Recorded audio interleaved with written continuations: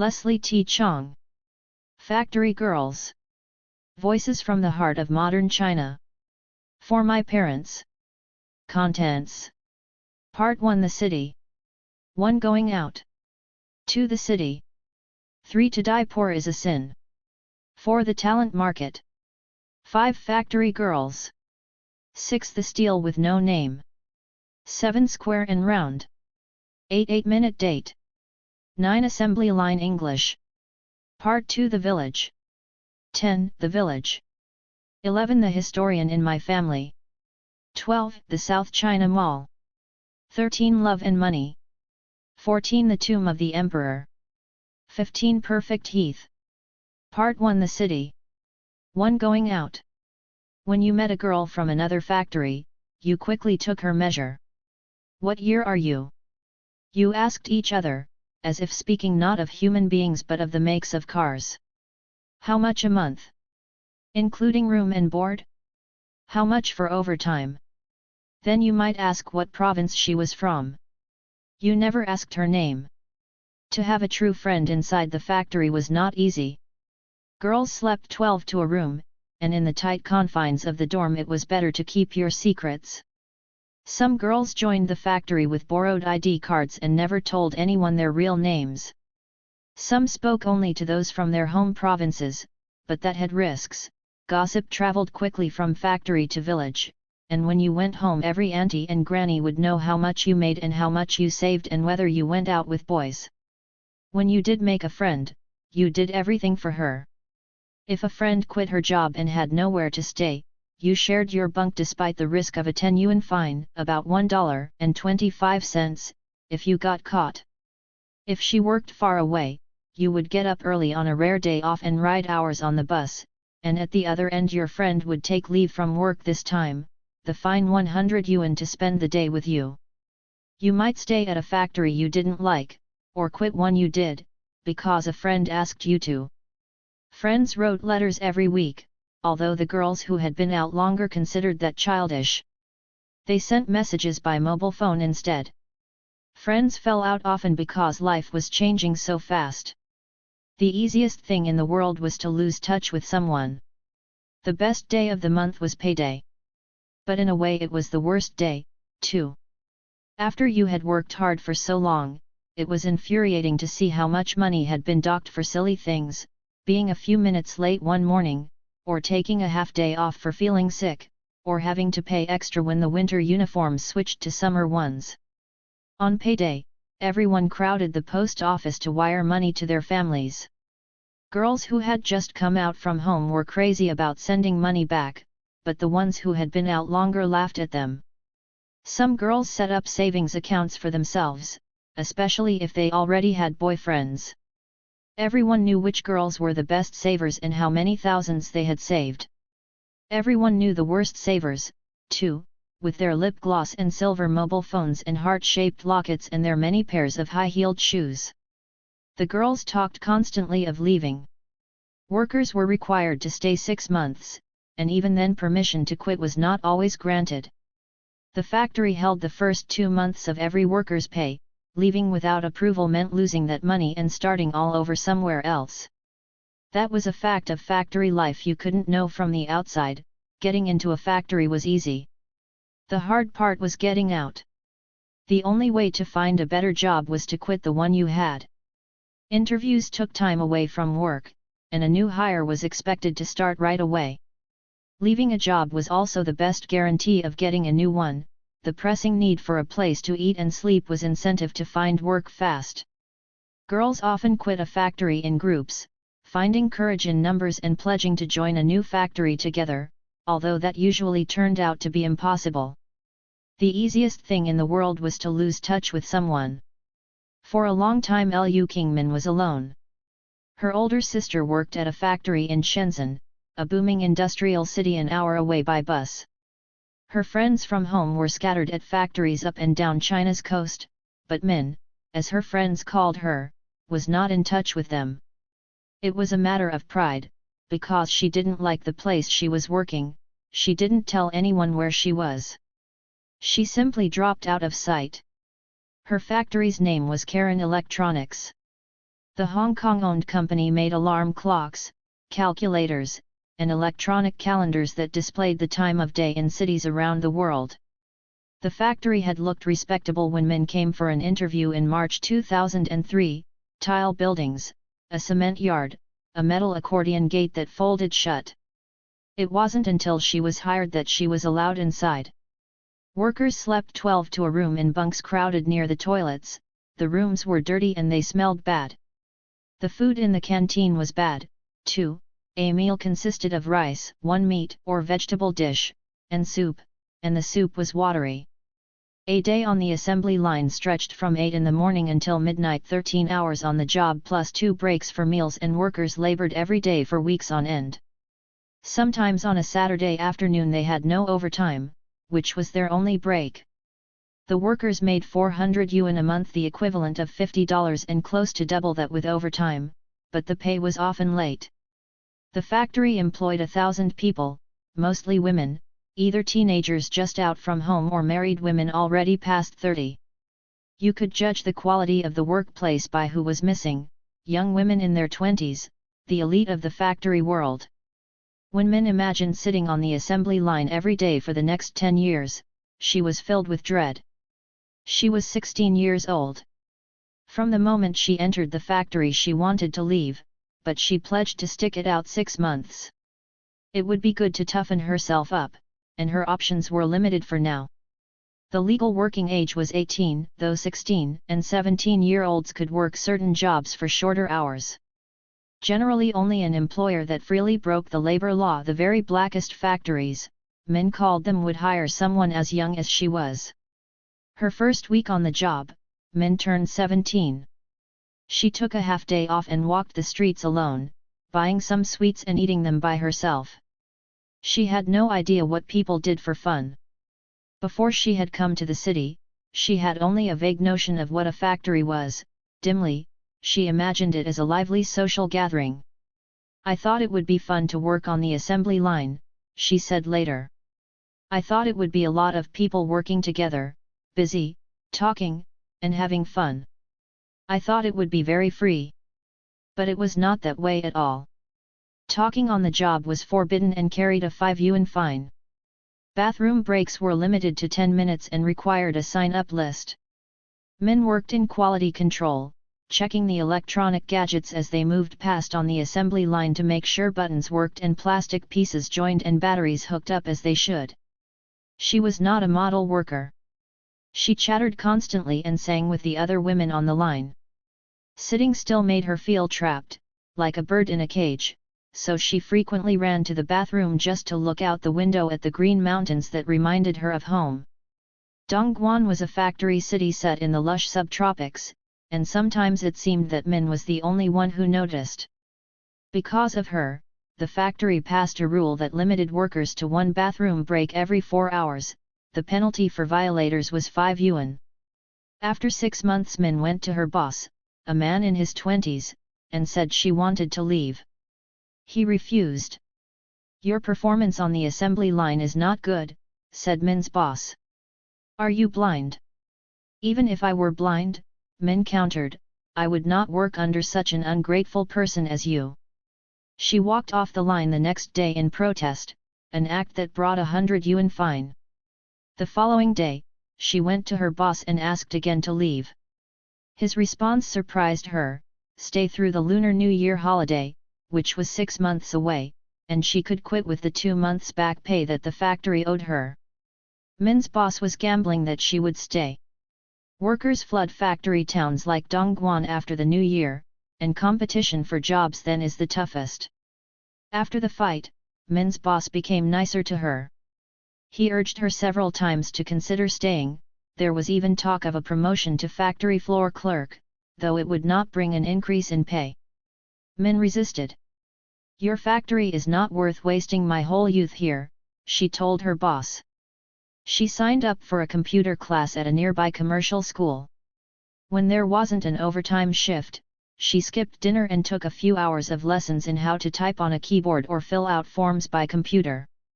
Most of the factory girls believed they were so poorly educated that taking a class wouldn't help, but Min was different. "Learning is better than not learning," she reasoned. She phoned home and said she was thinking of quitting her job. Her parents, who farmed a small plot of land and had 3 younger children still in school, advised against it. You always want to jump from this place to that place, her father said. Girls should not be so flighty. Stay in one place and save some money, he told her. Min suspected this was not the best advice. Don't worry about me, she told her father. I can take care of myself. She had 2 true friends in the factory now, Liang Rong and Huang Jiaoyi, who were both a year older than Min. They washed Min's clothes for her on the nights she went to class. Laundry was a constant chore because the workers had only a few changes of clothes. In the humid dark nights after the workday ended, long lines of girls filed back and forth from the dormitory bathrooms carrying buckets of water. Once you had friends, life in the factory could be fun. On rare evenings off, the 3 girls would skip dinner and go roller skating, then return to watch a late movie at the factory. As autumn turned into winter, the cold in the unheated dorms kept the girls awake at night. Min dragged her friends into the yard to play badminton until they were warm enough to fall asleep. The 2004 Lunar New Year fell in late January. Workers got only 4 days off, not enough time to go home and come out again. Min holed up in her dorm and phoned home 4 times in 2 days. After the holiday she went to her boss again, and this time he let her leave. Liang Rong and Huang Jiaoyi cried when Min told them her news. In a city of strangers, they were the only ones who knew about her departure. They begged her to stay, they believed that conditions at other factories were no better, and that to leave or to stay would be the same in the end. Min did not think so. She promised she would return for a visit after she got paid at her new job. Min left that same day with a few clothes in a backpack and the 2 months' wages that the factory owed her. She did not take her towels and bedding with her, those things had cost money, but she couldn't bear the sight of them anymore. In 10 months on the assembly line, Min had sent home 3,000 yuan, about $360, and made 2 true friends. She should have been scared. But all she knew was that she was free. In the village where Liu Qingmin was born, almost everyone shared her family name. 90 households lived there, planting rice, rape, and cotton on small plots of land. Min's family farmed half an acre and ate most of what they grew. Her future appeared set when she was still a child, and it centered on a tenet of rural life: a family must have a son. Min's mother had 4 girls before finally giving birth to a boy. In those early years of the government policy limiting families to 1 child, enforcement was lax in much of the countryside.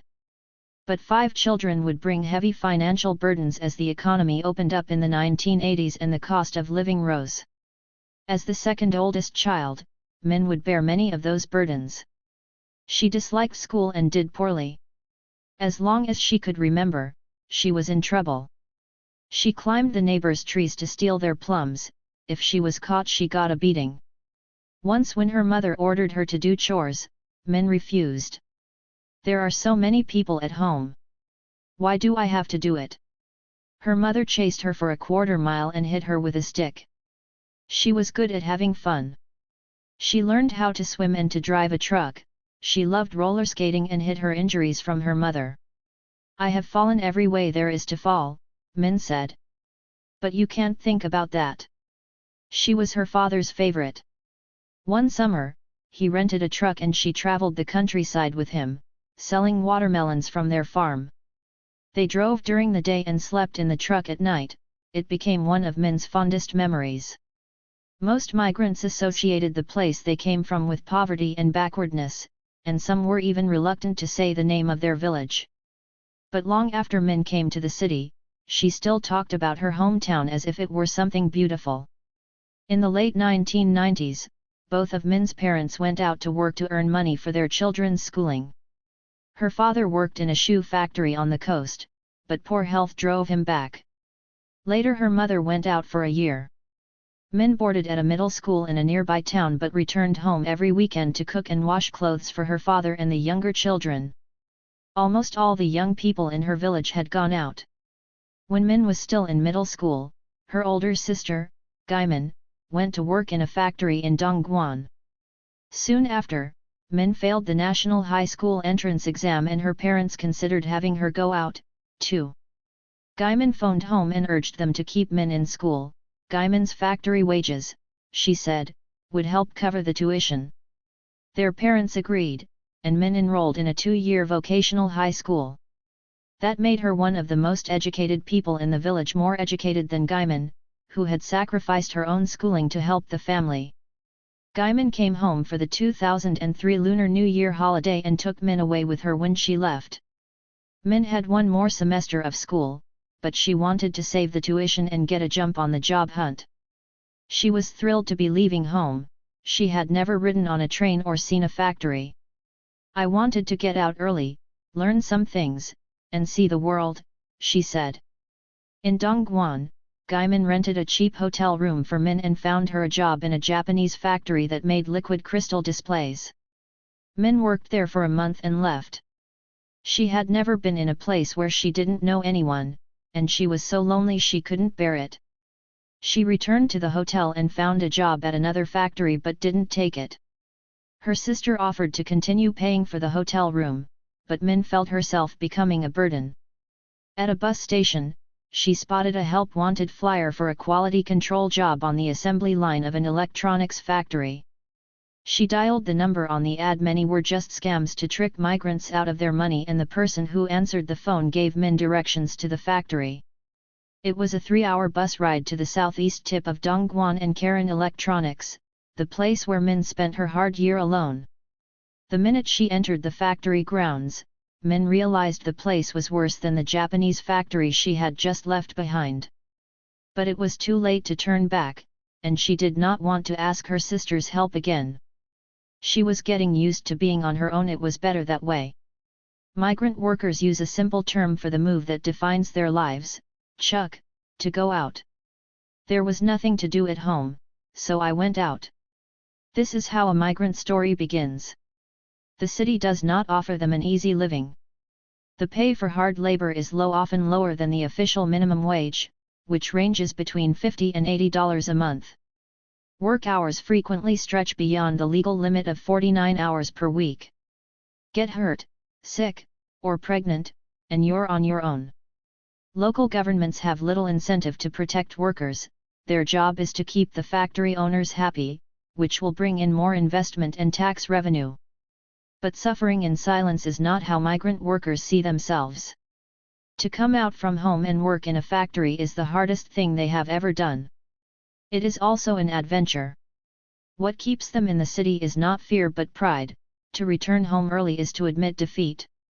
To go out and stay out, Chuk, is to change your fate. Migrants are the rural elite. They are younger, better educated, and more enterprising than the people they leave behind. The city people's name for them, Liudong Rengkao, floating population, suggests an aimless mob, but most migrants leave home with a work objective in mind, in the company of a relative or fellow villager who already knows the way. And most of today's young migrants don't come from the farm, they come from school. Farming is something they have watched their parents do. Migration was an accidental consequence of economic reforms. In 1958, the Chinese government set up a household registration system that assigned each person rural or urban residency. City dwellers were allocated jobs, housing, and ration coupons for food and other necessities. Residents of the countryside, with none of these privileges, were stuck on the farm. In the late 1970s, reforms allowed farming households to sell part of their harvest on the market rather than supplying it all to the state. Agricultural production soared. Suddenly, food was available in local markets across the country, and rural residents could survive independently in the cities for the first time. A 1984 government directive permitted farmers to settle in small market towns. To be on the move was no longer a crime. Migration picked up speed, and by 1990, the country had 60 million migrants, many of them drawn to the booming factories and cities of the coast. Today China has 130 million migrant workers. In factories, restaurants, construction sites, elevators, delivery services, house cleaning, child raising, garbage collecting, barbershops, and brothels, almost every worker is a rural migrant. In large cities like Beijing and Shanghai, migrants account for a quarter of the population. In the factory towns of South China, they power the assembly lines of the nation's export economy. Together they represent the largest migration in human history, 3 times the number of people who emigrated to America from Europe over a century. Yet the government has been slow to acknowledge the reality of migration. For years, migrants in the cities had to dodge the police. Those caught without residency permits were fined or sent home. Finally, in 2003, the State Council, China's cabinet, issued a comprehensive document calling migration key to the country's development. It banned job discrimination against migrants and advocated better working conditions for them and schooling for their children. On the brick walls of rural villages, pro-migration slogans appeared: "Go out for migrant work, return home to develop. Labor flows out, money flows back. Migration is emptying villages of young people." Across the Chinese countryside, those plowing and harvesting in the fields are elderly men and women, charged with running the farm and caring for the younger children who are still in school. Money sent home by migrants is already the biggest source of wealth accumulation in rural China. Yet earning money isn't the only reason people migrate. In surveys, migrants rank seeing the world, developing myself, and learning new skills as important as increasing their incomes. In many cases, it is not crippling poverty that drives migrants out from home, but idleness. Plots of land are small and easily farmed by parents. Nearby towns offer few job opportunities. There was nothing to do at home, so I went out. Long afterward, Min would remember the first time she went to the talent market, puzzling over its details like a dream she could not interpret. On a Sunday morning in February 2004, after she had quit the Karen factory, she went to the market and spent 4 hours there. She was nervous. She carried nothing with her. The whole of her job hunting strategy could be summarized in 2 words: aim low. She interviewed at half a dozen companies that were hiring clerks. A clerk might type, answer phones, fill out forms, file documents, greet guests, and pour tea. A clerk was the lowest person in the office hierarchy. "You don't want to find a company whose standards are too high," she said later. "Then you'll be rejected and quickly lose confidence." At the booth of a company called Yudong Electronic, a recruiter asked for Min's resume. She had not thought to prepare one. The woman told her to write her job history on an application form. Min did not even have a pen, so the woman lent her one. And the woman smiled at Min. "I don't know." She smiled at me. Maybe that was it. Thus Min would return over and over to this day, trying to unravel the mystery of the moment when her luck changed. The woman told Min to go to the factory for a follow-up interview, but Min didn't go. The place was too far away. But at the headquarters of Yudong Electronic, a manager named Li Pengjia was looking over applications, and he stopped at Min's. He noticed that she had good handwriting. In traditional China, calligraphy was the mark of an educated person. Good calligraphy showed refinement and literary accomplishment. Calligraphy could also reveal the subtle weaknesses in a person's character. Li Pengjia had something more mundane in mind. He needed a clerk to keep files on the factory's machines, and the files were written out by hand. In a factory that made connectors and backlights for mobile phones, it was this antique skill that mattered most. Li Pengjia called Min's cousin on his mobile phone. She did not have one of her own and asked Min to come in for an interview that would last 3 hours. First she flunked the computer test. "The other girls all know computers better than you," Li Pengjia told her. Next he asked about her work experience. "I haven't done this work," she said. "I don't have any experience." Then he gave her a writing test, and she wrote well. Li Pengjia told Min that she was hired, and that he would be her new boss. He told her to go get her things so she could move into the factory that day. The offer was so unexpected that Min did not know what to say. But as she got up to leave his office, the words suddenly came. "So many people wanted this job," she said to her new boss. Why did you choose me? I don't know anything. You are very straightforward, he said. And you are more honest than the others. Min started work the next day as a clerk in the equipment division. Her department tracked the punches and grinders and roll-plating lines that made the pieces of a mobile phone. A bound book recorded the condition and history of every machine, like the medical file of a giant mute patient. Min's job was to keep these files in order. Workers slept 8 to a room, a meal was rice, 3 meat or vegetable dishes, and soup. A day in the office stretched 10 hours, with sometimes a Saturday or Sunday off. Min would make 800 yuan a month, $100, double the base pay at her old factory. I met Min for the first time 3 weeks later. She was short and sturdily built, with curly hair and keen dark eyes that didn't miss a thing. Like many young people from the Chinese countryside, she looked even younger than she was.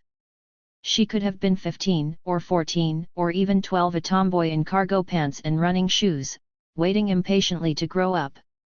She had a child's face. It was round and open to the world, with the look of patient expectation that children's faces sometimes wear. We met at the apartment of a woman named Lin Shui, who wrote articles for a local magazine that targeted migrant readers.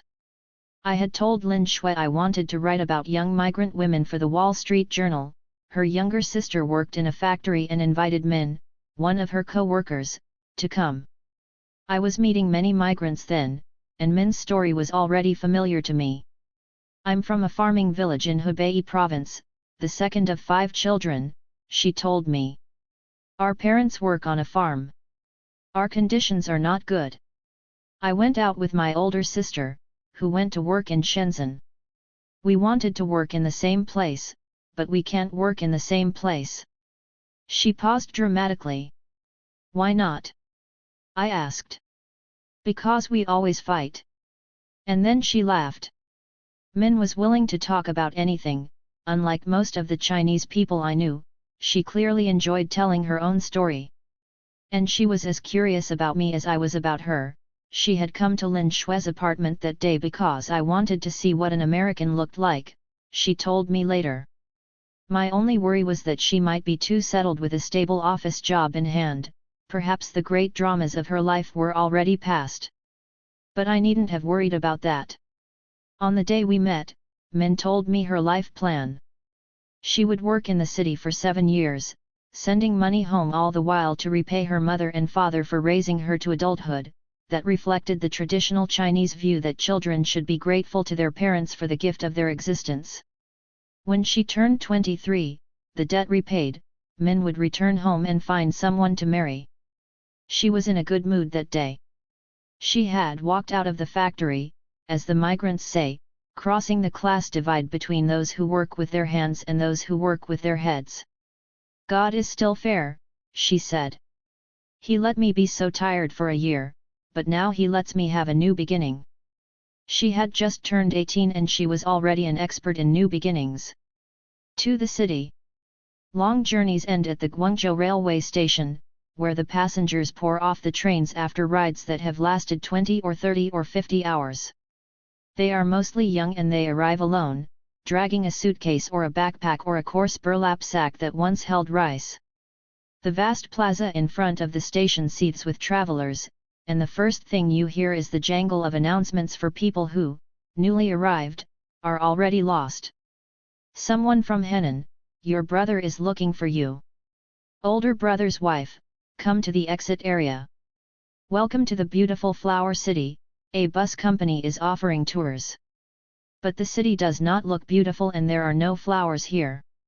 Up a steep ramp and across an overpass is the long-distance bus station, where the express to Dongguan, 30 miles away, leaves every 10 minutes.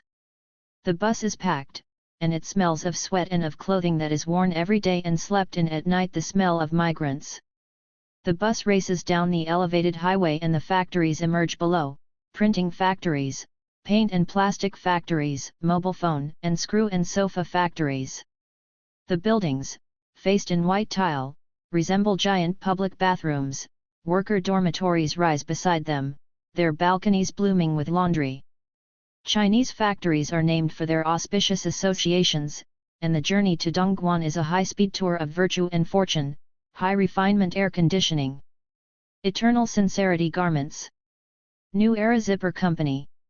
2 decades after the first factories were built, development still feels new. The innards of a mountain spill out, red-earthed and raw, where its face was blasted away. Exit ramps off the highway disappear in fields of marshy weeds. A brand new corporate headquarters looks out on rice paddies, fish ponds, and duck farms. Miraculously, people are still farming here. In the 17th century, settlers turned the floodplains of the Pearl River Delta into one of China's most fertile regions, supplying fish, vegetables, and rice to the country and exporting silk to Europe. Today, in the land of full-throttle industry, it is these glimpses of nature that are unsettling.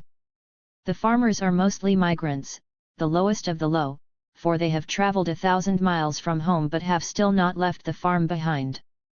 The bus slows for the Dongguan exit, and now the factories appear up close. Red banners stretch across the fronts of buildings and sagging smiles of welcome, seeking experienced women workers. At the gate of one factory, migrants have gathered to stare, in mesmerized silence, at a help wanted sign, meet 1:30 every afternoon at the side gate. A company called JobHop Limited is, appropriately enough, seeking workers. The bus passes through another giant construction site. No, this is the bus station and releases its passengers. The best way to understand the city of Dongguan is to walk it. Bank headquarters of mirrored glass tower over street-side shops selling motorcycle parts and plastic pipes and dental services. Roads are 10 lanes wide, high-speed highways in place of city streets. Migrants walk along the shoulders carrying suitcases or bedding, while buses and trucks bear down from behind. Everywhere is construction and motion, jackhammers and motorcycles, drills and dust. At street level the noise is deafening. The roads are wide and well paved, but there are no pedestrian lights or crosswalks. This is a city built for machines, not people. The offices of the government bureaucracy that appear on almost every block in other Chinese cities are nowhere to be seen. Men on motorcycles accost pedestrians, each one touting a taxi ride, and all of them illegal. Counterfeit college diplomas are for sale at street corners. In Dongguan there is a fake IKEA and a fast food chain whose name translates as MCKFC, and a 10-story building that calls itself the Hyatt Hotel, with a marble lobby and a decidedly lax attitude toward copyright violation. The city is divided into 32 towns, and each one specializes in manufacturing. Chang produces electronic components, Dalian is famous for sweaters, and Haoja makes shoes. Samsung and Pioneer operate plants in Liubu. Nanjing is home to the world's largest Nokia mobile phone factory. All the Nescafé instant coffee that is drunk in China is processed at a plant in downtown Dongguan. Factories are the bus stops and the monuments and the landmarks, and everything exists to serve them. Dongguan's highway network, already the densest in the country, is under constant expansion in hopes of delivering goods to the world faster. Luxury hotels and golf courses have sprung up to pamper factory clients. The buyers of the world stay at the Sheraton Dongguan Hotel, which gives guests a card listing every destination they will ever need. Guangdong International Exhibition Center. Dongguan International Exhibition Center. Museum of Opium War. Taiping Jetty. Walmart. Carrefour. Park and Shop. Harbor Plaza Golf Club. Hillview Golf Club. Long Island Golf Club. No one is sure how many people live here. According to the city government, Dongguan has 1.7 million local residents and almost 7 million migrants, but few people believe these official figures, and speculation about the city's true population is rife. Dongguan has 8 million migrants. Dongguan adds 1 million migrants a year. Dongguan has 10 million migrants, but it reports only 7 million to avoid paying higher taxes. The city's mayor might know more, but he's not telling. Dongguan's population is far more than the publicly announced figure, he told reporters at a forum in 2005. His personal estimate, conservative, in his words, was over 10 million. Dongguan is unfinished, a city where everything is in the process of becoming something else. A stretch of sidewalk is piled high with stone tiles, under a sign promising European-style palace-level office buildings. The central business district yawns with open pits. On the east side of town, a new city center is rising, which will one day have government offices, a library, a science museum, and a theater. For now, the area's wide boulevards are empty of cars and its grassy malls perfectly still, the hedges trimmed in tidy geometries. Dongguan's motto is one big step every year, a new city in 5 years. Molding a new life is even faster. A few computer lessons can catapult a person into a different class, and a morning at the talent market is enough to establish a new career. 20 yuan at a photo studio buys a package of snapshots, taken against a painted backdrop of picket fences or formal gardens. These prints are mailed home or given to friends or taped to a dormitory wall, a reminder that the person in the picture is already someone new. On walls around the city, next to flyers for job openings and syphilis clinics, are the advertisements for the missing. He left home 5 years ago, dark-skinned, with a pock-marked face, speaks rather fast, likes to play video games. The notices are posted by family members searching for loved ones who have disappeared into the great maw of the city. On weekends, teenagers take over Dongguan, giving its parks and squares the feel of an open-air high school. Girls roam in cliques, wearing frilly tops and tight jeans, with their arms around one another's shoulders. Boys travel in smaller packs, the sleeves of their factory shirts rolled up under their armpits. Couples parade apart, the girls proud in ownership, the boys slouchy and nonchalant. On Monday mornings, the parks and the squares of Dongguan are eerily empty. The long avenues of factories show only blank faces to the world, the packs of girls and boys swallowed up inside. Industry does not require movement and activity, but there opposite street after street, there is only silence. At night, the factories lining the highways are lit. Look closely and you can sometimes see shadows moving against a window, erratic as fireflies. As long as there is light, people are still working. Each strip of blue lighted windows against the dark signals a single factory. One strip is set apart from the next, like stately ocean liners on the sea. From a distance, they are beautiful. The girls were 20 days out from home, so new to the city they didn't know who owned the factory where they worked. They carried nothing with them, no drinks, no plastic bags of fruit or snacks. They just sat, under the blazing sun, in the public square of a district of Dongguan known for its small shoe factories. Their names were Tian Yangzia and Zhang Dali. They were 16 years old and this was their first time away from home. They had left their farming village in Henan province on the 9th day of the Lunar New Year, which was regarded as an auspicious moment to depart. A girl from their village worked in a factory here for 800 yuan a month, and they wanted that too. They each paid 400 yuan, about $50, to a husband and wife who promised them factory jobs and brought them out on a 3-day bus journey. But when they got to the city there were no jobs, and the couple disappeared. The girls spent 4 nights in the bus station and finally got in touch with someone from home, who found them work in an electronics factory for 300 yuan a month. It was a poor salary, but they were in no position to negotiate. By that time I wanted to join a factory just so I could get a good night's sleep, said Yangzia, who had a broad face and small eyes and smiled a lot. She did most of the talking. Dolly was slimmer and prettier, with delicate features and uneven teeth. The girls quickly learned the hierarchy of factory life, and that they were at the bottom. Workers who had joined the previous year looked down on newcomers and did not talk to them. Theirs was a smaller subsidiary factory, which paid less, but to work at a company's main facility you needed skills and a proper identity card. Both girls had joined the factory with borrowed IDs because they had not applied for their own cards yet. The assembly line ran 8 hours a day with weekends off, and that was bad too, because overtime would have meant more money. Shoe factories paid more, but they were known to work extremely long days, and the girls constantly debated whether the extra money would be worth the exhaustion.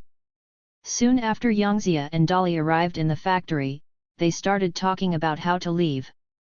Before they went out from home, the two girls had made a pact: if jobs at the first factory fell through, they would go straight home. But when jobs at the first factory fell through, they stayed. They had come to the city, and already they were changed. I met Yangzia and Dolly on my second day in town. It was a hot February morning, the sky bleached a dingy white and the air humming with heat and motorcycle exhaust. In the Pearl River Delta, summer would begin in another month. I took the girls to a noodle shop and ordered cokes. They sipped them carefully through straws as they told me the story of how they had left home. I explained that I was a reporter for the Wall Street Journal. Yangzia turned my business card over and over, mulling its unfamiliar Beijing address. "Can we write you letters?" she said suddenly. "We miss our mothers. We are so lonely." Through the restaurant window, one of the girls spotted something outside.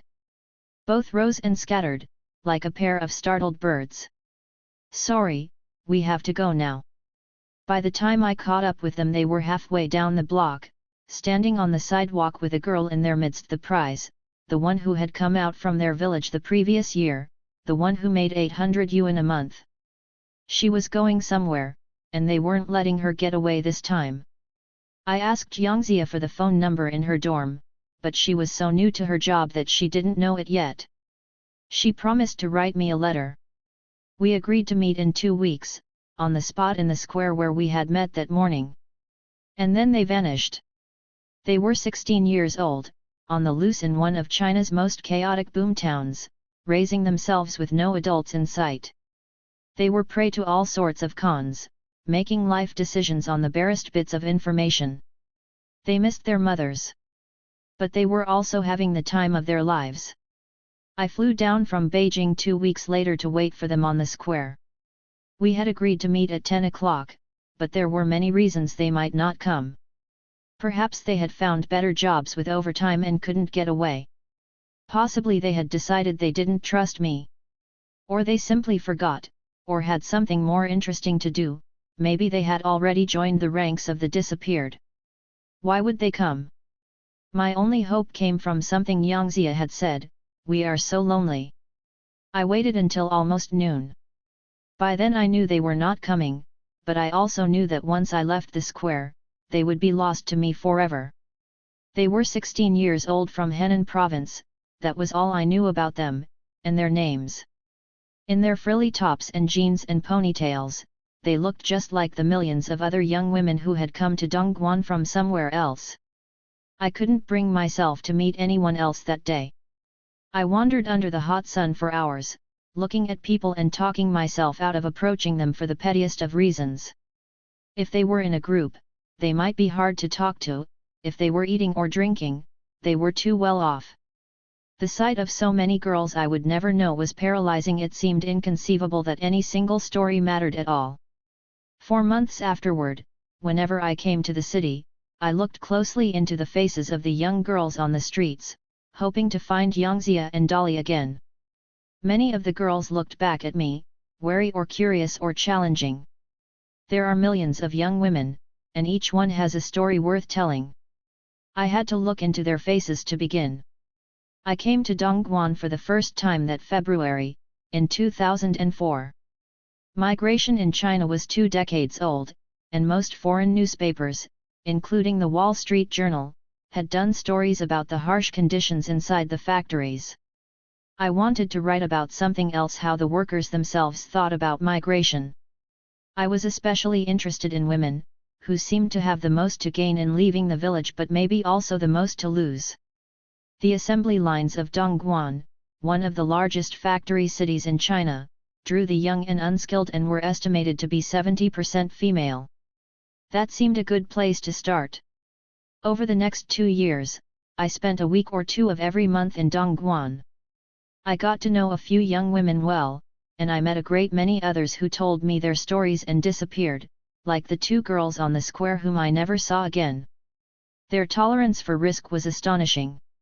If they didn't like a factory or a boss or a co-worker, they jumped somewhere else and never looked back, and when they recounted their stories to me, there were unexplained gaps in time from stays at factories they no longer remembered. Their parents back home were only dimly aware of what their daughters were up to. Existence, to the factory girls, was a perpetual present, which seemed immensely liberating but also troubling. Making it in the city meant cutting ties to everything they knew. The young women I became closest to had something in common: they understood the drama of their own stories and why I wanted to know about them. I think they also understood me, better than I might have expected. I was from America and I had gone to college. In education and class, I was a million miles away from them. But I knew what it was like to be alone, as a single woman, in the city. I was also bullied by Chinese men, and yelled at by police, and cheated by bus drivers. I also had boyfriend dilemmas and parents who worried that I was still single. When I got married in the spring of 2006, one of the migrant women who knew me best surprised me. "Your mother must be very happy," was the first thing she said. I have a feeling that she is a traditional Chinese person.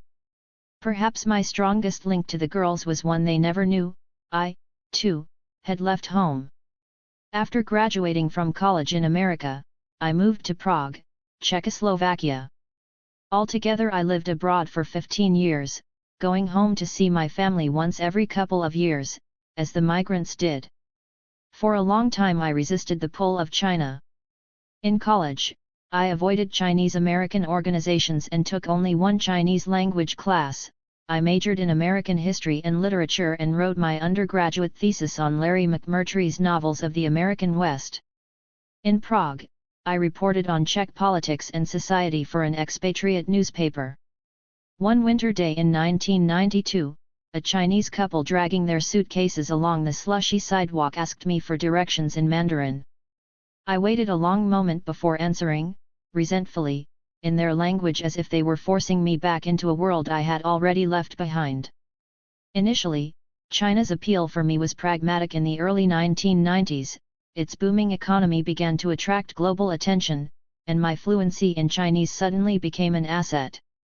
I went to Hong Kong in 1993 to work as a reporter for the Wall Street Journal and began to read books on Chinese history for the first time, eventually to the exclusion of everything else. To me, China has always felt like the test I neglected to study for. When I moved to Taiwan 2 years later, people there frequently asked me what year I had gone out to America, their unspoken assumption that everyone in the world had been born in the Chinese nation. Later, after I moved to China, I often heard the same question. That was one of the ways that Taiwan and China, which until recently had been technically at war, were more alike than they imagined. One of the first things most Chinese Americans do when they go to China is to visit their ancestral hometowns, but for 12 years I lived in Hong Kong, Taiwan, and China without making the journey. I worried that I wasn't ready to understand what I would find in my family village. Secretly, I was afraid it would mean nothing at all. Either way, I understood the factory girls when they spoke of their complicated feelings for home. Young women from the countryside taught me the city. From them I learned which factories were well run. Without ever leaving Dongguan, these workers had figured out the global hierarchy of nations. American and European bosses treated workers best, followed by Japanese, Korean, Hong Kong, and then Taiwanese factory owners. Domestic Chinese factories were the worst, because they always go bankrupt, one migrant explained to me. They also knew when major policies were about to change in early 2005. Some workers told me that the minimum wage would rise, before it was officially announced. Many things I had read about China's migrants were not true. They no longer lived in fear of being picked up by the police. Instead, the authorities just ignored them. Discrimination from local residents was not really an issue, because migrants almost never encountered locals. And I was surprised to learn that job mobility was high. Almost all the senior people I met in factories had started on the assembly line. The young women I knew did not appear destined to return to the farm because they had never farmed before. They often did not know how much land their family had or when the planting season began. My assumptions had come from studies of Chinese migrant workers done in the mid-1990s. Almost a decade later, this world had utterly changed, but things were happening too quickly to be written down. I came to like Dongguan, which seemed a perverse expression of China at its most extreme. Materialism, environmental ruin, corruption, traffic, pollution, noise, prostitution, bad driving, short-term thinking, stress, striving, and chaos. If you could make it here, you'd make it anywhere. I tried to fit in as much as I could. I ate 25-cent bowls of noodles for lunch and took buses everywhere. I dressed, in jeans and sandals, more plainly than many migrant girls who wore embroidered shirts and high heels when they went out. I was invisible in Dongguan, and I liked that too. In other places in China, a person staring at strangers and writing things in a notebook might attract attention. Here, people were too focused on their own affairs to notice me. Only once did someone interfere. I was in the talent market, copying down instructions from a sign on the wall. A guard asked me what I was doing. I told him I was practicing my English, and he left me alone. Dongguan is invisible to the outside world. Most of my friends in Beijing had passed through the city, but all they remembered with a shudder were the endless factories and the prostitutes. I had stumbled on this secret world, one that I shared with 7 million, or 8 million, or maybe 10 million other people. Living in Dongguan was like arriving in it for the first time, hurtling down the highway at 70 miles an hour, the scenery changing too fast to keep track of it. Dongguan was a place without memory. Dongguan was also a city of contradictions, because modern Chinese history had begun here. During the 19th century, British smuggling of opium into China devastated the country and drained the treasury. In the summer of 1839, a Qing dynasty imperial commissioner named Lin Zexu ordered the public incineration of 20,000 cases of opium in the harbor at Human, a town in Dongguan. That act set the two nations on course for the First Opium War, which was fought in Guangdong province and ended quickly when British warships overwhelmed Chinese forces. The Treaty of Nanking ceded Hong Kong to Britain, forced open Chinese ports to international trade, and gave foreign nations unprecedented commercial and legal privileges within China. In the history that is taught in Chinese classrooms, the burning of opium in Human ignited the modern era, the subjugation to foreign powers, followed by the collapse of the Qing dynasty, revolution, war, and the communist victory in 1949. But there was another history of this place. In the autumn of 1978, the Taiping handbag factory of Hong Kong opened the first foreign factory in Dongguan. Income in its first year of operation was 1 million Hong Kong dollars. The factory processed materials from Hong Kong into finished goods, which were shipped back to Hong Kong to be sold to the world. It established the model for thousands of factories to follow. Over the next 2 years, China set up 4 special economic zones as testing grounds for free enterprise practices like foreign investment and tax incentives. The largest zone was Shenzhen, about 50 miles south of Dongguan, which quickly became a symbol of a freewheeling China always open for business.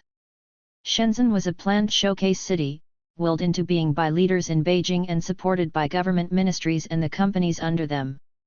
Dongguan was different. It rose by no one's decree, it simply grew.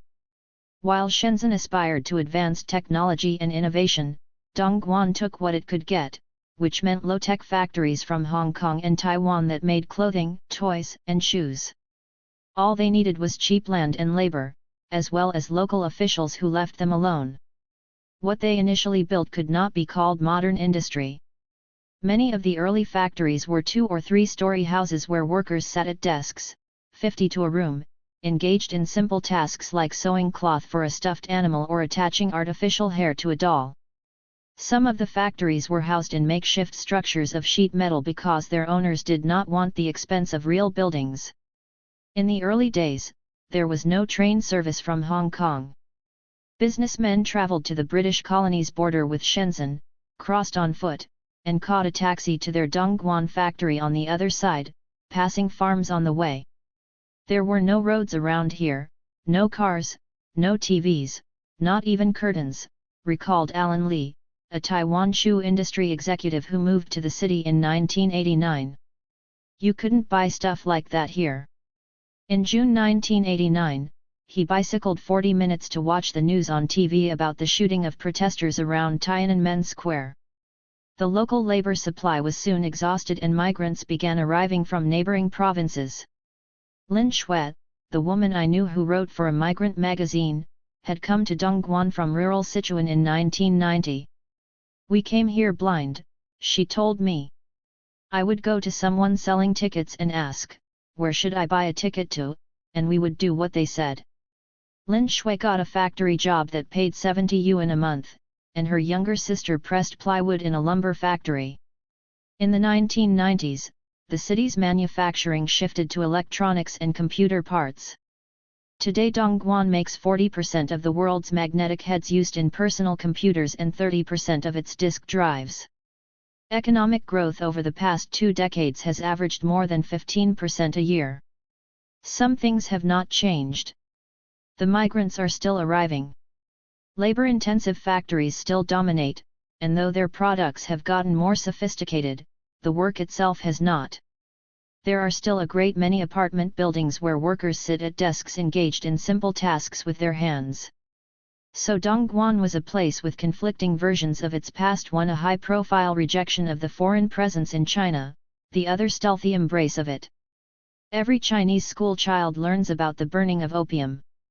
But from the Taiping handbag factory, which did not appear in any textbook, I could trace a direct line to everyone I ever met in Dongguan, from the migrants studying Microsoft Word to the self-help gurus to the Mercedes salesman who told me that the priciest S and E-class cars sold best in Dongguan, because for a boss to improve his image, this is a good product. For all of them, modern history began with the handbag factory. I went for months without meeting a native of Dongguan. The world of the factory, from the top managers to the assembly line, was the exclusive domain of migrants, though the top boss was sometimes from Hong Kong or Taiwan. Local residents spoke the Cantonese dialect, but the factory world functioned in the official dialect of Mandarin, because that was the only way people from different provinces could talk to one another. Migrants held the local residents in low regard. They were uneducated farmers who made a living renting out farmland to factories, and they could not survive a day in the factory's demanding environment. "It's mutual contempt," my friend Lin Shui said, to describe relations between locals and migrants. 6 months after I started coming to Dongguan, I interviewed the deputy mayor. His name was Zhang Shunguang and he was a Dongguan native, my first. We sat in a big reception room in a city government building and drank tea out of tiny paper cups. Several of his assistants gathered, speaking to one another in Cantonese. I had never met a Dongguan person and here they all were, inside the government. "Do you speak Cantonese?" one assistant asked me. "Sorry, no," I said. No one in the city had ever asked me this question before. "Is this your first time in Dongguan?" "No, I've been here many times." "Oh, were they all secret trips?" "Is it a secret if you don't know about it?" We already disliked each other. In the middle of the interview, I looked over at the assistant and he stared blankly back at me. The young woman next to him had fallen asleep. The phrase mutual contempt popped into my mind. The interview was useful. Without seeing for myself, I never would have believed how completely the government ignored the migrants. The deputy mayor did not have an accurate count of the migrant population that was up to the national census, not his department. He admitted that the local government lacked the resources to check conditions in the factories. "If I inspected one factory a day," he said, "it would take me 50 years to inspect all the factories. So we must rely on the companies to police themselves." The deputy mayor then talked of a plan to lift the quality of the Dongguan people, but the effort excluded those who were not native-born. Like all city people, he had a reflexive contempt for Weidiran, outsiders, the common term for migrants. "The quality of migrant workers is not high," he said, "but this is the responsibility of the companies. They should be running classes for workers." I asked the deputy mayor why there were no Dongguan people in the factories, even at the highest levels, and he contradicted what he had just said without missing a beat. "The people from outside," he said, have higher quality and lower wages. After the interview, the deputy mayor shook my hand and praised my knowledge of the city. I didn't tell him my informants were all teenage girls, migrants of low quality and even lower wages. After a year of visiting the city, I rented a one-bedroom apartment downtown for $160 a month. The high-rise complex was called Dongguan City Holiday, and it targeted single women. Hot pink billboards around town advertised one person's house, one person's splendor. I thought I would meet young women and hear their stories, but no one ever said a word to me in the lobbies and elevators, and I never saw a single person in the common room. People were too busy with their own lives to bother with anyone else's. I got most of my news from the bulletin boards in the apartment complex, which portrayed a community of petty crime and round-the-clock construction. For the peace of residents, renovation will stop on January 1st. IT will resume on January 2nd. When a person knocks on your door, do not casually open it until you have confirmed the person's identity. Anyone with information about the theft ring in the Nanjing area should contact the police. My landlady had moved to the city years before from rural Guangdong. She often showed up at my apartment in pink pajamas and house slippers to collect the rent, and I once heard her say "fuck your mother" on the phone to her husband because he had just told her he was returning late from a business trip. She worked the night shift at a hotel, doing sales. I wondered what kind of sales had to be done between midnight and 6 o'clock in the morning, but I never found the courage to ask. My landlady had a way of deflecting questions. "How did you have 2 children?"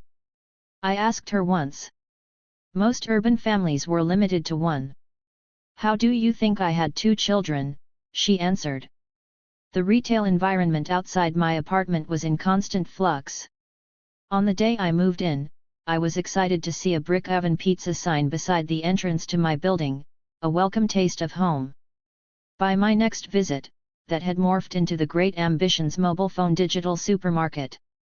Just what China needed, another store selling mobile phones. Over the following 2 weeks, the space below my apartment transformed from an empty shell with cables dangling from the ceiling into a full-on mobile phone store, with robotic salespeople and music blasting from giant speakers into an empty parking lot. On my next stay, marketing had begun, in the form of a young woman who stood at the store entrance and read phone model numbers and prices into a microphone, one after another. Another sign had materialized in front of my building: "Have KFC as your neighbor. Earn 8% annual interest without doing anything." I wasn't thrilled to have KFC as my neighbor. The only constant in the neighborhood was the Nescafé plant across the street. On summer days, the smell of coffee enveloped me as soon as I walked outside, a warm bath at once sweet and bitter. When you lived in Beijing, you were shielded from many things, but in the hinterland cities you could see the strains of China's development up close. Public buses often diverged from their routes to fill up on gas, fuel shortages were common, so an open station was worth a stop even with a load of passengers. Full-day power stoppages were regular events, and factories had to juggle their production schedules because of government rationing. Among the notices on my apartment bulletin board was one that never varied: "The original power supply trunk line cannot keep up with the needs of development and must be changed." During the summer of 2005, the power went off for at least 1 day on each of my trips to Dongguan. With some advance notice I could plan ahead, but sometimes the power went dead without warning, consigning me to a day indoors in 90-degree heat and as little movement as possible. I would call the building's management office, fuming, but it was not their fault. It was not anyone's fault. China's economy was growing by 10% a year, faster in the south, and it was a miracle that things were holding together as well as they were. I took the bus everywhere. In part this was to see as much of the migrant world as I could, but it was also practical. Taxi drivers were some of the biggest cheats around. More than once I found myself speeding down a dark highway while a cabbie threatened to leave me by the side of the road if I didn't give him more money. Another high-speed negotiating tactic was to offer to take a passenger partway to his destination for a smaller fare. Drivers were such short-term thinkers that they would rather earn less money but get paid sooner. Even honest cab drivers suffered the shortcomings of peasants. Once they left the patch of turf they knew, they were as lost as I was. The employees of the bus system worked in pairs. The driver was usually a local man, the ticket seller a female migrant. Sometimes they shouted conversations the length of the bus over the heads of passengers, and sometimes there was a small television screen mounted in the dashboard so the driver could watch TV as he drove. When approaching a stop, the ticket seller leaned out the door while the bus was still moving and called out destinations in a hoarse voice. The waiting people were usually susceptible to pressure. If they were yelled at long enough, some would get on. The young men on the bus smelled of gamey sweat, the scent of people who walked long distances outdoors and never enjoyed the luxury of air conditioning. The young women were immaculate, they never smelled, and their hair was always sleek and shiny. On every bus there were several migrants holding plastic bags to their mouths and throwing up quietly. Motion sickness was the terror of people from the countryside, who were not accustomed to car travel. Brown plastic bags hung from bus ceiling hooks in bunches, like overripe bananas beginning to go bad. Passengers on buses carried an amazing variety of things. In the way of the countryside, nothing was ever thrown away. On different journeys, I saw people carrying an ancient TV set, a wicker basket of electric cables, a mud-encrusted bucket of stonemason's tools, and a murderous-looking wrench a yard long. Once I saw a young woman with a 6-foot-long broomstick handle. Bus stops were unmarked, and there were never signs showing the routes. You had to ask. Information was conveyed by word of mouth, as if we lived in ancient times before the invention of writing. Twice I bought city maps with bus schedules, but both times the routes were already out of date. Things were happening too quickly to be written down. The other passengers were as confused as I was, often calling out the names of stops that had already passed and making panicked departures. Wherever I went, I was asked directions. One afternoon, I puzzled over routes with a migrant woman, who asked me after a while, "Are you from Hubei?" Was that an insult or a compliment? I just wanted to get home. At night the buses stopped running early, an injustice to everyone who could afford no other form of transportation. After 8 o'clock, people arranged to spend the night in friends' dorms, even though most factories banned overnight visitors and getting caught would mean a large fine. I never saw old people on the bus. One night I caught a bus from Shenzhen back to Dongguan. About halfway to our destination, the bus stopped and the driver yelled at the passengers to switch to another vehicle. This was common, though illegal. Late at night, half-empty buses preferred to pool their passengers rather than continue on money-losing journeys alone. The driver of one bus would pay another a set price for each passenger taken off his hands. After the second bus was on the highway, the new ticket seller announced that we weren't going to Dongguan after all. This was common, too. Once the second bus had been paid for taking passengers, its sole purpose was to get rid of them as soon as possible. The bus stopped. "All passengers for Haoji get off here." The ticket seller was a skinny Cantonese man who yelled everything in a nasal voice. He walked down the aisle, pointing at certain people and ordering them off. He pointed at me. A passenger ahead of me got off the bus and disappeared into the night. I walked to the front of the bus and leaned out from the bottom step. We were on a pitch-black highway beside a deserted construction site. "There are no taxis here," I said to the ticket seller. "I'm not getting off." "There are taxis," he yelled in snarling Cantonese. "I'm not getting off." He came up behind me and put his hand on my shoulder. "Don't touch me." I climbed back up the stairs and sat in a front row seat. None of the other passengers had budged. And then the bus started driving again. It had failed to dispose of its cargo, so it kept going. Passengers continued to get off at their stops as if nothing had happened. "These buses are very black," said a young woman with a slender dark face who was sitting next to me. "You should only take buses where the driver is wearing a uniform." Yet she was on this bus, just like me. "The people who work on this bus are evil," she said loudly, and every word out of their mouths is an obscenity. I felt safe just being next to her, but then she got off too. The bus pulled to the side of the road and stopped again. "Okay, everyone off," the ticket seller yelled. This time he walked up and down the aisle, giving 2 yuan to each person. I walked down the aisle to where he was. "I paid 25 yuan to get to Dongguan, and I want my money back." He turned around to face me. Of course, he was taller than I was, and he was a man. At that moment, I realized how powerless I truly was. "If you paid 100, should I give you 100, he yelled. "If I take my pants off, will you give me 100? It didn't make sense and it wasn't funny, but he liked the sound of it and he said it again. "If I take my pants off, will you give me 100? "Fuck you," I said in English. "Asshole. Prick."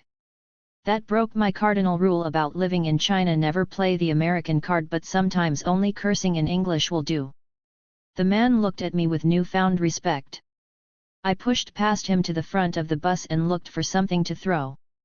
I wanted to grab his money belt and toss it out the window, but of course he kept that close to him. There was a dirty towel on the dashboard, and I flung it in the driver's face. Then I got off the bus and ran. My heart was pounding. I thought he might come after me. Then I stopped running, and I realized how stupid I must have looked. On a side street, I saw a taxi and asked the driver how much to Dongguan. 80 yuan, $10. I got in. I was so mad I was shaking. I thought of all the young women I knew who lived here, and how every single one had been cheated, abused, and yelled at by someone just like the skinny Cantonese man, who probably woke up in the morning already angry at the world. There was no recourse but tears and fury at your own impotence. In a confrontation, everything boiled down instantly to brute force, and a woman would always lose. I had money, and with money I could buy my way to comfort and safety. They didn't have that. And yet there were also people who were kind, like the woman on the bus who had cursed out the driver on my behalf. You had to focus on that, or you would never survive. Dongguan might feel like a place without a past, but city officials did not see it that way. In the new downtown, they had erected a museum of history, an immense building of grey stone, as squat and permanent as the mausoleum of a dead dictator. Cab drivers didn't know the place. Invariably they took me to a commercial exhibition center down the street, and the museum was deserted all 3 times I went in the summer of 2005. Chinese history museums are troubled places. Ancient civilization was great, or so the official narrative went, but it was feudal and backward. Modern China was ravaged by foreigners, but the Chinese people were heroic in humiliation and defeat.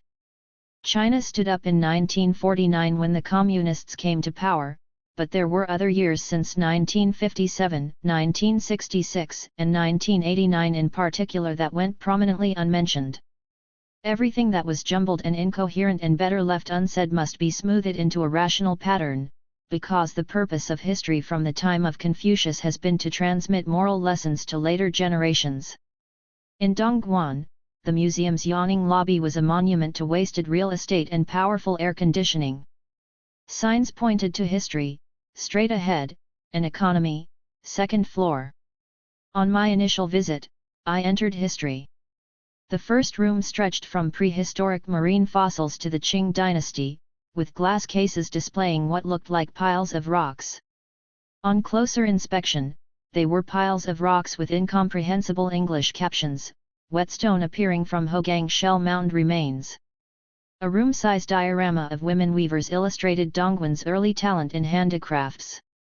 A tape of the scraping sound of the loom played in a continuous loop and haunted me through the rooms. More piles of rocks followed, and then history lurched forward with startling accuracy. The population increased and reached 150,378 by the 6th year of the Tian Shun reign of the Ming dynasty. Markets developed, the salt industry flourished, agriculture thrived. In a large open room, a fake tree cast its shadow over a fake lake, a fake rowboat, a fake arched footbridge, 3 fake geese, and 2 fake ducks. The continuous loop quacked. That was another difficulty of telling about the past. Every place had to reflect the continuity of 5,000 years of Chinese history, but in most places little had been recorded and nothing concrete remained. Valuable artifacts would have been claimed by Beijing or lost in wars and political campaigns, so museums were forced to invent the rest. They forged cannons and bells and suits of armor, and printed texts of old documents on formica tablets and hung them on the walls. Dioramas occupied whole rooms, a favorite display method, probably because they took up lots of space. The only authentic artifacts in the Dongguan Museum were the piles of rocks. Once modern history began with the 19th century Opium Wars, things got really confusing. A display entitled Fury Against the British featured mannequins of British naval officers and an angry Chinese mandarin. The defeat in the Opium Wars has always been a deep-rooted humiliation and agony to China. But perhaps in a city of thriving commerce it was impossible to summon the necessary fury against the British, because the adjoining display had already moved on. In 1878, the governor of Hong Kong suggested founding the Inferior Protection Bureau to protect Chinese women and children. The exhibit marched quickly through the Second World War and straight to communist victory, a blurry photo of happy faces. Millions of people rejoiced at the liberation. In the next room, a title stretched across one wall, A Vision Made Real, From Agricultural County to IT City. A light board showed photos of the Communist Party meeting at which Deng Xiaoping set forth his program for economic reform and opening to the West. That was in 1978. From one room to the next, the exhibit had jumped 30 years, skipping over the founding of Communist China, the land reform and the execution of counter-revolutionaries, the attacks against class enemies and the establishment of the communes, the Great Leap Forward and the famine that killed at least 20 million people, and the decade of the Cultural Revolution. I had exited history and entered economy, and now the exhibit came to life. A vast diorama showed the Taiping handbag factory with 4 women bent over a table sewing shoes. A mock-up of the government office where businesses applied for licenses featured the familiar figure of Dongguan Man, a businessman with a potbelly and a pleather briefcase. History picked up speed. Decades passed in a wink and giant photographs featured highway overpasses and sewage treatment plants and investment conferences. A benign circle of input-output-input. First prefectural city to have 1 million mobile phone subscribers. Build roads, bridges, and power plants to generate funds for more roads, bridges, and power plants. An interactive demonstration showed the city's GDP, exports, balance of deposits, and tax revenue. The final display was a photo of the signing ceremony of China's accession to the World Trade Organization in 2001. A new time is coming. As I was leaving the museum, 3rd and 4th graders on a field trip were lining up in the lobby in jostling rows. The students wore school-issue sweatpants with young pioneers' scarves tied around their necks. A museum guide, a young woman with a stern face and stick-like legs, picked up a megaphone. I braced for the Opium War and 150 years of humiliation. On the 3rd floor, you will see a model of the city, she began. I want you all to find your own house on this model. Do you all know Songshan Lake? Yes, the students replied in chorus. Songshan Lake is our high-tech industrial zone. Dongguan has a motto, 1 big step every year, a new city in 5 years. We are now in year 3 of that plan. She paused. Do you all know build the city, construct the roads, renovate the mountains, harness the rivers? Silence. Nobody knew that one. It is government policy. Dongguan also has a harbor that is open to foreign ships. In the 7th century, the emperors of the Tang dynasty ordered court historians to compose a chronicle of the previous reign.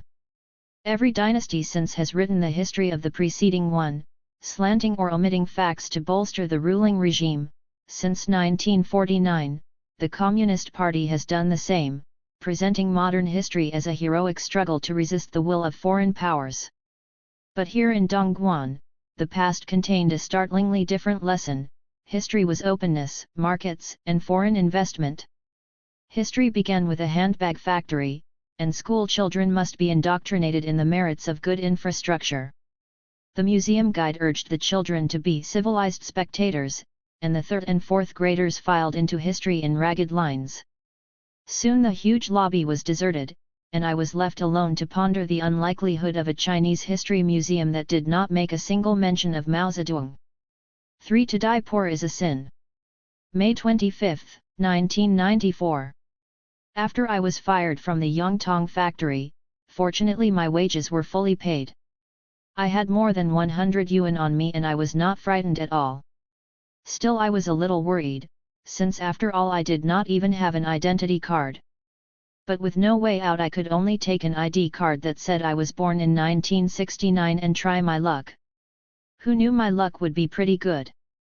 I made my way into this factory's plastic molds department.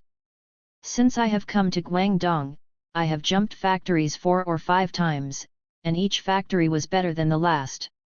More important was that at each instance, I relied on myself.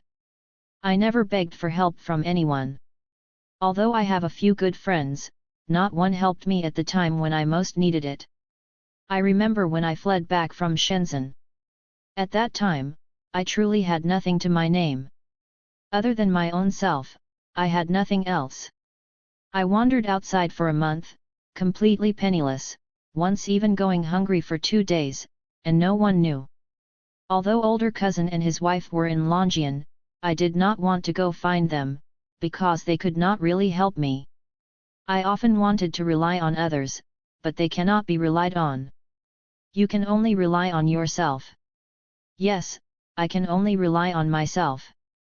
The first time Wu Chunming went out she did not tell her parents. It was the summer of 1992 and to migrate was something bold and dangerous.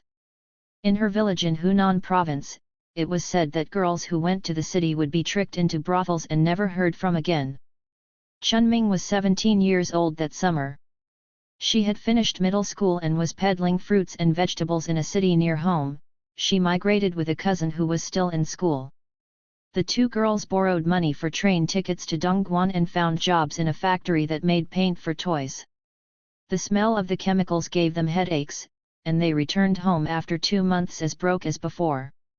Chunming went out again the following spring. Her parents objected and argued and cried. But when she decided to leave anyway, with a few friends from nearby villages, her mother borrowed money for her train fare. Guangdong in 1993 was even more chaotic than it is today.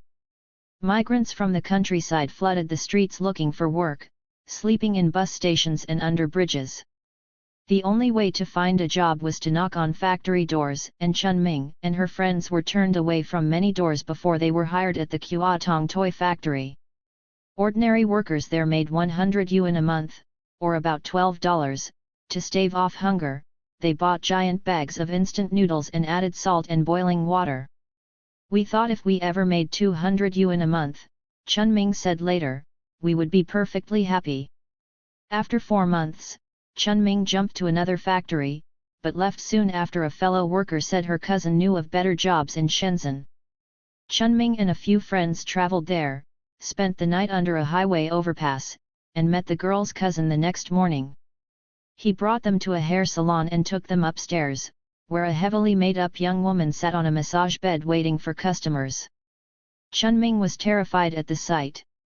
I was raised very traditionally, she said. I thought everyone in that place was bad and wanted me to be a prostitute. I thought that once I went in there, I would turn bad too. The girls were told that they should stay and take showers in a communal stall, but Chunming refused. She walked back down the stairs, looked out the front door, and ran, abandoning her friends and the suitcase that contained her money, a government-issued identity card, and a photograph of her mother. Footsteps came up behind her. She turned into one alley and then another, and the footsteps stopped. Chunming ran into a yard and found a deserted chicken coop in back. She climbed into the coop and hid there, all day and all night. The next morning, her arms laced with mosquito bites, Chunming went into the street and knelt on the sidewalk to beg for money, but no one gave her anything. A passerby brought her to the police station, without the name or address of the hair salon, the police couldn't help her either. They gave her 20 yuan for bus fare back to her factory. The bus driver dropped her off only partway back to Dongguan. Chunming started to walk, and a man on the street followed her. She spotted a young woman in a factory uniform and asked if she could sneak into her factory for the night. The young woman borrowed a worker's ID card and brought Chunming in, where she hid that night in a shower stall. In the morning, Chunming stole clean pants and a t-shirt that were hanging out to dry in the bathroom and climbed the factory gate to get out. By then she had not eaten in 2 days. A bus driver bought her a piece of bread and gave her a lift back to Dongguan, where her cousin and his wife worked. Chunming did not tell them what had happened to her. Instead she wandered the streets. She befriended a cook on a construction site who let her eat with the other workers, and at night she sneaked into friends' factory dorms to sleep. Without an ID card, she could not get a new job. After a month of wandering, Chunming saw an ad for assembly line jobs at the Yinhui toy factory. She found an ID card that someone had lost or left behind and used it to get hired. Officially she was Tang Kanjiun, born in 1969. That made her 5 years older than she really was, but no one looked closely at such things. Chunming worked at the Yinhui factory for a year, mixing vats of plastic that was poured into molds to make toy cars, planes, and trains. She was bold and she liked to talk, and she made friends easily. Her new friends called her Tang Kanjiun. She had become, quite literally, someone else. 4 years after she left the factory, she received letters addressed to Tang Kanjiun. Chunming never found out who she was. I had known Chunming for 2 years before she told me this story. It was a Sunday afternoon at the end of 2006, and she was sitting in a Dongguan juice bar after a day of shopping for birthday presents. "I've never told anyone about what happened to me then," she said, sipping her mixed fruit juice. "When I tell this story it's like it happened yesterday. Did you ever find out what happened to the friends you left behind in the hair salon?" I asked. "No," she said. "I don't know if it was a truly bad place or just a place where you could work as a massage girl if you wanted. But it was frightening that they would not let us leave." Chunming's best friend had been among the ones she left behind. They had met in the city on the assembly line, so Chunming didn't know the name of her friend's village or how to find her again. Years later, Chunming met a girl who had known the friend. She said the friend had gone home and had later come out to Dongguan again. Chunming had to conclude from that brief account that her friend had turned out fine. But there was no way of knowing for sure. Perhaps she had been tricked into a brothel and was never heard from again, just as the people in the village had said. Chunming's good friend was lost to her, like so many people she had met along the way. A year in Dongguan is a long time, and Chunming had lived in the city for 13 years. May 24, 1994. We start work at 7 in the morning and get off work at 9 at night. Afterward we shower and wash our clothes. At around 10, those with money go out for midnight snacks and those without money go to sleep. We sleep until 6:30 in the morning. No one wants to get out of bed, but we must work at 7. 20 minutes to go, crawl out of bed, rub your swollen eyes, wash your face, and brush your teeth. 10 minutes to go, those who want to eat breakfast use these 10 minutes to eat breakfast, but I have seen many people not eat. I don't know if it's because they don't want to eat, or to save money, or to stay thin. I certainly would not ignore my health for the sake of thinness or saving money. After all, what is the point of doing migrant work? Can it be that it is just to earn this bit of money? Soon after she came to the city, Chunming began to keep a diary. In notebooks with pastel pink covers she described life in the factory, the tyranny of the timekeepers, and the rare moments of leisure that were given over to gossip, snacks, and crushes on boys. "You must record every day the things you have seen, heard, felt, and thought," she wrote. "In this way, you can not only raise your writing standards but also see the traces of your own growing up." In these same pages, she plotted her escape from this world through a relentless program of self-improvement, reading novels, practicing her handwriting, and learning to speak both to erase her Hunan accent and to master Cantonese, the language of the factory bosses. Her greatest fear was of getting stuck where she was. Time was Chunming's enemy, reminding her that another day had passed and she had not yet achieved her goals. But time was also her friend, because she was still young. The diary entries were often undated and out of order. Chunming wrote quickly, describing her days, drafting letters to her parents, copying inspirational slogans and song lyrics, and goading herself to work harder. Sometimes her sentences marched in diagonal formation across 2 pages, growing until each character was an inch high. Inside her head she was shouting, "It is almost 1 o'clock. I cannot bear to put down this issue of migrant worker, but I must work at 7 tonight again. I might as well go to sleep. I truly hate that there is too little time.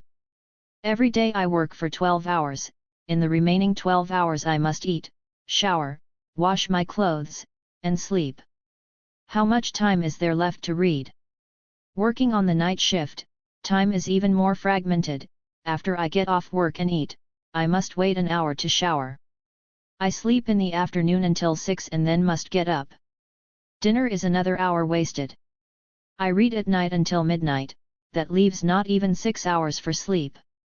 There is 1 hour left for other things. Wu Chunming, you cannot go on living every day like this. Think about it, you have already been at this factory an entire half year, but what have you really gained? You know that to do migrant work in the plastic molds department for your whole life does not have any prospects, so you want to job hop and find a satisfactory job. First you must learn to speak Cantonese. Why are you so useless? Are you truly so stupid? Why can't you learn the things other people learn? You are also a person, Wu Chunming. Can it be that you are a useless thing? You have already had more than 2 months but made no progress in Cantonese. Do you remember your goal when you entered this factory was to learn Cantonese? If you cannot learn Cantonese in this year, then you are a dumb pig, a dumb ox, and you need not do migrant work in Guangdong anymore. With this 200 or 300 yuan a month, you would be better off at home. March 23rd. There are really too many things I want to do, and too little time. Some people say they are annoyed to death. Hi. Other people are annoyed, but I have no time to be annoyed. 1. I must exercise my body. To be fat is not acceptable. 2. I must read a lot and practice my writing, so that I can live happily and richly. 3. I must learn to speak Cantonese. This must not be hurried but slowly learned. As for sleep time, 6 hours at most is enough. March 29th. We were paid today. I got 365 yuan. After repaying a 50 yuan debt, I still have 300 yuan. I want to buy a watch, clothes, and personal items. How will I have any left over? Summer is here and I don't have any clothes. And I must buy a watch. Without a watch, I cannot make better use of my time. As for sending money home, that is even less possible.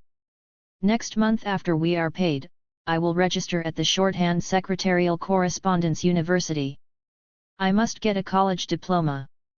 I certainly did not come to Guangdong just to earn this 200 or 300 yuan a month. This is merely a temporary stopping place. This is definitely not the place I will stay forever. No one will understand me, and I don't need others to understand me. I can only walk my own road and let other people talk. May 22nd.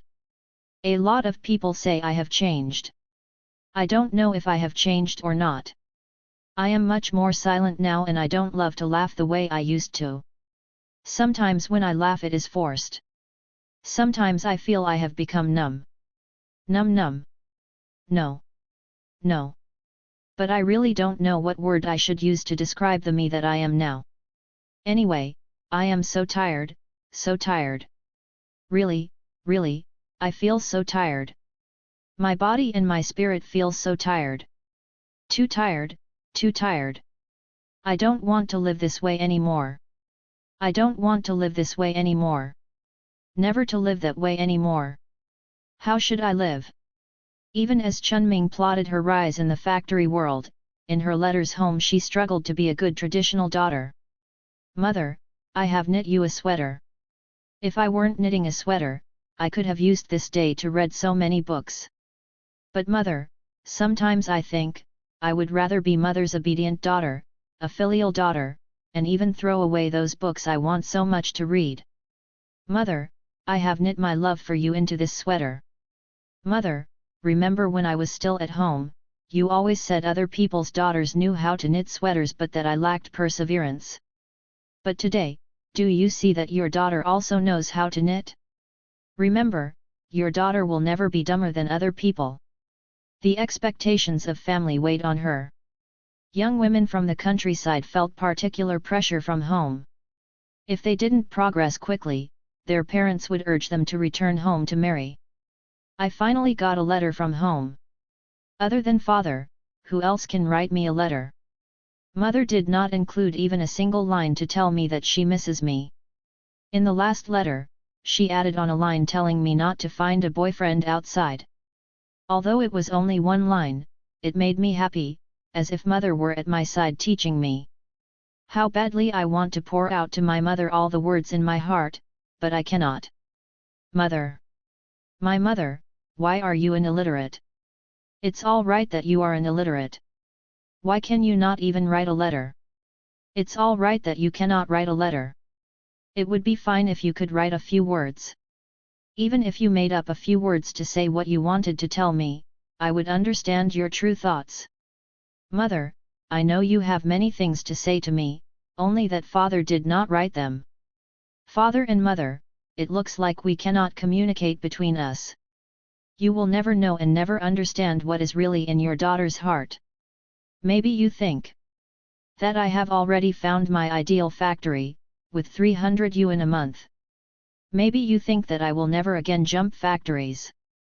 Maybe your wish is that I never jump factories again, that I work at this factory for 2 years and then come home to get married, to have a family like all the girls in the countryside.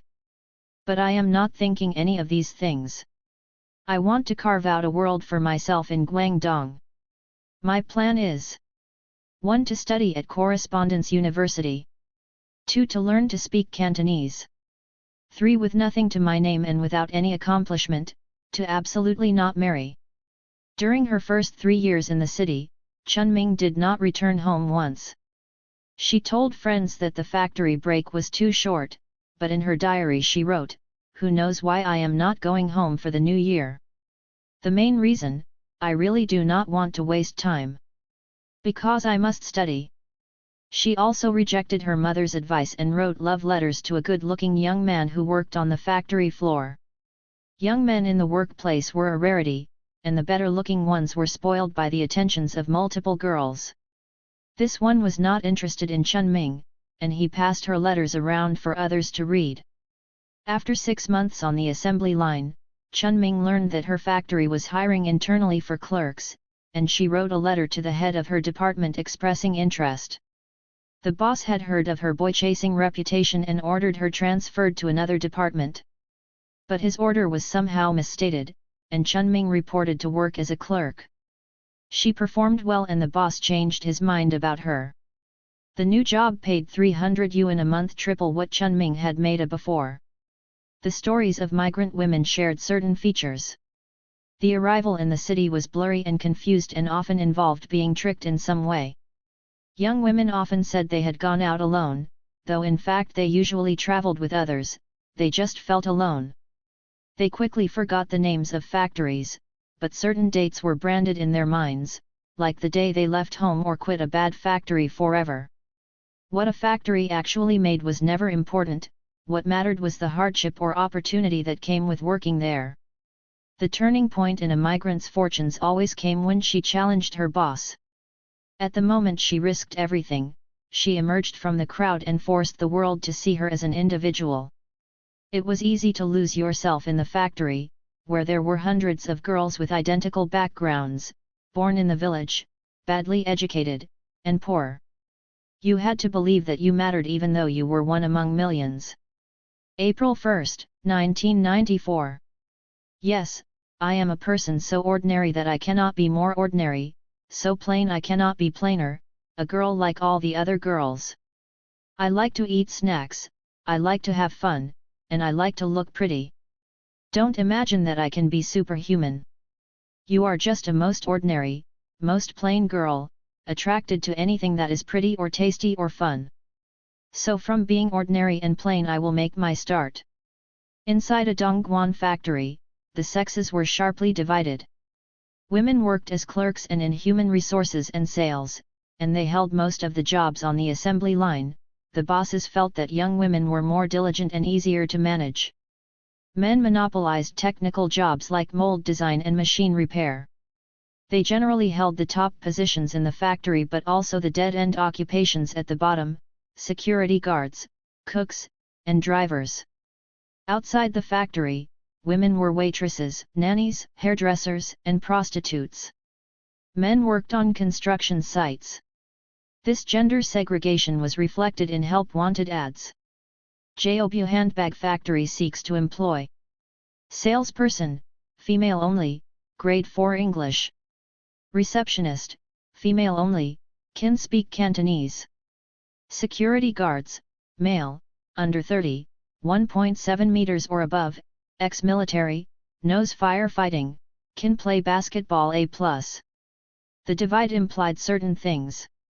Young women enjoyed a more fluid job situation, they could join a factory assembly line and move up to be clerks or salespeople. Young men had a harder time entering a factory, and once in they were often stuck. Women, in the factory or out, came into contact with a wider range of people and quickly adopted the clothes, hairstyles, and accents of the city. Men tended to stay locked in their outsider worlds. Women integrated more easily into urban life, and they had more incentive to stay. Women make up more than 1/3 of China's migrants. They tend to be younger than their male counterparts and more likely to be single, they travel farther from home and they stay out longer. They are more motivated to improve themselves and more likely to value migration for its life-changing possibilities. In one survey, men cited higher income as the chief purpose of leaving home, while women aspired to more experience in life. Unlike men, women had no home to go back to. According to Chinese tradition, a son was expected to return to his parents' house with his wife after he married. A son would forever have a home in the village where he was born. Daughters, once grown, would never return home to live until they married, they didn't belong anywhere. To some extent, this deep-rooted sexism worked in women's favor. Many rural parents wanted a grown son to stay close to home, perhaps delivering goods or selling vegetables in the towns near the village. Young men with such uninspiring prospects might simply drift doing odd jobs, smoking and drinking and gambling away their meager earnings. Young women less treasured, less coddled could go far from home and make their own plans. Precisely because they mattered less, they were freer to do what they wanted. But it was a precarious advantage. If migration liberated young women from the village, it also dropped them in a no-man's land. Most girls in the countryside were married by their early 20s, and a migrant woman who postponed marriage risked closing off that possibility for good. The gender imbalance in Dongguan, where 70% of the workforce was said to be female, worked against finding a high-quality mate. And social mobility complicated the search for a husband. Women who had moved up from the assembly line disdained the men back in the village, but city men looked down on them in turn. Migrants called this Jaobuchan, Dibuju unfit for a higher position but unwilling to take a lower one. The migrant women I knew never complained about the unfairness of being a woman. Parents might favor sons over daughters, bosses prefer pretty secretaries, and job ads discriminate openly, but they took all of these injustices in stride over 3 years in Dongguan. I never heard a single person express anything like a feminist sentiment. Perhaps they took for granted that life was hard for everyone. The divide between countryside and city was the only one that mattered. Once you crossed that line, you could change your fate. Moving up came easily to Chun Ming. In 1995, she jumped to a factory in a remote part of Dongguan that made water pistols and BB guns. She finally learned to speak Cantonese. Within a year, her monthly salary increased from 300 yuan to 650, then 800, then 1000 yuan. She discovered that the department heads above her made more money though she did the same work. "If you don't increase my salary to 1,500 yuan a month," she wrote her boss, "I refuse to do this anymore." She got what she wanted. No one in the factory had ever received a 500 yuan raise before. But the promotion did not satisfy Chun Ming. It cast her into a new world where there was so much to learn. Her dealings with other people immediately became more complicated. In the village, relations between people were determined by kinship ties and shared histories. In school and on the assembly line, everyone was in the same lowly position. But once a person started to rise in the factory world, the balance of power shifted, and that could be unsettling. A friend could turn into a boss, a young woman might be promoted ahead of her boyfriend. March 26, 1996. My promotion this time has let me see the 100 varieties of human experience. Some people cheer me, some envy me, some congratulate me, some wish me luck, some are jealous of me, and some cannot accept it. As to those who envy me, I will only treat them as an obstacle on the road to progress, kicking them aside and walking on. In the future there will be even more to envy. Making a good impression on strangers became important. Chun Ming studied the higher UPS in her factory, as intent as a biologist with her specimens. She observed that when the head of the Human Resources Department gave a speech, he was so nervous that his hands trembled.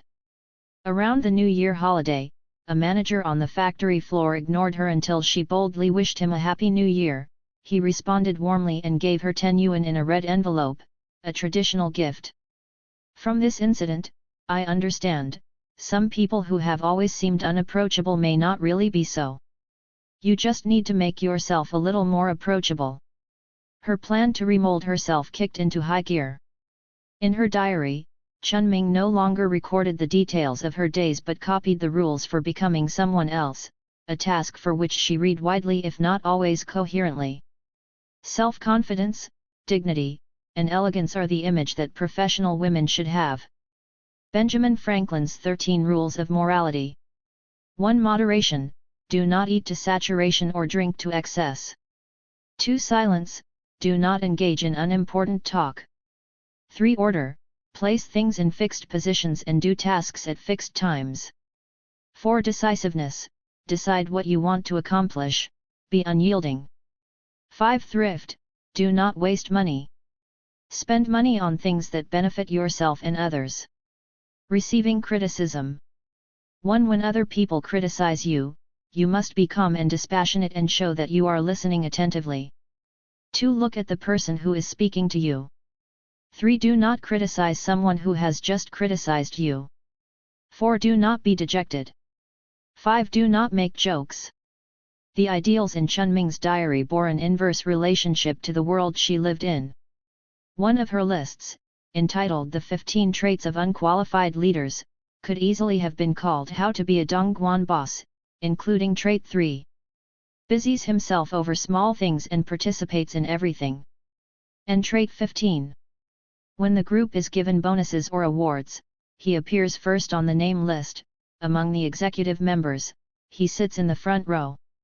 She enrolled in a correspondence course to learn secretarial skills, but gave up because the textbook looked too complicated. An effort to learn public relations also foundered. How do you plan to learn public relations studies? Answer: to learn public relations properly, you must first learn how to behave as a person. At one point, Chun Ming decided to learn English on her own. She made a list of vocabulary words. Able, ability, add, ago, always, agree, August, baby, black, breath. But gave up before she got to C. So many things would have to be learned, and the rules for getting ahead bled together in her diary. 60% of people do not have a goal. For a look of gorgeous radiance, Blend black, gray, golden yellow, sapphire blue, and bright red eyeshadow. Can be dry cleaned, A means any detergent can be used. The exchange of greetings is the catalyst and lubricant of conversation. When you drink soup, don't let the soup spoon rattle against the plate. People who don't read books will find their speech dull and their appearance repulsive.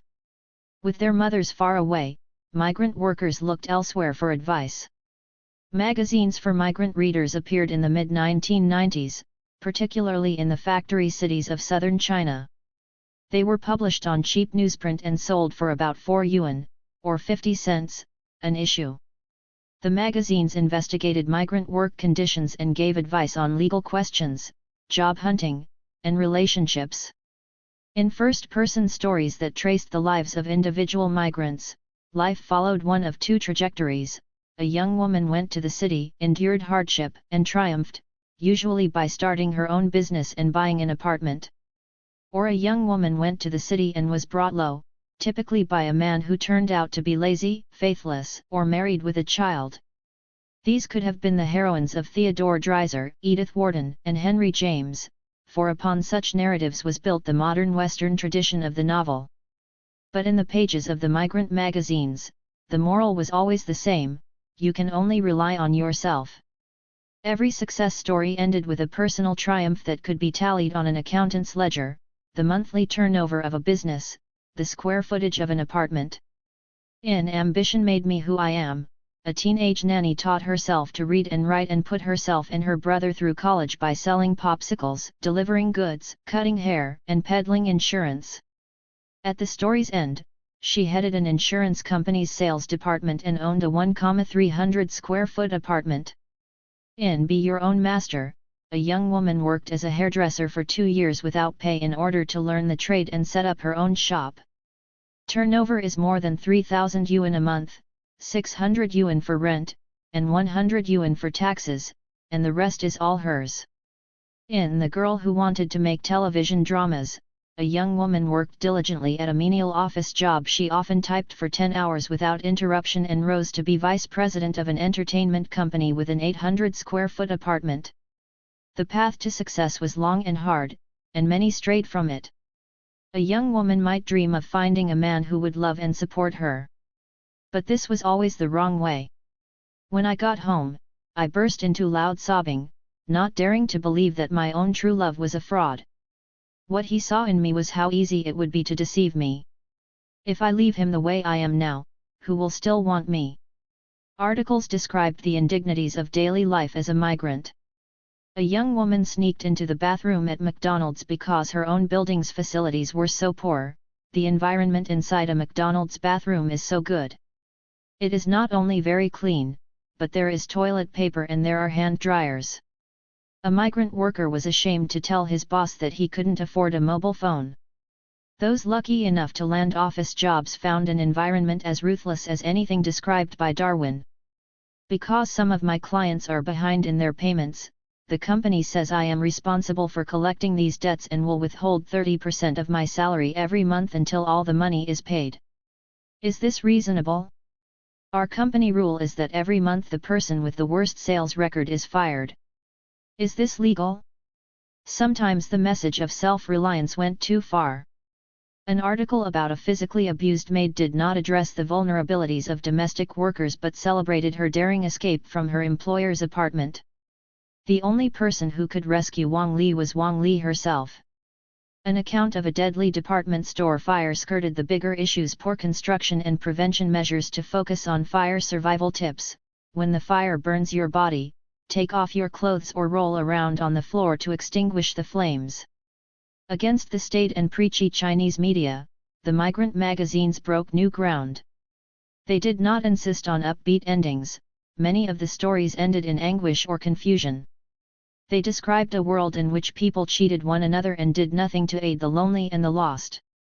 They did not preach about laws that must be amended or behaviors that must be improved, and they never mentioned the Communist Party. They wrote about how to live in the world just as it was. In the summer of 1996, Chunming wrote in her diary, "Friends, we were born into the world poor through no fault of our own. But to die poor is a sin. In the course of life, have we not worked hard and persisted in the struggle? To be a success in network sales, we must honestly achieve these 4 points. 1. Have determination. 2. Have a clear goal.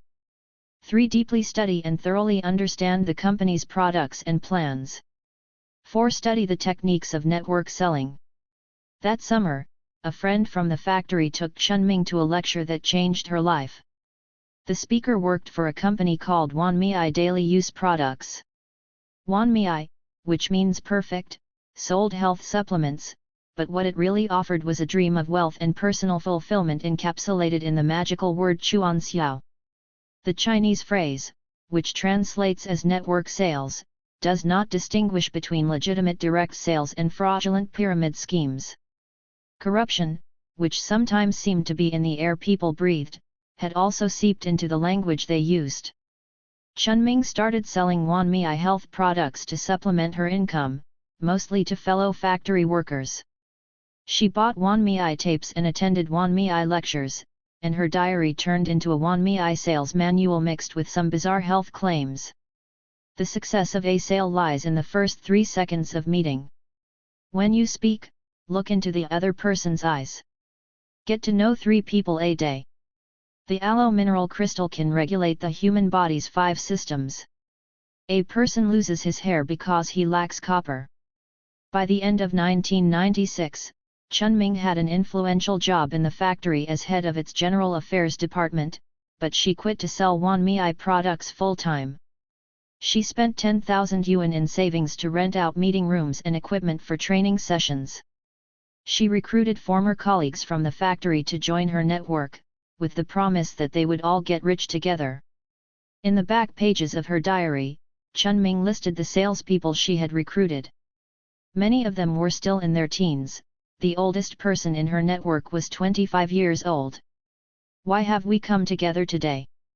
Simply to let everyone discuss the topic, how should a person live one's entire life? Think about it, why are we still so ordinary? Why are so many people who have worked hard their entire lives still not living the lives they imagined? We all had dreams once. We all once struggled and worked hard. But why is there such an imbalance between what we spent and what we have gained? How many regrets have been played out upon us? We have gradually understood one truth: a person who wants to develop must grasp opportunity. Merely to have a dream and determination is not enough. If the choice of vehicle is not good, you will be bustling about your whole life. Just as our mothers and fathers chose farming, they have been busy their whole lives, but when the hair on their heads is white, they must still scrape together money for oil and salt. My friends, do we want to follow the road of our mothers and fathers? No. Give yourselves a round of applause. Direct sales companies had taken off in the United States during the economic boom that followed the Second World War. Unlike traditional retailers, companies like the Amway Corporation and Avon Products sold their goods through independent distributors rather than stores. These distributors made money in 2 ways, through selling goods themselves and through recruiting a network of salespeople and receiving bonuses based on their sales. In the mid-1990s, a craze for network sales swept China, with some of the Chuanxiao companies copying the American sales model. Others simply charged new recruits a hefty fee to join, with the promise of riches when they recruited additional members. These were pyramid schemes. Their money came not from selling actual products but only from the high entry fees they charged. The schemes made money for the earliest entrants but collapsed when they ran out of new members, defrauding many people out of their savings. The network sales model was ideally suited to a Chinese society in which traditional morality had broken down and only the harshest rules, trust no one, make money fast, still applied. The companies relied on traditional networks of extended family and friends. The first thing a Chuanxiao salesman usually did was to browbeat every friend and relative into buying something. They promised wealth and fulfillment. And they offered a clear roadmap to success: get to know 3 people a day. The industry flourished in the small towns and migrant communities of the Pearl River Delta. Here, where rural and urban worlds met, people envied the success of others and were hungry to have it themselves. If someone they knew promised instant wealth and a miracle cure, they were easily swayed. The rise of Chuanxiao companies worried the central government. Some of the companies traded in fake, smuggled, or shoddy goods. Their training meetings, where charismatic leaders drove members into an evangelical selling frenzy, came to look disturbingly similar to cults. The more extravagant operations even threatened the social order. In 1994, the police were called out to disperse hundreds of angry distributors after the collapse of a Taiwanese diamond selling scheme. Beijing passed many regulations to bring the network sales industry under control, but local governments rarely enforced its orders. This was partly because the companies brought welcome tax revenue and employment to local areas, and partly because moonlighting as a Chuanxiao distributor was a popular sideline for government officials. For Chunming, the sales meetings were a training ground for learning how to speak. In traditional China, the art of oratory was not an important skill. To write an elegant essay in beautiful calligraphy was what mattered, and speeches in China have always been dismal affairs. Speakers often read directly from a script, and the script is usually tedious. A person like Chunming, young, rural, and female, would have many reasons to stay silent in the presence of her betters. But in a modern China driven by commerce and competition, knowing how to speak had become a necessary skill. The network sales companies imported the ethos of America direct to the Chinese lower classes. Their style of speaking combined the call and response of old-time preachers with the tireless haranguing of motivational speakers. They spread the news that the individual was important and that everyone was a winner. And they brought with them the very American faith that wealth and virtue could go hand in hand. In her diary, Chunming collected drafts of her speeches. My name is Wu Chunming, a very plain and ordinary name. But I believe that someday in the future I will make my name no longer ordinary. Friends, what kind of person do you want to become in the future? This is a question worth thinking about. What kind of person are we today? Is that important? Not important. What's important is, what kind of person do you want to become in the future? For what purpose have we traveled thousands of miles and left our homes behind to come out to work? To earn money. Correct, to earn money. But until today, have we earned the money we wanted? No. Is the life we live today the one we want to live, or the one we can live? Correct, the one we can live. Friends, what kind of person do you want to become? That is all up to you. If you never dare to want to succeed, then you will never succeed. What is important is that you must dare to think, dare to want. Really, each of us is unique in the world. When we are born, we are not doomed to failure. Because we are all born winners. Friends, please believe me. But more important, believe in yourself. Because you can. At Wanmei, Chunming rose quickly from trainee to manager.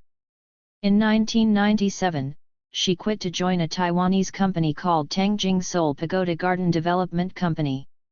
Its business was constructing high-rise buildings to store the ashes of the dead. The buildings were known as Seoul Pagodas, and the company's sales pitch married the spiritual, the practical, and the Chinese passion for real estate.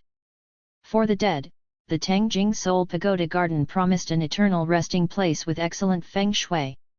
For the living, the pitch focused on the garden's prime location, its limited number of spaces, and the burgeoning population of the Pearl River Delta. An investor could purchase an entire Seoul Pagoda and then flip individual spaces to buyers at a profit. Chunming's job was to run training sessions for the company's salespeople. She had learned to talk, and now she taught others how to do it. As with the factories, what was actually being sold was the least important facet of the enterprise. Chunming's pitch blended Buddhism, the environmental benefits of cremation, and the near certainty that a Seoul Pagoda would appreciate 300%. Death, in other words, was the best long-term investment there was. Let our ancestors take life's last journey in the most civilized, dignified, and stately way. Guangdong alone has more than 1 million dead each year.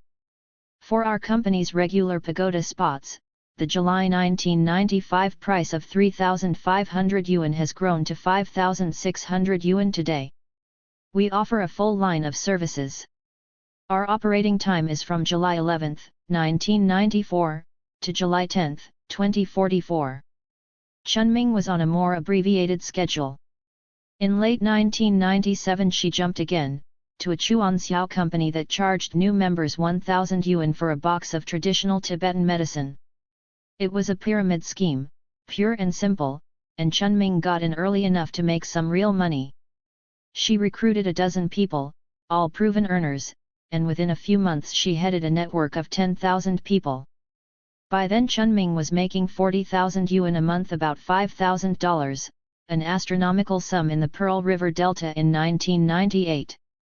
The company began laminating her weekly pay slips in sheets of clear plastic so she could show them to recruits as a motivational tool. On a visit home, Chunming gave her parents 30,000 yuan to renovate the family house, install tile floors, and buy new appliances and a 29-inch television set. Her success in the city had made her famous beyond her village. "Everyone living in our area had heard about me," she said. But the industry was getting out of control. In a town called Danshui, about 40 miles from Dongguan, a Taiwanese scheme to sell foot vibrators had become all the rage. To join the enterprise, a participant had to buy a foot vibrator for 3,900 yuan, or almost $500, about 8 times the market price. Participants were told they would receive 40% of the admission fees of anyone they recruited. Migrants flocked to Danshui, some sold their houses, furniture, and oxen to pay the admission fee. But it turned out that selling 3,900 yuan foot vibrators in a poor town was not easy, especially when thousands of other people were doing the same thing. When the scheme collapsed, some defrauded members assaulted the people who had recruited them, while others demonstrated in front of government offices to get their money back. Police were called in to quell the crowds, restore order, and send migrants home. By then, the organizers had moved inland to a town in Hunan province, where they set up the same operation and recruited about 30,000 participants before that scheme, too, fell apart. In April 1998, the cabinet of Premier Zhu Rongji ordered all Chuanxiao companies to cease operations.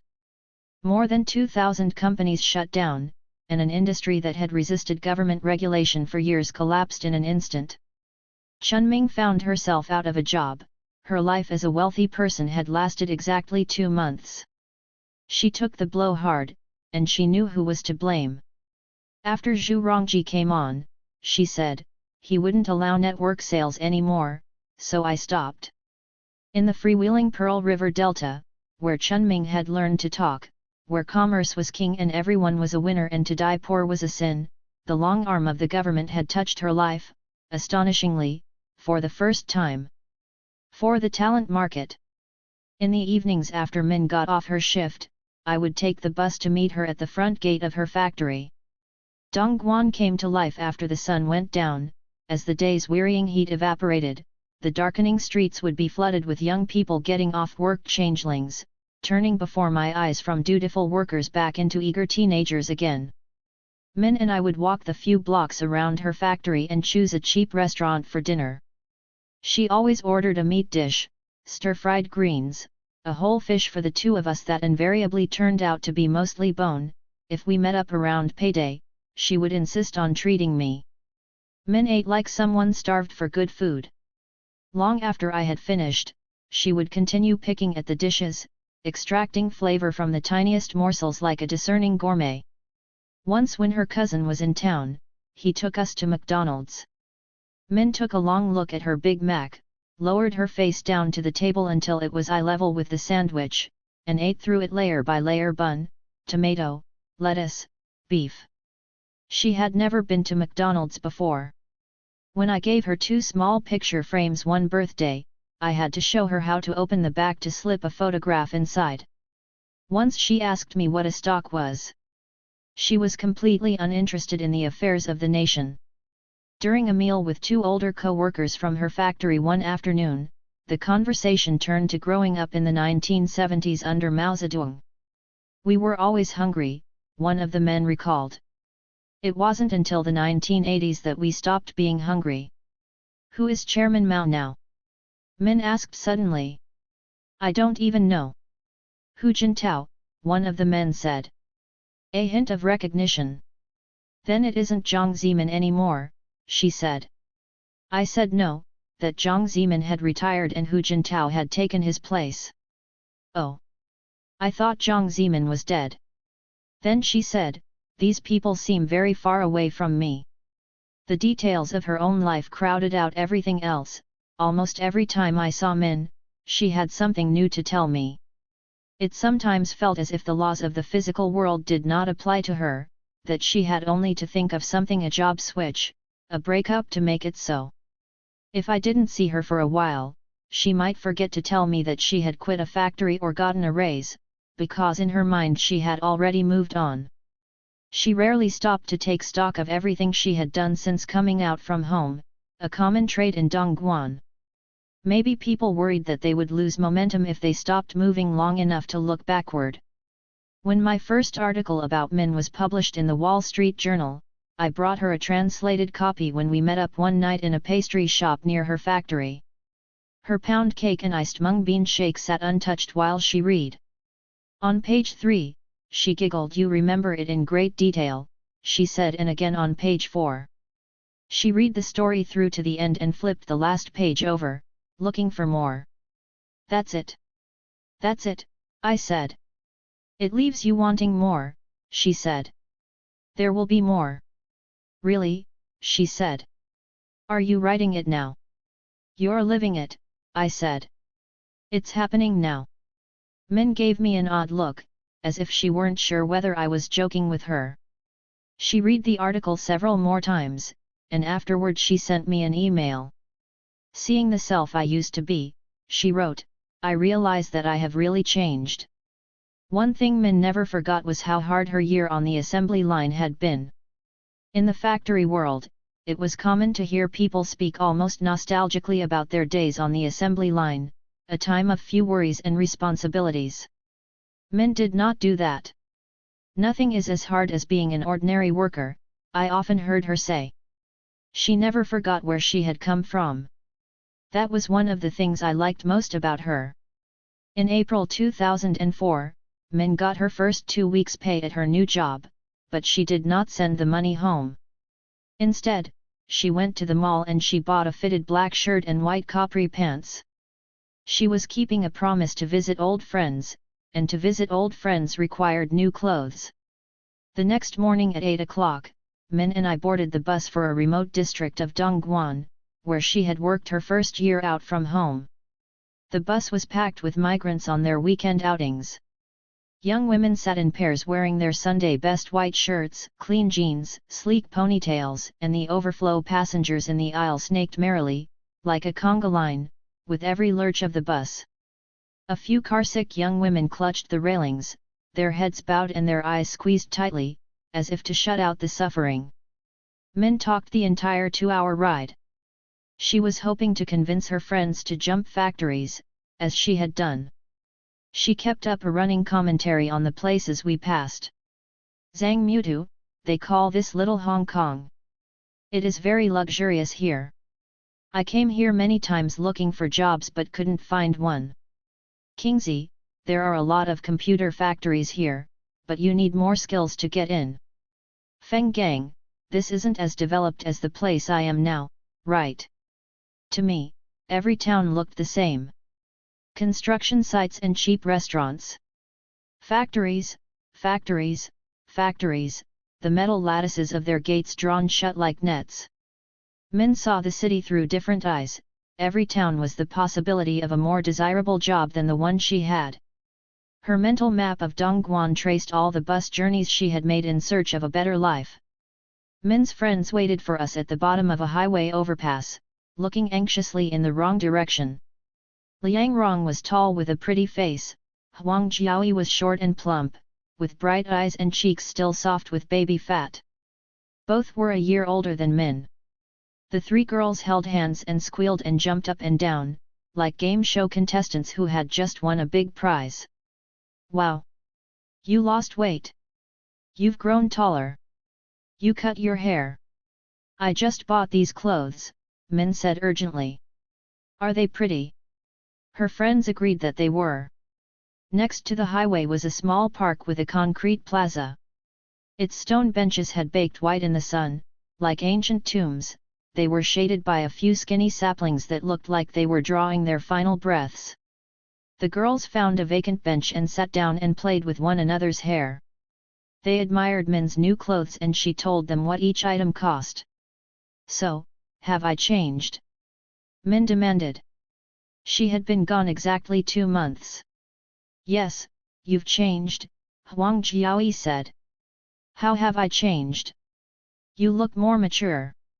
Liang Rong and Huang Jiaoyi shared the news from the factory, who had found a new job, who had cut her hair. This was their first day off in a month, because the factory's power had been cut. The pay was still the same and often late, depending on the boss's mood. Min couldn't help boasting a little about the place where she worked now. The people in this factory are really low quality, she said. My factory now is much better. The boss has a lot of money. Come on over to where I am, Min said suddenly. I'll invite you out to dinner. When will you come? But if we come, said Liang Rong, you might not have a day off. You come visit me and I'll introduce boyfriends to you, Min said boldly. There are many boys in my factory. The 2 girls' eyes opened wide. They said ooh, at the same time, and then all 3 of them laughed. A beggar with a cane walked up, and the girls stopped talking. Liang Rong hesitated and then gently placed an apple in the old man's bowl, like a scene out of a fairy tale. Dongguan was a hard place to live in, and maybe because of that people could be surprisingly kind to one another. I saw more charity toward beggars in Dongguan than I ever saw in another Chinese city. The factory workers had compassion for the elderly or anyone with a physical handicap, but toward people their own age they showed no pity. If you were young and healthy, there was no excuse for not working. Min's old factory was a half-hour's walk from town, where industrial China broadened into open farmland. A stream flowed sluggish and shiny black, like a river of gasoline. The road turned from pavement to packed dirt, a dusty strip lined with noodle stalls and pool tables set out in the open air. Knots of young men in factory shirts and slippers shot pool. Min walked along with a friend on either side, her head held high like a centurion returning from battle. Teenage boys and girls called out to her, "When did you get back? Where are you now?" They were impressed that she was working in downtown Dongguan. Have I changed? Min asked of everyone who came up to her. You're thinner and darker, one young woman said. Min was disappointed. I want you to say I'm more mature than I used to be. Liang Rong and Huang Jiaoyi went into the factory to pick up their wages. Apparently the boss was in such a good mood that he had consented to pay his workers that day. Min waited outside the gate, peering in at the tile buildings and a mountain of dirt in the middle of the yard. The factory was expanding. How do you think it looks? Min asked me. It looks okay, I said. It looks all right from the outside, she said, but you never see the inside until you've agreed to work there. And then you have nowhere else to go. In the afternoon, the girls met up with 2 other friends from the factory and went to a nearby park. Part of being a migrant worker was having no idea how to spend leisure time. At Tangxia Park, they watched a girl of about 6 aiming pebbles at the head of a turtle squatting in a shallow pool. But most entertainments at the park cost money. Visitors could use air rifles to shoot fish in a pond. Min looked at the few skinny fish awaiting execution and said solemnly, "This is what happens when you don't have freedom." A cable car brought passengers to a nearby hilltop, but that cost 15 yuan. The girls sat at a picnic spot far below and watched the cars pass overhead. Huang Jiaoyi had enrolled in a computer class. She wanted to leave the factory, go to the talent market, and find a better job, as Min had done. I have already made plans, she said shyly. Do you know how to go online yet? Min asked. I haven't been online yet. I'll teach you. Min looked at her watch, it was 4 o'clock. Maybe not today, though next time. Just try to learn what you can, Min advised. If you learn something, you can always take it with you to your next job. At least that has been my experience, she concluded modestly. Somewhere during the course of the day, she had realized she could do little to help her friends. Finding the courage to leave a factory was something a person had to do alone. It was as the migrants always said, you can only rely on yourself. At 5 o'clock, the girls parted with the most casual of goodbyes. I'm not tired yet, Min said as we found seats on the bus. I'll be tired later. Right now I'm too excited. But as the bus passed through the towns of her job searches, now falling into evening, Min's mood darkened. She had visited her old life and knew it was past. Yet her new life, too, was somehow wanting. On the street outside, the lights in the factories started to come on, and shadows moved soundlessly against the windows. Even on Sunday night, people were going to work. If I only go to school, come out and do migrant work for a few years, then go home, marry and have children, Min said, I might as well not have lived this whole life. In the blue light of evening, Min and I stood outside the gate of her factory. An electrician friend of hers was joining us for dinner, and we waited while he changed his clothes. A good-looking security guard in camouflage pants 1.7 meters above, can play basketball A+ passed by with the flash of a smile and tossed Min a bunch of keys. She had given them to him for safekeeping. People trickled back to the factory from their Sunday outings. Min called out to a young woman, who peered into the shadows and barked roughly, I'm starving to death. She went into the factory without coming by to say hello. Min seemed taken aback by her rudeness. The woman had recently tried to abort a pregnancy using herbal medicine, Min told me, but it didn't work. Min had gone with her to the hospital for surgery. She's one of the people I pretend to have good relations with, but really we are not friends, she said. An older man with glasses and a potbelly walked past us into the factory. Was it you who left the office door open? He asked. I've been out all day, Min shot back. That was Min's boss, she hated him. He is very proud, she said. Not a single person in the factory likes him. Her boss passed by again a few minutes later, going out, and glared at her. Min stood her ground and glared back. Neither of them said anything. Tomorrow he'll ask me who you are, Min said. I know he will. I'll tell him you're a friend, that's all. Privately she called him Lu Lautu, old fogey Lu. In 10 minutes by the factory gate, I felt as if I had seen Min's world, the easy friendship with the guard, the young woman's coldness and her botched abortion, the gratuitous cruelty of bosses. The fact that she stood her ground. Min's electrician friend appeared. He had muscular arms, an open face, and a shy smile, and we went to a street-side restaurant for grilled beef, braised fish, and beer. At the end of a long day, Min's discontent poured out all at once. In my old factory, I cried once for half an hour and my friends tried to console me but couldn't, she said. Since I've been at this factory I've cried twice, but no one even knew. The electrician looked into his bowl of rice and didn't say anything. Min's fury turned to the two friends who had gone to the park with us that afternoon. We're not close. We just pretend to be friends, she said. The fatter one? All she cares about is trying to find a boyfriend. When she gets paid, she doesn't send any money home. She'll just pay her boyfriend's mobile phone bill or invite boys out to dinner. And she isn't even good looking. The other one had a boyfriend but she broke up with him when she found out he was cheating on her. He gave her a watch and she still wears it. Do you see how they are all unhappy when they get their month's pay?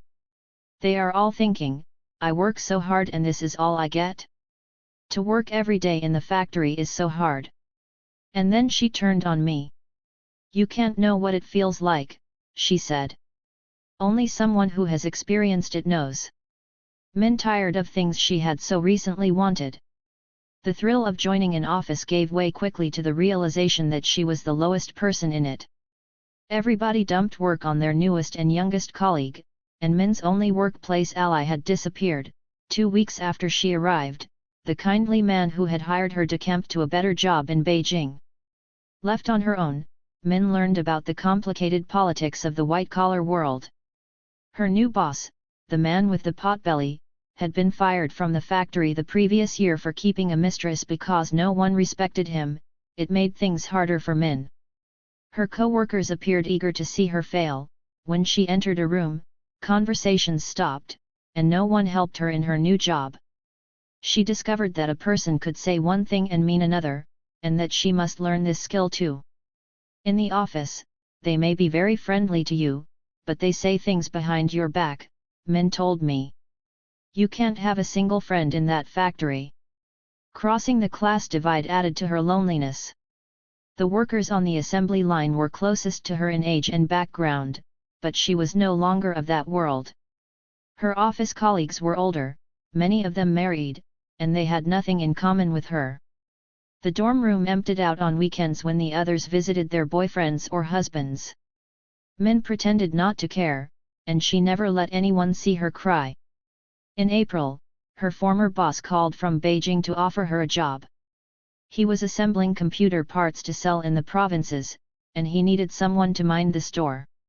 He was in his 30s, had attended elite Tsinghua University, and was the only adult in Dongguan who had shown her any kindness. That was all she knew. She decided to go. She phoned her older sister in Shenzhen. What will you do there? Her sister asked. Mind the store, Min said. How much is the salary? I don't know. But it must be better than here. Do you trust him? Yes. Be careful. Min sent me a letter about her plans. I have decided to go to Beijing after all, to give myself an opportunity. I will handle these feelings between big brother and little sister well. But having gotten used to this work here at last, I am really loath to leave. A person cannot grow up through happiness. Happiness makes a person shallow. It is only through suffering that we grow up, transform, and come to a better understanding of life. But in a place with no moorings, Min was prone to wild changes in mood. She decided it wouldn't be proper to join her boss in Beijing. He was a man, he was not family, and she didn't trust him after all. She would stay where she was. Production in the factory was picking up. Her dorm room now housed 9 people, up from 6. With so many people working different shifts, it was hard to sleep at night, and Min thought again about leaving. Next door to her office was the Human Resources Department, where Min sometimes saw people lined up for job interviews. 10 people were interviewed for every one hired, and many of them had college diplomas. Min felt lucky then to have the job she did. The assembly line workers in Min's factory made 320 yuan a month. That was low for Dongguan, and it bothered Min. She always said hello to the workers, but she never got to know them better. Some of the people in the office won't even speak to the workers, because they look down on them, Min said. But I used to be a worker too. In late May, Min sent me a message from her mobile phone. I have a pleasant surprise for you. I won't tell you now. Haha. I was on my way to see her, and I raced through the possibilities in my mind. She had quit her job. She had found a boyfriend. She was going to Beijing after all. I answered her, I'm very curious. Maybe you'll think it's not good, she wrote back. Haha. I hope you won't be disappointed. She was waiting for me at the factory gate, and I saw that she had straightened her hair. It was sleekly cut in an asymmetrical line, her girlish long curls were gone. The chemical treatment had taken 3 hours and cost 100 yuan at a salon, Min told me. She had just gotten her first full month's pay. She shared the gossip from work. Her immediate superior, who was a few years older than Min, had fought with his girlfriend. She was smart and made twice as much money as he did, a fact that everyone in the office knew and relished. She had saved 80,000 yuan, everyone knew that too. If they were going to split up, the girlfriend demanded 10,000 yuan in compensation for the 7 years she had spent with him. That was a breakup, Dongguan style. Emotional hurt gave way to financial calculation, and everyone in the factory knew every last detail. Now her young boss was quitting the factory, Min said, and several others with him. There was no reason to stay, so she had resigned yesterday. You've decided to leave? I asked. The swiftness of her decisions took my breath away. I handed in my resignation letter yesterday, Min said. Her boss, the one she disliked, had asked why she wanted to leave. I want to go home, Min had lied. Have you found another job? He asked. No, she said. I just have things to take care of at home. Another lie. You're doing well here, her boss said. Why do you want to leave? For once he was not rude to her. But he didn't approve her departure either, he told her he would decide within a month. This was Min's surprise, she had straightened her hair. She had also made a move to quit her job and jump back into the unknown, but apparently she did not consider that news. That afternoon, we went to a small park near Min's factory. It was ringed by apartment buildings, with a pond of greenish-yellow water the color of mountain dew. Children waded up to their knees, filling shallow pans and glass jars. At home the ponds where we go swimming are deep and the water is clear, Min said. In the summers when I was a child, she continued dreamily, we would plant watermelons. About 10 minutes walk from home, the adults would build a shed with tree trunks for posts and put a plank of wood with grass on top. We would sit under it all day guarding the watermelons and my father would sleep there at night. My older sister, my cousin, my 2 younger sisters, and I would go there during the day. We'd play cards, fish, and swim. We had school work during the summer and our mother would tell us to do it but we wouldn't. We would put a few watermelons in the fast-rushing river. We'd tie them to the bank with a rope so they wouldn't float away. When we ate the watermelon, it was really cold. I had never heard a migrant speak of the countryside as Min did. If I were you, if I had your qualifications and your money, she said then, I would work very hard while I was young. But when I was older I would go to the countryside and find someone to marry and live in a small house there. You could live in a hut and raise a few chickens. She was silent for a while, spinning out in her mind a fantasy that we both knew would never come true. In early June, a newly hired worker in Min's factory lost 4 fingers of his left hand on the single punch machine. A week later, the same machine ate the tips of 3 fingers of another recent hire. Neither employee had been properly trained. On the city's factory floors, injuries hewed closely to the demands of production. During the slow winter months, factories could afford to train new workers. When orders picked up in the spring, such training was often cut short even as inexperienced people flooded in. Because the assembly line paid by the piece, working faster during busy times meant a bigger paycheck. Spending time training others brought nothing. That was the zero-sum logic of the Dongguan factory, where helping someone else meant hurting yourself. Later that month, Min was unexpectedly promoted to her factory's human resources department.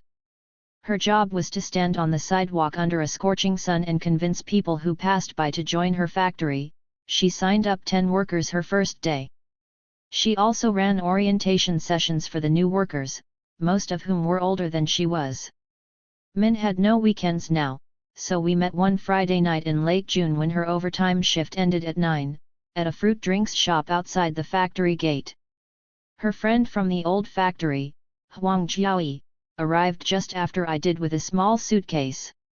She had come to work on the assembly line. Min told us about her new job. I stand by the side of the road and convince people to come work at our factory. What do you say to them? I asked. I tell them, you may think that other factories look better. But every factory has its own difficulties that you may not be able to see. Isn't it better to stay here and be more stable?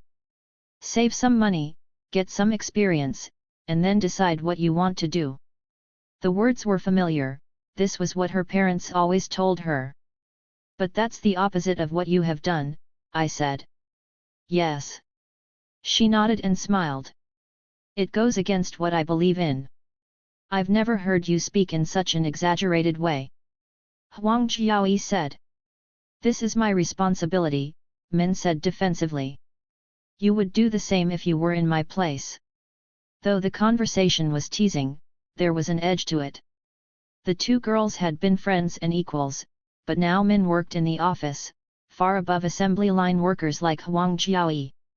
Min went to the stall next door to buy me some noodles for dinner. If it weren't for Min, I wouldn't have come here, Huang Jiaoyi confided after she had gone.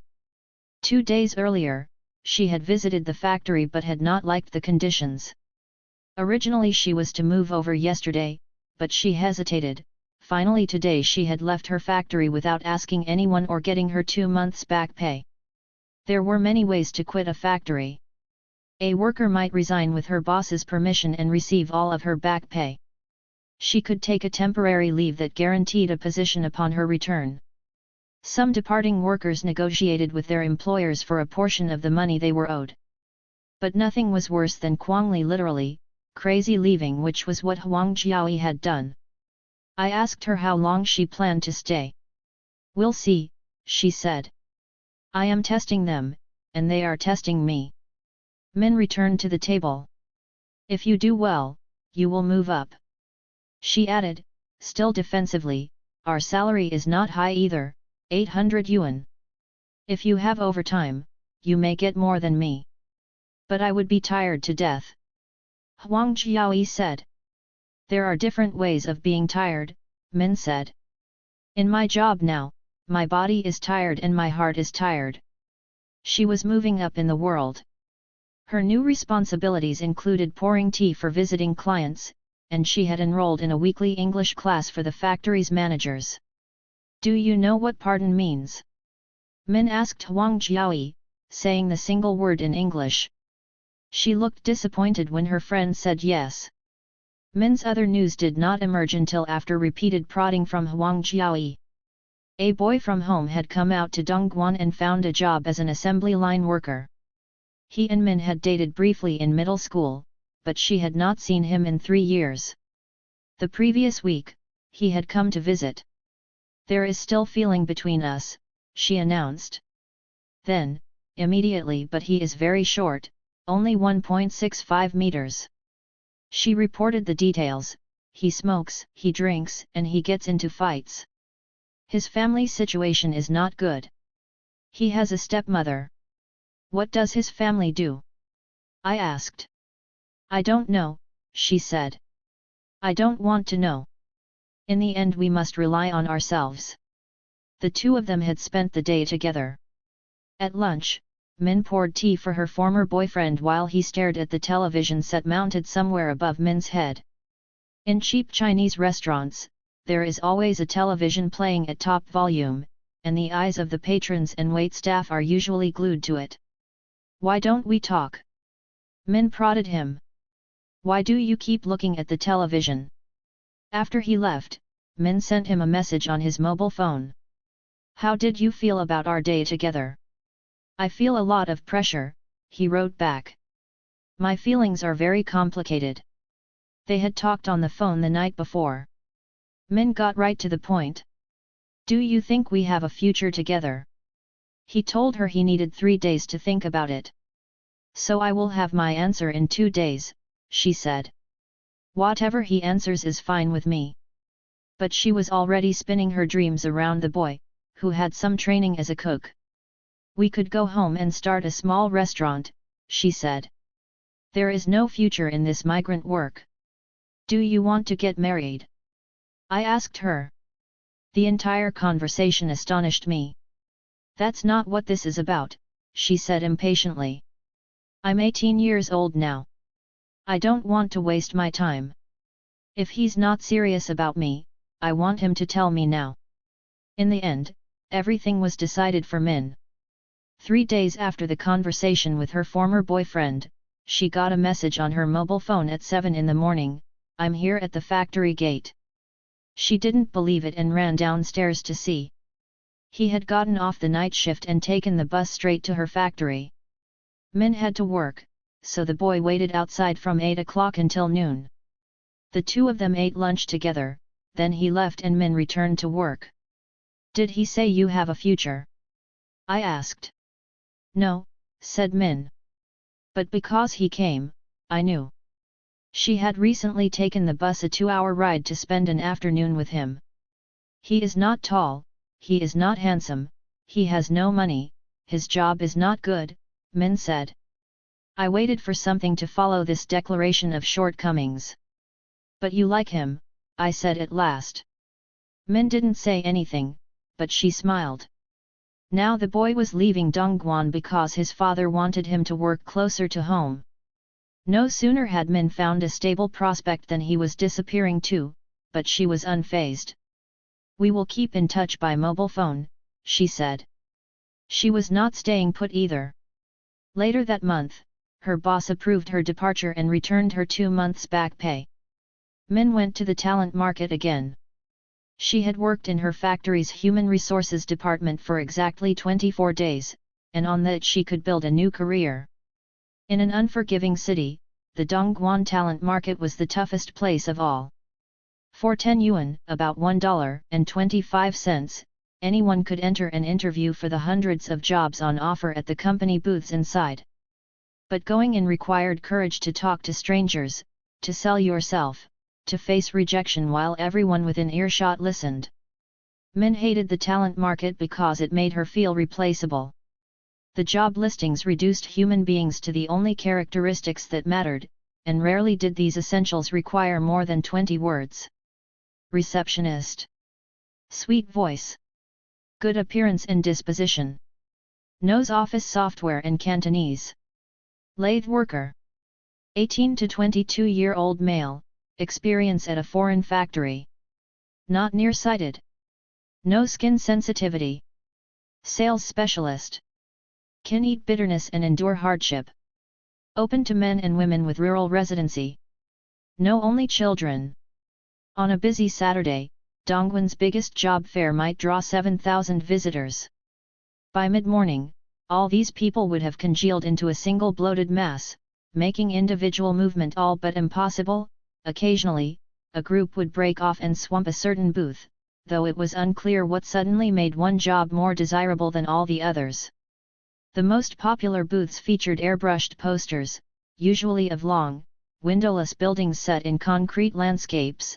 A simple booth consisted of a man or a woman with a clipboard. The talent market stretched a full city block and filled a 4-story building that had once housed a karaoke lounge and a bowling alley. Trading in the futures of people, it turned out, was a more lucrative business than entertainment. Secretaries. 18 to 25, 155 centimeters or taller, regular features.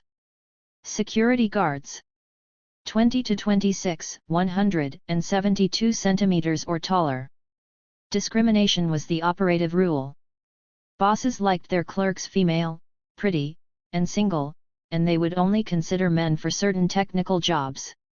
One factory might impose a blanket ban on people from Henan province, another could refuse to hire anyone from Anhui. Sometimes an applicant's entire family would come under scrutiny, because people who had siblings were deemed more likely than only children to chiku neilao, eat bitterness, and endure hardship. Being less than 160 centimeters tall, or about 5 feet 3 inches, guaranteed a frustrating day at the talent market. Height was a universal Chinese obsession. In a country that had experienced malnutrition and even famine in living memory, height signaled fortune, and it functioned as a proxy for class. On any construction site, the armies of peasant workers were a head shorter than the city people whose homes they were building. Manual laborers in the West might be larger than their white-collar counterparts, but in China the opposite held true. The educated could literally look down on the lower classes. For women, height requirements were attached to the more glamorous trades. If I were only 10 centimeters taller, a young woman who worked in a hair salon told me once, I could sell cars. Age was another liability in the talent market, that meant anyone over 35, which was the upper age limit for many positions. People over 35 are inferior in their thinking and drive, explained a factory manager in a promotional newspaper put out by the company that operated the market. The paper's advice to this demographic: don't always talk about your past experience. You must have a mentality of starting from zero. In a perverse way, age limits were evidence of upward mobility.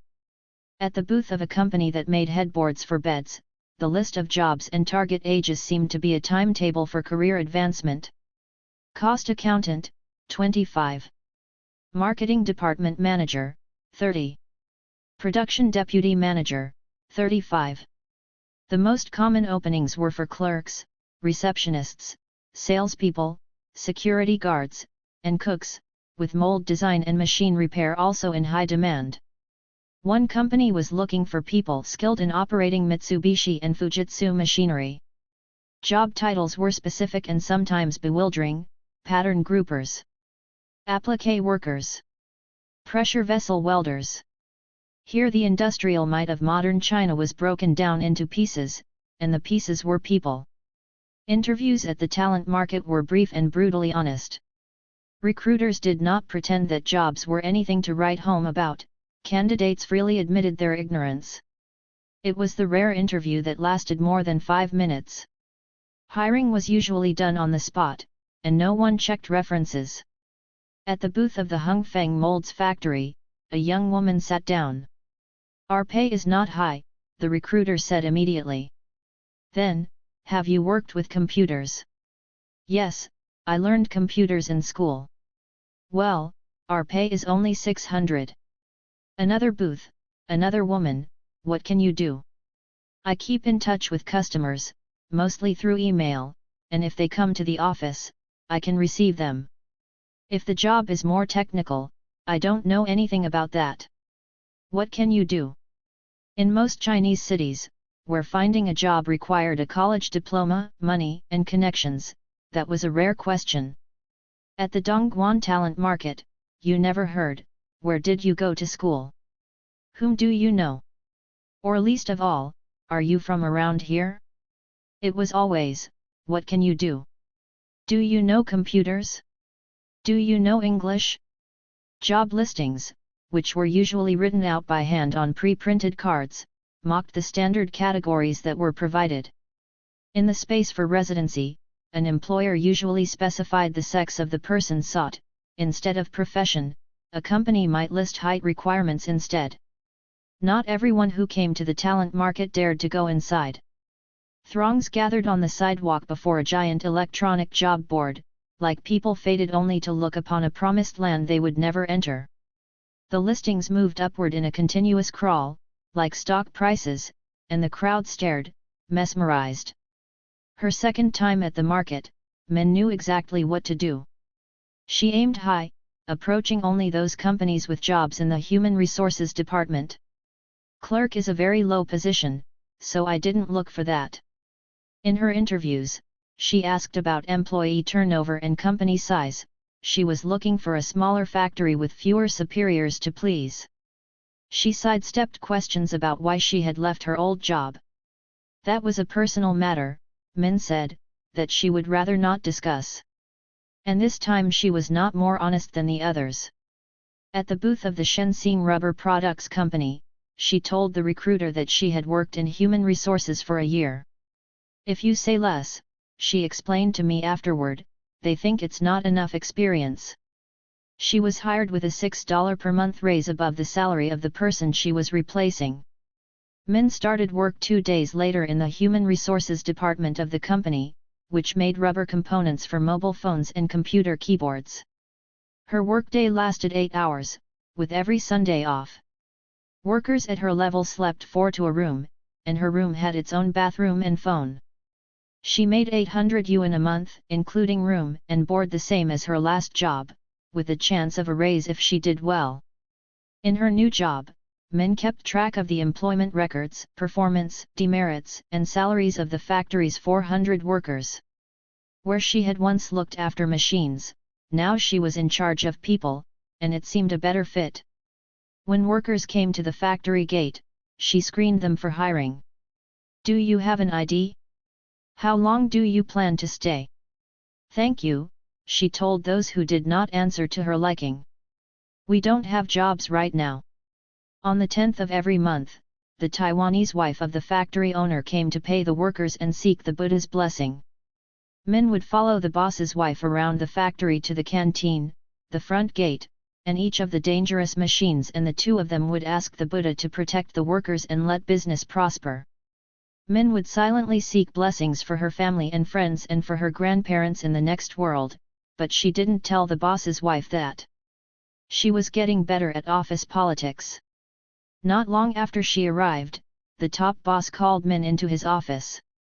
The previous person in Min's position, he told her, had been talkative and made mistakes. "You don't like to talk much," he observed. "No," she agreed. The boss smiled. "When you have to speak," he said, "you should speak.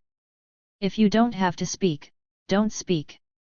That was the secret rule of Chinese workplace survival, but no one had ever shared it with Min.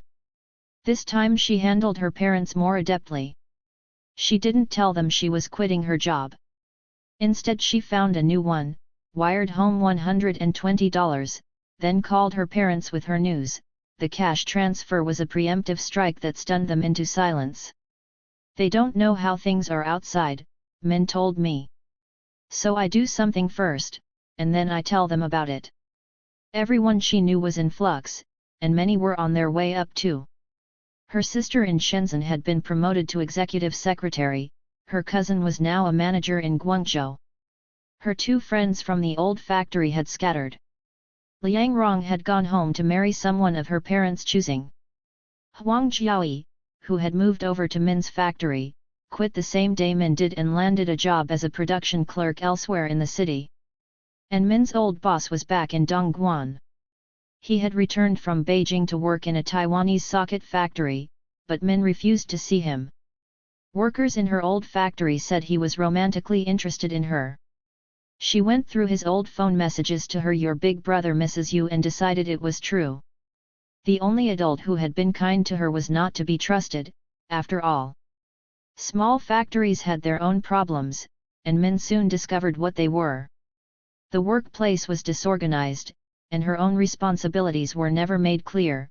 She scrambled to keep up with all the tasks thrown her way. Her new boss, like her old one, was insecure and status conscious. Min was learning that many Chinese men had this flaw. He didn't like it that Min did not get his approval for everything she did. He didn't like it that she was friendly with the security guards. His response was to begin interviewing candidates for her position, a colleague, rival, or replacement for Min, without telling her. She heard about it from the office receptionist. In August 2004, 2 months after she arrived, Min collected her pay and left without telling anyone. A former colleague had joined a factory in Shenzhen and invited her to go work for him, and she decided to go.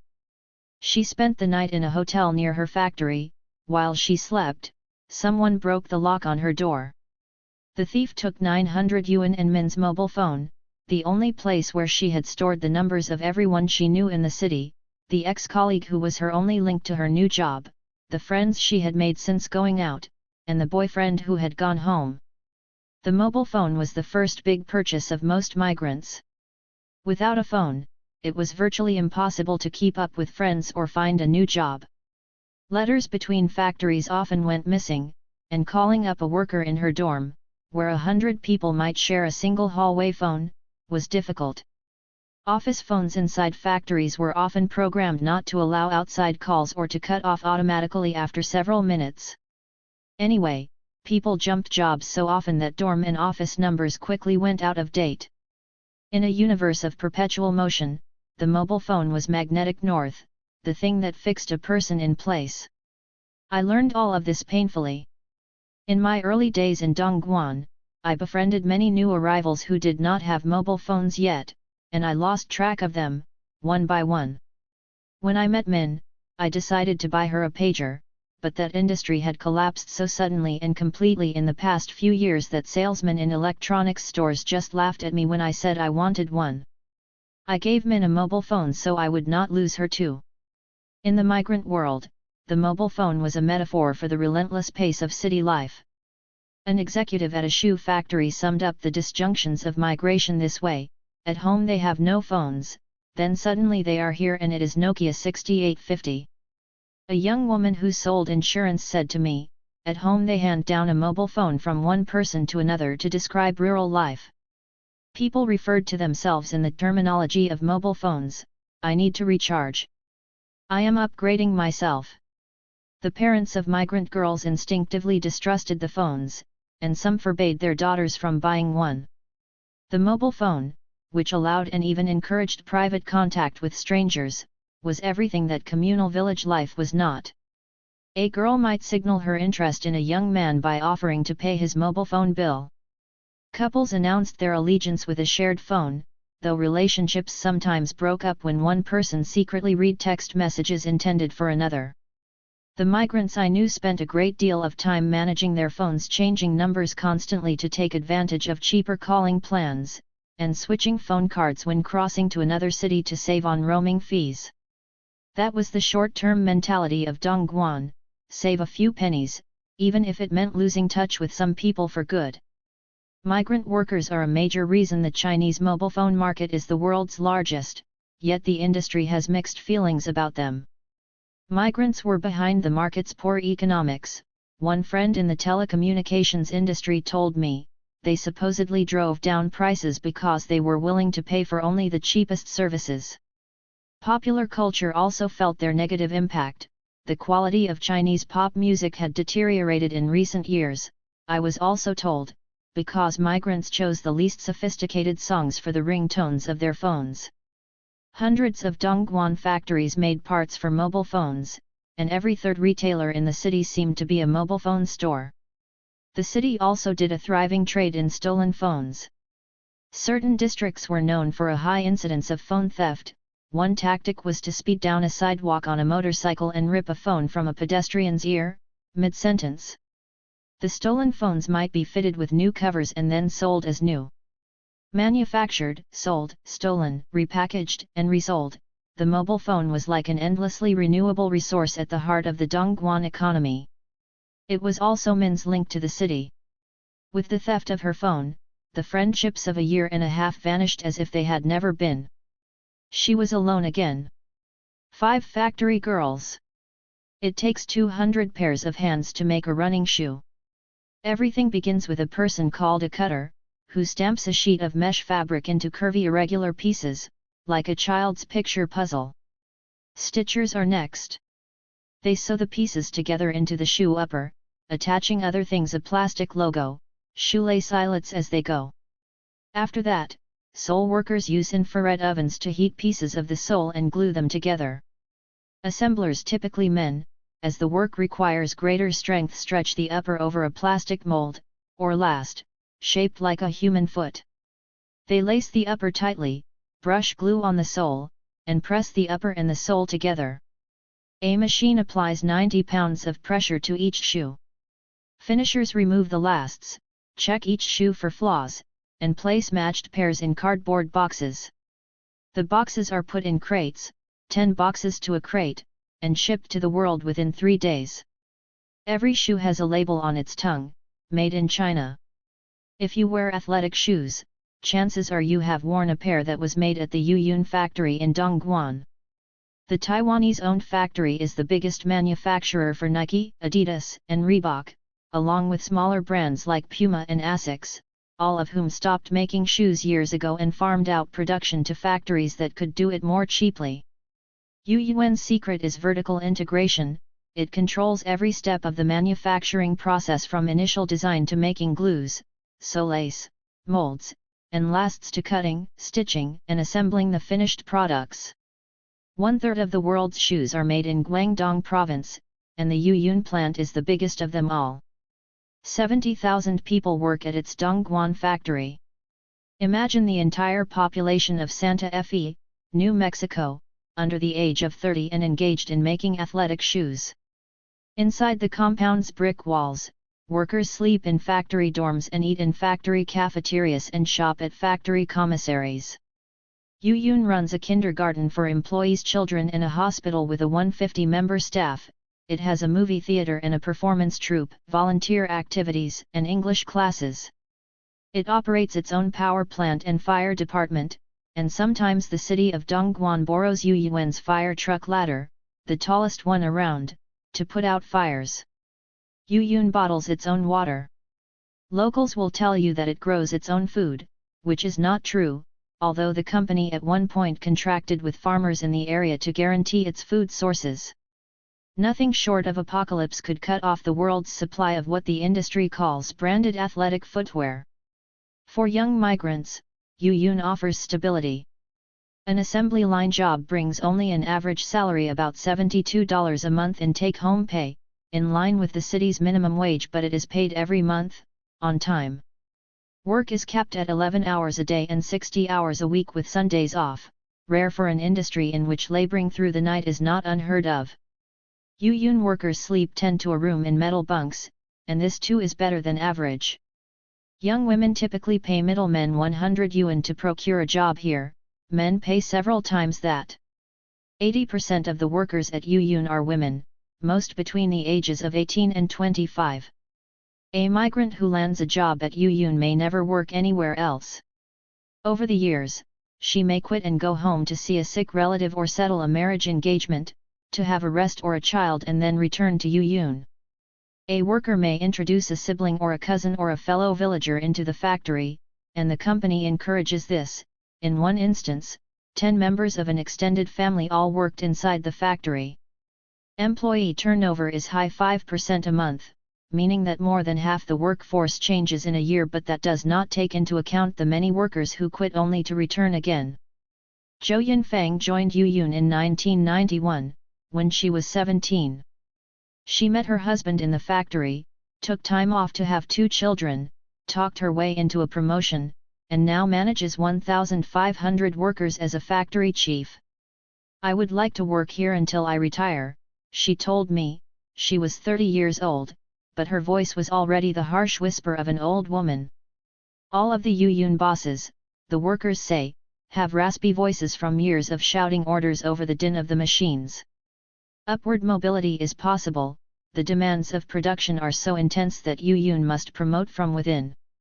Almost all of the company's managers, from supervisors of single lines to the heads of whole factories, are rural migrants who started out on the assembly line. An intricate hierarchy orders this world. Managers are divided into 13 grades, from trainee to managing director. They typically address each other by title and not by name.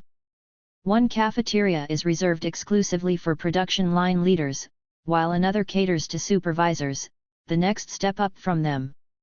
A child is a status symbol, only line leaders and above are allowed to live inside the factory as a married couple with a child.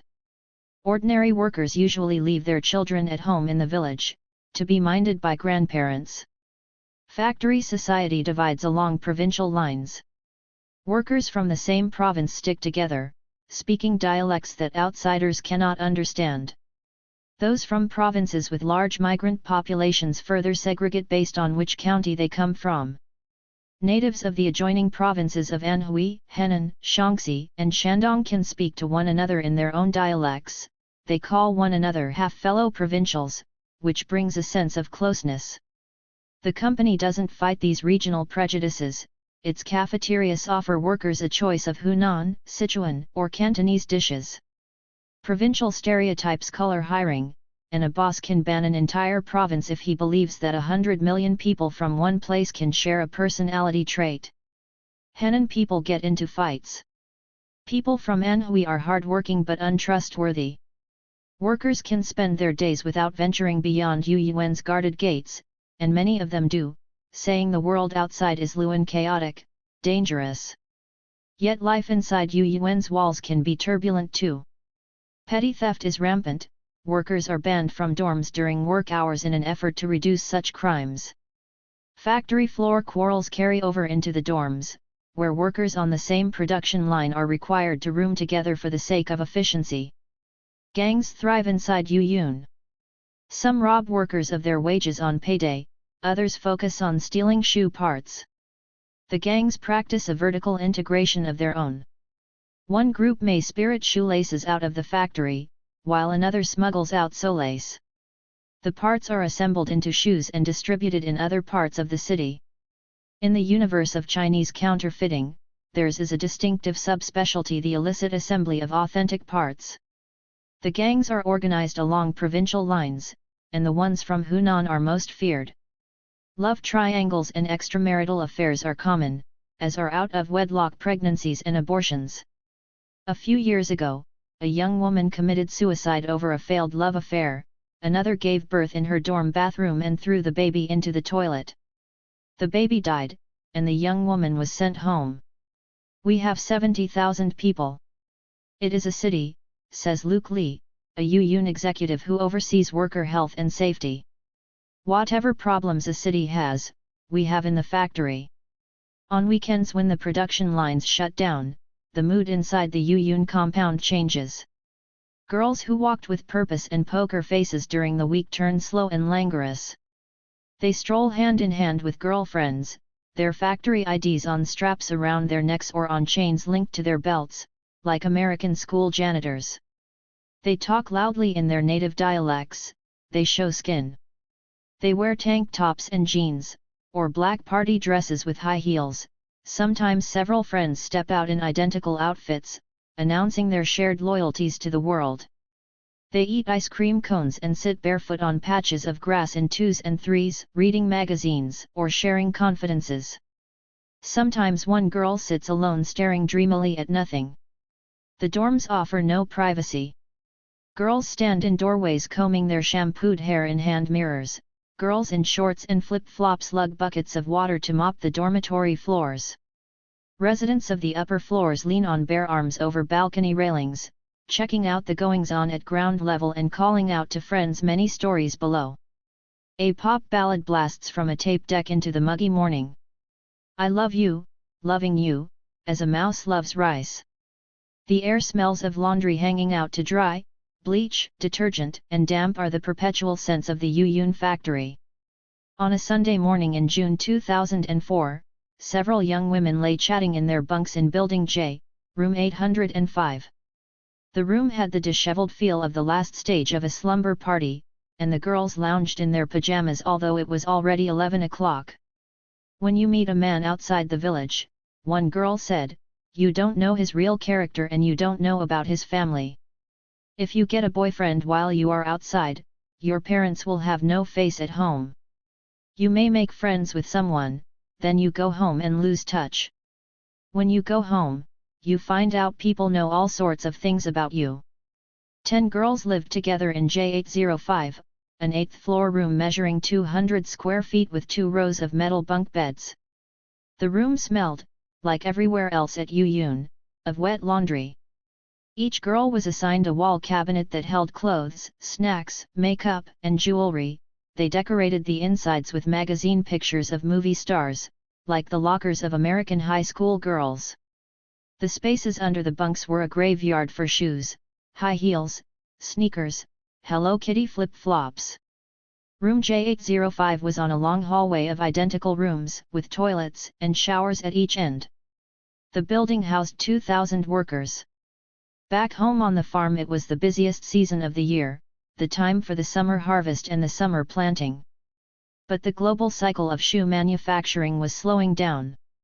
The girls in J805 worked in the union No. 8 factory, which made shoes for Adidas and Salomon. Now they were working only 10.5 hours a day plus half or full days on Saturdays. In the world of Dongguan manufacturing, that was considered the slow season. Some of the girls were planning to go home on leave, but their paths diverged depending on which part of the shoe they made. The ones who worked on shoe soles could leave. Cutters and stitchers had to stay on. Jia Jaimei, a 21-year-old Henan native who worked in the sole department, rushed into the room from a shopping trip and showed off her purchases, snacks for the train ride and a cassette player for her family. She had just been granted a 1-month home leave. I haven't been able to sleep these past 2 nights, she said. Once you know you're going home, you can't think about anything else. She had a snub nose and wide-set eyes and a round face that turned softer when she smiled. She sat down on her lower bunk, clutching a stuffed panda bear to her chest. Zhang Qianqian, a young woman from Anhui province who was visiting from down the hall, watched the going-home preparations. She was solidly built, with broad shoulders and a hard unsmiling face. She wore jeans and a black sports watch that made her look tough. She was a cutter, so she was staying. When I go home, I'm bored to death, Qian said. There's no TV and no cassette player. And almost everyone from home has gone out, so I'm all by myself all day. My grandmother gets up at dawn to make breakfast, she continued, and calls me to come eat, and sometimes I'm still sleeping. Then my father says, "You're lying in bed and won't even come to eat breakfast your grandmother has made for you. At home they are always criticizing you.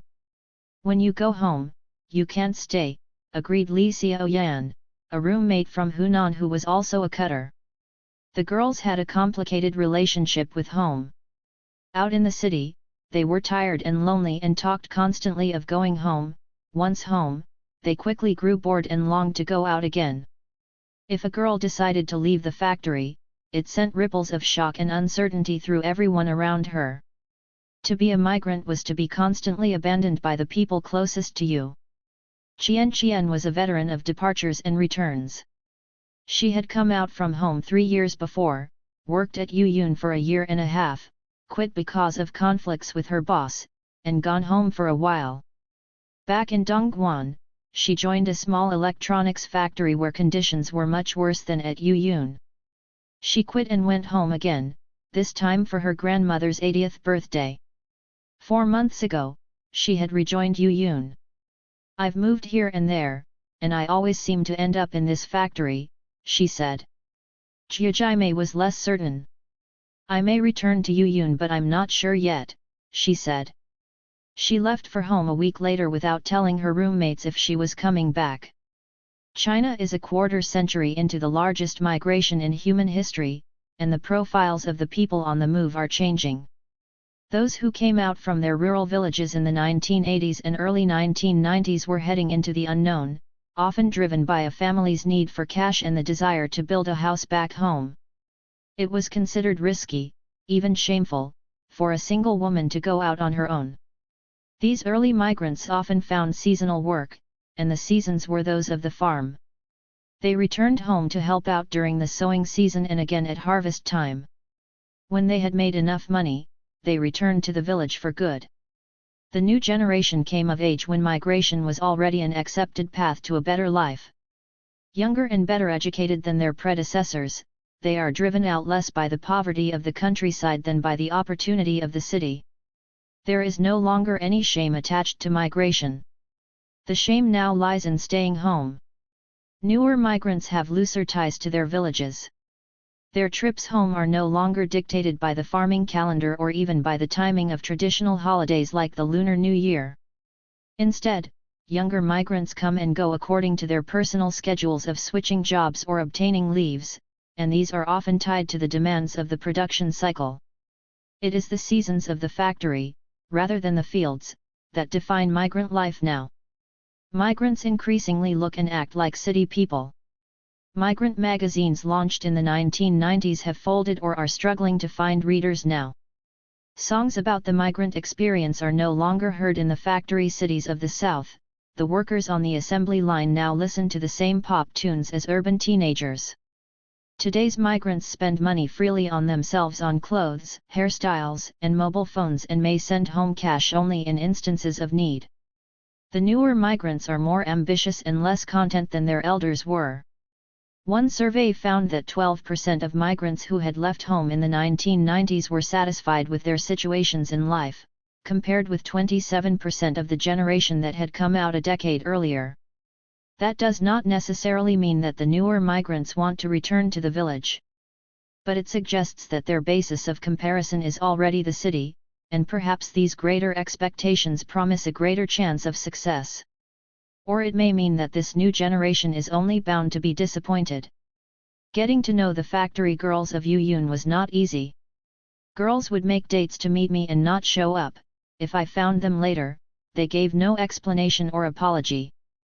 No one was willing to accept the mobile phone I offered so we could stay in touch, perhaps not wanting the responsibility.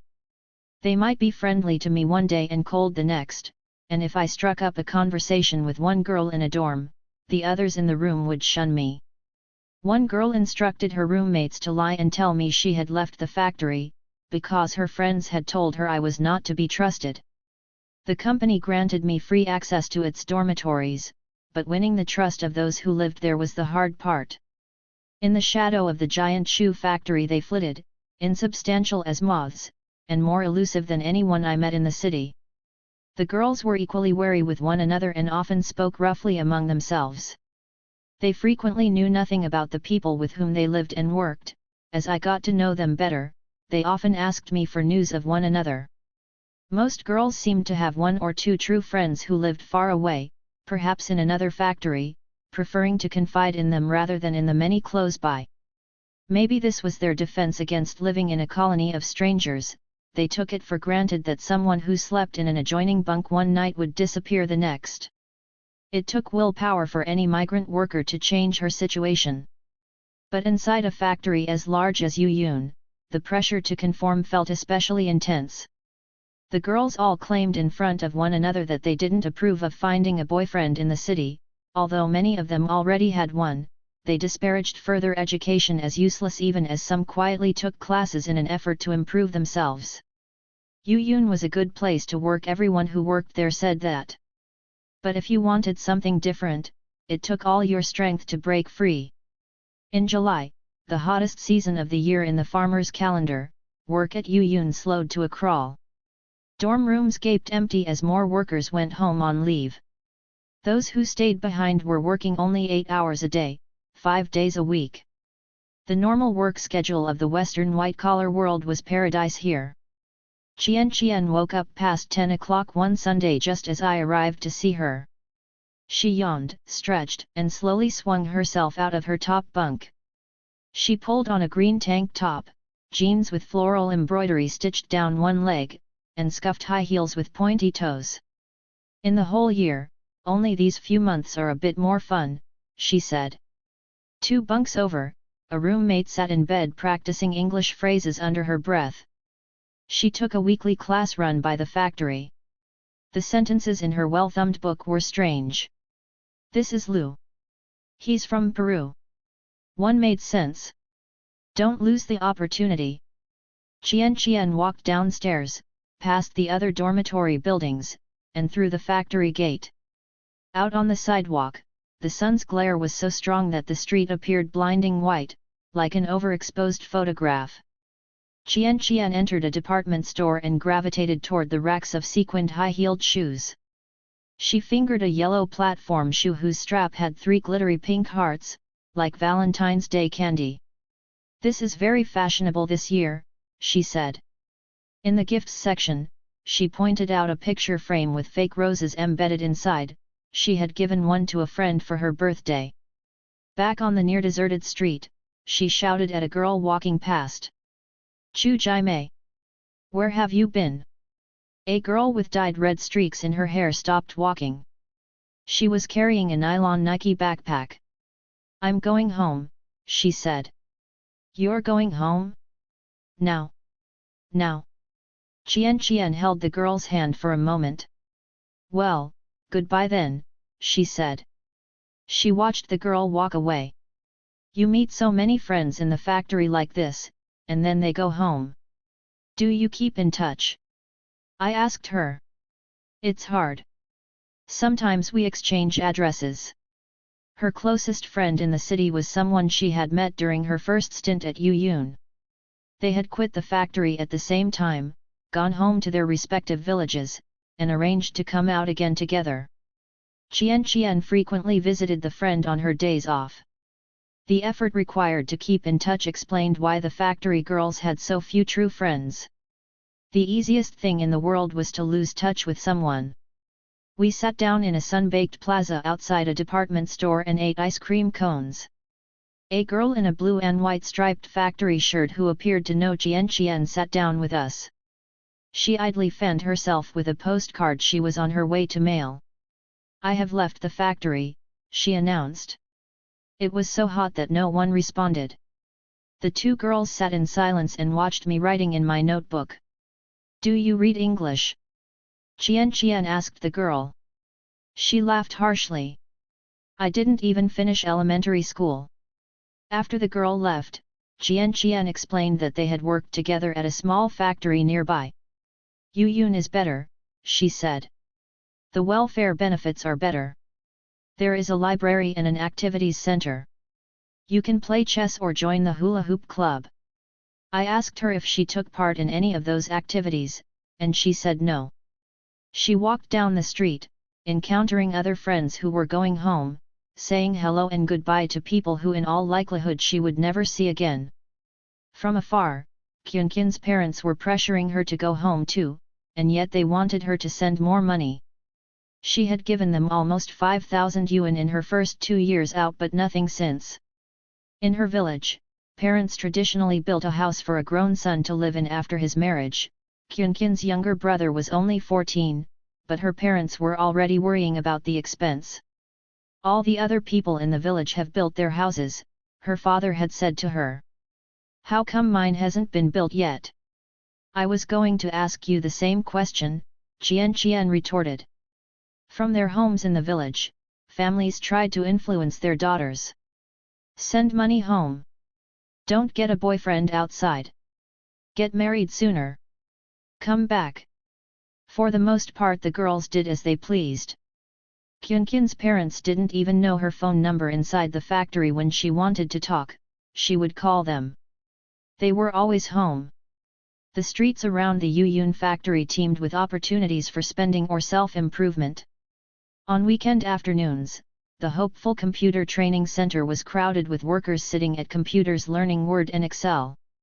A shop sold men's white dress shirts for 20 yuan, and a photo studio offered a choice of aspirational backdrops, pastoral landscape, Corinthian columns, suburban villa. Retailers catered to the homesick with geographically specific offerings. Hennen's Hukao sesame cakes. Wuhan barber. One store consisted of a row of plastic phone booths crammed along the wall, an enterprise that existed only in migrant towns. Pasted to the opposite wall was a train schedule to cities all over China, 25 hours to Ningbo, 40 to Chengdu. The Shangjiang City Health Station advertised 1-minute pregnancy tests, venereal disease cures, and abortions. The hospital inside Yuyun also performed abortions, but almost no one went there. The sidewalk clinics offered the same procedures and no one had to know. Outside the gates of Yuyun, I once saw a man speaking rapidly, like an old-time carnival barker, into a microphone headset. If you have stomachache, if you have backache, if you have rheumatism, this is for you.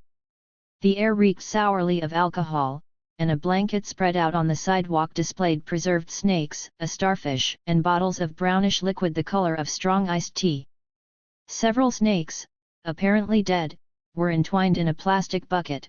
The man stirred them with a stick, like a stew. He was a chain smoker with a hacking cough, and he did not look in the least qualified to be giving out medical opinions. Yet a crowd of young men and women clamored for the flyers he was handing out. Snake wine to nourish kidneys. Prescription: this product's main components are king cobra, kite, silver-ringed snake, and so on, in all 7 types of poisonous snakes and many kinds of herbal medicines. Usage: mornings and evenings take half or 1 liang.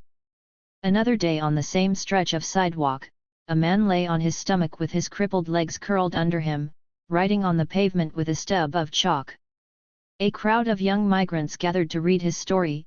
His wife had died, his son was sick, and he had travelled far from home to beg for money. The man had some bills in his cup already, and 2 more people gave money as I watched. From the main street in front of the Yuyun factory, alleys ran straight back at intervals between the stores. These passages were strewn with garbage and the walls of the buildings were plastered with ads for gonorrhea and syphilis clinics. In China these flyers broke out like rashes wherever prostitution thrived. Down one of these alleys, I once looked through the window of a single-story building. Young women were sitting in the shadows with their heads bent over, sewing. That was a factory too, the worst kind. The girls who worked at Yuyun seldom ventured down this way. The alleys did not open onto more streets of computer schools and hair salons, they ended in farmland. Just beyond the border of the factory world, men and women past middle age worked in fields of leafy green vegetables, under a cloudy sky that did not protect them from the glare of the sun. The traditional Chinese calendar divides the year into 24 segments and gives farming instructions for every 2-week interval. The year begins with Lishun, the start of spring on February 4 or 5 and the time for spring sowing. The calendar dictates when to plant melons, beans, coarse cereals, beets, and grapes and when to harvest rice, wheat, apples, potatoes, radishes, and cabbage. It predicts heat and heavy rains. It sets the proper time to protect crops from the wind, to kill pests and collect manure, to weed and to irrigate, to fix fences for livestock and to welcome in the new year. The calendar was standardized during the former Han Dynasty with regional variations. It has governed the rhythms of life on the farm for 2,000 years. The girls at Yuyun know nothing of the farming cycle. When they go home, their parents don't usually want them to work.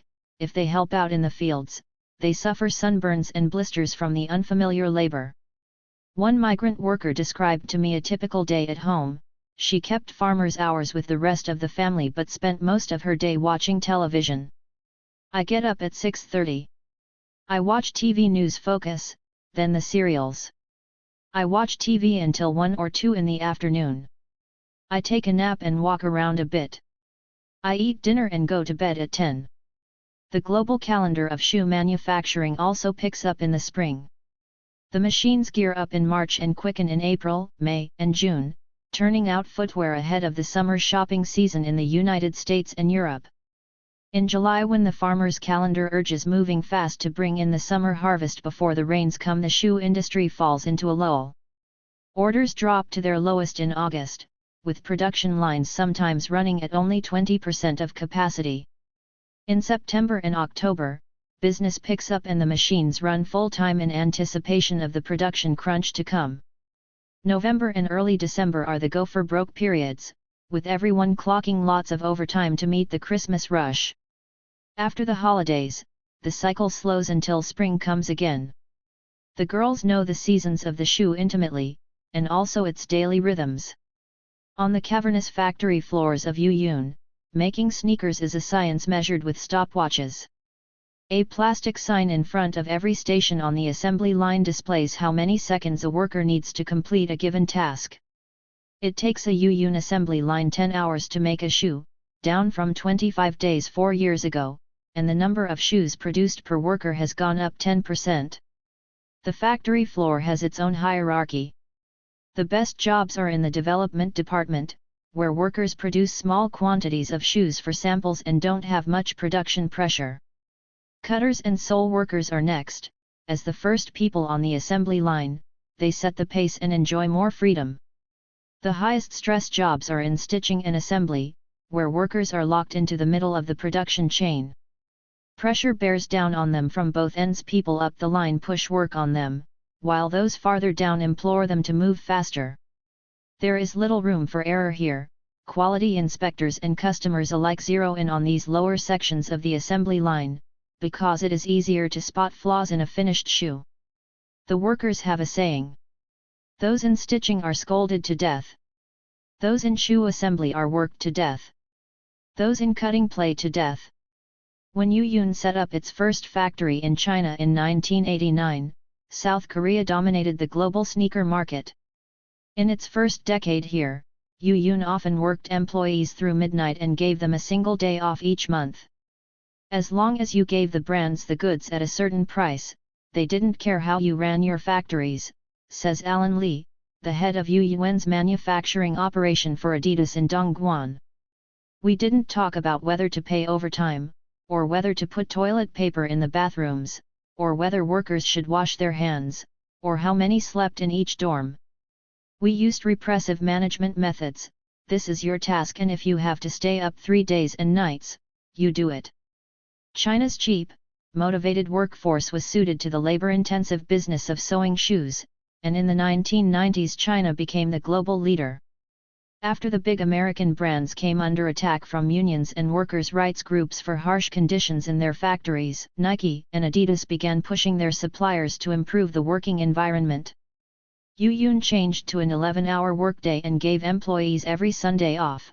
Many workers quit, complaining that the overtime pay was no longer enough. The company set up a business unit to oversee working conditions and a counseling center where workers could seek help and file complaints.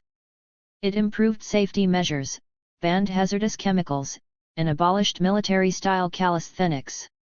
Yet even as the brands have pushed factories to treat workers better, they are also pressuring them to cut costs. At times these goals work at cross purposes. The Yuyun plant for Adidas used to issue workers uniforms free of charge.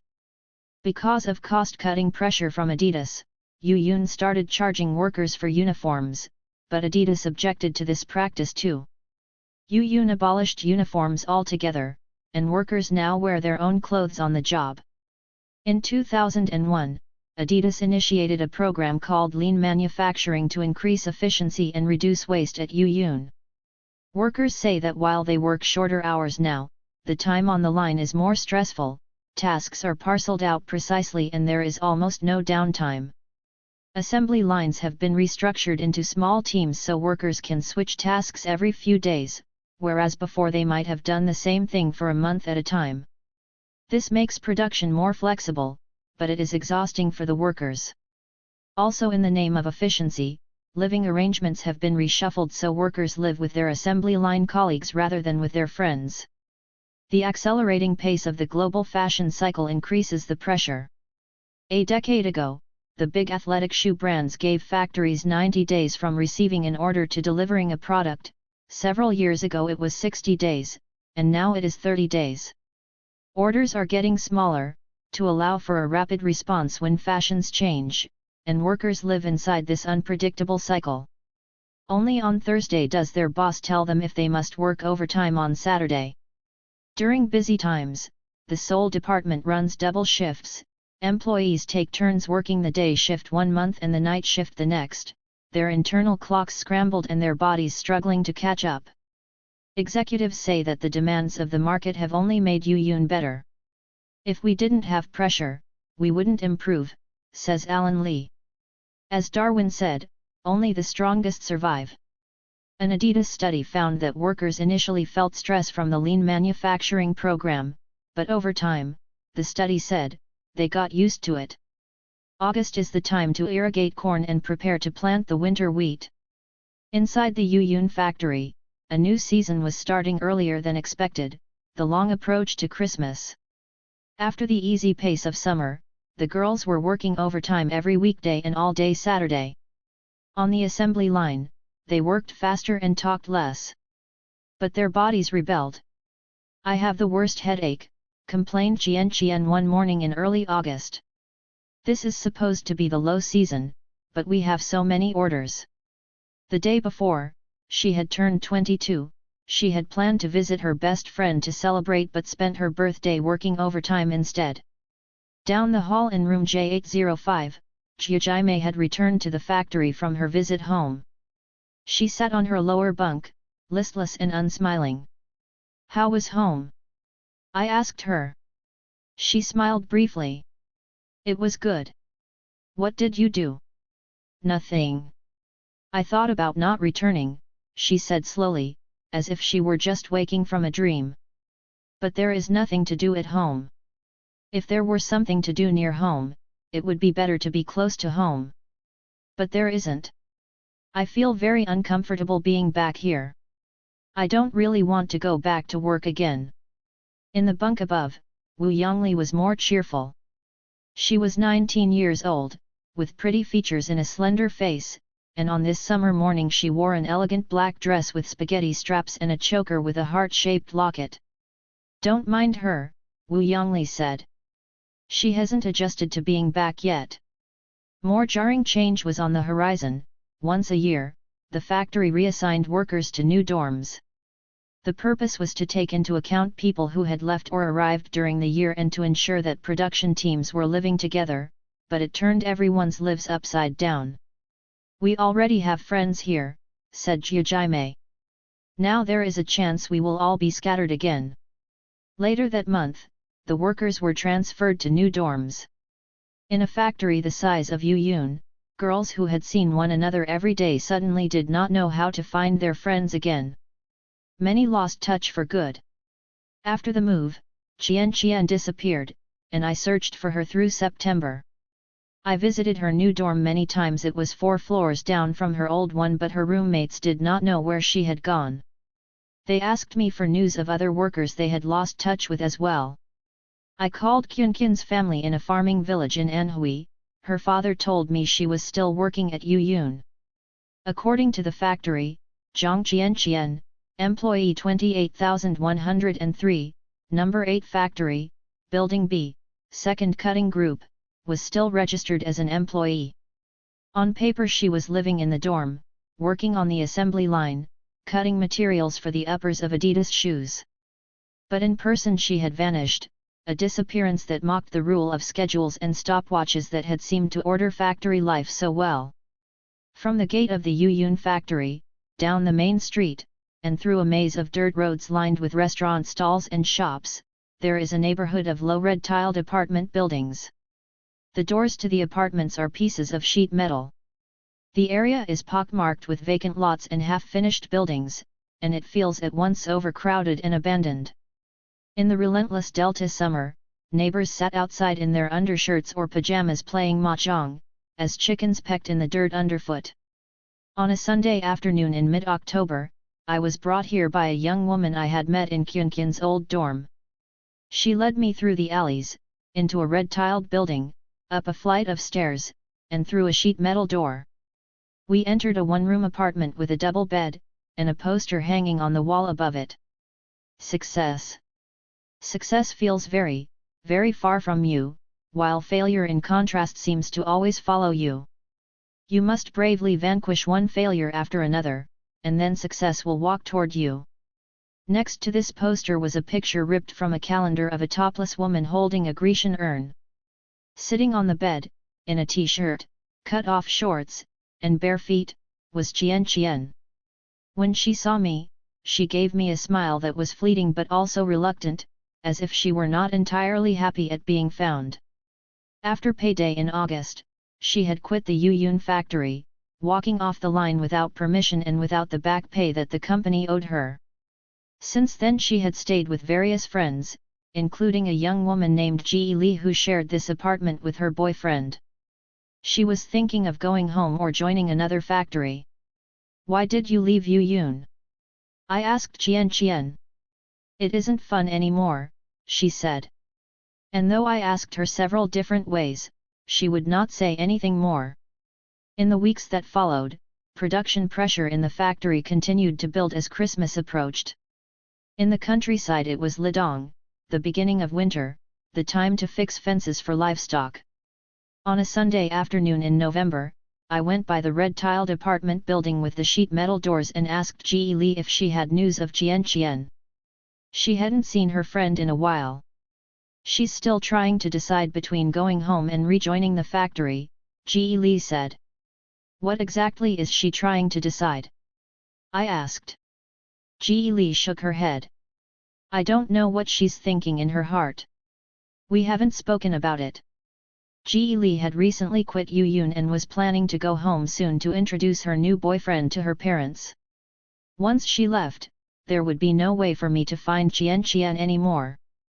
Maybe this was what failure in the migrant world meant, not any incident or tragedy you could name, just a gradual drifting away, until a person was lost from view. The last time I went to Yuyun was in January 2005. The factory girls wore thin cotton jackets, their shoulders hunched against the cold. Being cold appeared to be a pragmatic decision. Winter in Dongguan did not last long enough to justify spending money on a warm coat. Jiajime was just returning to her room when I stopped by, and she smiled when she saw me. She had dyed her hair with dark crimson streaks. Work in the factory had slowed once Christmas passed, and now the traditional calendar took over, filling the streets with festive crowds returning home for the new year. Migrants who had just arrived in the city often wandered solitary and lost, but the ones heading home were different.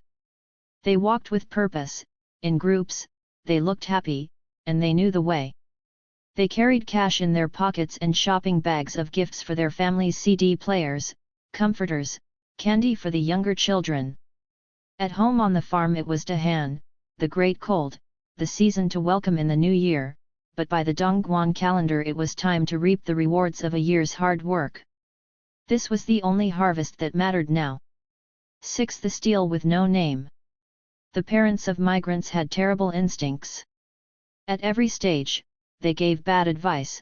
They specialized in outdated knowledge and conservatism born out of fear. Some initially forbade their children, especially their daughters, from going out at all.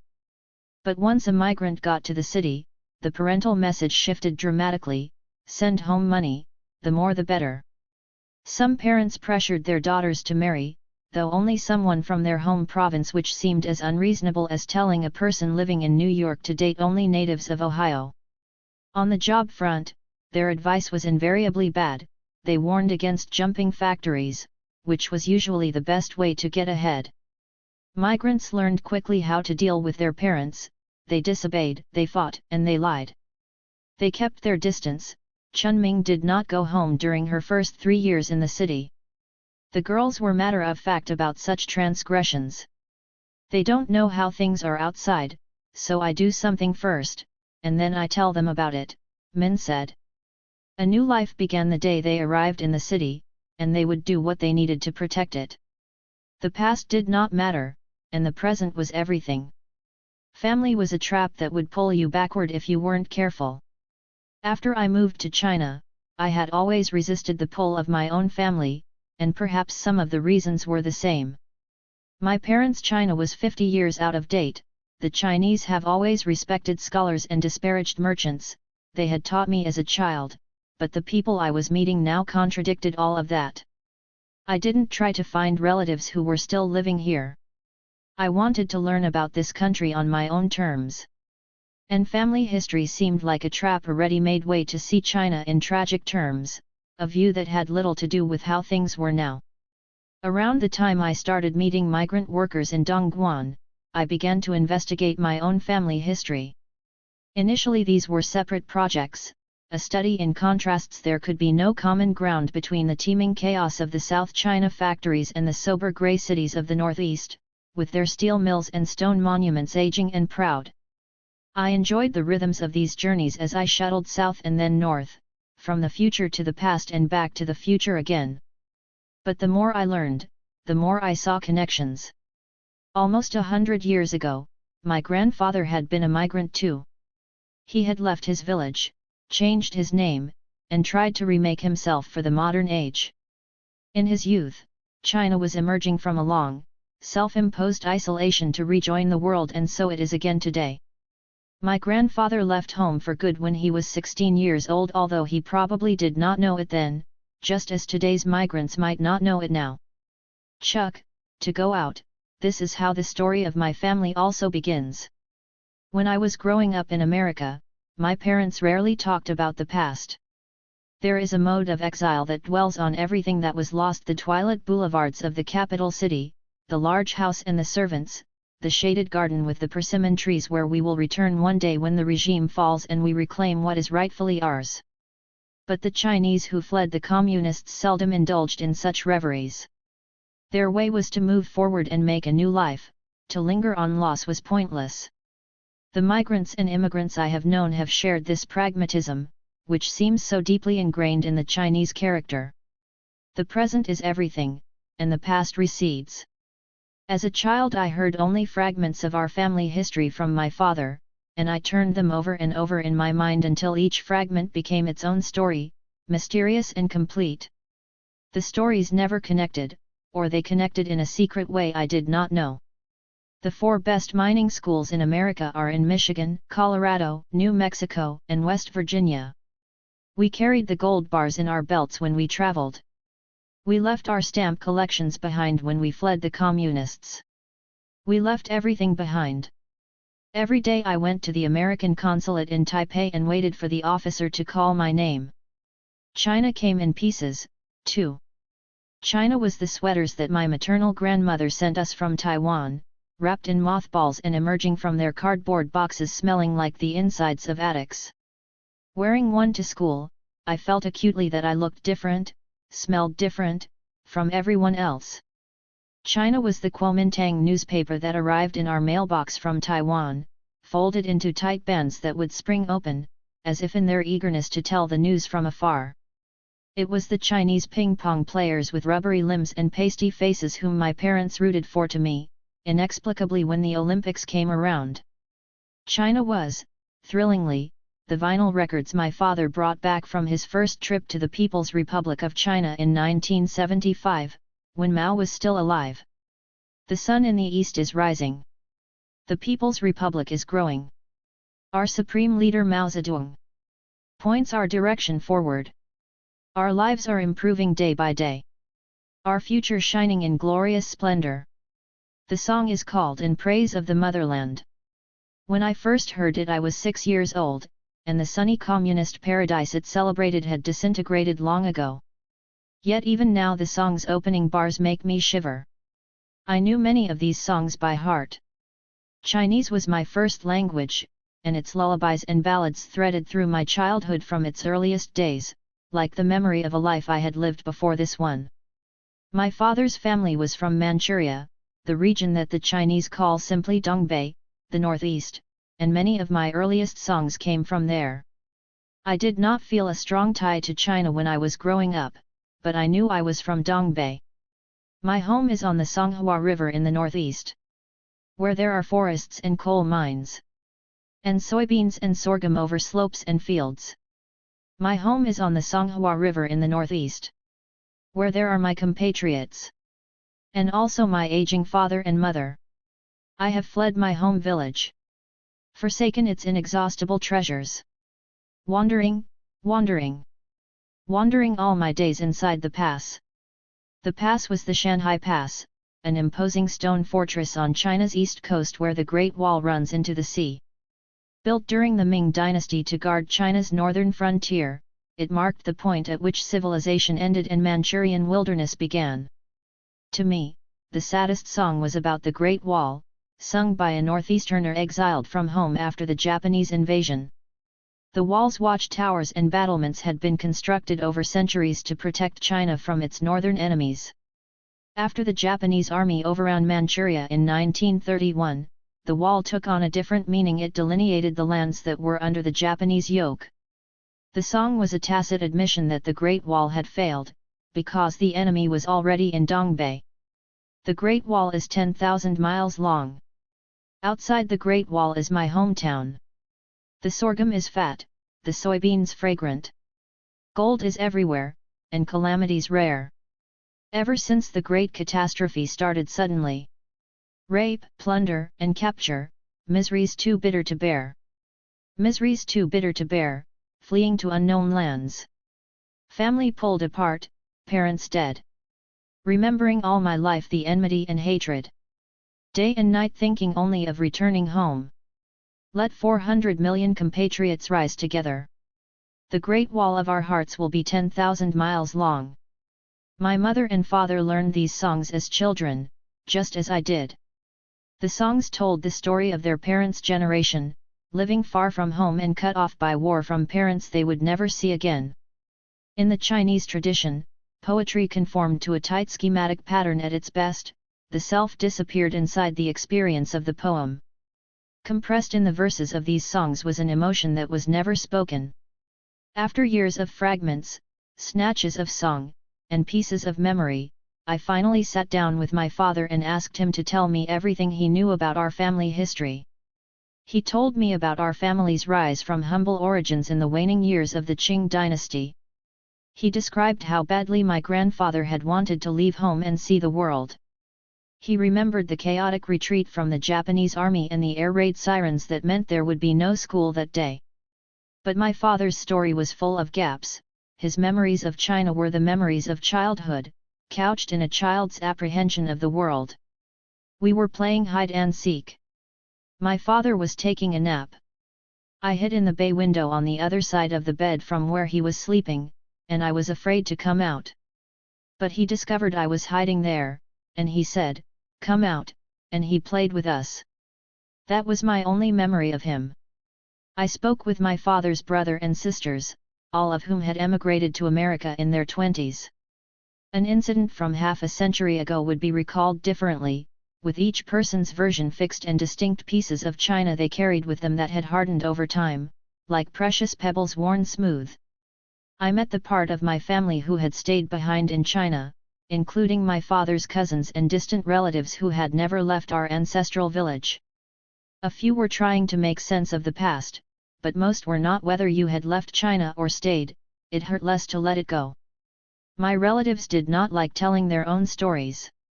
They often began by insisting they had nothing to say. Their narratives frequently opened with ignorance, a denial, even a death, as if to end the story before it could properly begin.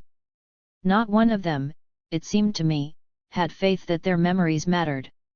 In fact, my experience of China was very shallow, was the first thing my Aunt Nellie told me. "We don't know much about family history," said my Uncle Luke, "because we never had a chance to talk about it." My father's story began with absence, my grandfather's father. Nobody knew his name. They brushed over details and they downplayed drama. Sometimes when they were relating something particularly painful, they laughed. Perhaps in a world where so many people had suffered, one person's story did not matter. Suffering only made you more like everyone else. The young women in the factory towns of the South did not think this way. In a city untroubled by the past, each one was living, telling, and writing her own story. Amid these million solitary struggles, individualism was taking root. It was expressed in self-improvement classes and the talent market, in fights with parents and in the lessons that were painstakingly copied into notebooks. Don't lose the opportunity. To die poor is a sin.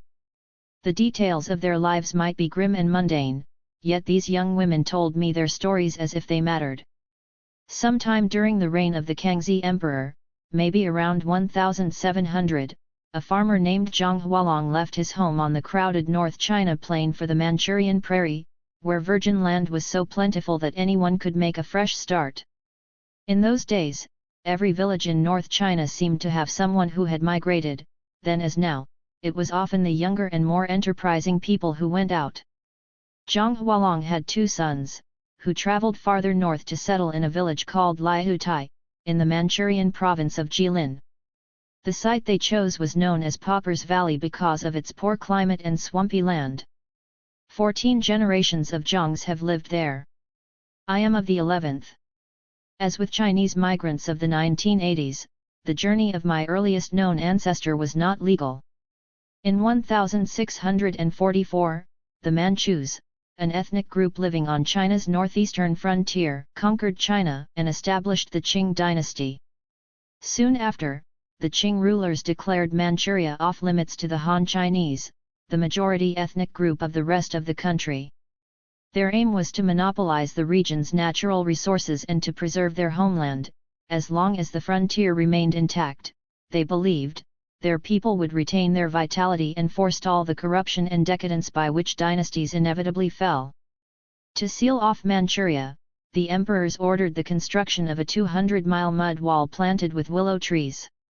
It stretched from the Great Wall northeast through most of present-day Liaoning and Jilin provinces, with fortified checkpoints along its length. The border was called the Willow Palisade, and it was even more porous than the Great Wall. It was completed in 1681, and perhaps 20 years later my ancestor breached it to settle in Liahutai, which means sixth post, one of the fortified towers along the border that was built expressly to keep out people like him. The Chinese who entered illegally to farm were called Liamen, wanderers. Over the next 2 centuries, my pioneer ancestors farmed planting sorghum and soybeans, and living in log cabins surrounded by primeval forest. In the latter part of the 19th century, Manchuria's population began to swell as farmers from North China fled drought and famine. This migration, of 25 million people over the next half-century, would be the largest in the country's history until the present wave. The region's economy boomed, new railroads linked the interior to coastal and foreign markets, and foreigners spouted prophecies as breathless as those heard today. In 1910, the British Consul General posted in Tianjin wrote, "There is little doubt that Manchuria is to become, in the not far distant future, a competitor of America in supplying agricultural products for the markets of Europe. The flour mills of Harbin are placing their products upon the local markets at prices with which it is impossible for American mills to compete. What the United States may lose through diminished sales of farm products must more than be made up through increased trade in manufactured goods. My family rose to prominence in this economic boom. My great-grandfather, Zhang Yan'an, bought an oil press and a flour mill and used the money from these ventures to become the biggest landowner in Liaotai.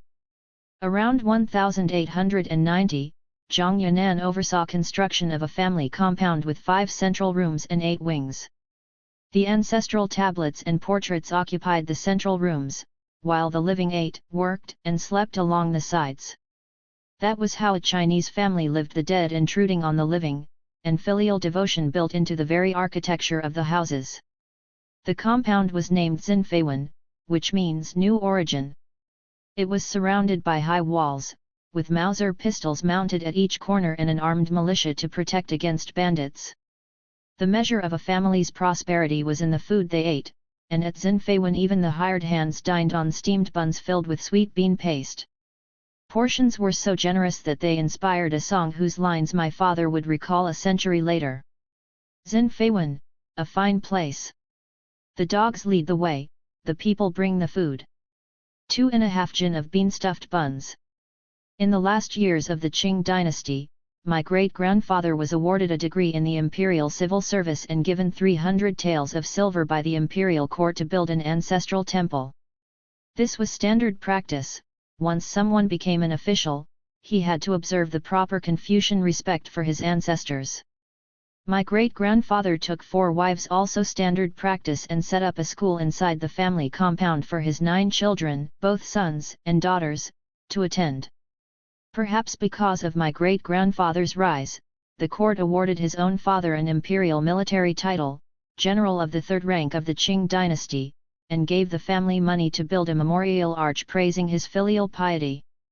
Thus was created an illustrious family pedigree out of nothing at all. A farmer became a general, and a mill owner a government official. Here on the frontier, molding a new life did not take so long. My great-grandfather fulfilled the other duties of a Confucian patriarch. He oversaw the writing of a family genealogy that stretched back to the ancestor who had migrated to Manchuria. And he laid out a sequence of names that his descendants would carry for the next 20 generations, which together formed a poem. Feng Li Tong Xing Dian. Hong Lian Yu Bao Chao. Wan Chuan Jia Qing Yan. Ju Yang Guo En Zhao.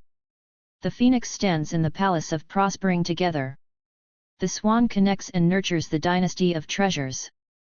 10,000 generations pass on the continuing family celebration. 9 ornaments display the favor of the nation. My family prospered late, coming into glory at the very moment the Qing way of life was ending. The estate, the temple, the tablets, and portraits and relics would all be destroyed in the tumultuous century to come. Many lives would be cut short. But not everything was laid waste. My Chinese name is Tong He. The first character in my name was decided a century ago by a great-grandfather I never knew. In the village where my grandfather Zhang Chunen was born in 1899, almost everyone shared his family name. As a child he attended the family school, where he memorized long passages from the 4 books and the 5 classics dating to the time of Confucius. That he did not comprehend a word of these texts was unimportant. Education was intended to shape a child into proper behavior, imprinting him early with the virtues of obedience, respect, and restraint. The ultimate aim of learning was to pass the civil service examination and become an imperial official, a system that had persisted, virtually unchanged, for 1,000 years. But this world was already breaking apart by the time my grandfather was a boy. The 19th century had seen traumatic encounters with the West. Following China's defeat in the Opium Wars of the 1840s and 1850s, the monarchy was forced to sign a series of unequal treaties that opened ports to foreign trade and gave legal and economic privileges to the Western powers and Japan. Reformers blamed traditional education for China's humiliating decline. Their efforts led to the abolition of the civil service exam in 1905 and the spread of schools that taught modern subjects. In 1911, when my grandfather was just entering his teens, the Qing dynasty collapsed and a republic took its place. Even as a child, my grandfather was determined to leave home. Then as now, all paths to success led away from the village. His older brother, whose name was Zhang Feng'en, would someday run the family estate. But as the second son of the first wife, my grandfather was in a privileged position. He could go away. In the spring of 1913, he enrolled in the Jilin Provincial Middle School. It was the first school in the province to teach what was called the New Learning, which dispensed with the classics in favor of mathematics, history, geography, and the natural sciences. He left home 3 years later to attend Peking University, the head of a national network of modern schools. Most of the students there came from the wealthy merchant families of the coast. My grandfather was an outsider, like a scholarship boy from a Colorado mining town showing up at Harvard. But as a center of progressive learning, the university also attracted other ambitious young people from the provinces. One contemporary of my grandfather who worked in the school library was Mao Zedong. My grandfather likely struggled with the new learning. In the Peking University archives, I found a book bound with string that listed, in spidery calligraphy, the exam results for pre-law students in 1917. Foreign subjects were not my grandfather's strong suit. Western history, 70. English literature, 70. Chinese language, 80. Logic, 90. Behavior, 100. If the traditional value system had been intact, my grandfather would have obtained the highest university degree and gotten a job in government. But the new learning was taking him in unexpected directions. My grandfather won a provincial scholarship to study in America, so he quit school after his sophomore year. He married a young woman named Li Ziolin who had been chosen by his family 3 days after the wedding. He boarded a ship for America. My grandmother was then studying at Peking Women's Normal College, one of the first colleges in the country to accept female students. She majored in physical education and music. She marched in student protests and smoked cigarettes and chose a new name, Li Xiangheng, because it had more unusual characters than her old one. After graduation she taught high school in Jilin City, the provincial capital. For 7 years she wrote letters to America, the land that had consigned her to spending her 20s alone, and the land that would later claim her children, one by one. Her letters have not survived. All that remains of the young woman she was is contained in a few terse sentences in my grandfather's diary, like the bright flash of a forest animal glimpsed through the trees, her solicitude, loneliness, sparks of ill temper. Xiangheng plans to return home because my mother is sick. I bought a pair of shoes to send home for Xiangheng. In Xiangheng's letter she creates an uproar, saying she has suffered a great wrong. I got 3 letters from Xiangheng, all urging me to go home. Because my own plans are not finished, I cannot return yet. My grandmother wished to go to America too, but my great-grandfather laid down the law. Foreign countries were not for women, he said. A woman should stay home. January 1, 1926. China's internal chaos is a cause of much worry. China will surely have one day when it is prosperous. I will see this in my lifetime. Every person must work hard for the coming of this day. My personal conduct must be honorable and in my dealings I must be more frugal. I had lunch with my landlord, Harry Weir. His neighbors, an old couple, liked to play with dogs and birds and they spoke of their pets. I am disgusted by this kind of talk. My grandfather arrived in America in 1920. It was the era of bathtub gin, petting parties, and Al Capone, but he barely noticed. In the pages of his diary, he wrote about his search for a proper course of study and about the political situation in China. These two subjects were connected. By acquiring the right skills in America, he would learn what was necessary to help his homeland become a modern nation. He flirted with literature and economics before settling on mining engineering. Industrial development would be China's salvation.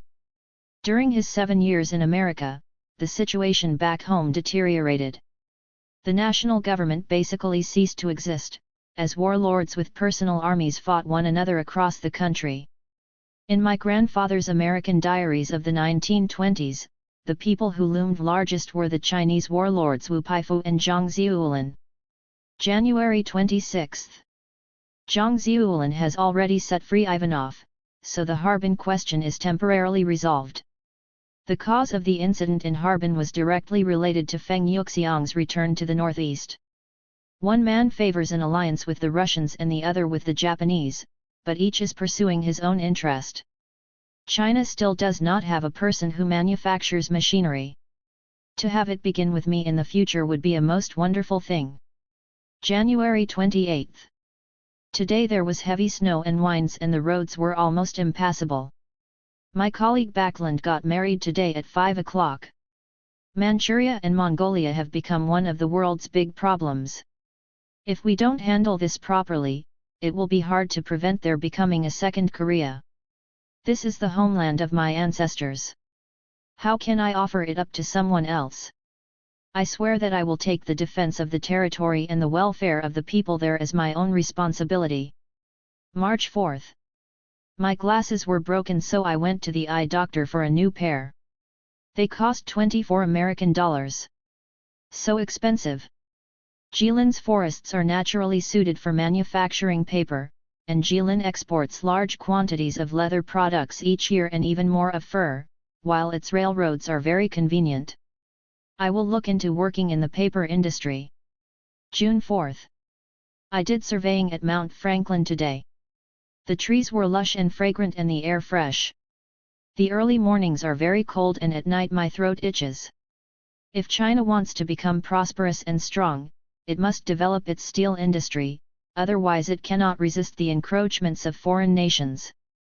Right now its machinery relies entirely on imports. If a war begins and resources from the outside world are cut off, then China will surely be defeated. November 12. I cleaned a coal-cutting machine today and took it apart. It was most interesting. To govern a nation and teach its people, or to occupy a place, one must have good propaganda. To rely solely on military power will lead to defeat. Thousands of Chinese students went to America during the first 2 decades of the 20th century, the first large wave of people to go abroad for study. They saw Western learning as the best way to help China, and they gravitated toward practical subjects like economics, the natural sciences, and especially engineering, the chosen major of more than a third of the Chinese students in America between 1905 and 1924. My grandfather attended the Michigan College of Mines, in an old copper mining region near the Canadian border. He graduated in 1925, 33rd in a class of 44, apparently the new learning was still giving him trouble. I came upon my grandfather's diaries by accident. My father said that the family had abandoned everything they owned through the years of the Second World War, the Civil War, the flight to Taiwan, and the trip to America. More than a year after I started researching our family history, I was talking on the phone with my father and I asked him if he owned anything that had belonged to his father. Unexpectedly, he said he had 2 diaries, one from my grandfather's time in America and the other from when the family lived in Chongqing during the war. They ran close to 1,000 pages. It isn't very interesting, my father said. He just writes things like, "Today the Japanese army is closing in around the city," stuff like that. Actually, I said, that's pretty interesting. Through the pages of his diary, I came to know the grandfather I had never met in life. He was a young man searching for a purpose, dreaming of a wide range of careers. He found and quit jobs about as often as the migrants did, quickly growing bored and anxious that he wasn't learning enough. He was lonely and adrift. July 14. In the factory when I have free time, I think of all kinds of troubles. I feel like a single boat floating on the great ocean. Even if the heart desires quiet, it cannot be. November 18. I have worked almost 2 years. Sometimes I feel I am not interested in it. But you must handle work yourself even if it has no interest for you. Now with China's situation so bad, this is precisely the time for men to make a firm resolution to establish their own enterprises. I must try hard 120%. Self-improvement was a constant theme in the diary. After he finished his schooling, my grandfather spent 2 years doing practical training at mines and factories in the Northeast and the Midwest. He enrolled in a Chicago night school to study electrical machinery. The diary entries bristle with alien English words he was trying to learn: Goodman Standard Short Wall Machine, ratio of cement, sand and slag, pyramid pump, open hearth mixer, blast furnace, corrugated under frame door. He copied down inspirational advice from the titans of American industry. Marshall Field's 10 Things Worth Remembering. 1. The value of time. 2. The success of perseverance. 3. The pleasure of working. 4. The worth of character. 5. The dignity of simplicity. 6. The improvement of talent. 7. The joy of originating. 8. The virtue of patience. 9. The wisdom of economy. 10. The power of kindness. From afar, his family pressured him to come home. Reading my grandfather's response in his diary, my desire to return home is strong, but my studies are not finished yet, reminded me of Chun Ming, who had expressed an almost identical thought in hers. Who knows why I am not going home for the new year? The main reason, I really do not want to waste time. Because I must study. But at heart these journeys were different enterprises. The factory girls go to the city to improve their lives. My grandfather left home so he could return one day and better serve his country. You could say that my grandfather left home for home, while the girls leave home only for themselves. Chunming in her diary never stopped circling her favorite subject, which was herself, how the city was changing her, how others might see her, and the minute details of her physical appearance. My eyes do not have double eyelids, she wrote, but they are not too small. Their being single-lidded has not affected their vision. I don't have thin lips, but my mouth can speak persuasively. I speak loudly and boldly, not gently, but this has been my nature from birth. Through hundreds of pages of his diary, no such self-portrait of my grandfather ever emerges. The entries read like classical poems, terse and controlled, the individual implied but never visible. During his time in America, my grandfather changed his Chinese name. The chosen characters of the new name, Shenfu, appear to come from an ancient phrase, Shen Shen Zhenfu, which translates as many diligent men drafted into service. That was what my grandfather aspired to be, an army of men, dedicated to service, the self disappearing inside the name. My grandfather returned to China in the summer of 1927. On his first day home, his father organized a celebration in the village for his favorite son, who had brought honor to the family by going all the way to America. On the second day, the patriarch took out a wooden rod called a jiafa, used in traditional households to discipline children and servants, and beat him with it. In America, his son had switched from studying literature to mining engineering without parental approval, never mind that his father was 7,000 miles away and understood nothing of the American university system. In a Chinese family, a father's word was law. The beating was so severe that my grandfather could not sit down for several days. His father wanted him to stay home and help run the estate, but the young man resisted. He hated the entanglements of life in the family compound and he was glad to escape. He took a job as head of mining affairs at the Muling coal mine near Harbin, in the far northeast of the country. In 1931, the Japanese army marched into southern Manchuria. Within 6 months, the military had seized the entire region and established the nominally independent state of Manchukuo, which was essentially a Japanese colony. As the Japanese moved in, my grandparents fled inside the pass, south of the border that divided Manchuria from the rest of China. In 1937, the Japanese army invaded China proper, advancing along roads and railways to capture cities in the north and the east. Unoccupied China moved inland, and my family with it. Home in Manchuria became a distant place that the children would know only in stories and songs. I have fled my home village, forsaken its inexhaustible treasures. Wandering, wandering, wandering all my days inside the pass. The war set in motion a million migrant journeys.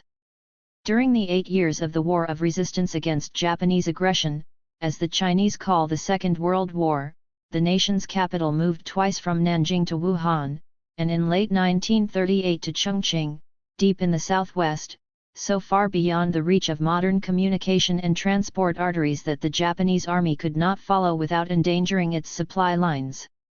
From its mountain stronghold, the Chinese government held fast and waited for the Allied armies to defeat Japan.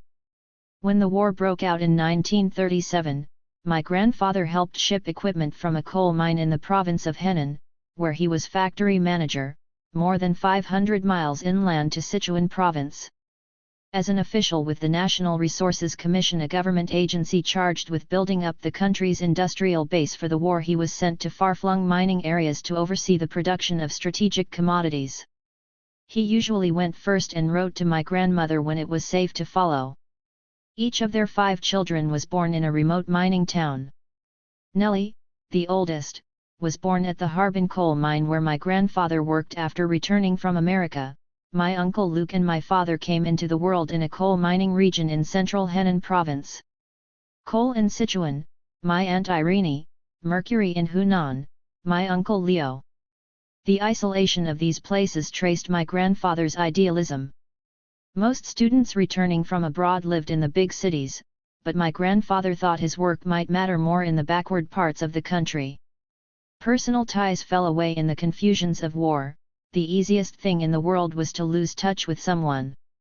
The family might arrive in a new place, enroll the children in school, then leave a few weeks later. In his 6 years of elementary school, my uncle Luke told me, they moved 7 times. Communication with family back in the village was difficult. Letters home to Manchuria had to trace circuitous routes behind enemy lines. More astonishing was how people found each other again.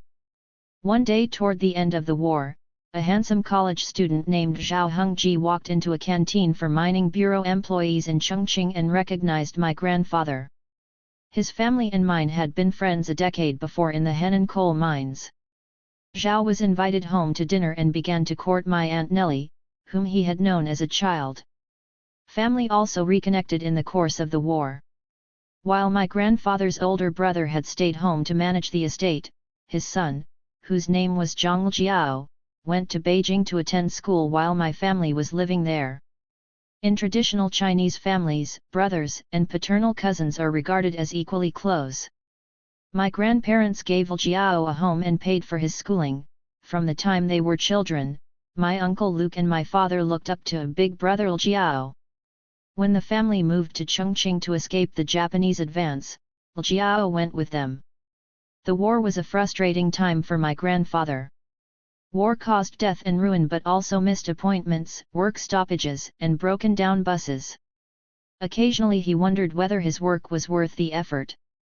July 17, 1940. These few years have passed quickly without much meaning. First, I have no friends, because I have lived so long in the mountains, separated from the outside world. Second, I have no ideals in life, knowing only about mines and mining work. What is the ultimate aim of life? I have not decided yet. 42 years have passed in this way. This is worthy of pity and regret. In the summer of 1939, my great-grandfather Zhang Yan'an fell ill and returned to the family homestead from Jilin City, the provincial capital. The patriarch of a prominent family could expect a grand funeral, but my great-grandfather left instructions to be buried in a white cloth robe, a white hat, and straw sandals, the austere garments of a monk. The hat was to be inscribed with the phrase Baohen Zhongtian, holding regret until the end of time, expressing sorrow that his homeland was still under Japanese occupation. My grandfather did not learn of his father's passing until the next year. Ensuring the proper burial of one's parents was a chief duty of a filial son, but war had made a return home impossible. March 24, 1940. I was surprised to learn that my elder had passed away on the 5th of the month. Last summer he developed a stomach tumor. During the 3 months of winter, he could eat only milk powder substitutes each day. In his illness, he longed for us. This year he is 75 years old. He was always in good health and could have lived to be 80 or 90. Only because of our country's calamities, his spirits were unhappy and hurried his end.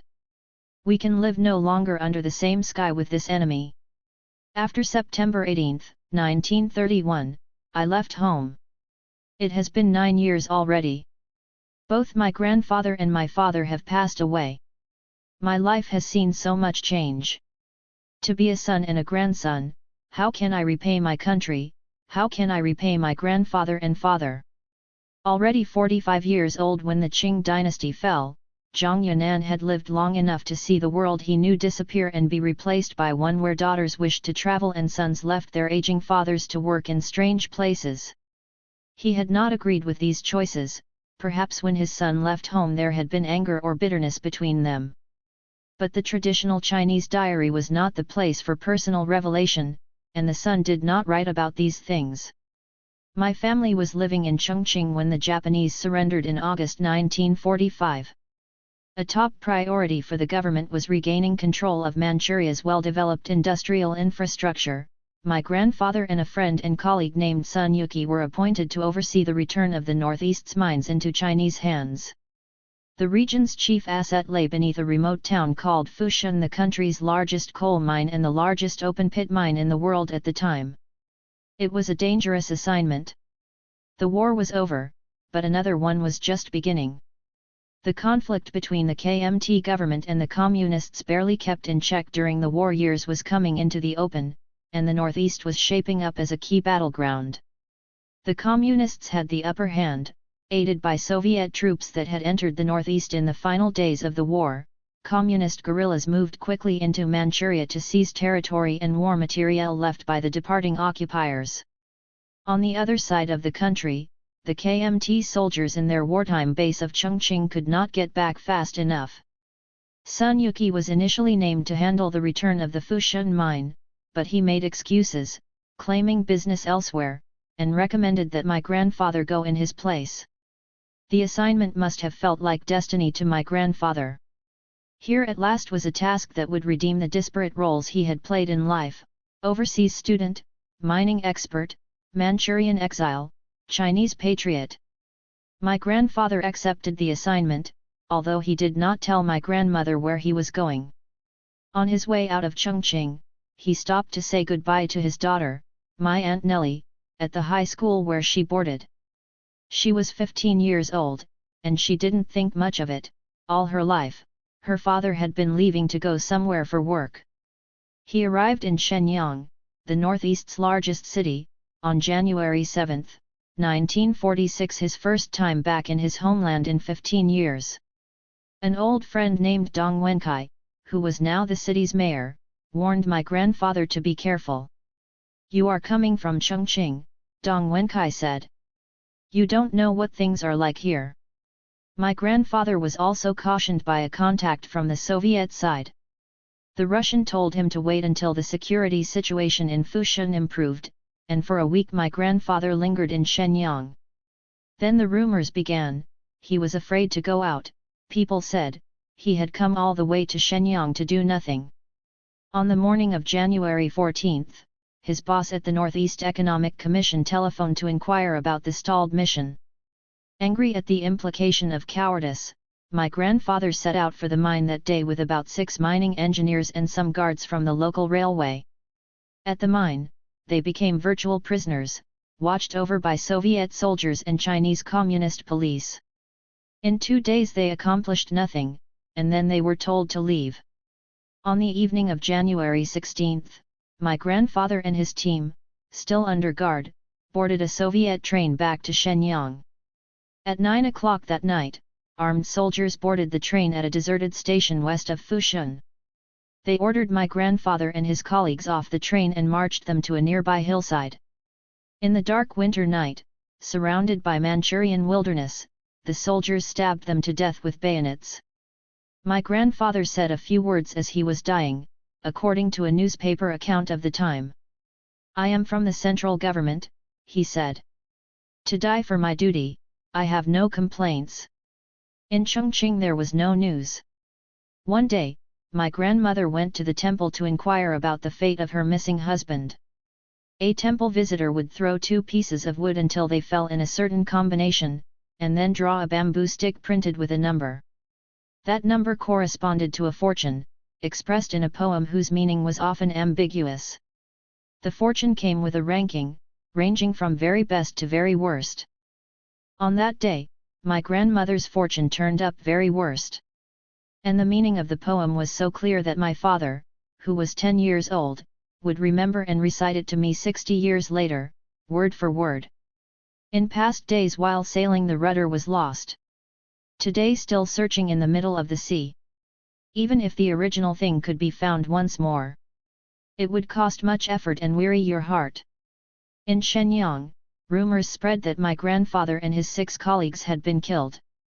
Dong Wenkai, the mayor and my grandfather's friend, received a phone call from the Soviet military commander in the area.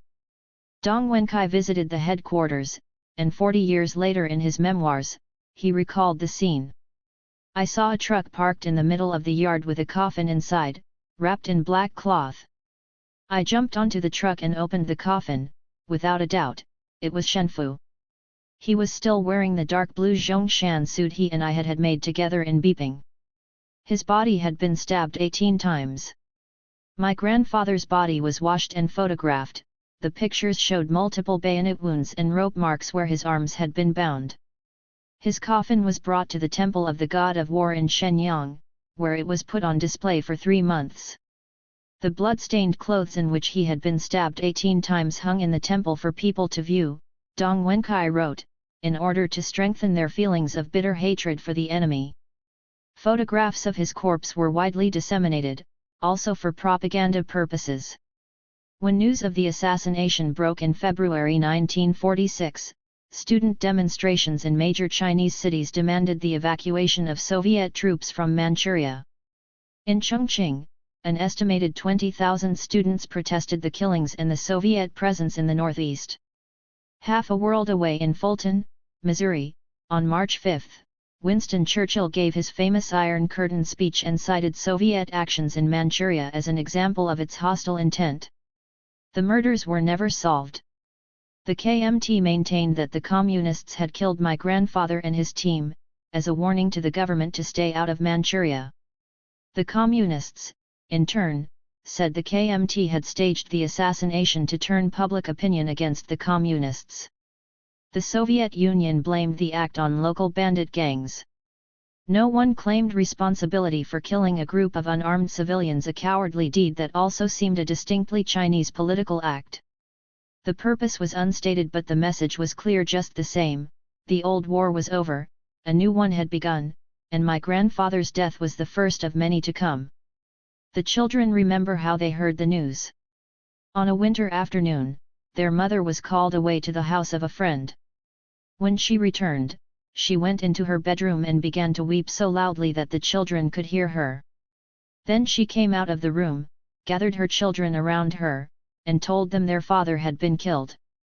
"Don't worry," their mother said then. "I am here." She told the children they would never see her cry again. After my grandfather's death, my grandmother entered public life in some ways. The broader stage suited her strong-willed personality. She was selected to serve as a National Assembly representative and spent much of her time in the capital city of Nanjing. At one point, she set up a coal distribution business to supplement the family income. She had spoken the truth. The children never saw her cry again. But her hair turned grey and she started smoking heavily. Overnight, it seemed to the children, she became old. The prophecy at the temple had been right in that too. Even if the original thing could be found once more, it would cost much effort and weary your heart. My grandmother always believed that the Communists had killed her husband. She said that Sun Yuki, my grandfather's friend who had not gone to Fushun, should have died in his place. But Sun Yuki was a survivor. He ended up defecting to the Communists in 1949, a banner year for defections, and heading the Revolutionary Committee of the Chinese Kuomintang, a toothless party that existed to maintain the fiction that China was not a single-party state. Years later, my father told me, he heard from him again. After I was in America, working at IBM, Sun Yuki sent me a Christmas card. He said he wanted to see me the next time I came to Beijing. I never saw him. I refused to see him. Sun enjoyed a long career in government, and he lived to be 102 years old. The funeral was delayed for more than a year. After the Civil War officially resumed in the summer of 1946, battles raged around the village of Liahutai.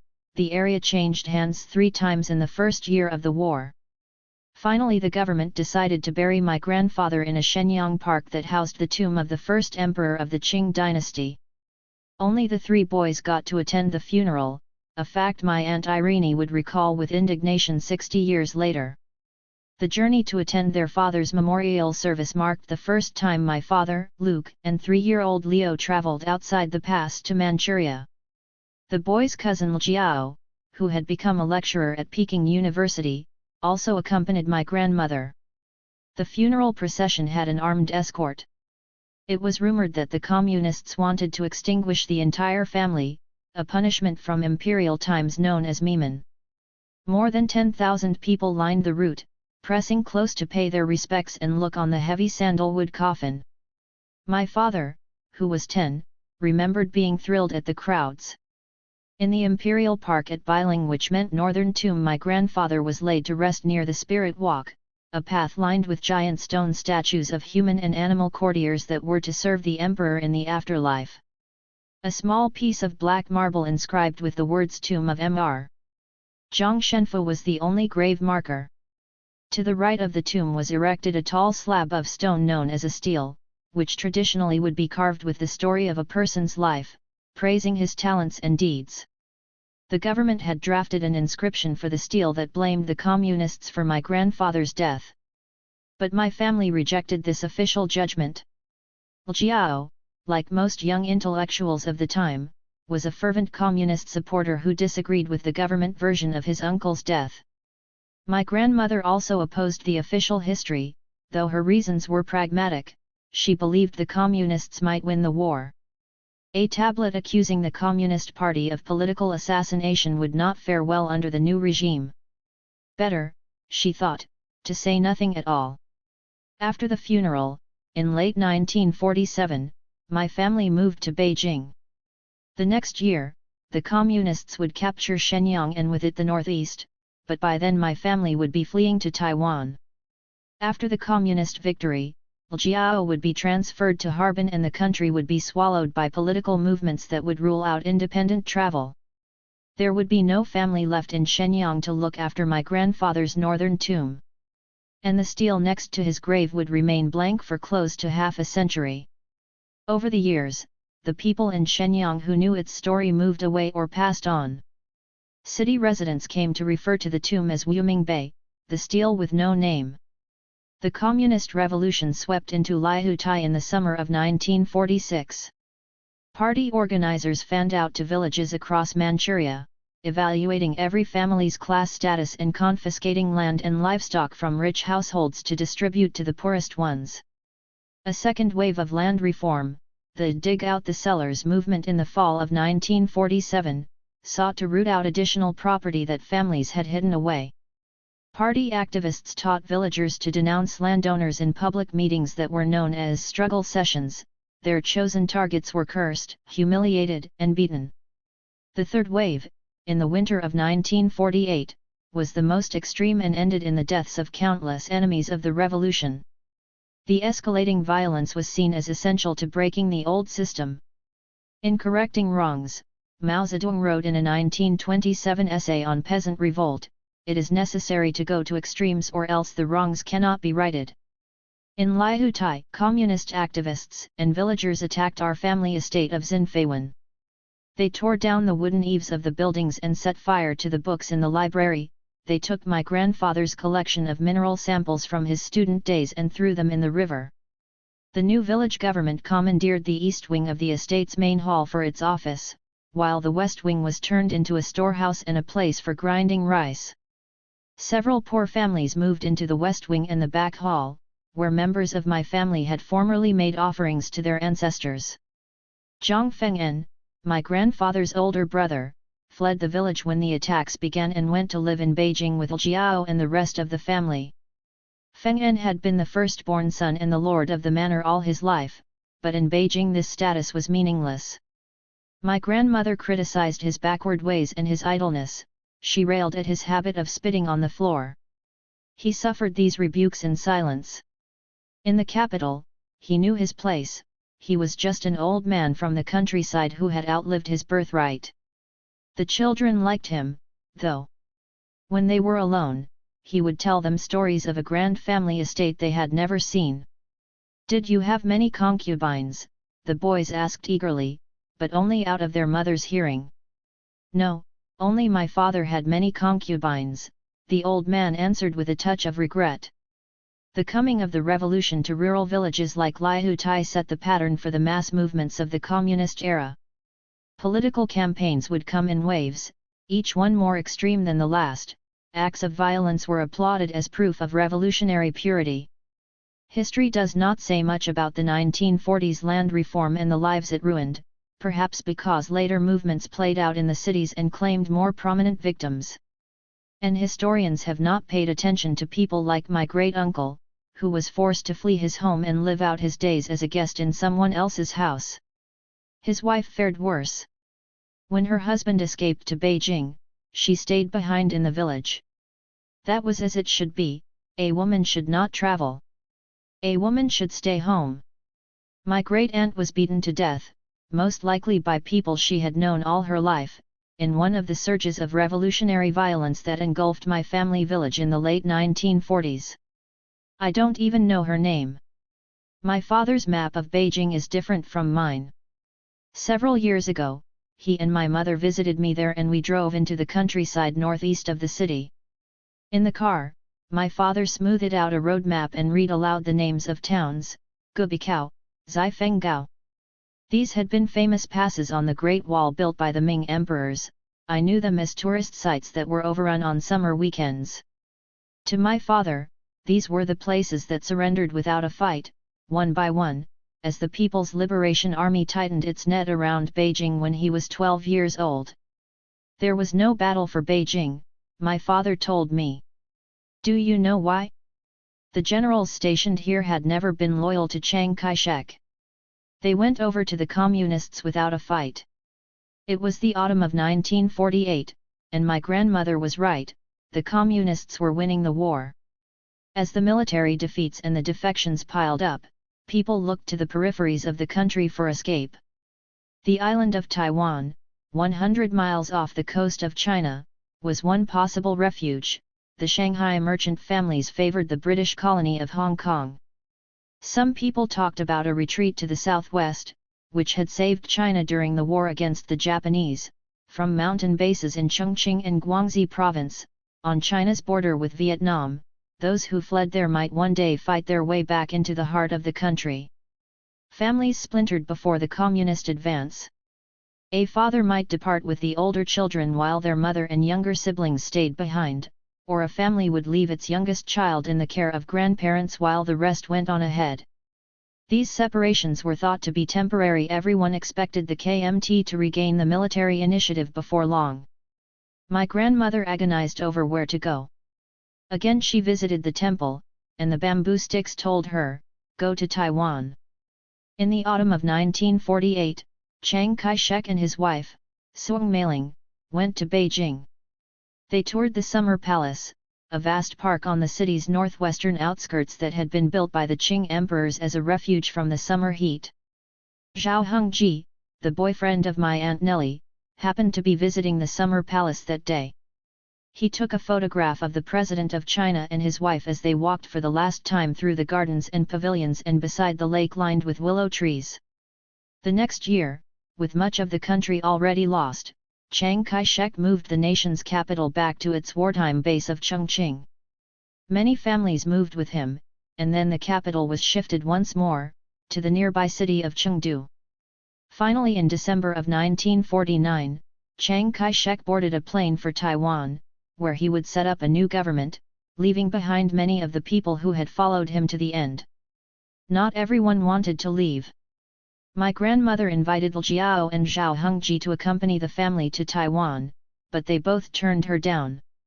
Zhao was a college student and Li Jiao a professor. Like many intellectuals of the time, they supported the communists and looked forward to building a new nation. My father and my uncle Luke were too young to have political views. Zhao and Jiao were old enough, and that maturity sealed their fates. My Aunt Nellie, according to family lore, wanted to stay behind too. A junior in high school, she was torn between the wishes of her family and her communist sympathies. She was also in love. Her boyfriend, Zhao, believed in the revolution and planned to stay. But he convinced Nellie that she must leave, to help her mother with the 4 younger children. The two of them agreed that wherever they ended up, each would place a seeking person advertisement in the biggest newspaper in the city so they could find each other again. That is nonsense, said Nellie, when I related this version of the story to her recently. He wanted me to go to Taiwan with the children and then come back to China. As the oldest child in the family, Nellie had always been her father's favorite. She accepted that exalted status as her birthright, but she had learned to keep her own counsel. When I asked her if she had wanted to stay behind that autumn of 1948, she brushed me off. I didn't care whether I left or not, she said, but I had all this responsibility to take care of the younger children. One summer afternoon in Beijing, I visited Zhao Hongji, her old boyfriend. He was 80 years old and he had just moved into an apartment complex down the block from my own. His wife was home and I met her for the first time. No emotion showed on her face as she greeted me, the niece of her husband's old girlfriend, arriving to talk about that long-ago love affair. In the living room, Zhao spoke carefully about his childhood and his acquaintance with my family. His wife moved through the apartment and finally settled down at the adjoining dining room table to read the newspaper. Occasionally she rustled its pages to let us know she was still reading. The air conditioners in the new apartment had not been hooked up yet, and the place was sweltering. Was Nellie involved in communist activities? I asked Zhao. No, he said. She was still in high school. But I had always heard she didn't want to leave China. She didn't want to leave China. I ventured a look at him. Zhao sat perfectly straight on the couch, as stiff-backed as a young cadet, and arrogant in this knowledge. Silently he pointed to himself, his thumb aiming at his chest like a dagger that has found its target. In the next room, the newspaper was silent. That autumn of 1948, the National Assembly was still in session. My grandmother was in Nanjing, trying frantically to spirit her children out of Beijing as the communist troops moved on the city. Boat tickets to Shanghai were sold out, and the municipal airport had closed. My grandmother paid a visit to a general in the Air Force named Joe's Hero, where she played the only card she had. My husband died for our country, she said, and I need to get my children out. The children left Beijing for Nanjing on a DC-3 military transport plane, which took off from a city street that had been converted into a makeshift runway. That was one of the last flights out of Beijing in October 1948. Zhao Hongji went with my family to see them off. He was riding home on his bike when the DC-3 roared overhead, carrying away his love like the last scene in Casablanca. Years later, he wrote in an essay, "I saw off my childhood sweetheart, who was then attending Tianjin Nankai Girls' Middle School. When the plane took off and passed overhead, I was just returning from the airport, passing the Beijing Zoo on my bike. I had told her I would go to the liberated areas in 1 week. At the time, I thought this behavior was heroic and handsome." Zhao received one letter from my aunt, from the island of Taiwan. Nellie had decided to major in foreign languages, a subject that Zhao had deemed suitable for women. He did not hear from her after that. There would be no contact between Taiwan and China for 4 decades. After Nellie left, Zhao quit college and traveled with fellow students to the liberated areas outside Beijing that were already under communist control. He changed his given name to Lisheng, which meant establish a life. It was common during the revolution to take a new name that symbolized a break with the past. The following winter, the students marched alongside communist soldiers when they entered the capital. Zhao found a job in the city education bureau. During the anti-rightist movement of 1957, which targeted intellectuals critical of the regime, he lost his job as a college professor and was sent to the countryside to do manual labor. He stayed 20 years. He was already in his 50s when he regained his job and his Communist Party membership. By then he no longer wanted to be in the party, but he didn't dare turn it down. I never heard Zhao say that he regretted staying in China. It was not the Chinese way to speak of regrets, there would be too many, and there was no point. In an obscure way, he seemed proud of this choice that he had made, and its memory remained golden, unsullied by everything that happened afterward. I wanted to stay, to help China, he told me. We were very idealistic then. Who can say we were wrong? The ship that brought the Civil War refugees to Taiwan was called the Prosperity. Nellie went first with the 3 boys and a family servant who had been my father's wet nurse, whom the children called Mama Wang. The voyage took 2 days and 2 nights, and almost everyone was seasick. When the ship arrived in the harbor of Keelung in Taiwan, Nellie could see her father's former colleagues and students who had come to meet them at the pier. But nobody was allowed off the ship without a proper identification card. Even during the chaotic final moments of the Civil War, the Chinese bureaucracy churned on and none of the children had paperwork. Nellie was frantic. Then she noticed some of the ship's crew carrying luggage off the ship from a side exit, and she took the children that way. Mama Wang hung back, she had bound feet and was afraid of losing her balance on the narrow walkway. "You have to walk, or we will go back," Nellie commanded, and Mama Wang obeyed. The ship actually returned to China with many of its passengers still on board. They became residents of Communist China, having come within a few feet of Taiwan. My grandmother and my Aunt Irene made it to Taiwan 2 weeks later. The island was never home to them. From their perspective, it was only a way station until the day they recovered the mainland again. The refugees from China were called Weishan, people from the outside provinces.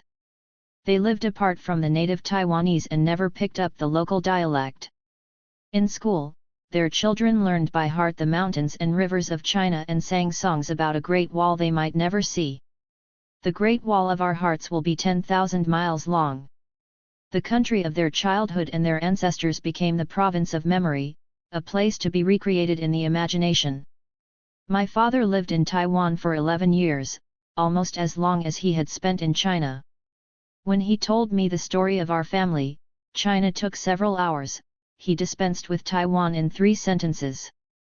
We lived in Taipei for about 6 months, then moved to Taichung. We ate chicken only at the Lunar New Year and 2 or 3 watermelons in the summer. My mother was a legislator when she died. One by one, we came to America. The government had set up a donation fund to support the family after my grandfather was killed. My grandmother had used the money to buy gold bars and Chinese government bonds. The bonds became worthless, but the gold sustained the family for years. We carried the gold bars in our belts when we traveled, my father would remember. Because they were children of a national martyr, the government covered their college tuition and even paid for school uniforms. On the 4th anniversary of her father's death, Nellie, who was then a college freshman, wrote a poem that was published in the Central Daily News, the newspaper of the KMT. 4 years now, Father. The grass on the grave is taller now. The plains of the North Country are once again covered in snow. Ah, your child wandering on the island in the sea is sending her heartfelt longing to you. The things that have been lost can be found again. But what I have lost is my father's love. Clothes that are torn can be mended. But, ah, this is a heart that is torn. January 16th, 4 years ago today. That day when people sang the song of victory. You became the first sacrifice of the handover. Liaoning, the Fushun coal mine. The place where no one dared to go. But you. Perhaps it is just as you often said. To live, you must live with strength. To die, you must die with purpose. A road is made by the steps of man. Success depends on your hard work. Yes. The tears that will never stop flowing. The telling of bitterness that will never end. The blood debt that will never be washed clean. The wound that will never be healed. Turn suffering into strength for living then. But I hate it. Father. Many people wrote her letters saying they were moved by her poem. One young man who called himself Wastrel sent Nelly several verses of his own. His poems passed over her own grief. Her father's killing, he wrote, should inspire everyone to the task of building the nation. The young man didn't know Nelly's address, so on the envelope he wrote simply, Chang Alii, Taipei City, National Taiwan University. To shout out is madness. Only silence is strength. To roar out grievance is to lose heart. Only the iron in the furnace can become steel. On the eve of the storm. There are no waves on the sea. In deep places. Running water makes no sound. Gather up your suffering. Even a pen can become a gun. It is hatred. It is a blood debt. Oh, what a debt! It is not only yours. It is not only his. It is not only mine. It belongs to everyone. Who has bones? Who has flesh and blood? Who has human shape, and a heart? Who has a soul? It belongs to all of us. Nelly saved the poems, she thought they were better than her own. The next year, the young man came to National Taiwan University as a freshman and the two of them met. His name was Zhao Yangkai, and he eventually became her husband. These were bad years for my family who stayed behind in China. In 1950, the year after the communist victory, my father's cousin Jiao married a nurse named Zhu Shulin and they moved to Harbin, where he worked as a professor at an agricultural college. They had 2 sons and a daughter. In 1957, Mao Zedong gave a speech inviting intellectuals to criticize the performance of the Communist Party. Jiao, who was then the head of the college dean's office, publicly suggested that the party should value intellectuals for their skills and knowledge. A person's level of education, he said, was not a measure of his revolutionary commitment. It was a modest statement, but in the context of the times, it was poison. The country's leaders, surprised by mounting critiques of the Communist Party and even of Mao himself, turned against the very people they had encouraged to speak out. More than 500,000 people were labeled rightists and fired from their jobs or sent to do manual labor in the countryside. Jiao lost his dean's position and had his salary cut. His crime of candor was compounded by his origins. His father and grandfather had been landowners in Manchuria, and his uncle's family had gone to Taiwan. This family history would make Jiao forever suspect in the eyes of the party. By the time Jiao's children started elementary school, they already understood that their bloodlines were bad. On every form they filled out in school, there was a blank for class status. The children would write landlord, conjuring a phantom family estate that had disappeared long before they were born. Teachers bullied the sons and daughters of landlords, children taunted one another in the vocabulary of class struggle, your father is a rightist. Your family are landlords. China under Mao was an aristocracy in reverse. Pedigree had always been a national obsession, but now the higher a family's standing had once been, the worse off it became. The Cultural Revolution, which began in the summer of 1966, completed this overthrow of the established order. For more than a century, Chinese leaders and thinkers had wrestled with how to fit their traditions into the modern world. The Cultural Revolution proposed a simple answer: throw everything out. Over the decade that followed, radical student groups known as Red Guards beat, and sometimes killed, their own teachers. 17 million students went to the countryside to labor on impoverished farms, a life that rural Chinese had been fleeing for centuries. Education, long the mark of achievement and the path to mobility, was deemed counter-revolutionary. The Cultural Revolution took everything the Chinese people had long held sacred and smashed it to pieces, like an antique vase hurled against the wall. It finished off the world of moral certainty and Confucian values into which my grandfather, and countless generations before him, had been born. And what took its place? For a while, radical fervor was enough. But when the Cultural Revolution finally ended and pragmatic leaders like Deng Xiaoping took over, the Chinese would find themselves living in a vacuum, stripped of all belief and blank as newborns, looking upon a ruined world they must somehow make anew. In 1968, Red Guards came to my grandfather's tomb in Shenyang. They dug up the coffin and scattered his remains. They smashed the tomb and the grave marker. They beat the base of the stele until it cracked, but they left the stele itself intact. No one seemed to know what it was. Its blank face revealed nothing. One after another the children went to America, as their father had before them. But my grandfather had gone overseas in order to someday return and help China. His children left home to develop their careers, and there was no China to return to anymore. The money for emigration was partly borrowed from friends, partly paid for in slices of gold, the money that had been donated to the family after my grandfather was killed. His death was transmuted into the journey to America. In those days, if you wanted to come to America, you needed $2,400 to be in a bank until you graduated. My older sister went without much problem. We gathered together $2,400 through savings and borrowings. She spent some of it, but she made up the money and returned the $2,400 so Luke was able to go to America with the same money. They were 4 years apart. But Luke and I were only 2 years apart, so when it came time for me to go, the money had not been replenished yet. There was a yellow box where we kept the gold bars, and gradually everything was gone. We went to borrow money from friends, but no one wanted to help us. My father was already gone, why should they help us? I was the one to go out and borrow the money. I remember going to one family friends and sitting in their house. They ignored me. Finally, they said the father is not here, but I knew he was having lunch. After the money was in hand, the next task was getting a visa. Anyone leaving Taiwan had to pledge to the officers at the American consulate to return as soon as his or her schooling was finished. I graduated from college in 1957 and did a year and a half of military service. I finished the military in January 1959. Every day I went to the American consulate in Taipei with a novel and waited for the officer to call my name. Then around 5 o'clock he would call my name and say it's too late. After 6 months, I got it at last. My grandmother pushed her children to leave. She felt that Taiwan was too small, America was the only place for further education.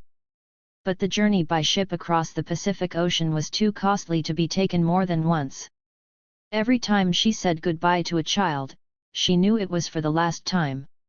An ocean away, her children continued to do what was expected of them. The girls had more freedom to study what they wanted. Nellie majored in education and Irene in English. My father, who had the sharpest tongue in a family of fluent talkers, was drawn to politics and the law. But the boys were expected to study science and engineering, like their father, and like all the best students who went abroad. When Luke graduated from high school, his mother said to him, "What do you want to study? I hope you will follow in your father's footsteps." Luke agreed that he would. His mother gave him a book called Field Geology, a 30-year-old textbook that his father had used when he was studying in America. And that ended the only conversation Luke ever had with his mother about his future. My grandmother knew her children's strengths and weaknesses and she told them so. Nellie was smart but lacked persistence for the medical profession she wanted to pursue. Luke was stubborn and would be good in academia. My father was smart but talked too much for his own good. Irene was diligent but a crybaby. Leo was a poor student, but he would be good in business. All of these divinations turned out to be true. Nellie gave up medicine and became an elementary school and special education teacher. Luke grew up to be a geology professor and department head at the University of Maryland. My father studied electrical engineering and later switched to physics. He did scientific research at IBM and served as a dean and vice president at the Hong Kong University of Science and Technology. Irene, who cried often as a child from the teasing of her older brothers, toughened up and became an executive in the pharmaceutical industry and later headed a biotech company. And my youngest uncle, Leo, became a successful and wealthy entrepreneur in Taiwan. In this way, my grandmother decided the fates of all her children. My grandmother died of emphysema in 1965. Irene was visiting her in Taiwan that summer. Her brothers and sister had pooled their money to pay for the trip back. On her deathbed, my grandmother called Irene to her. She had saved all the money her children had sent from America, and she wanted it to go to her youngest son. Leo was the only child who had not gone abroad. Because his 4 older siblings had all broken their pledges to return to Taiwan, the American consulate had refused to grant him a visa. My grandmother told Irene where to find the clothes in which she wanted to be buried. "Dress me in them now," she said, "because it will be harder after I am dead." She had managed everything, all the way to the end. My father returned to China for the first time in 1975. He was a member of a delegation of physicists selected by the U.S. Academy of Sciences, one of the first American delegations to China, at a time when the two countries did not have diplomatic relations. Science was seen as neutral ground, with no need for government involvement. It was science that had taken my father to America, and science that brought him back. My father was 39 years old. He had left mainland China when he was 12, and it was a new country he was looking at now. At a national athletics meet, he was thrilled when the announcer called out Jilin Province. He heard the cheers, and it seemed as if all the anti-China propaganda he had been taught in Taiwan fell away at that moment. "I felt like this at last was really China," he told me. "All those years they said that Taiwan was China, but this was really China." He saw remnants of the radical era that was now ending. My father's delegation toured a commune, a fake one, he learned later, that had been set up to impress visitors. On visits to school campuses, my father was amazed to see students talk back to their teacher. This was a result of the Cultural Revolution, but still, he felt, an improvement on the old ways. One day my father visited his old middle school, which was half a mile east of the Forbidden City. As he peered through the gate, a man wearing slippers and a t-shirt came out to talk. He was the head of the school's Revolutionary Committee, a position akin to principal in those days. The man had a question: "How many hours is the train to America?" My father requested to meet with his cousin Jiao. He told his delegation's handlers that his cousin had taught at Peking University in the late 1940s, but he had no idea what had happened to him since. The answer came back that Jiao had been sent to the remote northwest and couldn't see him. It was a lie. My father learned later Jiao and his wife were living in the northeastern city of Harbin, but it would have been politically dangerous for them to meet a foreign visitor then. The Cultural Revolution was in its final stages, but it could still do a lot of damage. The country's premier, Zhou Enlai, was hospitalized with cancer. The Gang of Four, a leftist faction identified with the worst excesses of the Cultural Revolution, was in charge. One day my father was surprised to hear his government handlers say that Deng Xiaoping, the party official most committed to modernization and reform, would soon be deposed. His handlers were so worried about their own futures that they let this slip in front of my father. The following April, Deng was purged from the party leadership for the third and last time. In our house in suburban New York, we listened over and over to the records my father had brought back from China. The sun in the east is rising. The People's Republic is growing. Our supreme leader Mao Zedong points our direction forward. Our lives are improving day by day. Our future shining in glorious splendor. My father returned to China for the second time in 1979. The United States and China had established diplomatic relations. Deng Xiaoping was firmly in charge, rehabilitating the millions of victims of the Cultural Revolution and launching economic reforms that would soon change the face of the country. My father again requested to meet with Jiao, and this time Jiao and his wife were brought to Shenyang to meet him. When my father's train pulled into the station, he could see Jiao waiting on the platform, and he saw that he was crying. Jiao wanted to know everything that had happened in the intervening 30 years. My father told him how hard life had been in Taiwan, how his mother had raised 5 children alone and most of the family friends dropped off after their father died. Jiao talked about how much better life was under the communists. He did not tell my father that he had been paraded through the streets as a class enemy when the Cultural Revolution began, and later sent to work on a rice farm near the Soviet border. He did not mention that his two sons were just then returning to the city after 10 years of rural labor, or that neither of them had gone past the 8th grade. He did not say how his mother and father had died. At one point, Liu Jiao's wife asked my father, "Do you know what has been happening here in China?" "Yes," my father answered. "More than you do." My father returned to China often, as scientific exchanges between China and the West picked up. In 1982, he stayed with Liu Jiao's family in Harbin. Liu Jiao's younger son remembers my father standing up a few minutes into the evening news broadcast and saying, "I can't watch this fake news." In 1984, my father stood on the rostrum at Tiananmen Square during celebrations to mark the 35th anniversary of the Communist Revolution. After I moved to Beijing in 2000, my parents visited at least once a year. I sometimes felt that they had forgotten how to deal with Chinese people. They lacked patience for the endless small talk and petty courtesies that were the basis of social interaction, and they put off visits to relatives who I knew were waiting anxiously for them to call. Occasionally they embarrassed me. My father once referred to a friend's cleaning lady as a yongren, literally a person who is used, an old word for servant that had not been heard since the Communist Revolution. But they still knew everything about Chinese history, language, literature, and culture, and by some mysterious extrasensory ability they always knew which were the best restaurants in town. When I tell my family story to American friends, they ask me how my father could go back to China and spend time with officials from the party that murdered his father. When I lived in Prague, I met the American-born children of Czech émigrés, who were so opposed to the communist regime that they had refused to teach their children to speak Czech growing up. The Cuban exiles are so virulently anti-Castro that they will not return as long as he is in power. But Chinese immigrants are different. No matter what terrible things happen to their families in China, they go back, on whatever terms the government allows.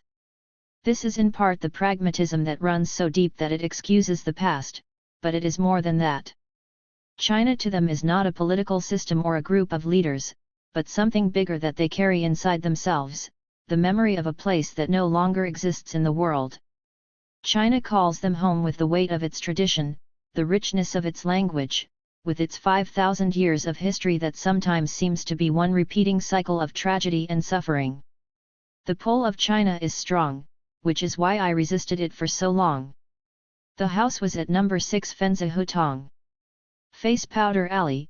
During the Ming Dynasty, this had been one of Beijing's red light districts, named after the heavily made-up prostitutes who lived here. The house was now the flourishing garden home for the aged, a nursing home run by the local Communist Party branch. It was a one-story red building with yellow ceramic roof tiles, on an alley of crumbling courtyard homes. I opened the front door, walked through a dim hallway, and came into what was once the central courtyard of a traditional Chinese house. 60 years ago, my father had lived here. This had been his family's last home before they left China in the autumn of 1948. And this was where, on a cold and clear afternoon in January 2004, I started my investigation into my family history in China. My guide was Zhao Hongji, the 80-year-old man who had once dated my Aunt Nellie. The courtyard was roofed over now, and the trees that once graced it were gone. A lattice of fake ivy and plastic flowers spread across the ceiling. 2 old men sat under it reading newspapers. One was bent over with a humpback that gave him the shape of a question mark. Zhao walked into the courtyard behind me. He pointed to a row of rooms on the left. That's where the kitchen was. He pointed to the right. Those were the bedrooms. Please speak quietly, a nurse urged us. It's their rest time. Zhao pointed again, as if tracing the ghostly imprints of people only he could see. That's where your grandmother slept.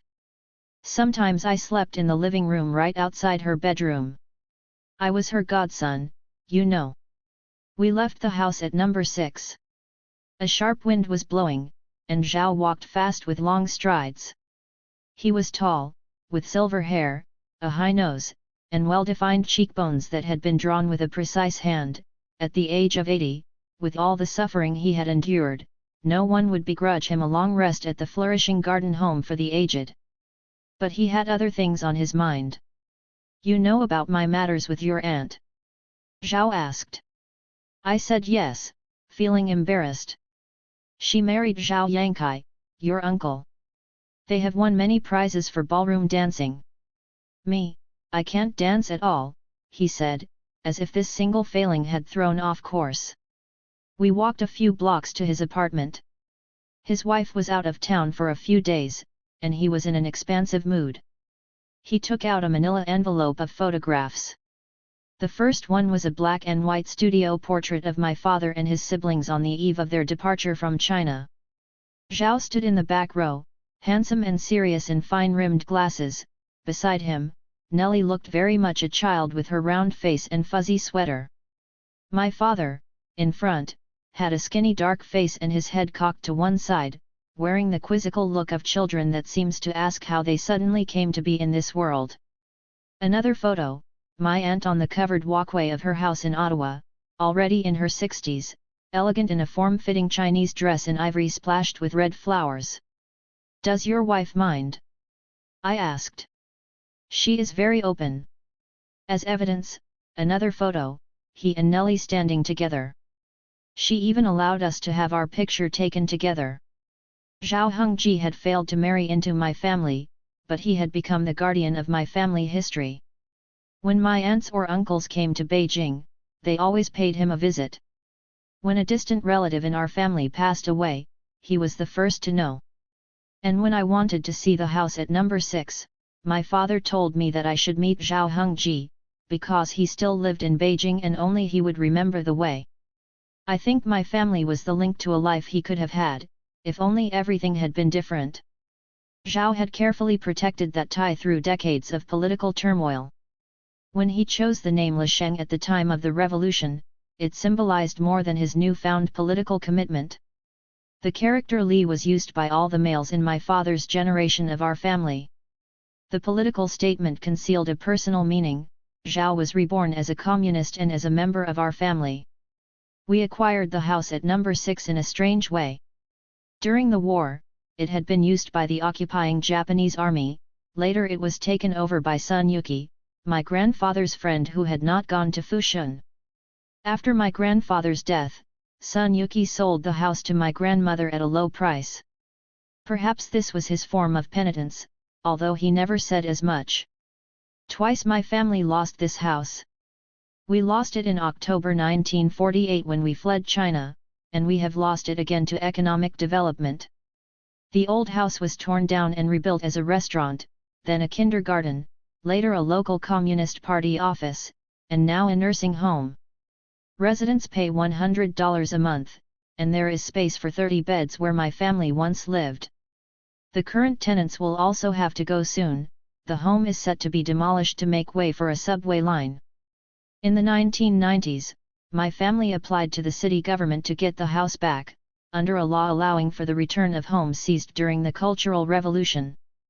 The city rejected the request but paid $90,000 in compensation. The family split the money 7 ways, to my father and his 4 siblings living abroad, to Jiao's family, and to a great-aunt in Beijing. The money did not mean so much to us. But my great-aunt's daughter was planning to go to America to study, and the money helped pay for her trip. For almost 100 years, my family has been leaving China for America. My grandfather came back, and his death bought the house at number 6. Half a century later it was turned into yet another journey to America. And that was fitting, because the history of a family begins when a person leaves home. 7 square and round. No one in the factories of Dongguan had been properly educated for the task at hand. In the past, education in China had always been focused, and paths were clear. During the Qing dynasty, a male heir read the 4 books and the 5 classics in order to qualify for the imperial civil service. In Taiwan, my father and his brothers had studied science so they could go to America. During the Cultural Revolution, students in mainland China memorized their little red books in order to survive Mao's political campaigns. But there was no curriculum for Dongguan. The factory world was a place without tradition or pedigree, and people had to learn how to redefine themselves. Most young men and women had cut short their schooling to go out to work. The college graduates I knew had majored in subjects laughably remote from their current jobs. A schoolteacher who had studied political education trained factory managers, while a reporter at the local paper had studied accounting and worked in forestry management. Viewed from Dongguan, the needs of the Chinese economy were changing so fast that the education system was not even trying to keep up anymore. But if the national curriculum was irrelevant, commercial schools thrived in the city. On nights and weekends, their dimly lit classrooms were crowded with teenagers in factory shirts, all of them cramming the skills they had never learned in school. English and computers were the most popular subjects, but there were also lessons peculiar to the city's manufacturing economy. Some lectures focused on how to make plastic parts, seminars were conducted on the topic of injection molding. Such classes did not impart a comprehensive body of knowledge. Usually they taught students just enough to talk their way into jobs for which they had no real qualifications. That was the key to Dongguan education. Whatever else you needed could be picked up later. You don't know everything you need to know, the teachers reminded their students over and over. But through doing you will learn it. One young migrant woman told me she was studying at a school run by the Surin Enterprise Management Consulting Company. The name, Surin, stuck in my mind. It meant molding people. Classes taught assembly line workers how to behave in an office setting. Graduates sought jobs as secretaries, clerks, and sales assistants. In 4 months, we raised their quality, Huang Angguo, an executive at the school, told me when I met him for an interview. We are the only school doing this kind of training. The 680 yuan tuition, about a month's salary for an ordinary worker, included 4 softcover textbooks that Huang handed to me with what seemed like reluctance. Enterprise management. Business secretarial skills. Etiquette and quality. Social interaction and eloquence. The curriculum was so groundbreaking, Huang told me, that his teachers had not been able to find suitable textbooks, so they wrote these up themselves. He invited me to sit in on a class. I told him I was interested. You must grab the opportunity or you will always be a step behind. The next day I visited another school, run by the Dongguan's Hitong Talent Intelligence Development Company. Its white-collar secretarial skills special training class also targeted factory girls who wanted to move up into the office world.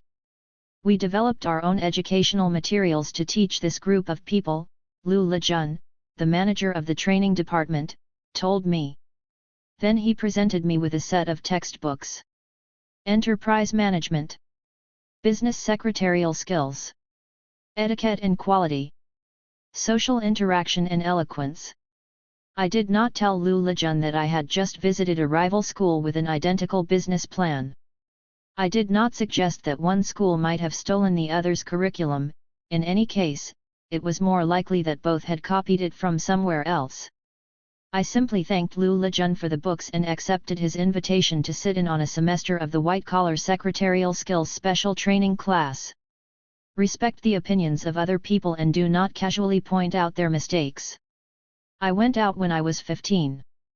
First I worked in sales in a city near home. Then I came to Dongguan, where I was an ordinary worker and then an assistant at the Shijiaxin television factory. In a factory with 1,000 or 10,000 people, to have the boss discover you is very hard. You must discover yourself. You must develop yourself. To jump out of the factory, you must study. You are here because you don't want to be an ordinary worker with a dull life. If you are waiting for your company to lift you up, you will grow old waiting. The speaker's name was Tian Pian. She was 17 years old, and she wore a blue blazer and a red striped tie, as if she had just stepped out of a catalogue for a New England boarding school. When she spoke, her thin cheeks flushed and she breathed audibly in cadence with her sentences, like someone running a race. If it seemed strange for a teenager to warn an audience about growing old, Tian Pian was persuasive. A former Hitong student, she now worked as an educational consultant to the school. Another speaker, Chang, worked on the assembly line of a company called VTech, which made cordless telephones. She had a broad face and full lips. Already 20 years old, she was in a great hurry to improve herself. People in the factory sometimes said to her, "You are so old and still an ordinary worker. I am the same as you. I graduated from middle school. I worked on the assembly line until I became numb. I didn't even know what I was thinking about." One day, I asked a friend, "What is life all about? Why are we working so hard?" My friend could not answer. I went to look in books. They had no answers. I thought, if you work on the assembly line, is there meaning in life? No. So I started to take this class. In 1 month I learned a lot. I could not even say a single word in front of other people before. I was shy and afraid. What do you think of my eloquence now? I think you all want to learn what I learned. Leave the assembly line. Don't let people look down on you any longer. Don't let people say, "You are the lowly workers." We must lift up our heads and say, "We can also be successful." On warm spring evenings in 2005, after workers had returned to the city from the New Year holiday, the Zhejiang school recruited students for its white-collar class. Teachers held free information sessions at sites around the city where the classes would be held. Sessions stretched over several nights. They were invariably packed. Some potential students attended again and again, agonizing over whether to enroll. Recent graduates stood up and talked about how they had left the factory floor behind, relating their stories of transformation like born-again converts at a revival meeting.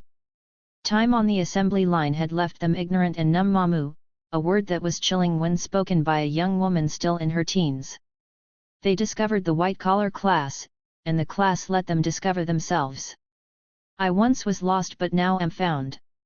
I now make 1,200 yuan a month as a clerk. What do you think of my eloquence now? But every triumphant testimonial had an undercurrent of warning, change soon or it will be too late. A lot of our students jump to new jobs even before the 3-month course is up. Some of them are making 1,200 yuan a month. The investment return is 1 to 500. If you do not work hard these 2 or 3 years, you will spend your whole life at the lowest level of society. When you are 24 or 25 and are starting a family, your mate may also be an ordinary worker. Together you may make 1,000 yuan a month. But if you move up, the person you marry may be a manager. Your whole world will be different. The chief organizer of the class was named Deng Shunzhang. He was 40 years old, and he had come to the Pearl River Delta after a zigzag career back home in Hunan province that included teaching high school, working in local government, selling newspaper ads, and running a store that sold music cassettes. In Dongguan he had managed factories, toys, shoe soles, fake Christmas trees, and plastic Santa Claus figurines, but he did not look like a typical factory boss. He had dark kind eyes and a trim face the color of a walnut. He spoke deliberately, with the precise gestures of a Peking opera performer, and he never raised his voice. No matter what the weather, he always wore a suit, a sweater vest, and a tie. Teacher Deng was the first kind adult many of the migrants had met in Dongguan, and during information sessions they asked him questions they had long harbored in secret. How do you deal with sexual harassment from your boss? Is China a capitalist or a socialist country? If someone yells at you and you cry, does this mean you are a weak person? Teacher Deng answered each one patiently. He left the hard sell to the former factory girls under his charge. You will grow old waiting. Leave the assembly line. You must discover yourself. I am the same as you. More than 200 young women signed up for the spring session of the white-collar secretarial skills special training class. Each student paid 780 yuan in tuition up front, more than a month's salary for many of them. They would attend class 3 nights a week over the next 3 months. That was plenty of time to become someone else. Classes met on the 6th floor of an office building across from the VTech cordless phone factory. The school's ground floor was a store selling mobile phones. VTech and a nearby pioneer plant that made DVD players together employed 16,000 workers, a huge pool of potential students with stable working hours. Like everything else in Dongguan, education revolved around the demands of production. Classes ran from 8:30 to 10:30 at night so they would not interfere with overtime. If one factory's workday ran later, teachers would hold a make-up session for those who missed class. In the evenings after 10-hour days on the line, the factory girls would head to school. The streets around the plant teemed with stalls selling fried snacks, fruit juice, hair accessories, and padded bras with cups the size of grapefruits. The stalls were strung with bare light bulbs, and against the humid night they gave off a hard bright glitter like a carnival midway after the sun had gone down. The girls fought their way through the mobile phone store, which was garishly lit and always crowded, and past a giant advertisement of 3 women in bikinis on a beach. Each woman wore a tiara and cradled a mobile phone, taunting the girls with pleasures deferred, sex, glamour, the newest Nokia. The classroom had low metal stools and child-sized desks that the students sat in 2 by 2. An ad for the white-collar class dominated the back wall, with the secretary in a revealing miniskirt under the slogan "Training raises competitiveness." Even the bathroom, with its single squat toilet and a water spigot that emptied onto the floor, came with etiquette instruction: in order to avoid embarrassment, please lock the door behind you. Each class began with a pep talk from Lu Jiwen, the principal of the school, who spoke with the forced cheer of a person selling cookware in a late-night television infomercial. On the first day of the semester, he surveyed the class of 25 young women and said, "I would like to ask you not to wear your uniforms to class." "But we come straight from the factory," one student objected. "I want you to try your best and not make excuses." "Okay."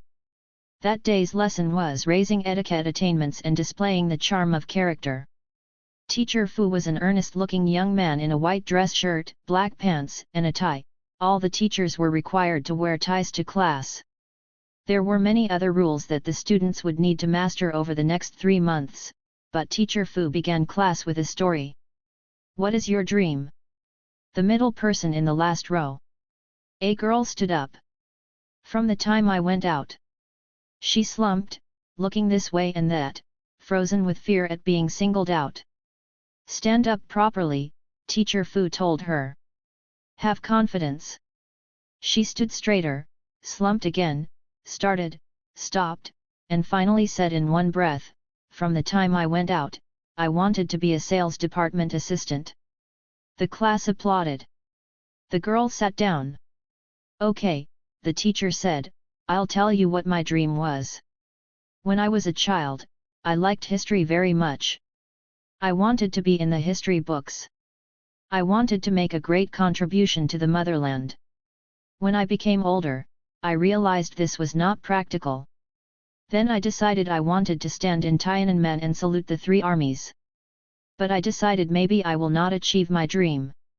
Being in Tiananmen saluting the soldiers is not realistic for someone from the countryside. I will leave that to future generations.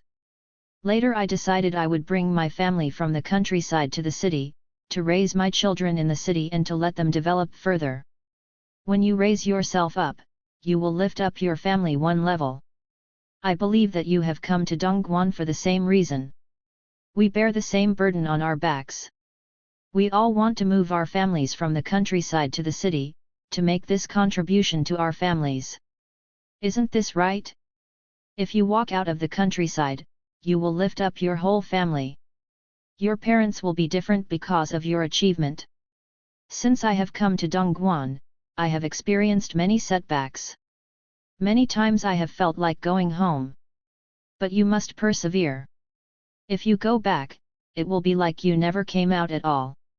He turned to the blackboard behind him and wrote, "How to mold a good etiquette image, clothing. The color of your clothing is very important. Now I will tell you what kind of character people will think you have when you wear different colors. Please write it down. Red represents enthusiasm. Orange represents excitement. Yellow represents brightness. Purple represents mystery. Green represents freshness. Black represents calm. White represents purity. Blue represents propriety. Teacher Fu covered a lot of ground that first day. He gave tips on how to build confidence. Practice boldly expressing yourself. Walk into a room like you own it. For inspiration, he turned to history. My idol is Mao Zedong. Chiang Kai-shek breached the dikes of the Yellow River to slow the Japanese army, that is daring to be decisive. The flood that stopped the Japanese also killed several 100,000 Chinese farmers, a fact that Teacher Fu did not mention. This was etiquette, not history. At 9:15, he interrupted his lecture to sing a few bars of a popular song. The lesson: as long as you enjoy something, you must express yourself. At 9:30, a student raised her hand to answer a question, the first time anyone had dared to volunteer. At 10:15, class ended a few minutes early, and Principal Liu returned for one last motivational harangue. Tell yourself you are integrated with the white-collar class, he told the students. You are not like all those other people on the street. It was the strangest jumble of ideas I had ever encountered, combining the primacy of the individual with rules that were at once new age and rigid. Purple represents mystery. The message was modern: express yourself, be confident, but it came with traditional assumptions: you will lift up your whole family. And history was not so much missing from the Dongguan classroom as wildly irrelevant. How was a 17-year-old factory girl supposed to learn from Chiang Kai-shek, who flooded the Japanese army and drowned several 100,000 of his own countrymen? In the weeks to come, other rules would pile up fast. When pouring tea, the cup should be 70% full. Purple eyeshadow suits all Asian women. In pursuing success, knowledge contributes 30% and interpersonal relations 70%. Hold the receiver in your left hand and dial the number with your right. When smiling, the mouth should be opened so that teeth don't show, the lips flattened with the corners of the mouth slightly upturned. During the noon rest hour, do not lie horizontally on the chair or desk. No action was so elementary that it didn't require instructions. The class sometimes felt like a crash course for Martians trying to pass as human beings. The heroes from history never varied. Chiang Kai-shek and Mao Zedong led the pack, with Hitler a distant third. He was valued for his eloquence. The Nazi leader was a wonderful speaker. Etiquette, not history. But I noticed something: the students did not fall asleep. They did not look bored. No one ever left to use the bathroom during the 2-hour class. They were afraid they might miss something. All their lives, these young women had been taught by teachers and textbooks that struggled to make sense of the modern world. They knew by heart the incoherent mush of rules, self-help, and Confucian exhortation. They took only what they needed, grasping the principal lesson long before I did: if you look and act like someone of a higher class, you will become that person. After the first day, I never saw any girl wear her factory shirt to school again. On my initial visit, I shared a taxi back to the city with Teacher Fu. This was only the second class he had ever taught. The first one had been that morning. Most of his teaching materials came from the internet. Teacher Fu was the embodiment of the Dongguan education ethos: through doing something, you will learn it. He was still a senior in college, but he had finished his classes early and come out to work. Like almost everyone in the city, he was living life on fast forward. His major was human resources management and his idol a Taiwanese management guru who charged 1,200 yuan per lecture. I wondered how all that squared with his other idol, Mao Zedong. I asked Teacher Fu how long he had been in Dongguan. What day is today? March 29. I've been here 22 days, he said. As the taxi sped along the dark highway, he told me of something he had seen soon after he came to the city. At an intersection, a car ran a red light. Down the road, Teacher Fu saw a motorcyclist lying in a pool of blood. He thought these two things must be connected and that he should report this information to someone, but he didn't know whom. Maybe, like me, the person did not have any family here. He speculated of the dead motorcyclist. It may take a long time before his family learns what happened to him. We arrived at the building where teacher Fu shared an apartment with 4 other teachers. People from the countryside rarely say hello or goodbye, and living in the city does not seem to have changed this habit. Instead he said what people in Dongguan often said to each other upon parting: be careful while you are outside. Dongguan learning took place in humble settings. Classrooms were bare and dim and plagued by power cuts, and computers so grimy and ancient they looked like archaeological finds. The students were poor and spottily educated, and even their teachers apologized for their heavy rural accents. Almost none of the instructors had a proper degree. Many, like teacher Deng, trailed a string of failed businesses behind them. But for all that, they were revolutionary. In the regular Chinese school system, students did not speak in class, often they did not even take notes until the teacher told them to. They studied a set curriculum determined by a government committee. Teachers pitted students against one another to make them study harder, and the entire system revolved around tests: a test to get into a good middle school, then a good high school, and finally a good college, or any college at all. Like the Imperial Civil Service exam, the educational system was designed to reward the few. Every year, the equivalent of only 11% of the freshman age population entered college. Students who fell off that track were channeled into vocational schools to learn employable skills like machine tool operation and auto repair, but the curriculum was generally so outdated that the schools functioned more like holding pens for the students until they went out to work. China is trying to reform its education system. Some teachers have embraced quality education, which emphasizes student creativity and initiative over rote learning. To that end, richer and more progressive schools have introduced electives such as art and music. Making higher education more accessible is another goal. In recent years, the government has sharply expanded college enrollment. But education remains one of the most conservative areas of Chinese society, burdened by hidebound teachers and administrators, political constraints, and a historical obsession with test scores. The commercial schools in Dongguan belonged to another world. Unburdened by history, they were free to teach what they wanted. They focused unabashedly on practical skills. Teachers used material from the internet or from their own experiences working in factories or companies. They did not pit students against one another, and they didn't give out grades. Since every student was there to improve her own job prospects, class rank was irrelevant. They ignored writing, the cornerstone of traditional scholarship, in favor of public speaking. Knowing how to speak would help the students win a better job, obtain a lower price quote, or sell more of whatever they ended up selling. We are all in the sales business, the white-collar teachers reminded their students again and again. What are we selling? We are selling ourselves. The teachers came from the middle and lower reaches of industry. Teacher Deng had worked for a decade in the Dongguan factories.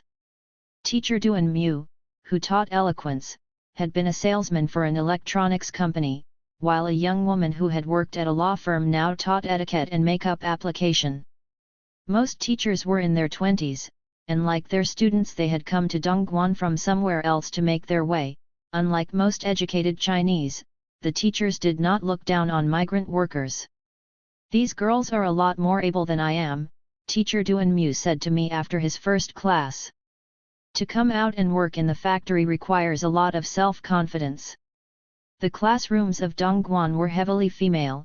A survey of 4,000 workers in nearby Shenzhen showed that 1/3 had enrolled in commercial classes, with a higher proportion of women attending than men. Young women had less formal education to begin with, reflecting a traditional parental bias against daughters. They felt more urgency to move up. Families pressured daughters to return home and marry, but a better job could silence parents and improve one's marriage prospects. The gender imbalance of Dongguan was probably also a factor. On a factory floor that was mostly women, studying was a way to keep from getting lost. In a factory with 1,000 or 10,000 people, to have the boss discover you is very hard. You must discover yourself. As I sat through a semester of white-collar classes, I realized I was witnessing a secret revolution in Chinese education. The rejects of the traditional school system were given a second chance. The factory floor of the world was also in the business of molding people. These classes had no grades and no tests, and that was as it should be. The test was the world outside the classroom, the test was life. From clothing colors, the girls in the white-collar class proceeded to learn how to make hand gestures and how to stand, sit, cross their legs, walk, carry documents, and squat to pick something off the office floor. A woman should sit on 1/3 to 1/2 of her chair. Use gestures in a natural, not forced, manner. In early May, Teacher Fu devoted a class to the etiquette of eating, drinking, and going to banquets. On the blackboard, he wrote down the rules for attending a buffet dinner. 1. Line up to get food. 2. Get food in order. 3. Make multiple trips but take little each trip. 4. Get only a few foods so they don't all mix together. 5. Do not take home leftovers from a buffet. Drinking was a big part of workplace socializing in China, though the relentless bullying turned pleasure into grim duty. Teacher Fu's instructions for alcohol consumption were detailed and unforgiving. As far as he was concerned, drinking was work. The order in which you touch glasses should be the same as the order in which you shake hands. You must start with the most important or the oldest person and go down from there. You must avoid getting drunk. In order to socialize in China, you must learn how to drink, as men must smoke cigarettes. Before you attend a party, you should eat or take medication if you are allergic to alcohol. Teacher Fu then turned to the etiquette of Western meals. He wrote on the blackboard: appetizer, bread, soup, main course, dessert, fruit, hot drink. I got this information on the internet, he said, but I've never had a Western meal myself. But today we are fortunate to have reporter Chang, who grew up in America. He motioned to me. I stood up and walked to the front of the room. Walk into a room like you own it. I told the class at which point in the sequence you might order a glass of wine. I explained that sometimes you might not have both an appetizer and soup. I said that this might look like a lot of food, and it was, which is why many Americans are overweight. The students wrote everything down. Are there any questions? Teacher Fu raised his hand. I have always wondered, what sorts of things are appetizers? I explained about different kinds of salad and seafood. Teacher Fu raised his hand again and asked me to clarify the rules for using utensils. On the board, I drew a diagram of a place setting. I explained the soup spoon and the dessert spoon, the fork for salad and the fork for the main course. I described how to cut a steak, how you must hold the knife in your right hand and the fork in your left and then switch the fork to the other hand at the last moment. Does it sound complicated? I asked the class. Yes. If you don't know what to do, I said, just look at the people near you and copy what they are doing. And if you do something wrong, I was about to say, it doesn't matter. But I caught myself in time. The key to success was correct behavior. That was the whole point of the class. Spontaneity was for Americans. Class that day ended with drinking game drills. If your manager is a little drunk, you may have to take over for him, Teacher Fu said, with the solemnity of someone talking about the need to land a 747 in case of emergency. He went over the rules for the finger-guessing game and the hand-slapping game, popular drinking pastimes in China, and then he divided the students into small groups to practice. 2 weeks into the semester, a young woman came up to where I sat in the back of the room. I hadn't seen her speak in class, and she blushed when she introduced herself. I had the feeling I had just become part of someone's self-improvement plan. Her name was Zhang. She had a wide, pretty face with a dreamy expression, soft blurred features, and dyed auburn hair pulled into a ponytail. At 16, she was working on the VTech assembly line because her parents could not pay for both her and her older brother's education. I figured between the two of us, it would be easier for me to survive in the working world, because his eyesight is very bad, she told me over dinner soon after we met. So I lied to my parents and told them I didn't want to go to school anymore. Her brother was studying design in college now. That act of Confucian self-sacrifice concealed a ferocious will to get ahead. Through a cousin working at VTech, Zhang Hyun found a job assembling the tiny electronic parts that compose a cordless phone. On the third day of training, the boss asked for a volunteer to work in the production department. Zhang Hyun had no idea what the production department was, but she boldly raised her hand, figuring anything was better than the tedium of assembly. In the production department, she lied and told her new boss she had been a clerk at a factory elsewhere in Dongguan. "How long were you a clerk?" the boss asked. "1 year, Zhang Hyun said. "So what are you doing joining this factory as an ordinary worker?" the boss demanded.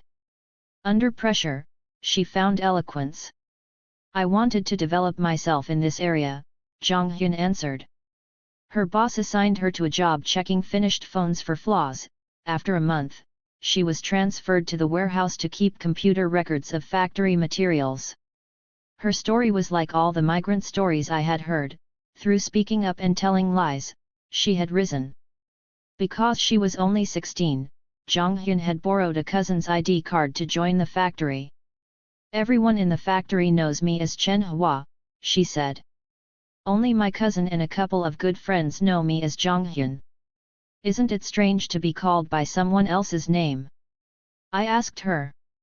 "No, it feels like my name now," she said. "In the factory, I am Chen Hua.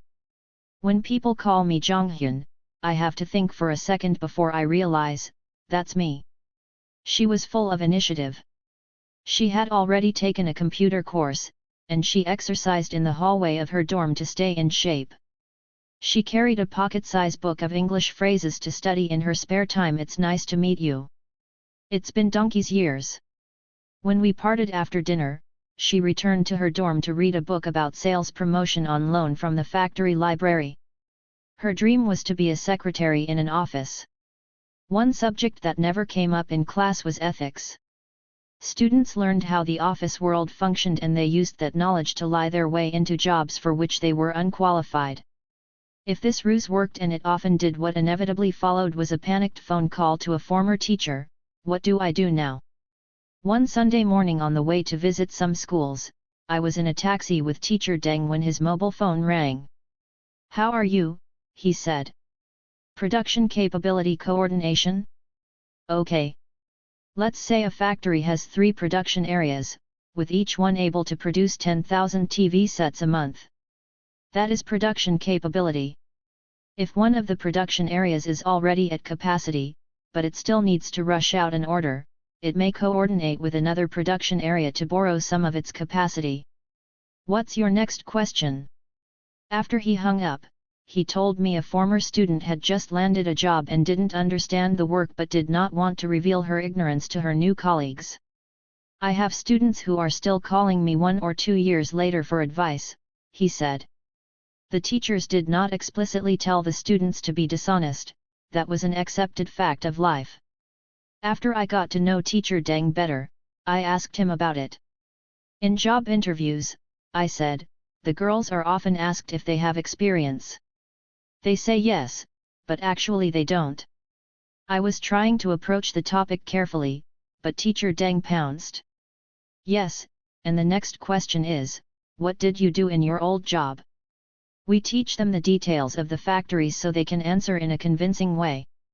"But they're telling lies," I said. "Yes.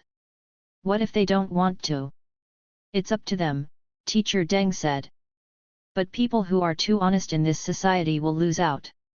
I later learned, not from teacher Deng but from his students, that this Hitong school sold fake diplomas. Each one was a small book with a shrink-wrapped plastic cover, like the cheap photo albums some of the girls carried around with them. A counterfeit degree from a vocational college cost 60 yuan, around $7.50, while one from a vocational high school was half that. Formal education was not valued in Dongguan, but until then I had not realized how little it was worth. One evening in early June, Chen Ying came to class wearing a long yellow skirt and matching top. She was the young woman who had spoken at the first information session. Until now she had worn jeans and sneakers like the other girls. The outfit was an announcement that she was someone different now. She had quit her factory job and was visiting the talent market 3 days a week, hoping to be hired as a clerk or a sales department assistant. It is like Teacher Deng says, there is no need to be nervous, she told me. Actually, I quite enjoy doing interviews. Next class, Chen Ying was even more elaborately dressed, diaphanous lime green skirt with lace trim, white stockings, heels. Before the lesson began, I watched as a visiting young woman from another class came up to Chen Ying and introduced herself. Chen Ying stood up and shook the young woman's hand and the two of them talked for a while.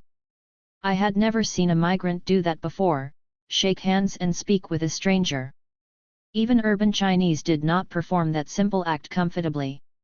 Chinese people are bad at dealing with strangers.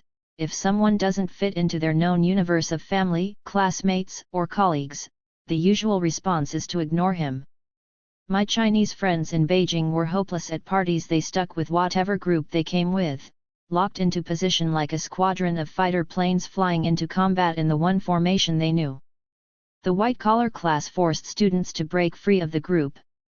In the course of the semester, every student had to give a speech introducing herself. These always started the same way, "I am the same as you."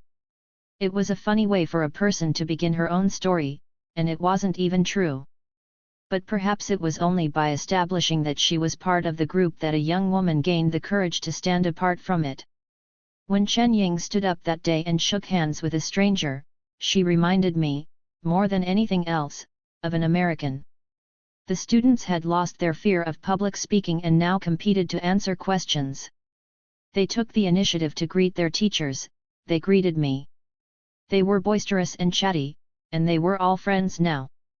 But already the time was coming when they must leave this community behind.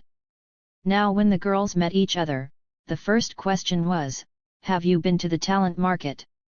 The ones who had told stories of their experiences there, like travelers returned from a faraway land where the natives were ruthlessly inquisitive and cruel. She asked me, "If you try to sell to a client and the person refuses, what do you do?" I didn't know how to answer. I said, "It's normal to run into this." In the interview they asked me, "What if 3 phones ring at the same time? What will you do?"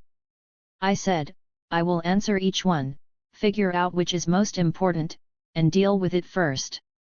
A slim young woman with a boyish haircut described her interview at a telecommunications company called Hawaii Technologies. "I always wanted to work at Hawaii, so I went to their recruiting event. A bunch of people were sitting in a room, and the recruiting executive would point to one person and ask a question. Then she would say, 'Okay, you can leave now.' Finally there were just 3 men and me. The executive looked at me and said, 'You are not suitable. You can leave.' I thought, what a loss of face this is for me. But this executive doesn't even know me. How can she know if I'm suitable or not? So I kept sitting there and did not leave. Then the executive asked one of the men, 'Tell me about your proudest moment.' He was very nervous. He said he was still looking for work and did not have any achievements he was proud of yet. I said to him quietly, 'You can think about something you did in school that you were proud of.' The executive heard me and looked at me. Finally all 3 of the men had been eliminated. Only I was left. The executive looked at me and said, 'Those 3 were all your competitive rivals, yet you tried to help them. Why?' I said, 'I don't think of them as my rivals.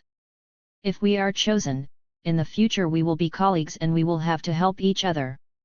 The executive said, 'I told you that you were not suitable, yet you didn't leave. Why?' I said, 'You don't know anything about me. You don't know if I'm suitable or not. I've always had a very good impression of Hawaii, but I must say I am very dissatisfied with your attitude toward job seekers today. Whether or not I will be a Hawaii employee, as a Hawaii customer I am very dissatisfied.' The woman smiled. She was very satisfied with my answer. So I was hired. On June 2nd, class began with an electrifying announcement from teacher Duan Mu, who taught eloquence. "I have heard good news. A student has already found work." The room buzzed. A young woman named Ma Zionan had found a job as a receptionist. She was the first person in the class to get a new job, and it reminded everyone that it was time to get moving. That day's class, and all the sessions from then on, focused on the job search. Teacher Duan Mu spoke about how to introduce oneself to a recruiter, and how to do as many interviews as possible, and how to spot and avoid pyramid schemes. At the end of class, each girl stood up and recited her personal motto.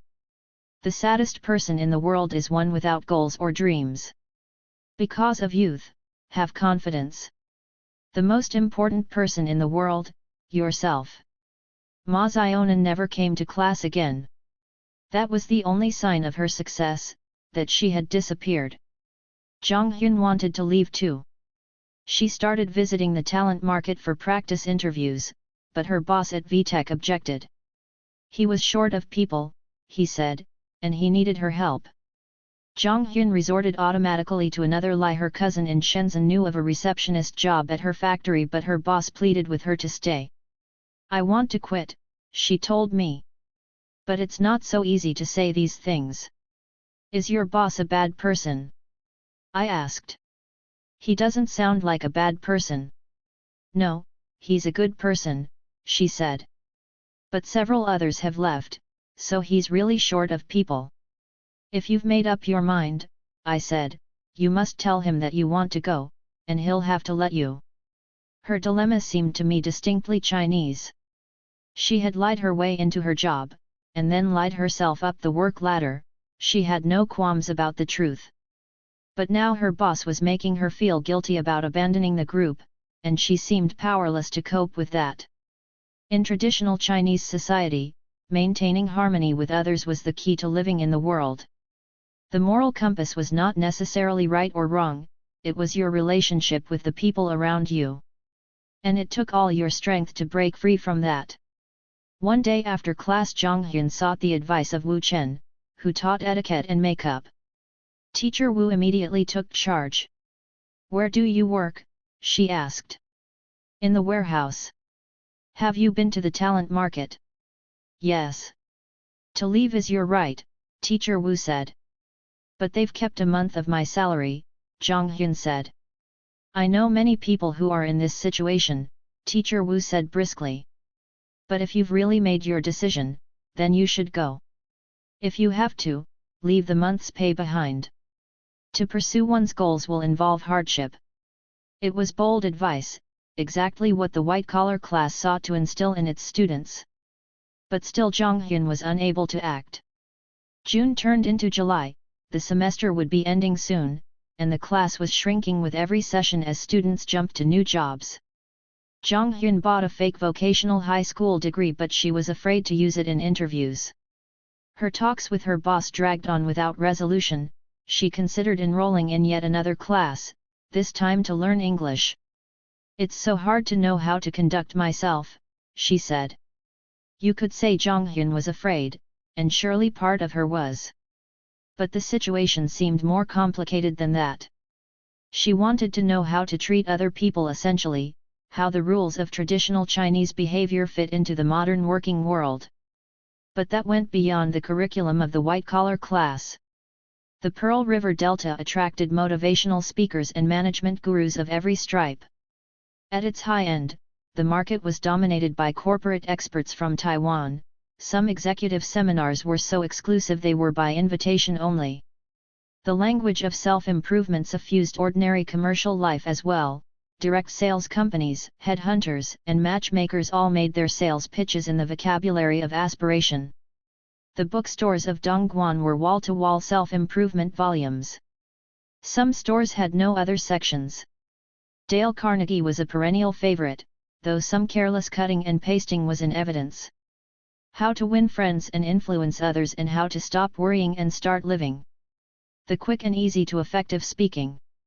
The entrepreneurial secrets of the Chinese sold well. One Joe People's 36 stratagems to make money, and there was a mystical faith in the power of the numbered list. 7 secrets of a self-made leader. 59 details to decide success or failure in selling. A few books offered relationship advice. Why men love bitches but business titles outnumbered personal themes 10 to 1. Self-help might be an American invention, but the Chinese had refined and renamed the genre to reflect their own narrower preoccupations, Cheng Gong Shui, success studies. One humid evening in May of 2005, I walked past a bookstore in the pedestrian zone near my apartment. On a makeshift stage in front of the store, a man was speaking to a crowd of several hundred people, mostly migrant men in mismatched suit jackets and pants. "I wanted to write a book," the man said. "Did I wait until I learned everything before I wrote it? No. I learned as I wrote, and I wrote as I learned. The computer software can pick out all the words I wrote incorrectly. And that's what editors are for." Laughter rippled through the audience. The man was of medium height, with a receding hairline and a face as plump, white, and shiny as a boiled dumpling. He was as unlikely a spokesman for success studies as you could imagine. "So you want to be an entrepreneur," he continued. "You are waiting for the situation to be ideal. But will it ever be ideal? No. By acting now, you will make it ideal. Do you know all that you need to know? No. But through doing you will learn it, and this learning is very worthwhile." Then the speech took a surprising turn. "Now I will talk about copying. I think copying is very important. Everyone always talks about how innovation is important. But you need to invest a lot of time to innovate and the risk is high. Why not take things that have already been proven to work in other places? That is copying." The man's name was Ding Yuanzi, and not long ago he had taught high school physics. His book, Square and Round, was said to have sold 6 million copies. Now Ding Yuanzi toured the country teaching people how to manipulate their way to success as he had done. Every day you will feel an intangible pressure that does not let you stop your struggle. We are all people, but other people go to expensive restaurants and shows while you go only to low-quality ones. Why can other people enjoy luxuries while you enjoy only low-quality things? When you think of these things, do you not feel humiliated? On the road every day pass countless Mercedeses. We don't have one now, that is not a tragedy. The tragedy is that we don't dare to long for one. Square and Round was a perversion of an American self-help book. It did not urge people to discover themselves, to look beyond material success, or to be honest about their failings and in their relationships. It did not try to change its readers. Instead it taught them how to do better what they already knew so well: pettiness, materialism, envy, competition, flattery, and subterfuge. Square and Round was the literary equivalent of standing on a Dongguan street corner and preaching the merits of copyright violation. The crowd already belonged to you. Square and Round painted a bleak world of complicated relationships, intense workplace politics, two-faced friendships, corrupt dealings, and status-conscious bosses with absolute power over one's fate. Colleagues undermined one another in front of their superiors. Bosses exploited their authority in order to belittle others and obtain bribes. Cynical men got the most attractive women. Money and status were the measure of happiness. Honesty was never the best policy. If the government had been paying attention, it would surely have banned this book. Never had I seen such a dark vision of Chinese society so calmly acknowledged as fact. Ostensibly Square and Round was about how to get along in society while also being a good person. It advocated the traditional ideal of Nia Feng Wei, when internally square, outwardly round, a person who combined integrity with skillful interpersonal relations. But the book dispensed with integrity in 70 pages, while social skills took up almost 200, so anyone could see where its priorities lay. I had always felt that social interactions among the Chinese were needlessly complicated. Confucian tradition, which emphasized not the individual but his role in a complex hierarchical order, placed great value on status, self-restraint, and the proper display of respect. The Chinese had been living in densely populated communities for several thousand years, and they had developed subtle skills of delivering and detecting slights, exerting power through indirect means, and manipulating situations to their own benefit, all beneath a surface of elaborate courtesy. Even Chinese themselves often complained that living in their society was tiring. I had not appreciated just how tiring until I read this book, which devoted 8 pages to how to smile and 45 pages to lulling others into letting down their guard. Shaking hands, a handshake that releases immediately on contact shows your indifference to the other person. Paying bribes, try not to get into the habit of giving someone something every time he helps you. Seeking favors, if you have a small request, first make some large requests and let the other person refuse. When he feels apologetic, wait for your opportunity to make your small request. Toadying, remember the birthdays and important anniversaries of department heads and long-term clients and of their wives, parents, and children. More toadying, if someone is wearing a 200 yuan outfit, you say, "This outfit must have cost 300 something." Bargaining, ask the price of expensive clothes first if you want to buy cheap ones. Ask the price of cheap clothes first if you want to buy expensive ones. Helping others, do not accept thank you gifts and thank you dinners. I would rather people remember my favors to them and the debt they owe me. Yet more toadying, letting people feel important is an effective way to arouse their enthusiasm. A good way to destroy a person's confidence was to look away when he spoke to you. Letting subordinates handle things while limiting your own appearance enhanced your importance. Staging fake customer phone calls during meetings could obtain better terms with suppliers. Sharing a company's financial secrets with underlings was a good way to win their loyalty. And visiting someone who was sick in the hospital was the best way to build relations. If a man wants to make advances on a certain young lady, he should take advantage of when she is sick to ingratiate himself. That will surely be effective, because at this time she is weak and most in need of comfort. Square and round was essentially a point-by-point rejection of the virtues Chinese tradition had preached for 2,000 years. Scholarship, the ones with the best grades work for others, the ones with second-rate grades are the bosses. Modesty, if other people don't understand you yet, your modesty would be seen not as a sign of virtue but of incompetence. Family, was temporarily hired by Shenzhen University, but his wife urged him to go home, saying if you don't come home, we will divorce. He thought his wife was more important than work, so he gave up his position and returned home. But she divorced him anyway. Loyalty, if you and your best friend get along very well, then you are true friends for now. But if there is $1 million worth of business to be done, if you don't kick him aside or he doesn't kick you aside, then you have mental problems. Honesty, a white lie is sometimes necessary. For example, for a patient with an incurable disease, honesty may destroy his spirits. A lie can help prolong his life and let him live his remaining days happily. The bleakest parts of the book concerned relationships. Invariably the rules of business combat could be applied to personal affairs. First, suggest goals your adversary can accept was relevant to either a tough negotiation or a first date. A good way to break up with a girlfriend was being courteous. He suddenly becomes extremely polite to his girlfriend. If she helps him, he says thank you. If people leave, he says goodbye. This type of excessive courtesy makes a person cold and unapproachable. This tactic was also useful in turning down friends seeking favors. When all else failed, the author suggested his personal foolproof method to break down the defenses of others. To awaken and move the conscience of others and provoke their noble intentions, an important technique is to cry. Bite your lower lip with your teeth and let the tears glisten in the rims of your eyes while you look steadily forward.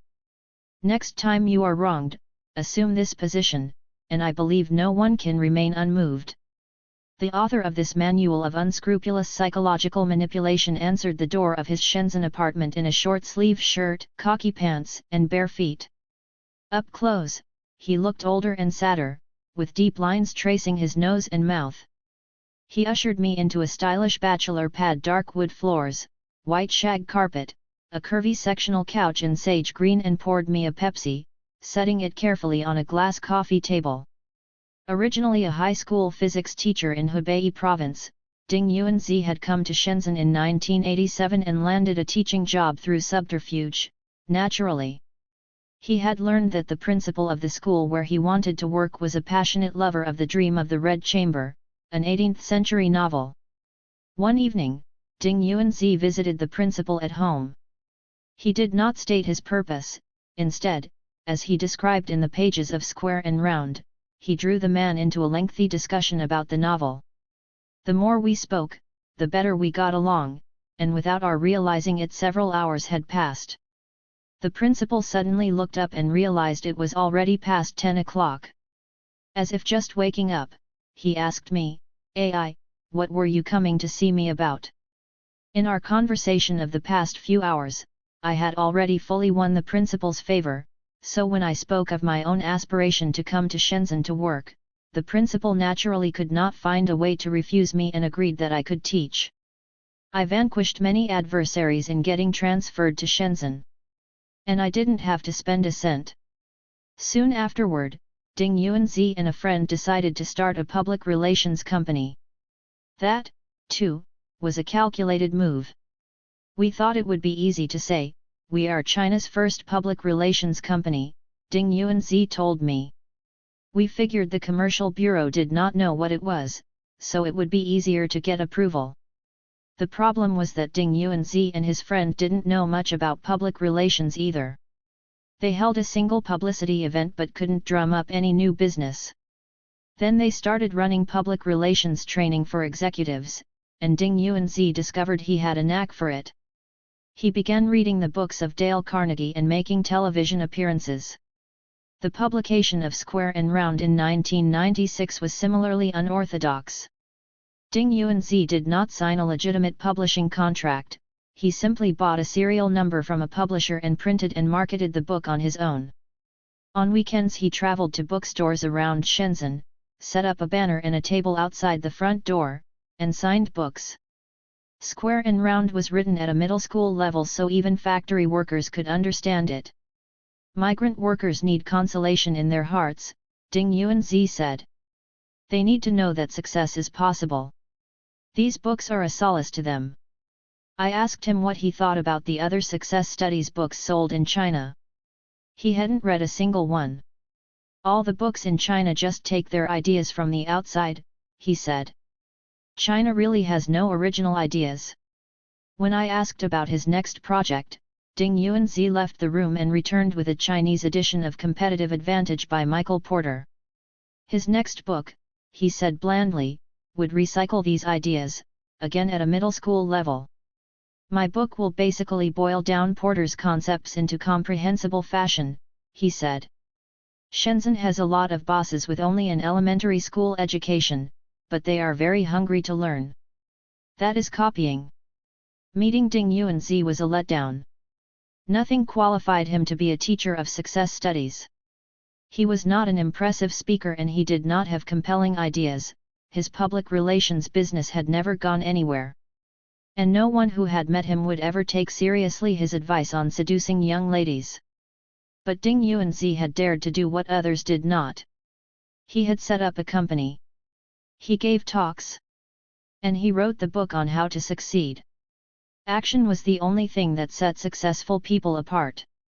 The difference between successful people and failures is not in the quality of their ideas or in the measure of their abilities, he had written, but in whether they trust their own judgment and dare to take action. Chen Ying risked jumping to a new job, while Zhang Hyun did not. In the end, that was the only difference between them that mattered. On a Sunday night in July 2005, the students from the second session of the White-Collar Secretarial Skills Special Training class graduated. For the ceremony, the classroom desks were pushed into a square formation with an open space in the middle for speeches and performances. At each setting was scattered a festive handful of peanuts, jelly candies, cookies, and disposable plastic cups of warm water. The teachers wore dress shirts, dark pants, and ties.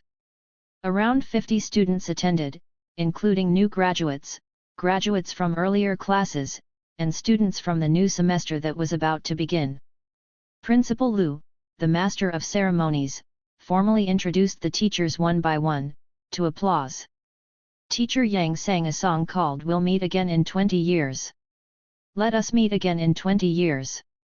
How beautiful our great motherland will be then. The heavens will be new, the earth new, the sights of spring more splendid. The cities and the villages all in greater glory. I think if we meet again in 20 years, Principal Lu said, you will all be millionaires and big bosses.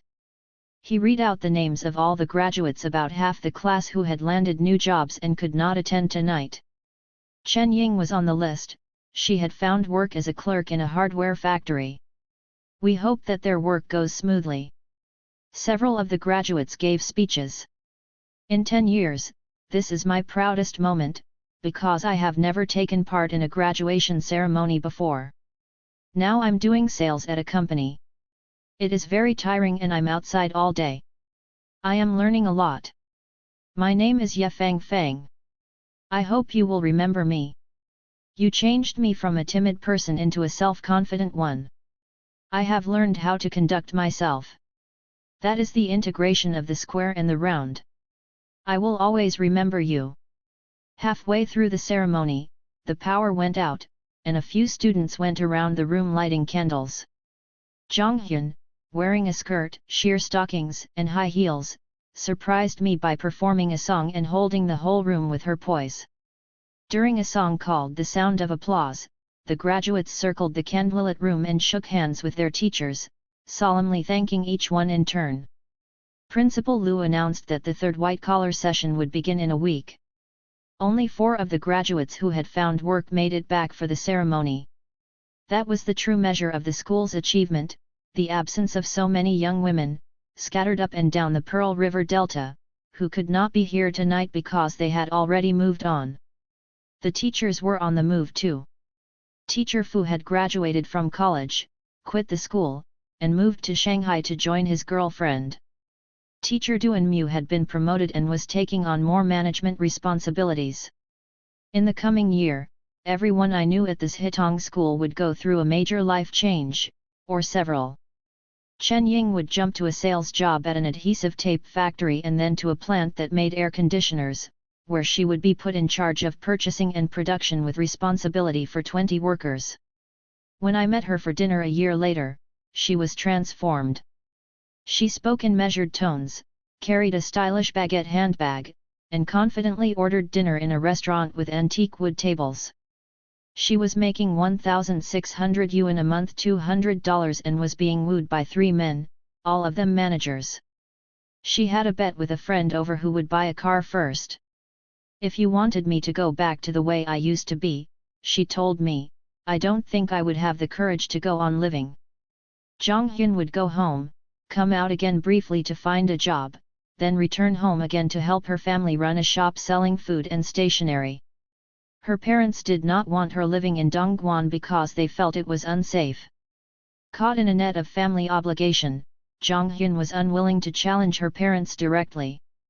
I don't want to let my family feel I must do this, or it will be very hard on everyone, she told me when I called her at home. Teacher Deng would cut his ties to this Hitong school to pursue more lucrative work teaching management to executives, at 5,000 yuan per session. I'm 42 years old, he told me. I need to think about taking care of myself in my old age. One night after class, he would leave a suitcase with his mobile phone in the trunk of a taxi, and all of his former students would lose touch with him. As the ceremony drew to a close, the lights in the room came back on, and the students sang one last song, Friends. The music swelled and filled the room as Teacher Deng handed out his business card to the graduates and Principal Lu presented their diplomas, small books whose covers were wrapped in red silk. Inside was printed the name and logo of the Dongguan's Hitong Talent Intelligence Development Company in the blank where the name of the school would ordinarily be. Friend, oh friend! Have you been thinking of me?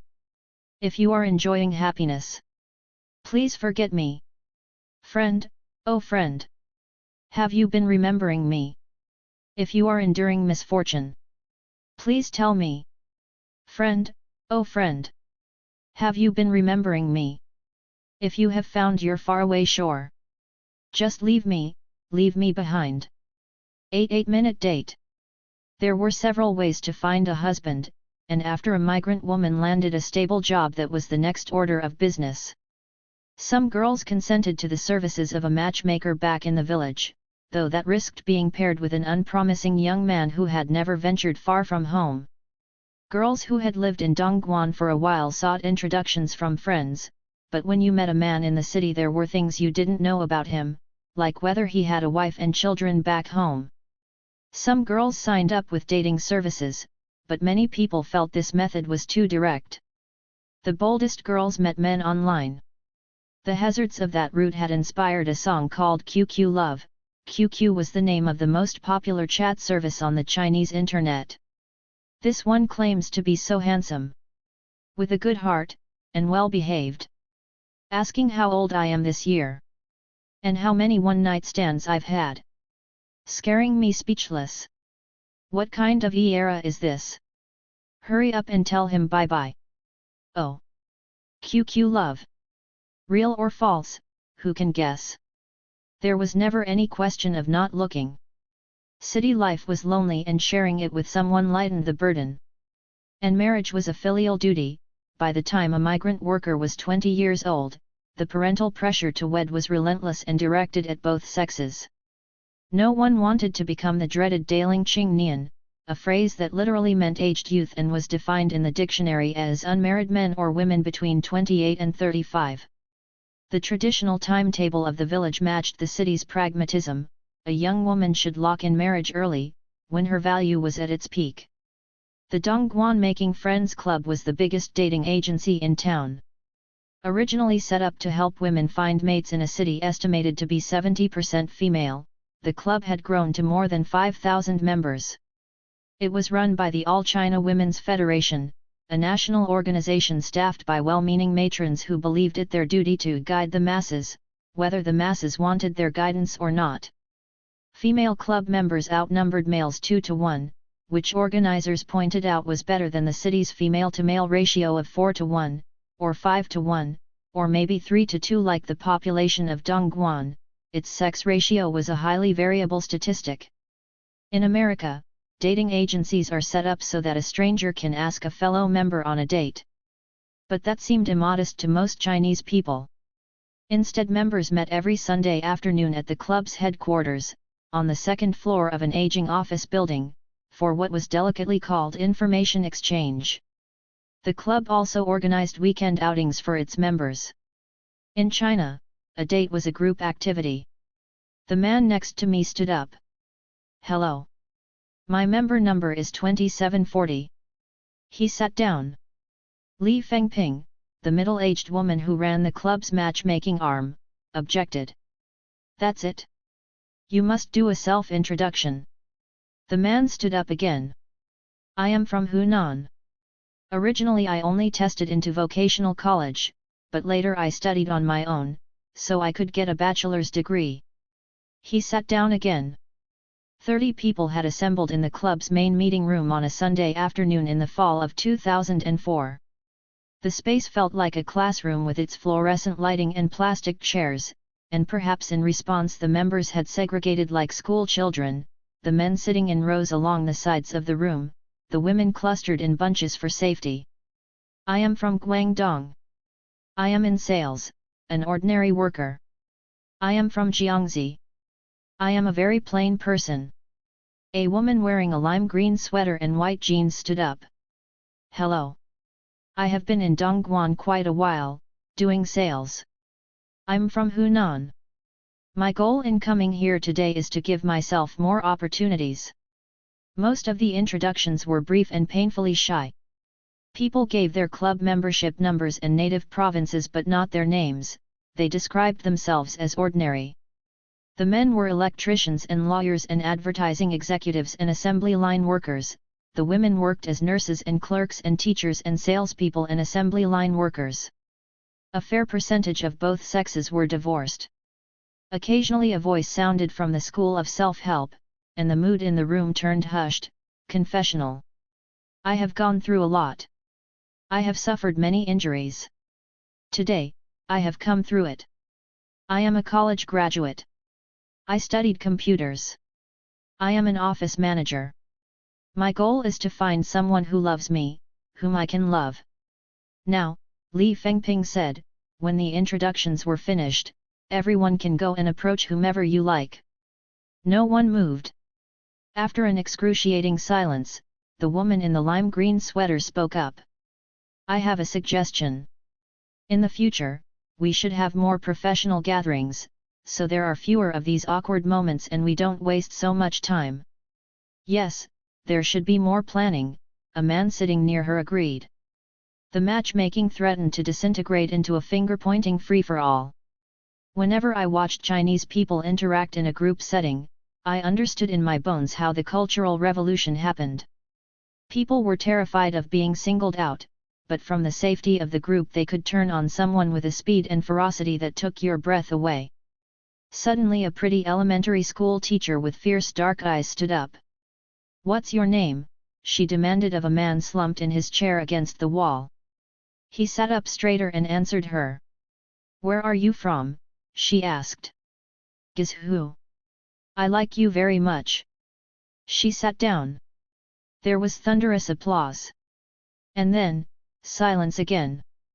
The man sitting next to me, member 2740, stood up and left. I turned to Li Fengping and suggested that people might be allowed to walk around. "Can't we turn on the music?" someone pleaded. In the end, the pressure to walk across a room and approach a stranger under the eyes of 30 others was too much to bear. Most members fled the Making Friends meeting as soon as they could. The man who had been singled out by the schoolteacher made no move to approach her, and she remained seated too, staring straight ahead with a determined look on her face. After the gathering, I went up to the woman in the lime green sweater. She was shorter than she appeared at a distance, barely 5 feet tall, with a curvy figure and restless dark eyes and a pretty heart-shaped face. She wore frosty pink lipstick and a glittering rhinestone beret in her hair. She was 29 years old and worked in sales. "In the past, I ignored my personal matters to focus on work," she told me. "But now I am thinking of it, which is why I've come here." I asked what she was looking for in a man.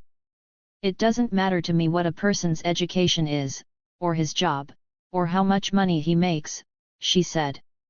"To me, feeling is most important." The woman was Wu Chunming. After I met her for the first time that day, it was what she had said to the gathered club members that I remembered. "My goal in coming here today is to give myself more opportunities." That, and her voice, sharp as a scythe, and unashamed of its broad peasant accent that no number of years in the city could erase. Hers was a voice that won arguments and carried across construction sites and made men sit up and take notice. Over time I learned the details of Chunming's story, how she had started out in a toy factory, was almost tricked into a brothel, talked her way into management, and struck it rich selling Tibetan medicine and funeral plots. After the government banned direct sales, Chunming got a job as a reporter at the China Inspection and Quarantine Times. The newspaper was run by the government agency in charge of import and export inspections, and the nature of her work would have been unrecognizable to any conventional practitioner of journalism. Chunming would decide to write an article about a company, her chosen subject, fearing trouble getting its goods through customs, would pay the paper for positive coverage. The price for good press was determined on a sliding scale, in the same way that advertising rates are set. 2,000 yuan bought a brief mention, while a full-length feature might cost 50,000 yuan.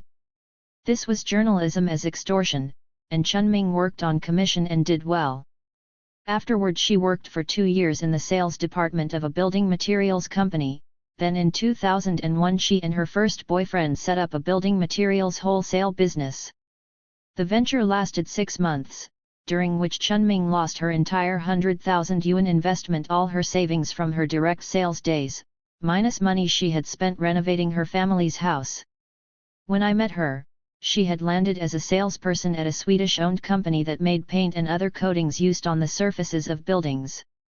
The wild reversals of fortune in Chunming's life reflected the boom and bust ethos of South China. But perhaps the most unlikely part of her story was that in this most hard-headed of cities, she was still holding out for romance, as the man had said, to find someone who loves me, whom I can love. Her first boyfriend was a driver at the building materials company where she worked.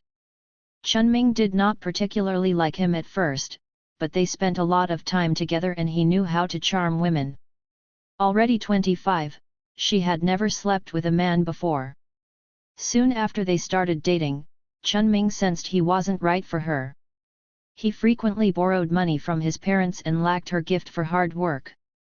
He couldn't accomplish the big things and didn't want to bother with the small things, was how Chunming put it. Twice when they fought, he hit her.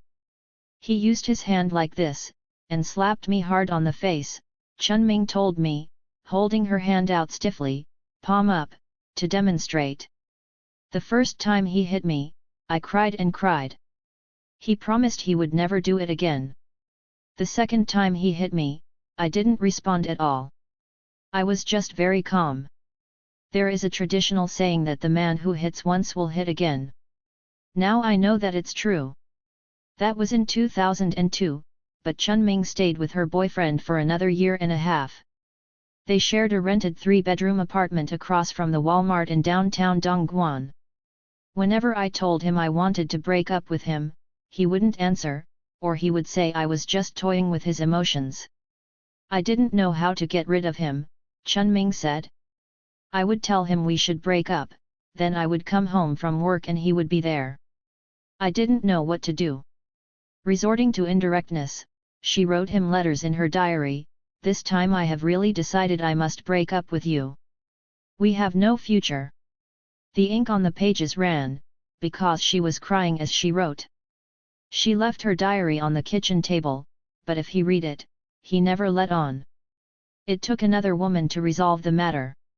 One day a woman from her boyfriend's hometown called Chunming and informed her they were having an affair. Chunming was relieved, and when she told her boyfriend that she knew about the other woman, he packed his things and left without argument. Since then she had not had a serious relationship, though she had many flings. Sometimes this was enough for her. In the future, when she had made her money, she dreamed she would have an apartment and a car and lovers whenever she wanted. At other times, these casual affairs made her more lonely. "If you just have lovers," she told me, "it's like you're always floating on the sea and can never come into harbor." 25-year-old accountant seeks a Guangdong man with a professional skill, an apartment, a loving heart, and a sense of responsibility. Women wanted a man with a good job and steady income. Men wanted a woman who was young and healthy. Women wanted a man who was over 1.7 meters tall, at least 5 feet 7 inches, and had his own apartment. Men didn't care about height or real estate, but they preferred a woman with a gentle temperament. Some women favored men from Guangdong province, who would bring the benefits of local residency, while others felt a local man would have too much leverage over them. Men didn't care about residential status. Women had many more demands than men. The members of the Making Friends Club filled out index cards with their personal information and what they wanted in a mate. The card listed a member's occupation and marital status and personal details like height, weight, and health. It also included characteristics that could appear only on a Chinese matchmaking application, such as political identity, apartment ownership, and the health and financial standing of one's family members. Political identity denoted whether a person belonged to the Communist Party. Few club members were so exalted and most simply wrote masses. The cards also mentioned whether a person had to support aged parents or younger siblings. Those with no such burdens took pains to point out that their parents were healthy or their siblings already grown. Taped to the back of every card was a photo. Women wearing lacy skirts and high heels posed in parks or perched on rocks set in the middle of artificial lakes, like damsels awaiting rescue. Men in suits stood on hillsides. Both men and women were photographed in front of fancy apartment complexes where they almost certainly did not live. Many of the shots had been taken in street-side photo studios, where subjects strained to look natural while standing on a fake Great Wall or under a fake maple tree or beside a fake picket fence, such as I had never seen in China. One man who listed dancing as his hobby struck a disco pose against a painted city landscape of McDonald's signs. The cards were filed in loose leaf binders according to gender and year of birth, female 78, female 77. A fair portion of female 71 and female 72 were divorced with a child. The most aged female youths cohabited in the grimly titled females above 40. Most of the members were not looking for love. They did not crave walks on the beach or hot air balloon rides, their overriding concerns were pragmatic. Have an enterprising heart. Have good economic circumstances. Have stable job and income. Can eat bitterness. Women in particular were obsessed with height, as at the talent market, physical stature was a marker for quality, a promise that a man was healthy, stable, blessed. Although many women insisted on a man who was at least 5 feet 7 inches, a handful would go as low as 5 feet 5. No one wanted to date a man who was only 5 feet 3 inches tall. The binders hinted at the reasons past relationships had gone sour. Seeking a 28 to 34-year-old with open personality who doesn't gamble. A cultivated person not addicted to wine and women. An occasional brave woman threw caution to the winds, seeking a 35 to 45-year-old, the rest is up to destiny. Many women regarded apartment ownership as a prerequisite for a date. That was common in Chinese personals, which sometimes read like real estate listings, as in this ad in a magazine for rural women. A 27-year-old man. Divorced with an open nature. Possessing a 5-bedroom tile house with furniture, modern appliances, and a motorcycle, seeks a woman to be a partner for life. The preoccupation with property was not as mercenary as it appeared. Like height, apartment ownership was a marker, a sign that a man could be depended on. The women aren't really asking for very wealthy people, a man named Tang Ao, who ran another matchmaking agency in the city, explained to me. They just want some security. Every member of the Making Friends Club I talked to was dissatisfied with the club in some way. Its male members were uneducated and low class, I was told. Married men looking to have affairs sometimes sneaked in under an assumed identity. The club administration was a bunch of grandmothers, Chunming said. Yet every time I stopped in at the club, some members were already there, poring over female 78 or male 71, still looking. As Chunming moved up in the world, she left many people behind. Friends from her early days on the assembly line returned home to marry and have children. Most of the better factories did not employ women over the age of 25 as ordinary workers. Older women were relegated to poorly run factories or menial jobs like house cleaning. For a migrant woman, social mobility was a survival tactic, the best way to remain in the city once her first bloom of youth was gone. Chunming's friends, women in their late 20s or early 30s, had all survived this mass culling. Most, like her, came from rural villages, though a handful had grown up in a city and attended college. They usually ran factories that manufactured one microscopic piece of the vast supply chain stretching from Dongguan to the world. One woman and her husband made metal studs for decorating handbags, another couple manufactured the glue used to attach the heel of a shoe to the shoe upper. A 26-year-old woman operated a shoe sole factory, and another specialized in wooden flooring, and yet another sold building materials but was considering a move into the underwear wholesale business. For Chunming, this network of friends was family. On sales trips, she frequently showed up unannounced at a friend's apartment and stayed for days. Her changes of clothes and spare toothbrushes were scattered up and down the Pearl River Delta. Once when I met up with Chunming in Shenzhen, she had been away from home for 5 days but was carrying only a clutch purse big enough for a lipstick and a mobile phone. Spending time in Chunming's circle was like looking at one of those optical illusions that showed two things at once. Out in the city, they appeared plausibly middle class. They owned apartments and cars, or planned to buy them soon. They took driving lessons and vacations, they got manicures and went on diets and learned Latin dance steps. They always knew about the newest Brazilian barbecue restaurant or the best place for frozen yogurt. At other times, the village seemed indelibly stamped on their DNA. Their apartments might be tastefully furnished, but the bathroom invariably had a squat toilet.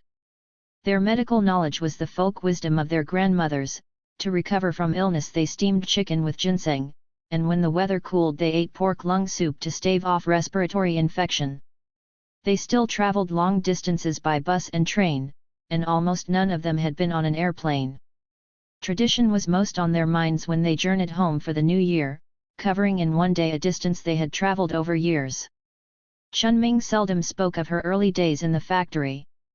I don't think she was ashamed of it, exactly. It was more that the girl who had worked on the toy assembly line, who had kept a diary and struggled to learn Cantonese and memorized Benjamin Franklin's 13 Rules of Morality, was so far from the person she had become. She still worked tirelessly to improve herself. The shelves of her apartment were almost entirely self-help books, 100 success stories and Mary Kay's 9 leadership keys to success, and an etiquette series with English titles like Tone and Crass. On the living room wall was a giant glamour photograph of Chunming with shiny pink lip gloss and a jeweled barrette clipping back her hair. The apartment was a reflection of her character, carefully crafted, relentlessly self-examining. Everything was an educational opportunity. From Korean soap operas, Chunming learned that you must hold a fork in your right hand and a spoon in your left, but a fork in your left hand and a knife in your right. It was also on Korean television that she saw Tupperware containers for the first time. Once I gave her a DVD of Roman holidays. She had asked me for some American movies, and out of Hollywood entertainment she spun a Marxist morality lesson. The poor journalist could have made a lot of money on the story of the princess. She summarized the plot for me. When he gave up his chance to make a lot of money, he rose in morality. She did not know who Audrey Hepburn was, but pronounced her not as beautiful as Julia Roberts. She was ruthlessly observant. In a sense she was taking notes on me the same way I took notes on her. The first time we met up, she picked the place, the European-style coffee Western restaurant, and then ordered the same thing I did, spaghetti bolognese. She noticed that I often drank beer with dinner, and one night she announced that she had been practicing in private and could now have a glass with me. She asked how I liked my steak and which country had the most considerate men and how American mothers raised their babies. She was constantly trying on new versions of herself, coloring her hair, or perming it, or straightening it. Her clothes always matched, and I never saw her wear the same outfit twice. Until I came to Dongguan, most Chinese people I knew belonged to the educated class, and they felt keenly the difference between us. They wanted to know whether I considered myself American or Chinese. They were invariably surprised, even offended, when they found out that I could not read Chinese well, or that I dated American men. They lectured me about democracy and the Iraq War and the inability of the foreign press to understand China. Their nation had experienced 150 years of submission to the West, and this troubled history rose up between us whenever we talked. This was the world of my grandfather, and all my relatives, the world that many Chinese still lived in. Chunming and her friends didn't care about any of that. They didn't care that my Chinese was bad or that I didn't know the names of famous Chinese writers, and they never asked my views on democracy. They had been born without many advantages, but also without the burden of the nation that weighed on the educated, particularly men. When I did meet one of Chunming's male friends, these preoccupations usually rose to the surface. One time, a surgeon friend of hers named Chang asked me what I did, and I told him I was writing a book about migrant women. Nanfanchuang had a lot of pieces about that, he said, referring to a Chinese news magazine. You can just use their articles and save yourself a lot of time. Chunming sighed loudly. Different people have their own points of view, she said. She might see things in a different way from other people, and that's what she wants to write about. I felt like standing up and cheering. She turned to me. Isn't that right? That's right. Chiang persisted. You should write about the problems with the Chinese constitution, he told me. We have such a beautiful constitution, but when it goes down to the lowest level of government, officials act against it. That is so far from what she's writing about. Chunming said with exasperation. She took out her mobile phone and began checking her messages, a signal that the conversation was over. Chunming understood me instinctively. In a sense, she was engaged in the same endeavor, seeing life from a different point of view and writing her own story. She had saved all the volumes of the diary she had written since coming out from home. Someday, if I have the means, I would like to write, she told me. I would write only about the simplest, most ordinary things. One Sunday evening in December 2004, Chunming invited me out to a Hunan restaurant with friends, a nurse named Aning, who had very white skin and an appealingly raspy voice, and two young men who were supervisors in a factory. Chunming looked chic in a black sweater and plaid pants with wide cuffs. She carried a fake Fendi handbag. The men wore their factory shirts. As soon as I sat down, one of the men turned to me. "In your opinion, what are the differences between Kerry and Bush?" "He's trying to get you to say whom you voted for," Chunming said. "I voted for Kerry," I said reluctantly. I did not particularly want the conversation to go in this direction. "Do you think China is ready for democracy?" he asked. He didn't think so. "If we could vote," he continued, "I would vote for Chiang Kai-shek. I think he was a good leader." "Then, do you feel more Chinese or American?" 3 bottles of Tsingtao beer appeared on the table. My interlocutor was visibly excited. The only thing better than bullying me with politics was bullying me with beer and politics. "Might as well get drunk tonight," he announced. Chunming came to my rescue. "I think it's stupid when people force each other to drink," she said. Aning quickly changed the subject. She had recently enrolled in a modern dance class at a health club, she said. "I want to learn how to dance, too," Chunming said. "I want to learn the cha-cha." "I want to learn yoga," Aning said. She turned to me. "Do you know how to mix drinks?" "What kind of drinks?" I asked. "Like cocktails," she said. I said I knew a few basic ones. "I really want to learn how to mix drinks," Aning said. "I would even work at a bar for free just to learn." "I was at a party with clients recently at a hotel," Chunming said. "There were many foreigners there, and we were drinking chilled wine in glasses. I was holding the wine glass by the bowl, but someone told me you must hold it by the stem." Her eyes widened, the way they did when she was surprised or excited about something. "There are so many rules.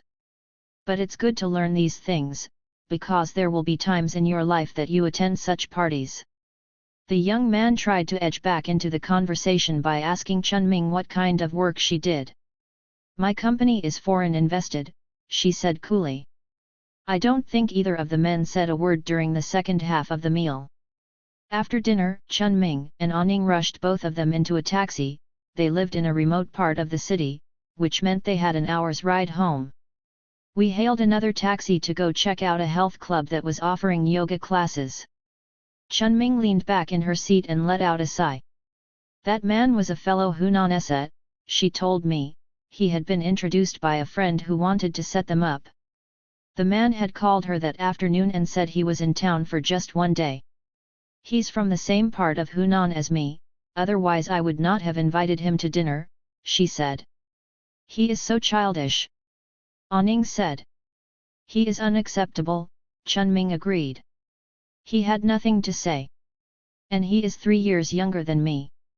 I didn't say anything by then. I felt a bit sorry for the young man. I also realized that I had just been on my first Chinese blind date. At the health club, dance class was over, yoga met only twice a week, and none of the instructors was around. Aning suddenly realized that we were near the Making Friends Club. "I wonder if there are any activities tonight. Let's go see." We ran down the street and up the stairs to the club. The main room was almost deserted, no making friends tonight. Chunming and Aning sat down and began flipping through the binders of the club's male members. "There are so many beautiful women, and look at these men," Chunming said. She flipped rapidly. "I look at the pictures first," she said. "You can't tell from looking at the photo if someone is any good. But the photos are useful at ruling out the really bad ones." She pointed to a pudgy man with a hapless look on his face, standing behind a fake picket fence. "Only the most low-class people still get a photo done in a studio. That's the kind of thing I did 10 years ago. It's much better to get a photo in a park or a natural setting." Aning seemed to have dated a significant portion of the club's male membership. She showed me a photo of a man leaning against a tree. "He looks tall, but in person he isn't. It's just that he is standing alongside that tree. She flipped to another photo. This man looks like he has a kind face, but he is really not a nice person. Flip. This man is 48 years old. I told him, even if I could accept you, my parents never could. Flip. This person has mental problems. Aning had recently gotten divorced and she was aggressively seeking a boyfriend. She had dated more than 20 men from the club and once went on 4 blind dates in a single day. I met one guy who said he was very happy living in his rented 8 square meter room, Aning told me. I said, "Oh, really? Are you so happy living in your 8 square meter room?" A blind date with a teacher also flopped. When he finished chewing his gum, he played with it with his fingers. I couldn't stand it. This person is a teacher. He teaches children. Every time after I meet one of these men, Aning said, I feel like crying. After I meet one of these men, Chunming said, I feel like throwing up. She picked up another binder females 74 to show me her own photo. It was a black and white shot of a girlish-looking Chunming with cropped hair, in artful soft focus, perhaps too artful, because only 2 men had phoned her up after seeing her picture. Her stated requirements for a mate were, kind, honest, humorous, has an apartment. Hers was the only listing I had seen that mentioned a sense of humor. The apartment is not an absolute requirement, she said. We could buy an apartment together. I just meant I would prefer that he had one. But she absolutely would not date anyone under 1.7 meters, because a man that short gave her no sense of security. After we left the club, Aning elaborated on the man with mental problems. I went on one date with him and he told me he had been hospitalized for 2 weeks with suicidal tendencies, she said. At first I felt like I should help him, since I'm a nurse. But then I decided I shouldn't get wrapped up in it. The man continued to send text messages to her mobile phone at odd times. I really don't understand how someone with mental problems could be the chief financial officer of a 5-star hotel, Aning said. He lied to you, that's all, Chunming said. We went into the TCBY frozen yogurt shop, where Chunming suffered agonies of indecision before finally ordering a blueberry cheesecake frozen yogurt sundae. She instructed Aning, who was having her period, that she must not eat anything cold, so her friend ordered a hot strawberry milk instead. It had a chemical pink color, like industrial waste. The visit to the Making Friends Club had not been in vain. There was a new activity this weekend called 8-Minute Date, and Aning explained what she had heard about speed dating. Chunming was excited to attend. She loved to try new things and she was an optimist by nature. These qualities had helped her survive in Dongguan, even if they were a mixed blessing when it came to dating. The problem is, Aning said, sometimes 8 minutes is too long. Living in the city changes what young women from the countryside expect out of marriage. Surveys have shown that migration makes a rural woman more likely to meet her future husband on her own, marry later, want fewer children, give birth in a hospital, seek equality in marriage, and view divorce as an acceptable option. More than 60% of migrant women in one survey cited either building a happy home or having a partner in the career struggle as the purpose of marriage, while fewer than 10% chose having someone to rely on for life. In traditional society, a young woman would live with her husband's family after she married and submit to the rule of her mother-in-law. She would also give birth in the home of her in-laws, symbolizing the claim of her husband's family over the baby. But migration is freeing the younger generation of such obligations. Couples in the city often pay for a wedding themselves, and a migrant woman soon to give birth is more likely to return temporarily to her own family home rather than her husband's. For a long time, scholars believed that the vast majority of migrant women eventually returned to their villages to marry, have children, and work on the farm. Many migrants in the 1980s and 1990s did follow this path, but the fate of newer migrants is changing. More young women are marrying fellow migrants and setting up house in their adopted cities. If they do return to their native provinces, they often move to a provincial city rather than to the villages where they were born. And marriage does not necessarily mark an end to migration. Young couples frequently return home to marry and then go out again together. Spending time with Chunming and her friends convinced me that the conventional wisdom that most migrant women eventually return to the farm was flawed. Everyone in their circle had been away from home for years, it was clear that they would never go back. But because changing one's residential status was expensive and cumbersome, they did not count as official Dongguan residents either.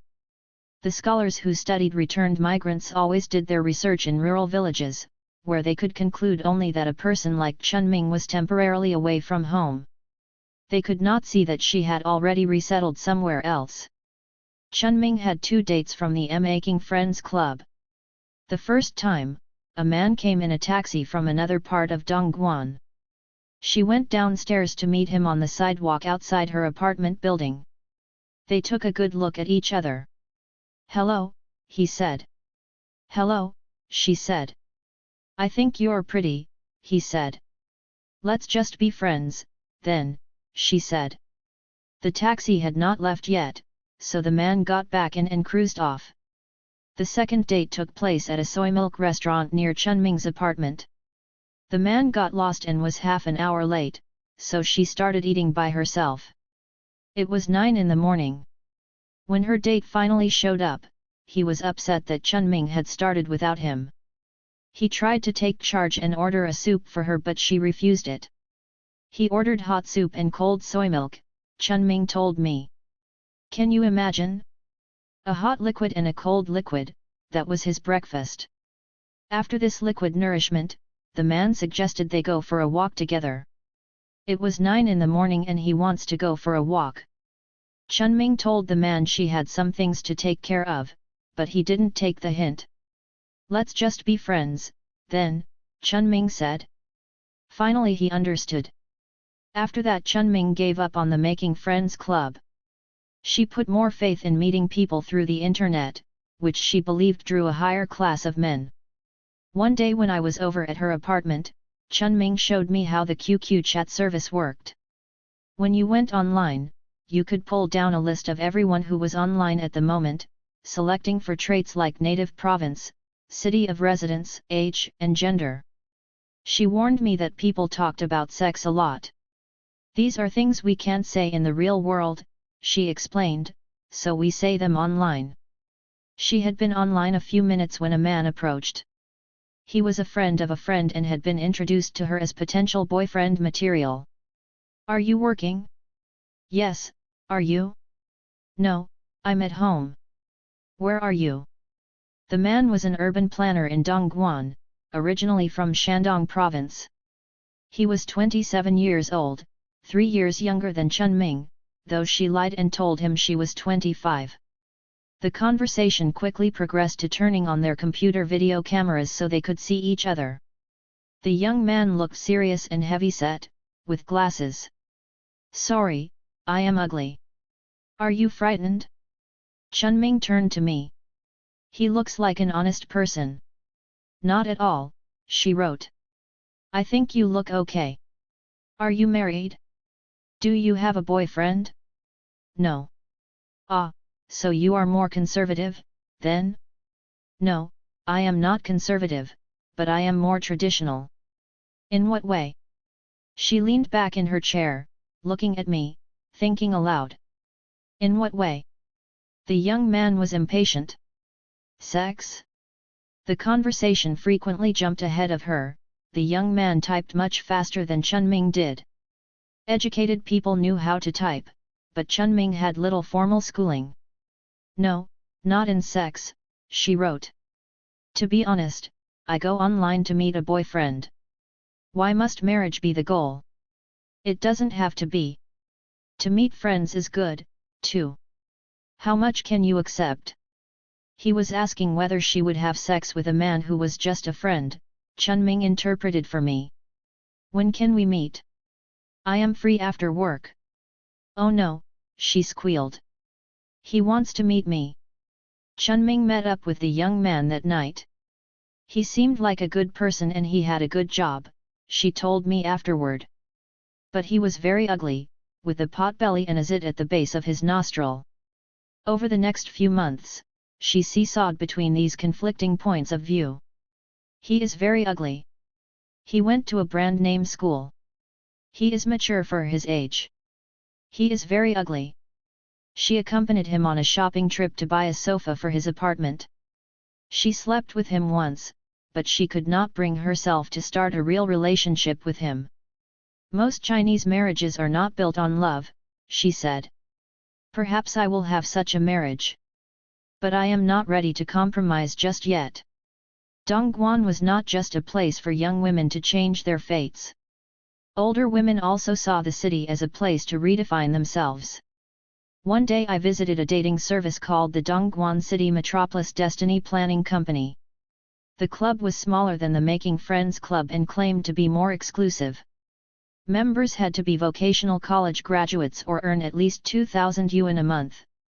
I met with the company's managing director and his 2 female assistants, a grueling experience that involved all 3 of them speaking over one another while their mobile phones rang non-stop. One of the assistants was young and soft-spoken, the other, Xiang Yang, was a middle-aged woman of imposing bulk, with a red face and a fur hat with aggressive-looking bristles. Both women were single, and they appeared to be working at the company in part to advance their marriage prospects. The managing director planned to set up matchmaking offices around the city using a franchise model. But from his business card I learned that he was also hedging his bets. Comprehensive planning. Tourism business. Real estate planning. Tutors and housekeepers. License application agency. Creative design. Arts training. Marketing agency. Property agency. Annual asset inspections. SIS input. Rites and ceremonies.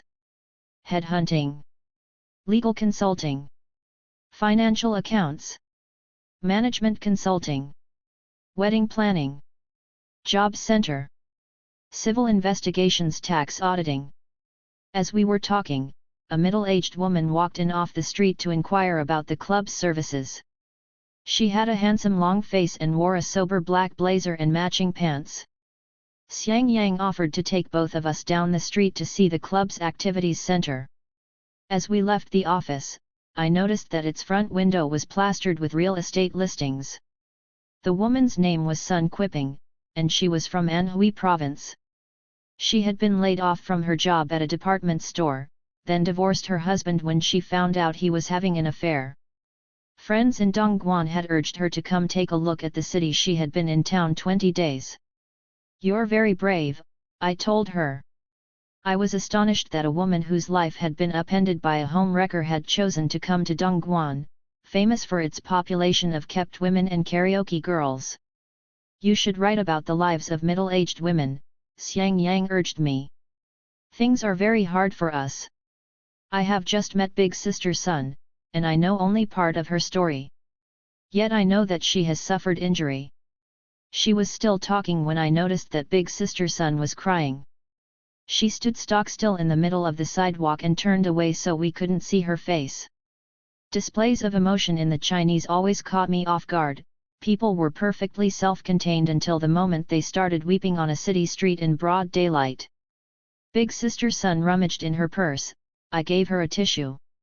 "Give yourself some time," I said, mumbling generic phrases of reassurance. "Take things slowly." We continued walking.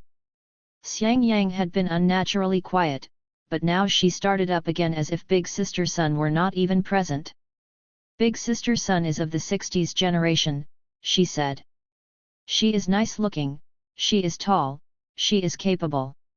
Yet society has told her that it doesn't want her. She was a beautiful girl once, yet now she is of a certain age. She cannot avoid having white hair.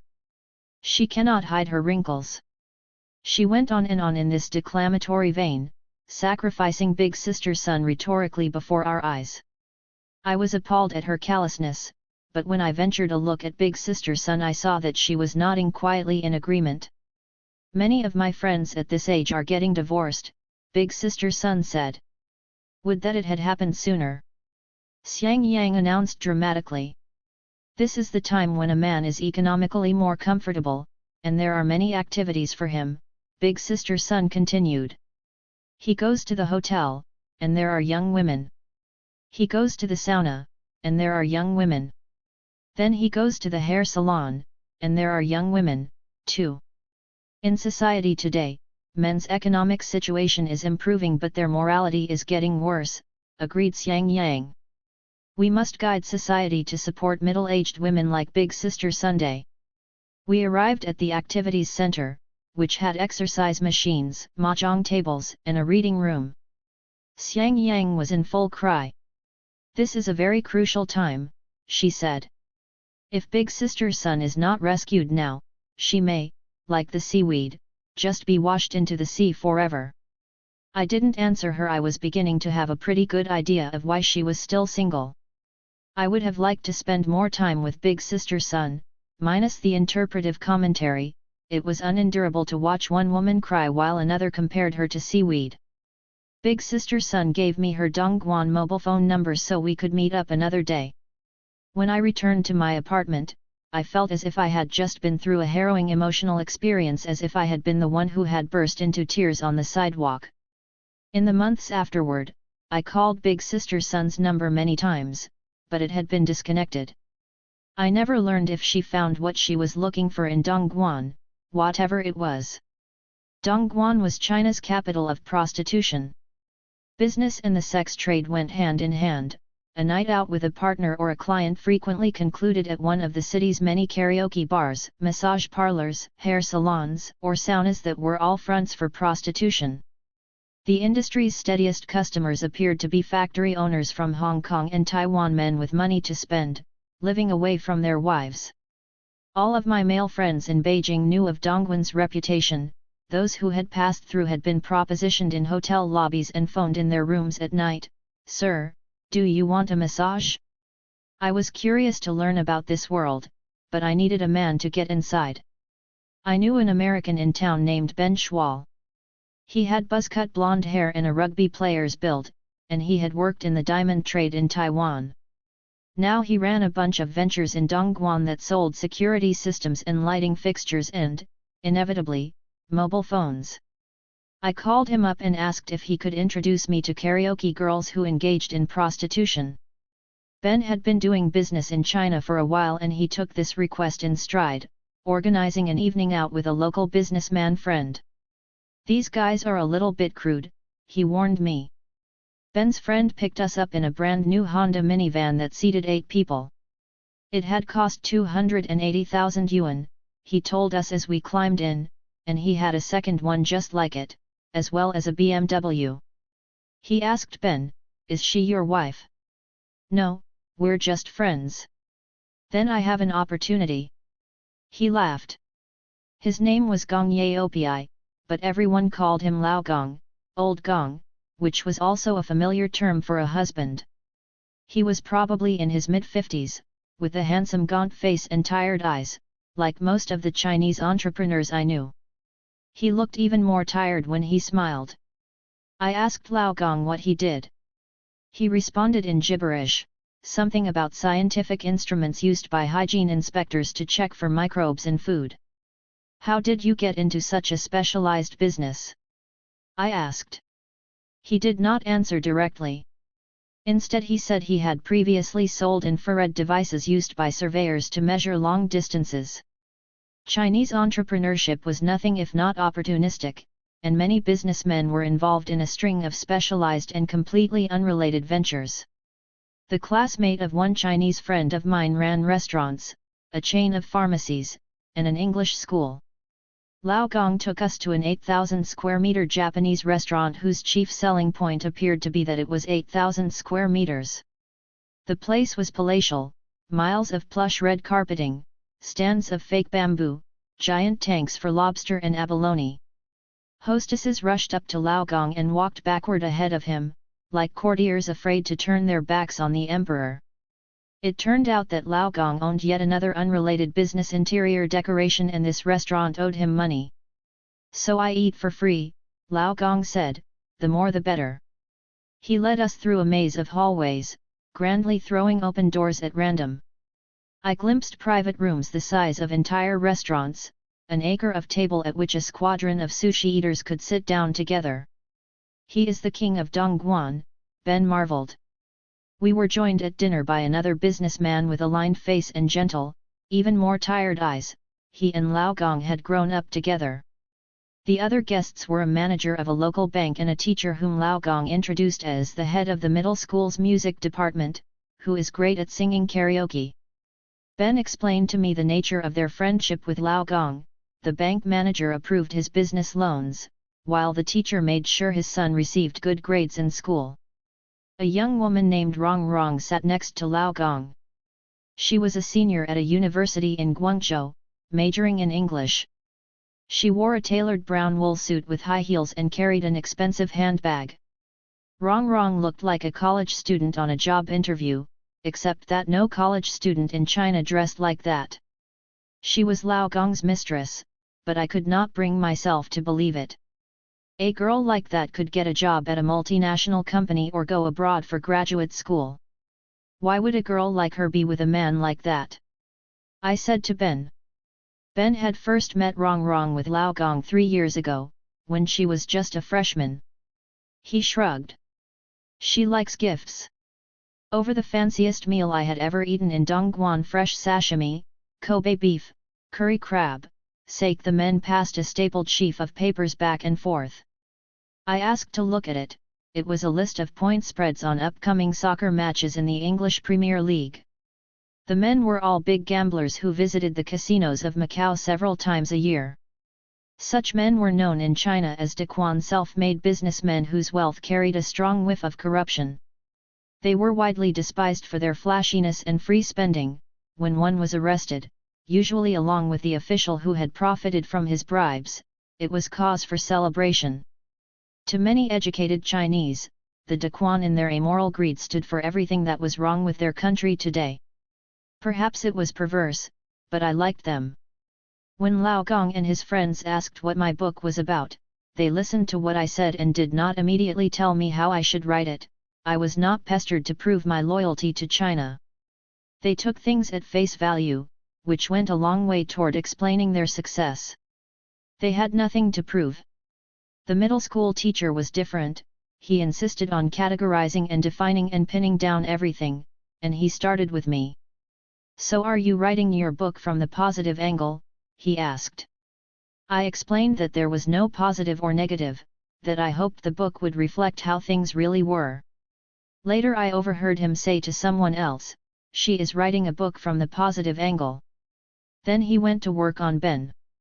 "When you go back to America, are you no longer used to eating Western food?" Ben said he liked both Chinese food and Western food. "Do you like Chinese food or Western food more?" the teacher asked. "Chinese food," Ben said dutifully. He said to me in English, "I can see where this is going." "Chinese food is the best food in the world," the teacher declared. "And all Chinese people are good." "Really?" I said. "All Chinese people are good." "No," answered Lao Gong, who had not taken part in our conversation until now. 70% of Chinese people are bad." He spoke with such authority that the teacher did not dare contradict him. And there the matter rested. 70% of Chinese people are bad. You could see why one man was the king of Dongguan and the other just a middle school teacher who was great at singing karaoke. The club at the Silver World Hotel had its own entrance, flanked by 16 hostesses who bowed deeply at the waist as we entered.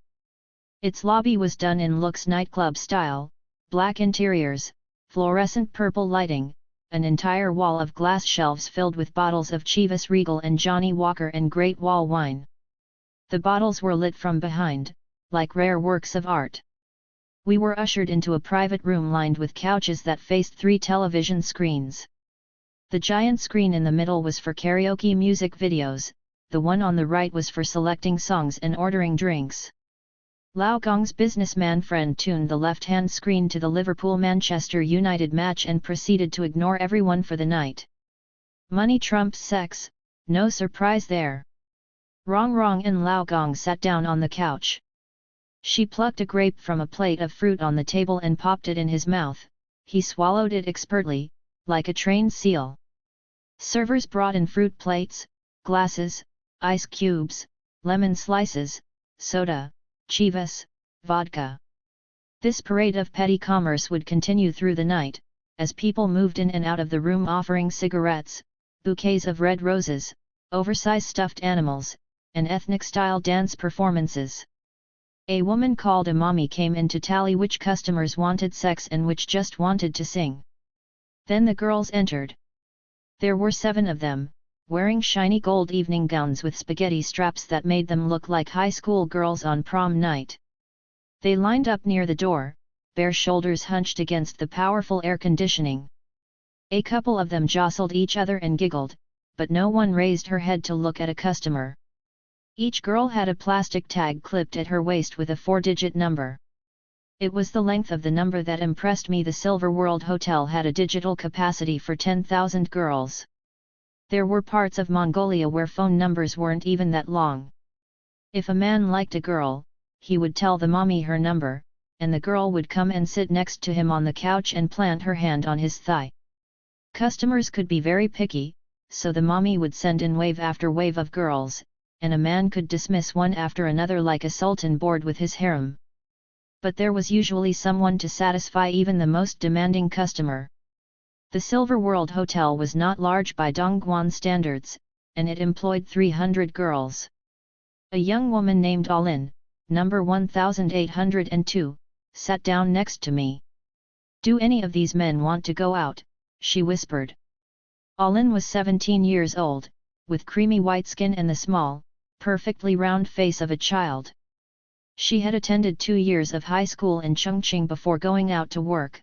Her father was a migrant and her mother farmed. Alin had initially planned to join a factory, but friends said that working in a karaoke bar was more lucrative. She had been a virgin when she started, and back then she had cried when men groped her too hard. Now on average she had sex with a customer 4 nights a week. The working day at the Silver World ran from 7:30 p.m. to 11:30 p.m.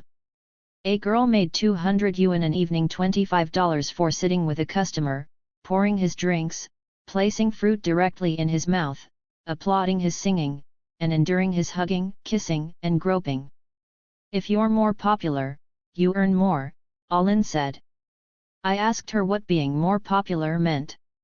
"If you have bigger breasts," she said flatly, "or are more stylish." If a girl went out with a customer for sex, the club charged 800 yuan for a single encounter, that was called kwayakan, fast food. Spending the whole night cost 1,000 yuan, though a satisfied customer might give double or triple that amount in tips. Some of the girls didn't like to go with men very often. The ones who did could make 20,000 yuan a month, $2,500, an astronomical sum in the migrant world. The girls were not supposed to smoke on the job, to eat too much of the food that the customers ordered, or to have sex with anyone in the karaoke room. Other than that, they lived a casual and disorderly existence. In a city where most lives were ruled by the factory clock, they slept as late as they pleased and worked fewer hours than anyone I had met. Alin had seen enough of the world to draw some conclusions. Sichuan's men were the worst gropers, and stingy to boot. Foreign men were kinder than Chinese men. Some of the customers asked the girls to be their girlfriends, but Alin would never fall for that. Yet she said she would like to have a boyfriend, and she wanted to get married someday. No one back home knew what Alin did for a living. She told her parents she worked in a factory, and she sent home only a fraction of her earnings so they would not become suspicious. Some of the girls had worked in a factory when they first came out from home, but they would never go back to that life now. They had no illusions about that. The mommy sits at the apex of the karaoke world. She matches up customers who want to have sex with girls willing to go out on a given night. A girl can request to stay in if she is having her period or not feeling well. The mommy gets a cut from each girl's earnings, somewhere in the neighborhood of 15%. A good mommy earns the loyalty of her girls, and when she moves to a different club the girls go to. 2 types of women work in the karaoke rooms. DJs manage the rooms, serving food and drink and helping customers select songs. The women who drink with customers are called Zuo Tai Ziaja, young ladies sitting at tables. Zyja usually have sex with customers, and some DJs do as well. DJs don't give a cut to a mommy, but they must bring in a certain number of customers each month or pay a fee to the club. Many clubs hire more DJs than they have rooms, pitting them against each other to please customers and earn more money for the club. The lowest people in the club hierarchy are the waiters, who come and go as invisible as eunuchs, cut off from the sex trade. They have the least earning power. The karaoke world is dreamy and unreal. Young women in evening gowns laugh at all your jokes, until their flattery feels as natural as breathing. "You have such well-preserved skin," one Zyja said to me, then turned to Ben and exclaimed, "Your Chinese is so good." They tease their customers and address them as Logong, husband. The men seem to like this, perhaps because they are unable to imagine, even in their wildest fantasies, a world without wives. Every once in a while someone stands up to sing and everyone else applauds. The room is dark and it has no windows, and your glass is always full. The young women were disarmingly frank about what they did for a living. I met many of them on 2 successive nights at different clubs. When I said I was writing a book about Dongguan and asked about their work, not a single one played coy or denied that she had sex with customers. Occasionally I sensed small deceptions. They might overstate their earnings, or claim they had been tricked into this line of work. Several told me, rather unconvincingly, that they planned to quit their jobs the following day. But they were not cynical and hard, as I had expected them to be. They were girlish and they giggled like teenagers, and sometimes as we were talking they started to cry. I was torn about what to think of them. It would certainly be awful to have sex with the type of Chinese man who frequented karaoke lounges. In that respect, they had my sympathy. Yet much of their workday was spent in leisurely fashion sipping cocktails, eating peanuts, watching music videos, and for that, they made more money in a month than someone like Min earned in a whole year. The initial decision to enter this world was surprisingly casual. Most of the young women I talked to had started working at a karaoke club because a friend or cousin was doing it, the same way a migrant would go to a certain city or factory because she knew someone there. After they arrived, they came up with reasons to stay. It was easy work, it paid well, and you could learn about the world. The karaoke girls came from better circumstances than the factory girls I had met. That, too, was a surprise. Often they had grown up in a small city or a town rather than on the farm. A fair number were only children or the youngest in their families, which meant they had fewer financial burdens. Quite a few had attended high school, which placed them in the rural elite. Alin, with 2 years of high school, was the most educated young person in her village. "At home they are expecting me to come out and make a success of myself," she said. "If they knew I was working in a place like this, they would never forgive me." Compared to the factory girls, they were freer to do what they wanted. Maybe they were too free, and lacking a clear purpose had made them lose their bearings once they came to the city. No one had forced them into prostitution. In fact, they had chosen this line of work because they expected more out of life. Most of the girls wanted to return home eventually to set up a clothing shop or a hair salon. Almost everybody knew someone who had done this. A motivated young woman could save enough money in a year or 2 to pull it off. But it was easy to lose your way. The next night at another club in a 5-star hotel, I met Ding Xia.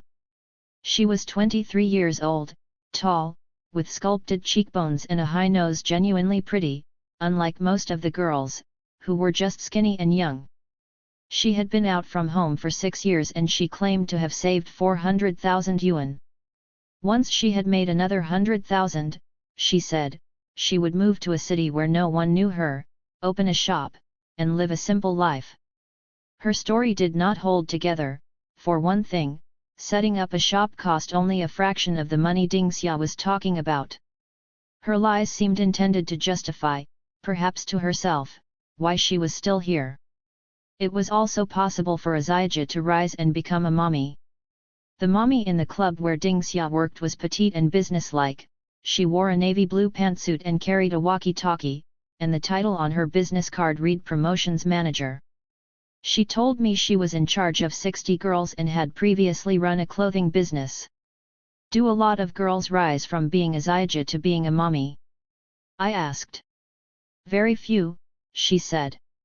1%. Why not? You need to have skills to do this, she said. She politely toasted me with a glass of beer and excused herself. As soon as she had left, Ding Xia turned to me and said, she used to be a Zijia here. Then she put her finger to her lips. Ding Xia had worked at this club long enough to know. But most people moved in and out of jobs so quickly that to invent the past, along with the future, was easy enough. As the night winds down, the fantasy world dissolves, the food is gone, the bottle's drunk, and everyone is tired of singing. Some of the Zijia excuse themselves to change their clothes, they return wearing jeans and windbreakers that make them look alarmingly young. They yawn and rest their heads on the shoulders of the men. Sometimes this preserves for another moment the illusion that they are their sweethearts, but what they resemble most are sleepy and affectionate daughters, up past their bedtime. Finally the bill for the evening arrives. There is a fee for the room, a bill for food and drink, and 200 yuan, cash, paid to each Zijia. The woman selling stuffed animals returns to the room to collect, but the colleague of Ben's who had showered a sulky young woman with attention all night long does not want to spend money on her now that the night is over.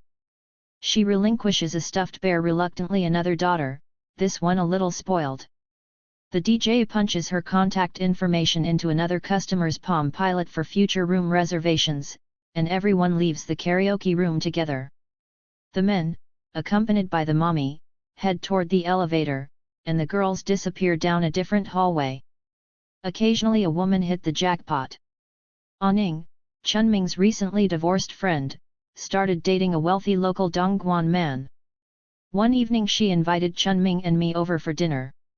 The block of apartments where she lived felt heavy with decay, wastewater from air conditioning units dripped down the sides of buildings in rusty orange trickles, like tears. But inside the apartment was spacious and nicely decorated, with light colors and wood floors. Anning was wearing a long ivory skirt trimmed with eyelet lace and a matching cardigan. She looked pretty and happy, and she had cooked us a dinner of steamed fish, spicy spare ribs, and a soup of chicken feet, papaya, and tomatoes. Over dinner she told us about her boyfriend, who was away on a business trip. He was 8 years older than she was. The two of them had recently returned from a vacation in Beijing, where he had spent most of his time gambling on soccer matches. What does he do for a living? Chunming asked. He does everything, Anning said. Chunming's eyes widened. Everything. He grew up around here. All of the people from here are involved in gambling and smuggling, Anning said.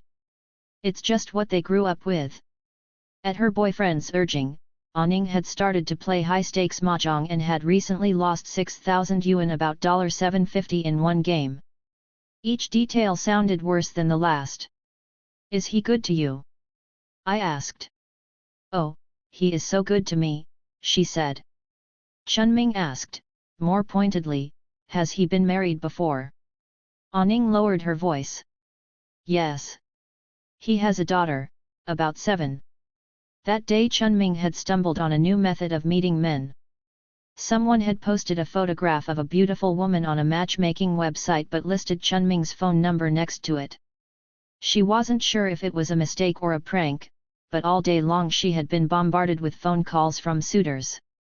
Are you the woman in the picture? Do you have long hair? Are you 1.66 meters tall? After dinner, Chunming went into the living room to watch a television serial about doctors in ancient Korea struggling to aid the residents of a leper colony. Chunming found their humanitarian efforts very moving, but she was constantly interrupted by phone calls from strange men. Hello, she would say. Who is this? Listening. Then, yes, someone posted that picture and that information, but it isn't mine. Only the phone number is mine. Pause. Never mind, we can still make friends, she would say in honeyed tones. Where are you from? What do you do? The men did industrial automation and worked as factory foremen. They were from Jiangsu and Gansu. After chatting some more, Chunming would say she was busy at the moment, but they should keep in touch. She was always the one to cut the conversation short. After she hung up, she scrolled through her phone messages. "Hello, I am a factory manager in Tangxia." She beamed. "It doesn't matter. I can still make new friends. And maybe some of them will want to buy parts from our company." I had to admire her resourcefulness. She had turned a case of mistaken identity into her personal dating service, with the backup option of convincing these men to purchase parts for industrial molds. "That woman must be really beautiful," Chunming said as she scrolled through her list of messages and missed calls. "And yet when you tell them it's not you," I said, "they still go on talking to you. So many people in this city are so lonely," Aning said. That evening, we decided to check out the local nightlife, which centered on a newly opened shopping plaza of clubs and bars. Inside the places were dark and deserted, with purple neon lights and throbbing music and small groups of heavily made-up women whose air of unfathomable boredom marked them as prostitutes. Chunming fielded phone messages as we walked. "I am a government official. I have lived here 6 years. What are you doing tonight? Hello, can we make friends?" We ended up in a bar near Aning's home. It was crowded with young office workers, and we stayed long enough to witness some strange scenes. After many drinking games, a young woman threw herself at a man who was probably a work colleague. She wrapped her arms around his neck and nestled into his chest. The man did not embrace so much as endure. He stood with his arms hanging stiffly at his sides, like a soldier consigned to guard duty during a rainstorm. When I looked again, the young woman had recovered and was chatting with her girlfriends. Apparently the man had taken the opportunity to escape the bar. Nearby, a woman with fleshy thighs in a leopard print miniskirt danced in a metal cage raised a few feet above the floor. After several songs, she crawled out of the cage through a low square opening in the back, like a door for a dog. She padded onto the floor, brushed off her knees, and then in a small moment of glory appreciated only by me resumed the upright posture of a primate. She walked over to the bar and ordered a drink. A girlfriend of Aning's joined us.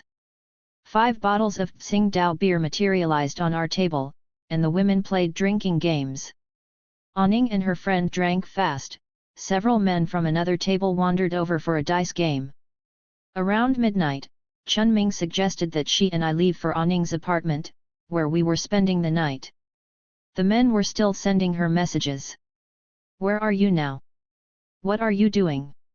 I am a bundle of flaming fire." At 1 a.m., the phone rang. It was Aning's girlfriend. "Aning was too drunk to walk, could we help?" Chunming went out. The friend lived 1 unit over in the same apartment complex where we were staying, and Chunming returned to tell me that they had put Aning to sleep on the friend's couch. At 2 a.m., the phone rang again. Aning was wandering around the hallway and refused to sleep. Could we help? Chunming went out again. I struggled back into uneasy sleep. At 2:30 a.m., Chunming returned. She walked into the guest room where I was sleeping, turned on the overhead light, and sat down cross-legged on the bed. "I have something to tell you," she said.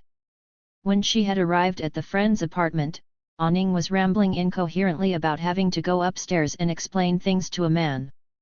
Chunming and the friend didn't know what she was talking about, but they finally agreed to take her upstairs. The man who answered the door was skinny and dark, wearing shorts and an undershirt. He and 3 other men in similar attire were playing mahjong. The man let Aning and her friends in, led them to a spare bedroom, pointed to a bed where they should deposit her, and returned to his game. It dawned on Chunming that this man was Aning's boyfriend.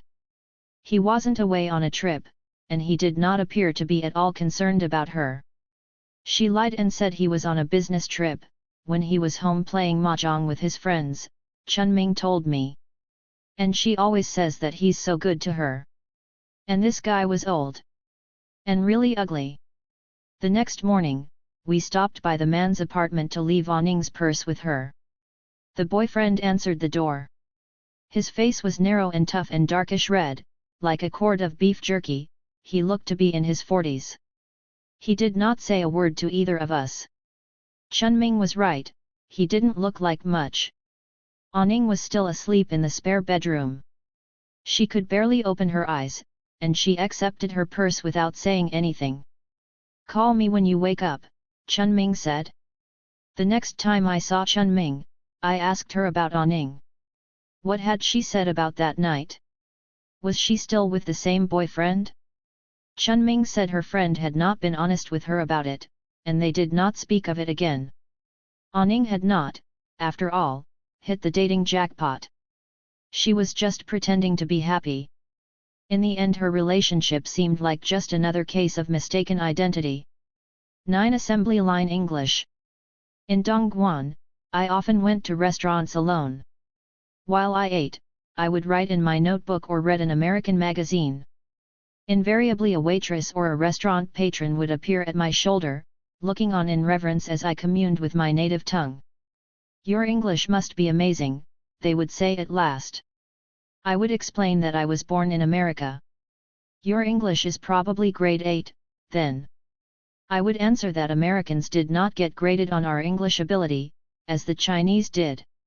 English was as ordinary to me as Chinese was to them, I would say, but this only compounded their sense of awe. "Your English must be at least grade 8, then." People were always disappointed to learn I was a journalist. With my ability, I was told, I could be a highly paid translator at a trading company. English was the path to riches and satisfaction. To them I was like someone who had won the lottery but refused to cash in my ticket. Almost everyone in China had studied English in school, sometimes for years, but it was the rare person who could speak the language. Lessons emphasized grammar and the memorization of vocabulary lists. Teachers were frequently as tongue-tied as their students. The group mentality was a factor. Better to remain in anonymous silence than to risk embarrassment by opening your mouth. The ubiquity of English study seemed only to increase the respect for it. Despite many attempts and much effort, the language continued to defy mastery. English also underlay the working life of Dongguan, where it was the language of business for the thousands of factories catering to foreign clients. This didn't mean people actually understood English, they learned just enough to function within their specific industry. Often they spoke in abbreviations and acronyms, a truncated language that would have confused any American. On an order form, FOB-HK short for Free on Board Hong Kong indicated at what point a buyer would take ownership of a product he had ordered. L and W and H described its dimensions. Plastic packaging was PP or PE, though few people could have told you what those letters stood for. The machines of the assembly line also functioned in broken English, instructing workers to root finder and keyboard test and press any key to SEMD loopback Q to quit. Almost everyone I knew in Dongguan had gathered herself and made a determined assault on English at some point. For a while, Min spent her evenings studying a dog-eared textbook whose title was Crazy English Crash Course. The first third of the book was liberally marked up from her older sister's failed attempt on the language sometime earlier. Zhang Hyun carried around a pocket-size phrasebook, and the last time I saw Chen Ying, the woman from the white-collar class who had moved into management, she was planning to study English on her own and take the vocational college exam. Even the karaoke girls regarded English as a way out. It could impress a foreign customer into hiring Azija as a clerk or a secretary.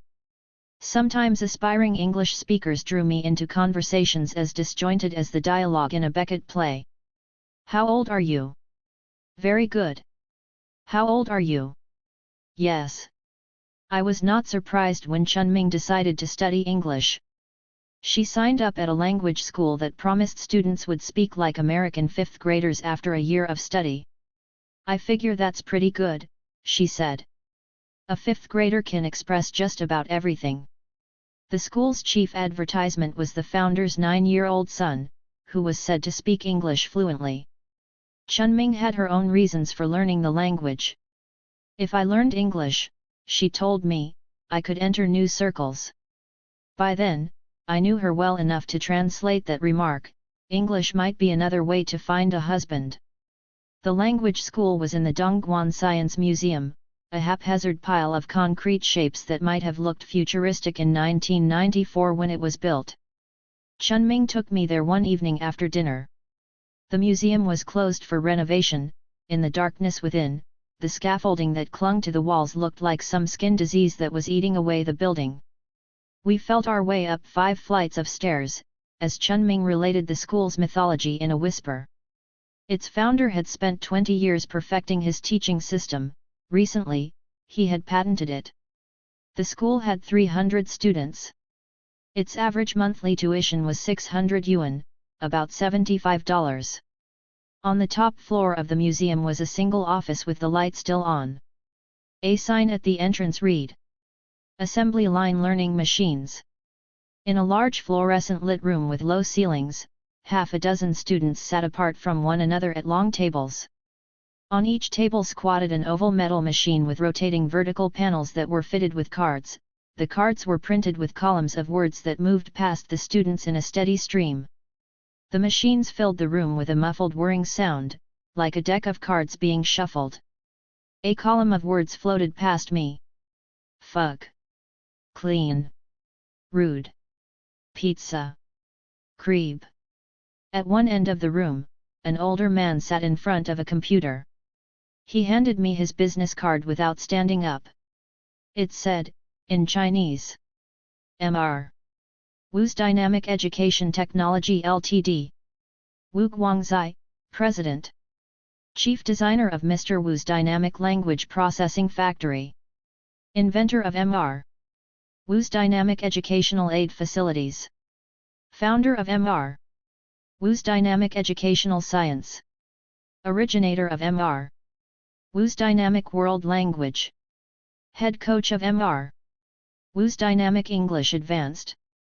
Simultaneous Interpretation Training Class. Mr. Wu was 45 years old, with a square face, baggy jowls, and rumpled hair that looked as if it had been slept on recently. He was somewhat overweight. He did not fit the image of a teacher or even a city person. He resembled the kind of government official you might meet in a small Chinese town. More precisely, he resembled the driver of the kind of government official you might meet in a small Chinese town. He did not look very dynamic. The guiding principle of Mr. Wu's school was that treating people like machines was the key to mastering English. After learning the alphabet and the phonetic sounds of the language, a student sat at a machine while columns of English words rotated past. The student read aloud each word and wrote it down without knowing what it meant, week after week, until he attained the highest speed. He then proceeded to another machine that showed Chinese definitions of words. Next he advanced to short sentences. At each stage, he wrote the word or sentence in English and said it aloud without comprehending its meaning. When a student achieved the top speed, able to write 600 English sentences in 1 hour, he graduated to basic grammar. Only then did he learn the meaning of the words, phrases, and sentences he had been repeating for months. Mr. Wu called this method guidance-style teaching. As far as I could see, this meant there were no teachers. The machines imparted everything the students needed to know. His ideal student worked 11 hours a day, study 4 hours, eat lunch, nap, study 4 more hours, eat dinner, study 3 more hours. That was the exact schedule of the Dongguan factory, down to the 3 hours daily overtime limit mandated by the labor law. On the assembly line, people can sit and work for 8 or 10 hours without rest, Mr. Wu said. If only we could learn that way, how good it would be. His methods contradicted all received wisdom about learning a language, chiefly, that speaking, comprehension, and teachers were crucial to the process. Mr. Wu dismissed all of that. Chinese teaching methods focused too much on memorization, he said. The classroom turned students into passive receptacles. Assembly line English forced them into action. Your hand, brain, eyes, and mouth must learn to react quickly and automatically, Mr. Wu explained. You don't have time to translate a word into Chinese or to memorize it. You must train yourself to respond instinctively. By pressing so many body parts into service, he said, assembly line English stimulated different regions of the brain to work harder. Science had shown that human beings used only 5% of their cerebrums. Mr. Wu was full of such facts. The average person wrote 200 sentences an hour. Women could recite 90 sentences a minute, but men could manage only 75. If a person studied English for 10 hours every day, he could work as a simultaneous interpreter in 3 years. In this respect, Mr. Wu resembled a man who had reduced the universe to a string of chemical formulas. No single fact was wrong, but the combination as a whole missed something. Yet he had a point: there was a problem with the way English was taught in Chinese classrooms, and student passivity was a big part of it. You might cram your way into a perfect score on the TOEFL exam, the most widely used test of English proficiency, but you could not memorize your way into fluency no matter how hard you tried. After Mr. Wu's lecture, Chunming and I wandered around the classroom. She recognized a student she had met on a past visit to the school. Lu Yuxia was 21 years old, with a round face, bright eyes, and a bowl haircut that gave her the look of a muppet. She had spent a year studying English here, doing clerical work in return for room and board and free classes. Under Chunming's watchful eye, Lu Yuxia chatted with me in English. She didn't sound the least bit like an American fifth grader. But she wasn't afraid to speak, and she didn't hide her mouth behind her hand or apologize continuously for her mistakes. Now Lu Yuxia had a job teaching English to factory executives, which surprised me, although it shouldn't have. In Dongguan, barely knowing something qualified you to teach it to others. I asked her what she planned to do next. "How do you say international trade?" she asked me in Chinese. I told her. Her aspirations seemed as wide as the world, and as easy as speaking a word aloud. Chunming and I walked out of the building and crossed the broad green lawn in front of the Science Museum. Night had fallen, and floodlights cast giant shadows in our path. "I just have to set my resolve," Chunming said. "This year I will either learn English or start my own business." In her first year out from home, Lu Yuxia lived, breathed, and slept assembly line English. She worked in the office during the day, and in the evenings she studied on Mr. Wu's machines. She shared a small room behind the classroom with 2 other women. All 3 were studying English, but Lu Yuxia worked the hardest. "I was a year older than the other 2, she told me, so I felt pressure to do better than them. She came from the poor, landlocked province of Jiangxi, where her parents farmed and raised ducks. She had always liked languages. At home, her parents spoke different dialects and she was used to switching between them, and when she started learning English in middle school she did well. But she did not test into college, and her family lacked the money to support her studies anyway, so Lu Yuxia went out to Dongguan to work. At Mr. Wu's school, she worked to improve her pronunciation. How she managed that when there was no one around to correct her mistakes, I don't know. She was Mr. Wu's star pupil, but they had a rocky relationship. "He was quite mean to me sometimes," she told me. "And he wouldn't let me memorize lists of vocabulary words." "He wouldn't let you memorize vocabulary words?" I asked. "He insisted I learn English his way. So I had to study my vocabulary lists in secret." Lu Yuxia had another fight with Mr. Wu when she left. "He wanted to take a picture of me," she said, "but I wouldn't let him." Mr. Wu used photos of his students in the school's promotional materials, but Lu Yuxia was proud of what she had accomplished and she didn't want anyone else claiming credit. "Everything I've done," she told Mr. Wu, "I've done on my own, not because of you." Even by Dongguan standards, Lu Yuxia was in a fearful rush. In the 9 months since she had left Mr. Wu's school she had held 6 teaching jobs, a whirlwind tour of the various incarnations of managerial incompetence. In one job, she took the initiative to visit other schools to observe different teaching methods. Her boss accused her of moonlighting on the sly and fired her. At her next job, someone thought it would be a good idea to run a language school without scheduled classes. Whenever a student showed up, Lu Yuxia would have to teach a lesson on the spot. "I taught 5 to 6 hours a day, all different levels," she said. "1 minute I would be teaching elementary level, the next I would be teaching advanced. She was so exhausted that she quit after a month without getting paid. In her current job, Liu Yuxia taught 2 hours every evening and had the rest of the day to prepare lessons and study on her own. She earned 1,500 yuan a month, almost $200, a respectable sum. But she was already clashing with the school's director. He wanted her to cover a lot of material quickly.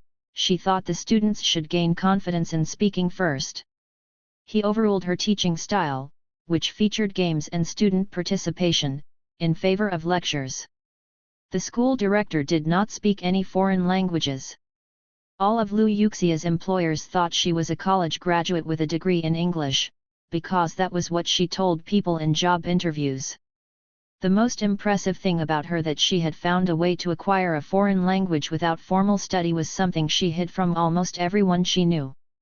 6 months after we first met, I visited Liu Yuxia at her school in Shijia, yet another industrial district of Dongguan where I had never been. She had grown out her hair, she wore silver-rimmed glasses, a no-nonsense pinstripe dress, and black heels. She looked quite grown up, although she wobbled a bit when she walked. Over spare ribs and rice at a fast food restaurant, we talked, in Chinese, about English. Liu Yuxia wanted to get a job as a translator at a factory so she could improve her English. How do you say international trade, but without factory experience no one would hire her. She was obsessed with the language. Our dinner conversation never strayed from this subject. After we had finished eating, Liu Yuxia looked at me and asked, "How do you think I should improve my English?" "You should talk with native speakers as much as you can," I said. The moment I spoke, I realized this was basically useless advice, since I had rarely seen a Westerner in Dongguan outside the lobby of the Sheraton. In truth, the best way to learn English was to date a foreigner. Untold numbers of Ziyajia had attained fluency this way, but I could not say that to Liu Yuxia. "How about the travel industry?" I asked her. She placed her palm flat against the top of her head. "Look at me. I don't meet the minimum height requirement. Tour guides must be at least 1.6 meters tall." Right, that was another dumb suggestion. I had forgotten about all the ways in which height could affect the utility of English in a place like Dongguan. Meanwhile, Liu Yuxia worried that her language skills were deteriorating. Working as a teacher in the commercial schools of Dongguan felt like a dead end. In a city dominated by factories, private schools were just another low-level service. In the official school system, teachers enjoyed prestige and benefits, but Liu Yuxia would never gain entry to their world. "They have their own system," she said. "They can't accept that I got my experience in society." After lunch, Liu Yuxia took me back to her school, a 4-story office building that was almost deserted at this hour. A few teachers were shooting pool in one classroom, 2 young men sang karaoke in another, their reedy voices echoing down the hallway. The classrooms filled up only in the evenings when people got off work. Schools were usually dead at night, but in Dongguan the schedule for learning had been turned upside down, as if these institutions were tied to a time zone half a world away. In her classroom, Liu Yuxia showed me her English textbooks. She pointed out one that she liked because it encouraged students to practice what they had learned. She criticized another for covering too little material in each lesson. From ABC to English Conversation contained a sample conversation that bore no relation to Dongguan reality. "Are those factories?" "No, they aren't. They are parks." Liu Yuxia picked up a piece of chalk and started scrawling words on the blackboard. "What was the difference," she asked me, "between the S sound in television and the GE sound in change? Where should the stress be in the word consultant? How was the S and C different from the TS in cats? Television. Change. C. Cats." These were strange and unrelated questions, but that was what happened when your teacher was a machine. She lived upstairs from the classrooms in a dorm with 2 other women. The room had 2 bunk beds, a small bathroom, and more textbooks, on Liu Yuxia's desk, under her bed, in a backpack on the floor. She was an English textbook junkie. "I probably have 30 books for learning English," she said. No single book can have everything you need to know. One of her few possessions that was not a textbook was a photo album. It featured Liu Yuxia in standard migrant poses, standing in front of a municipal building, visiting a park with girlfriends. She pointed to one of the pictures. These two girls have now determined to soak themselves in English. They want to spend the next year or two just learning it. Both of the young women were enrolled at Mr. Wu's school.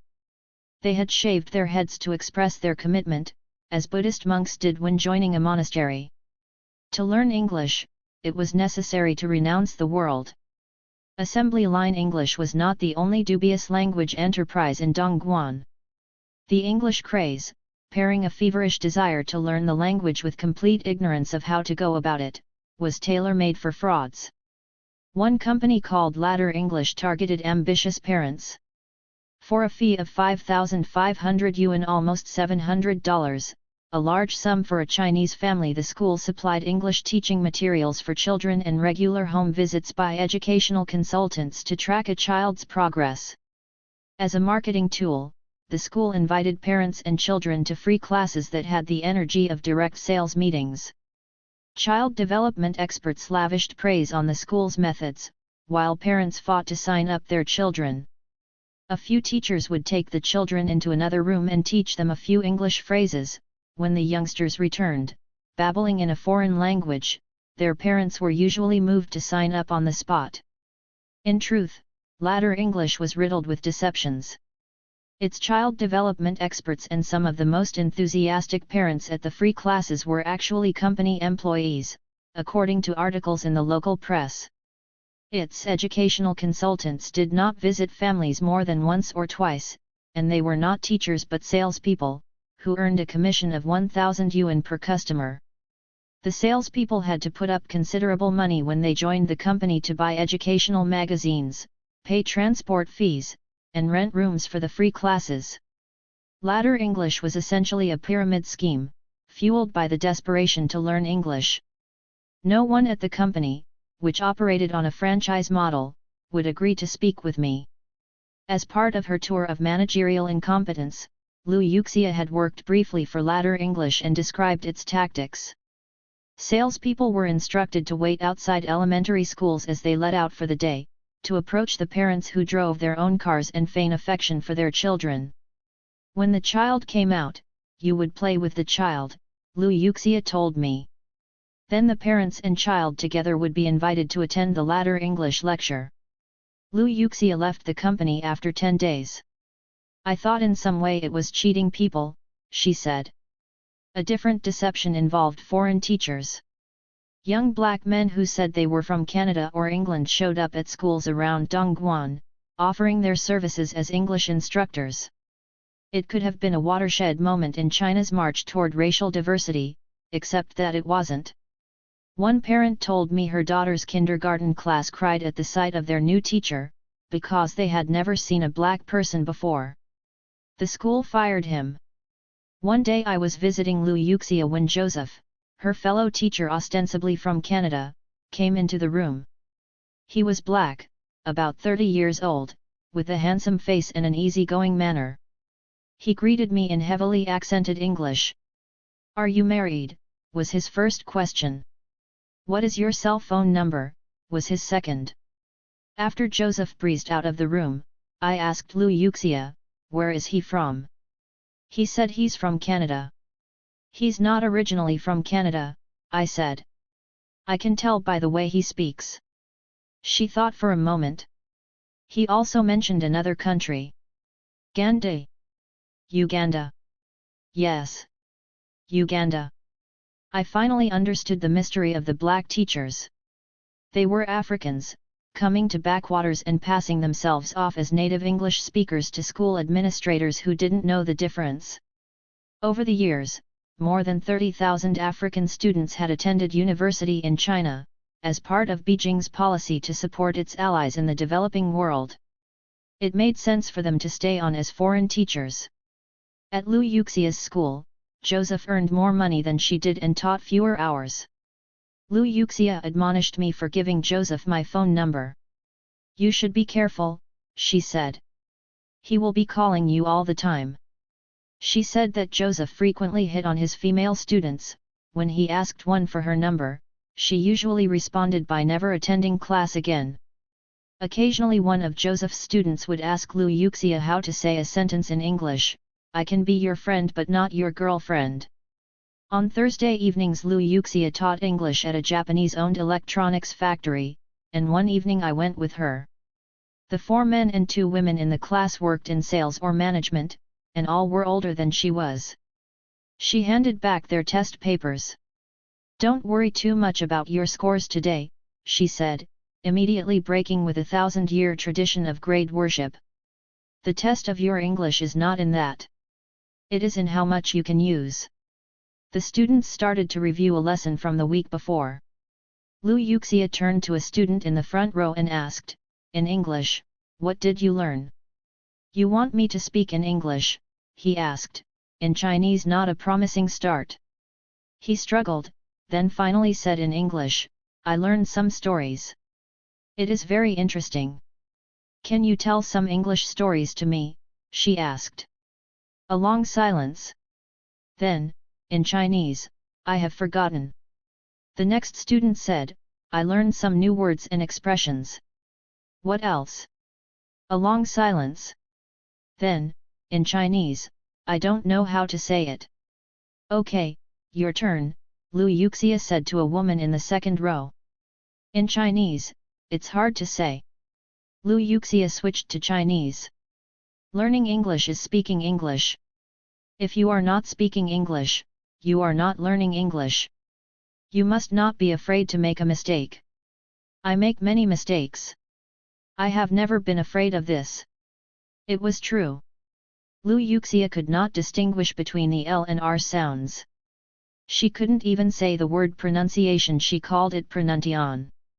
She sometimes didn't understand what her students said. Occasionally she corrected them when they were in the right. Often she answered their questions incorrectly. But she had the right instinct when it came to teaching, and somewhere along the way she had figured out the secret of learning a foreign language, which started with being unafraid. The students clustered around me during a break. I had given a short speech in English at the start of class, introducing myself and speaking slowly enough that they could understand me. They were, after all, college-educated, and they had been taking this class for months. But after watching them struggle through the lesson, I realized they had probably not understood a word I said. The men took the lead. "Which is better, China or America? American cities are much safer, right? And the quality of the people is much higher. Do you miss China very much?" "She has lived in China 6 years, the woman who had the best English in the class answered impatiently. "You still haven't figured that out?" The students asked me many questions about America. But not a single one ventured to speak to me in English. After the break, they moved on to a lesson about a camping trip. Liu Yuxia asked them to either read a passage aloud or tell the story in their own words. Every student chose to read the passage they read well, much better than they spoke. Then she asked the students to retell the story to her. The woman with the best English in the class had memorized the entire text, word for word. The next student tried to pull off the same stunt. But when he forgot a single word in the text he stopped, a record thrown off by one faulty groove, until Liu Yuxia prompted him. It felt strange to me to sit in a Dongguan factory and watch young people so constrained by their own timidity. The city was built on making do and getting by. The secret of success was learning just enough to talk your way into a clerk's job or a teaching position or whatever else you wanted. But in Liu Yuxia's classroom I saw the limits of that way of thinking. Learning a foreign language properly took time, and there were no shortcuts. You could not fake your way into English. Misfortune dogged Mr. Wu. His school was evicted from the Science Museum after he fought with his landlord, and most of his students dropped out. His wife abandoned him and their 9-year-old son. He moved the operations of assembly line English into his own home. Classes were crowded into the top floor of a 4-story tenement building. His workroom was on the 3rd floor and his apartment on the 2nd. On the day that I visited, the stair landing was piled high with garbage, mostly cardboard boxes and old newspapers. Mr. Wu greeted me cheerfully and ushered me into his workshop, where we sat on metal stools and talked in the summer heat, surrounded by large pieces of scrap lumber. His physical world had been compressed to humble dimensions, but Mr. Wu's ambitions were as expansive as ever. His latest breakthrough sat on a table, an English language teaching machine wrought entirely of orange and turquoise plastic, from a mold he had designed himself. Assembly line English had entered the industrial age. The machine could now be mass-produced, and I learned that Mr. Wu had already manufactured 500 of them. They were wrapped in newspaper and stored all over his apartment. He planned to lease them out to students so they could learn English at home. Mr. Wu's innovations had rendered teachers obsolete, and now classrooms were no longer necessary either. I told him I wanted to learn more about his theory of teaching English. "This is no longer just to learn English," he interrupted. "It is to develop the cerebrum. You can learn mathematics, history, anything from this. That is the wonder of the thing," he said, patting his invention fondly. "Suppose," Mr. Wu said, "a history student wanted to learn about Japan's 1937 invasion of China. First he would read a text about the event that had been printed on cards and placed on the machine's moving panels. Another set of cards would move by with questions testing his mastery of the material. When did the invasion happen? What was the meaning behind it? Other prompts would appear, pushing the student to come up with new ideas, which he would write down in the form of a composition. I asked Mr. Wu why this was better than reading the same information on a printed page. "When your right hand is writing, your left brain is working," he answered. "When your left brain is working, your right eyeball is working. When you read a book, your eyeballs just stare at the page. But when you read on this machine, your eyeballs move quickly." He explained that he was developing a comprehensive curriculum for the machine and planned to look for investors. "Is anyone interested?" I asked. "Yes," he said. An American had expressed interest. "Who?" "He was from Seattle." "Michael." Mr. Wu looked vague suddenly. "I have his business card somewhere." He took me upstairs to see his school. 10 assembly line English machines were now squeezed into a single cramped room, set up on tables with only a few feet between them. Half a dozen students read aloud words and sentences, like a roomful of telephone operators murmuring in a language that almost resembled English if you listened hard enough. These were the diehards, all young women who had followed Mr. Wu from the Science Museum into the confines of his home. They leaned forward into the machines, pushed by their impatience to learn. In front of each student sat her evening's sustenance, bottled water, 3 plums. The place was stifling. I trailed Mr. Wu around the room. I thought he was going to introduce me to some students, but he walked me over to one of the machines instead. "These are much more unwieldy than my new machines," he said. "It takes 2 people to carry one." By now it was early evening, and I commented that it was getting a little dark to read without light. "That's not bad for the eyes," he said. "Bright sunshine is bad for the eyes." "I'm not saying bright sunshine is good for the eyes," I said. "I'm just saying it's not good to read in the dark." "That's not true," he said heatedly. "That's only if your eyeballs are not moving. If your eyeballs are moving, it doesn't matter how dark it is." I learned a few things about Mr. Wu that day. He had no background at all in education. Before he set up the school, he had worked in a factory that made heating appliances. His English was poor, possibly non-existent. Several times when I used English terms during our conversation, he nodded and hurriedly changed the subject. The only English word I ever heard him use was okay, as in, okay. The word sounded strangely isolated at the end of a sentence like that.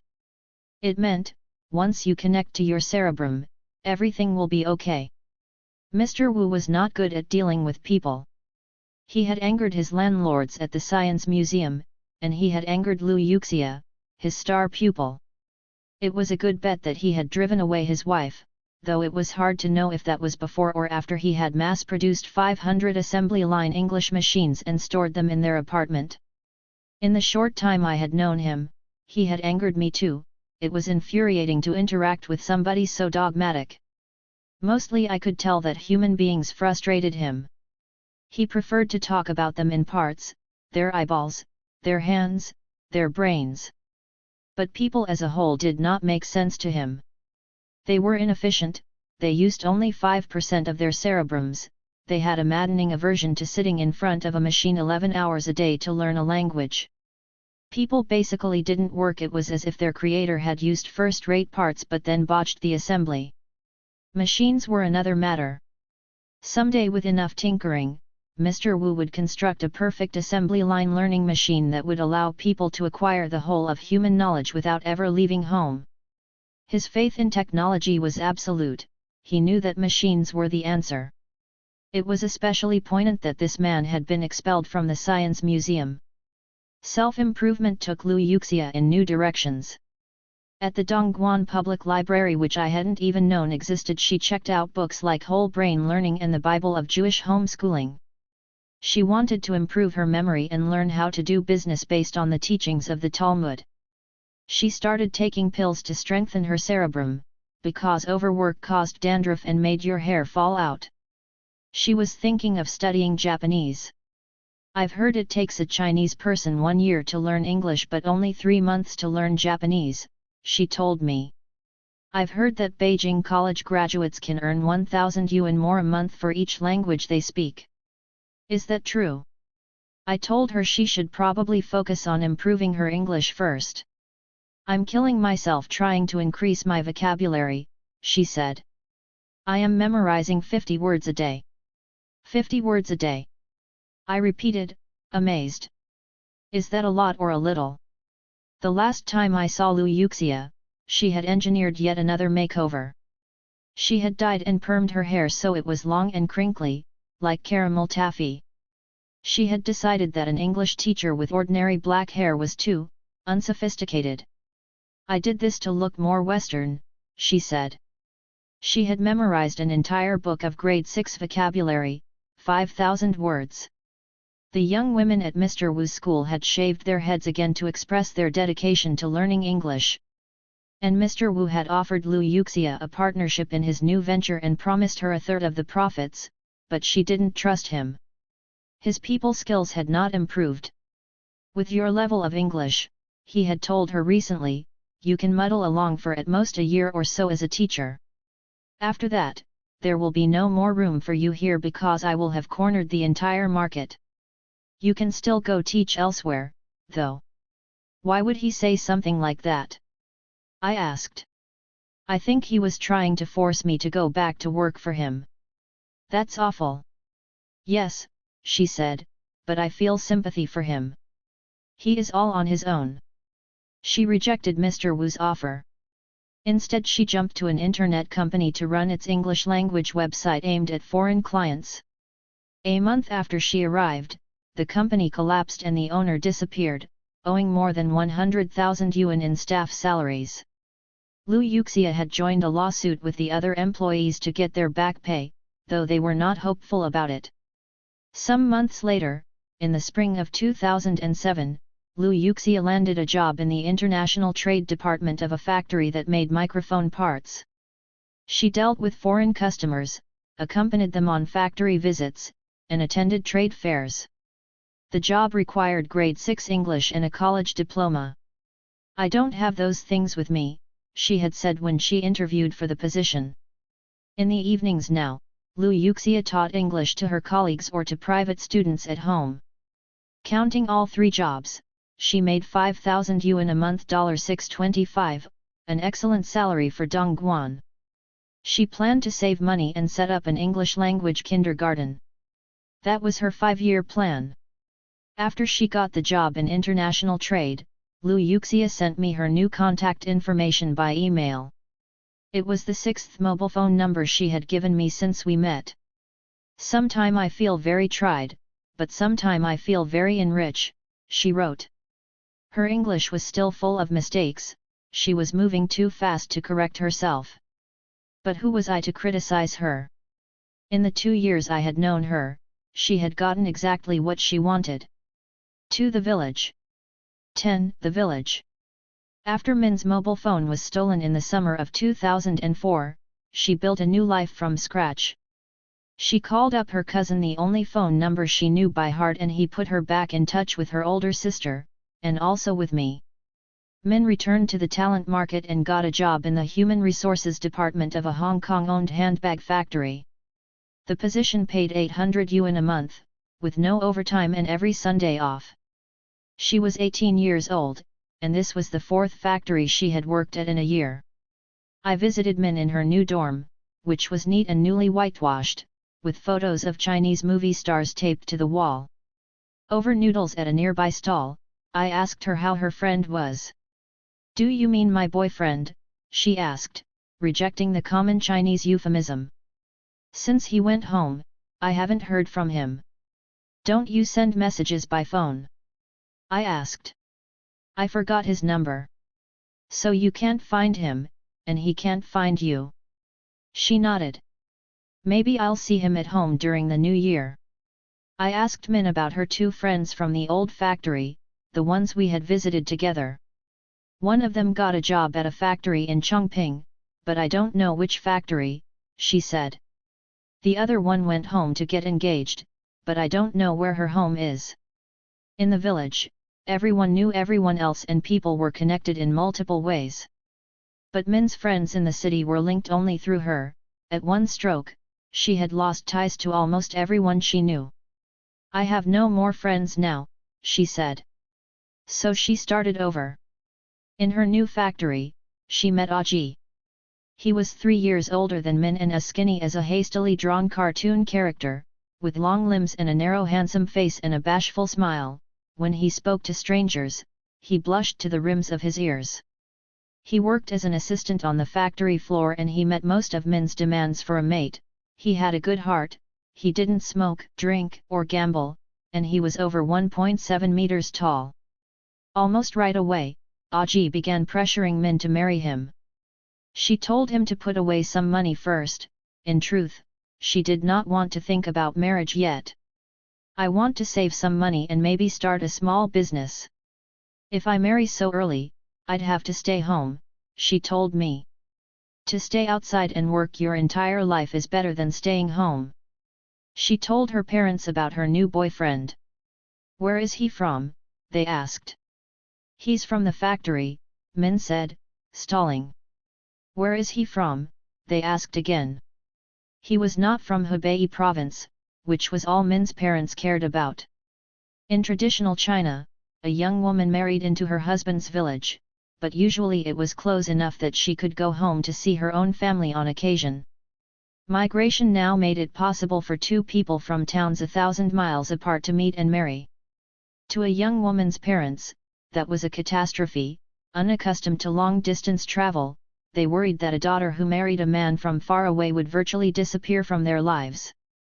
When Min met a boy she liked, she made it a point to learn as little as possible about his origins. "Is your family poor?" she asked Aji once. "Very poor," he answered. That was all she knew, and it was fine with her. "I don't want to know their family situation, and I don't want them to know mine," she told me. "In the end we must rely on ourselves." That autumn, Min seemed more settled than I had ever seen her. She spent most of her free time with Aji. Her older sister, Gaiman, moved to Dongguan and got a job in the shipping department of Min's factory. The sisters shared a dorm room and ate lunch together every day. As winter approached, both of them made plans to go home. Aji lobbied Min to bring him home to meet her family, but she decided against it. With her parents so opposed to the match, she felt it would be awkward. Gaiman's negotiations with her boyfriend, who lived in Hunan province, were more fractious. For a long time she insisted she wouldn't go home at all, then suddenly she changed her mind, planning to bring her boyfriend with her. Their parents did not approve of him either, but Gaiman was 3 years older than Min and willing to challenge them. On a Sunday afternoon in January, Min and I walked to a park near her factory and sat on a low wall next to a basketball court. She was wearing new clothes she had purchased for the trip, her first pair of jeans, a denim jacket, and boots with chunky heels. In the pale sunshine, we ate oranges and made plans. She had invited me home to her village for the new year. That day, Min talked of nothing but home. The vegetables in the countryside tasted better than the ones in the city, she said. If a wild mushroom crumbled in your hand it was poisonous, but a firm one was safe to eat. When a pig was hungry, it would stand on its hind legs and squeal. People stole chickens around the new year, so you had to keep a close watch then. The best recipe for a facial was crushed pearl powder mixed with the white of a freshly laid egg. The life in the countryside was pleasant, but you could go from one end of the year to the other and almost never see money. Have you ever thought about going to the countryside to live? Min asked me. The Chinese countryside? I said. No. I guess it's too lonely there, she said. In lives blurred by journeys to strange places, there was one fixed point in the migrant universe, a farming village that was home. Agriculture brings little economic benefit now. Family plots, of just under 1 acre on average, are too small to be profitable.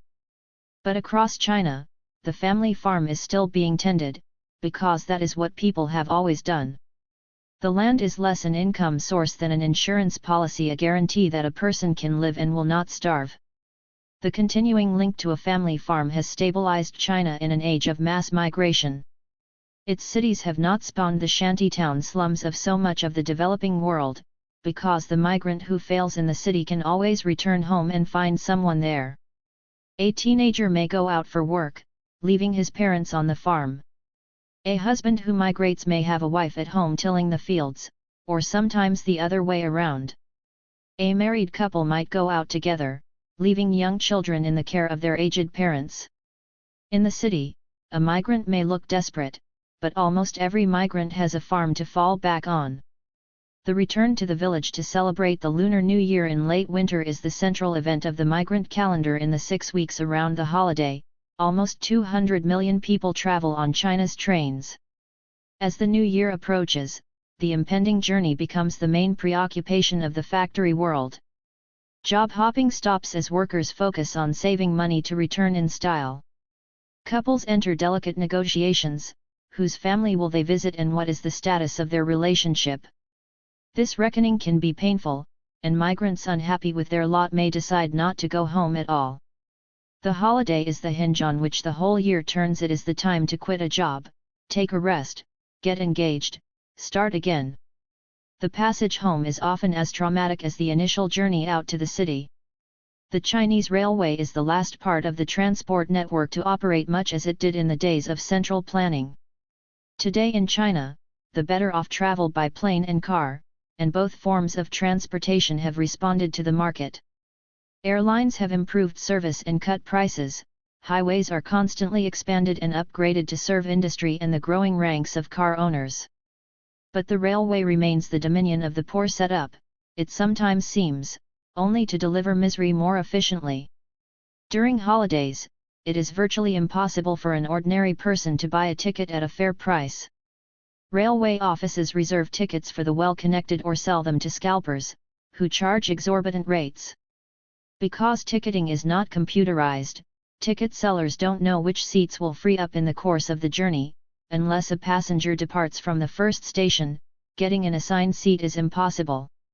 Tickets go on sale only a few days before a trip, feeding panicky crowds that camp out overnight in stations. On train rides lasting hours or days, toilets become blocked and faucets stop running and people squat in the aisles holding their heads in their hands. The passengers rarely complain, and they remain good-humored in the most dreadful conditions. They spend much of their energy monitoring everything they have brought with them. This is another reason that the New Year trains are always crowded. No migrant can return without gifts. At home, the travelers fall back into the slower rhythms of the farm. Hierarchy governs village life. The older men, the chief decision-makers in their families, choose what is best for the community too. A family eats and farms together, and at night the children often sleep with their parents in one large bed. The older children discipline the younger ones, and the younger ones obey. Guests show up unannounced and stay for days, communal routines of eating and sleeping end, these days, television viewing absorb them easily. There are no secrets in the village. In the city, this way of life is already dead. Small families live in high-rise apartments alongside neighbors who are not their kin. People forge relationships with those they do not know. Young migrants in the city have lived freely among strangers, they have competed for jobs, they have dated whom they pleased. No matter how fondly they recall their rural childhoods, in truth the village cannot take them back. It is not a new story. The ache of the traveler returning home is a classic theme in Chinese literature. One of the first poems a schoolchild learns, from the 8th century, is about a man who goes back to his village after a lifetime away, to find that he no longer belongs. I left home as a youth, and as an old man returned. My accent unchanged but my temples turned grey. The children see me but don't know who I am. Laughing, they ask where the stranger is from. For the journeyman carried a down jacket, a box of traditional medicine whose chief ingredient was donkey hide, a pink Dooney and Bork purse made by her factory, Nestle milk powder, a gift box of cookies, 2 men's dress shirts, a plastic heart-shaped box of candy, and 1,000 yuan, about $120, a month's pay folded into a tight square. Of her own things she brought only a mobile phone, an MP3 music player, and a makeup mirror. Everything else she carried was a present for someone. It was February 2005, 1 week before the Lunar New Year. Our bus to Guangzhou filled up in minutes. A sign taped to a window warned, "Welcome passengers to this luxurious bus. Because lately passengers have lost valuables, please don't sleep while riding and heighten your vigilance." Most of the passengers took their chances and fell asleep immediately. Factories flew past on both sides of the highway, but Min's mind was far away. "When I was a kid, we walked half an hour to elementary school," she told me. Some kids came from villages several mountains over. There were wild boars and wolves then. You wouldn't see the wolves but you would hear them. You don't hear them anymore. The train station in Guangzhou was mobbed. Every year at this time, 4.5 million people pass through on their way home and back out again.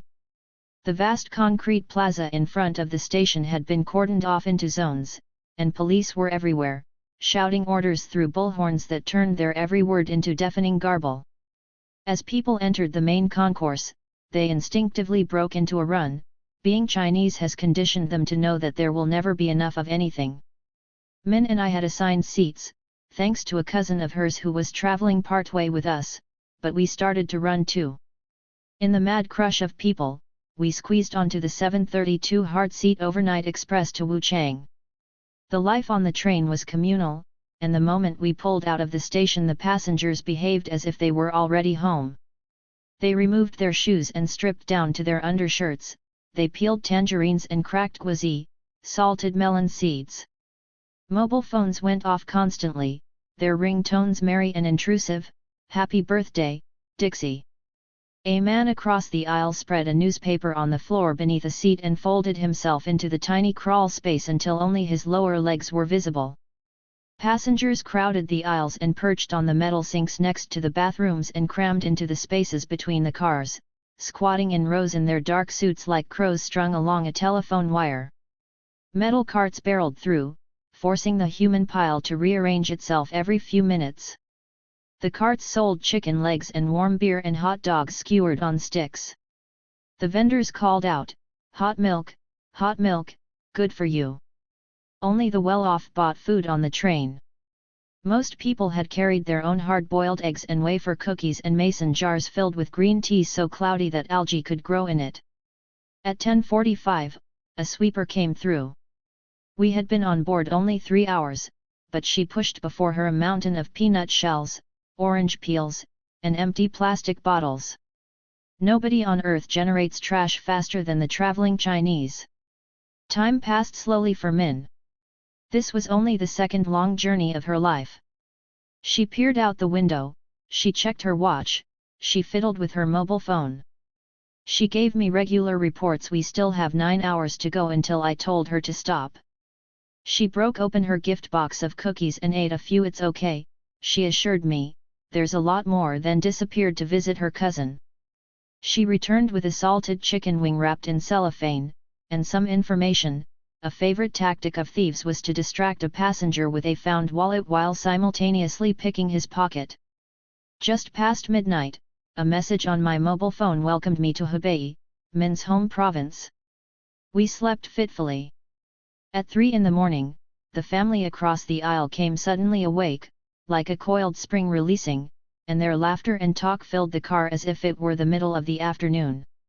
At 6:57, we arrived at the station, said goodbye to Min's cousin, and boarded a bus for home. At 10:12, the bus crossed the Yangtze River, and Min jerked awake.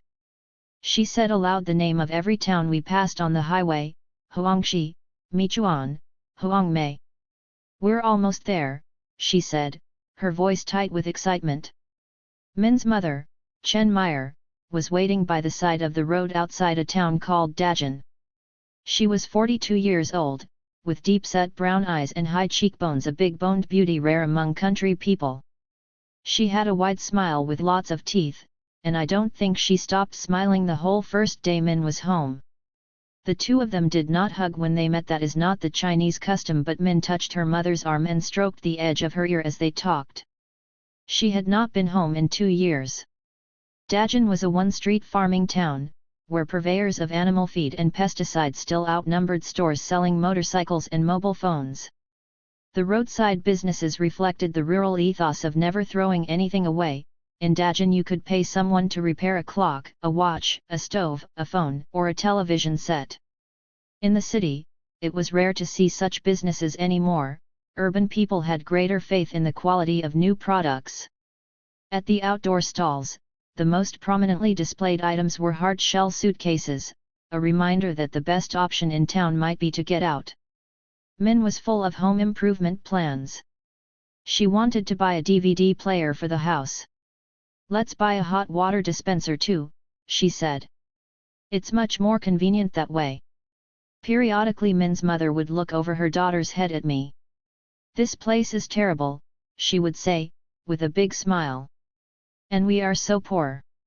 At the turnoff to their village, Min's mother hailed the local version of a taxi, a motorcycle pulling a metal box mounted on 2 wheels with narrow planks for seats. 5 young women already sat inside, wearing tight jeans and puffy jackets. Migrants, like Min, returning for the holiday. As the taxi rattled down the dirt road, Min looked backward at the sight of people coming home. A young woman wearing black leather pants and stiletto heel boots walked past rice paddies. A man in a pinstripe suit dragged 2 ragged toddlers, one by each hand. A man riding a bike smiled and waved. That's the father of my elementary school classmate, Min said. He's gotten old. We climbed out of the taxi at a cluster of 2-story brick houses. Min's father walked up the path to meet us, a thin, drawn face, a tired smile, and Min saw that he had gotten old too. The house was quiet. Min's younger sister and brother were visiting relatives. Another younger sister was home, watching television. She looked up briefly when Min entered and then returned her attention to the screen. Over bowls of noodles with liver and boiled eggs, Min's mother put 3 eggs in her bowl in honor of her homecoming. Min caught up on the news. Her father said he wanted to buy a motorcycle. How much does that cost? I asked him. 7 or 8,000, Min answered for her father. So much? I said. Min's father ventured that he could get one for less than 3,000 yuan. That's no good, Min said. Do you want to spend all your time repairing it? The phone rang. It was a friend of Min's, calling from Dongguan to see if she had arrived safely. My mother is thrilled to death to see me, Min reported. My mother and father have aged a lot, and the house is all messy and cold. You don't feel like doing anything but sleeping. The phone rang again. It was Aji, who was staying in Dongguan for the new year. I can't talk now, she said in a low voice. There are a lot of people here. Because Min's mother disapproved of the match, Min had taken the path of least resistance. She had lied and told her mother she had broken off the relationship. Now she had brought her secret home. Every time the phone rang, it threatened to expose her. In a few days, Gaiman would be arriving home with her boyfriend. "I am bringing my boyfriend home," Gaiman wrote me in a phone text message, "even though at home they don't approve of my dating someone so far away." Another day, she wrote, "I am already grown up and know how to handle things. They really don't have to worry about anything." It sounded to me like she was readying for battle. As soon as Min got home, she started a campaign to civilize her family. On foggy mornings, she went through the house closing windows. Dampness, she informed her mother, was bad for one's health. When her father lit up a cigarette after breakfast, he got a lecture: he shouldn't smoke, and he must rinse out his mouth with tea, or else his teeth would turn black. Min walked through the house pointing out improvements she wanted: a hot water dispenser, a washing machine, a walk of poured concrete across the muddy yard. In village homes, it is common to throw trash, put out cigarettes, and spit on the floor. Every so often, someone sweeps up the mess and dumps it in the yard. Min put a plastic bag in the corner of the children's bedroom and ordered her siblings to dispose of garbage there instead. I watched as she repeated the instructions to her mother. Gaiman's impending arrival troubled her. Min was afraid her parents would be impolite to her sister's boyfriend. "People from the countryside were not used to strangers," she said, "and they might insult him without meaning to." Gaiman was the talk of the village. No other young woman had brought home a boyfriend from so far away before. "My sister is coming home with her boyfriend," Min told every neighbor she met. "Where is he from?" was always the first question. "Hunan," she said, and there the conversation died, because there was no good answer to that. The Liss house had been built in 1986, the year Min was born. Downstairs there was a main room, with a bedroom on each side. The children's room had 2 double beds and a television set that was always on at full volume. The main room contained a wooden dinner table and behind it a shrine, with the spirit tablets of the deceased ancestors, a photograph of Min's grandmother, and a wall hanging that spelled out in iridescent gold characters the hierarchy of the universe: heaven, earth, nation, parents, teachers. On the wall next to the shrine were taped academic prizes won by the 2 youngest children. Lu Xiu is 5th in her class. Lu Suanking is a 3 good student. Everything surrounding these living quarters was functional. Upstairs was a deep pit in the floor for storing grain, sides of raw pork and cured fish hanging on hooks, and a room knee-deep in clouds of cotton, this year's crop, as yet unsold. To one side of the house was the kitchen, its walls black from cooking fires, and to the other a shed for the ox and the black sow and her piglets. Chickens wandered underfoot and laid their eggs beneath the kitchen cabinet where dishes were stored. Electricity was used sparingly to save money, and most dinners were eaten in near darkness. There was no plumbing and no heating. In the wet chill of a Hubei winter, the whole family wore their coats and gloves indoors, and the cement walls and floors soaked up the cold like a sponge. If you sat too long, your toes went numb, and your fingers too. The best remedy was to drink a cup of hot water, holding it with your hands while the steam warmed your face. The children often watched television standing up, jumping up and down to restore feeling in their toes. Min enjoyed status at home now. At mealtimes, the younger children ate quickly and left the table. Min lingered to chat with her parents and with me. Her mother and younger sisters cooked and cleaned and washed clothes, while her father fed the pigs and did odd jobs around the house. Min did not help out with housework.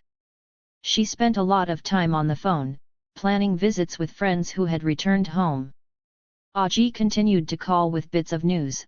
He had helped Gaiman buy a train ticket home. He missed Min. He dreamed she had gone off with another boy. Min's 3 younger siblings still lived at home. Sar, the 3rd sister, was 16 years old. She had long black hair that reached to her waist and her mother's all-enveloping smile. She went to the same vocational high school Min had attended and planned to go out to work after she graduated in a few months. Xiu, the 4th sister, and Xianqing, the youngest and the only boy, attended middle school. The children boarded at schools in town and came home on weekends. They knew little about the workings of the farm. When Min's parents slaughtered several chickens one morning and plucked out the feathers, Xiu stood in the kitchen doorway watching. The children refused to do this work, Min's mother said. On another morning, Sar walked into the yard with a bowl of grain to call the chickens to breakfast. Turul, turul, she trilled. The chickens were nowhere in sight. I pointed to a flock in a terraced field below the house. Are those your chickens? She squinted. They look like ours. Turul, turul, the chickens ignored her. Her mother came out of the house. What are you doing? Those are not our chickens. Sar's mother went up the path to hunt down the fugitives. Sar giggled and went back into the house. On her second day home, Min took her 3 younger siblings and 2 cousins to the nearest city, Wuxu, which was an hour away by bus. Home improvement was still on her mind. She wanted to buy a hot water dispenser and a hair dryer. The children never get to go anywhere, she said to me. Let's take them to the city to have some fun. Their first stop was an internet cafe where Min met up with a high school classmate named Hu Tao. He had a narrow face that came to a point at his chin and a tiny square mustache that hung on his upper lip, like a stray postage stamp. He wore a grey denim jacket and pointy black shoes and a tense scowl on his face. He looked like he was in tryouts to be a gangster. Hu Tao worked at an uncle's restaurant in the city, but he was hoping to go out to find work. He likes me, Min said, out of Hu Tao's hearing, but we've never had any feeling between us. Plus I already have a boyfriend. And he doesn't look very respectable, does he? The markets were crowded with shoppers ahead of the New Year holiday.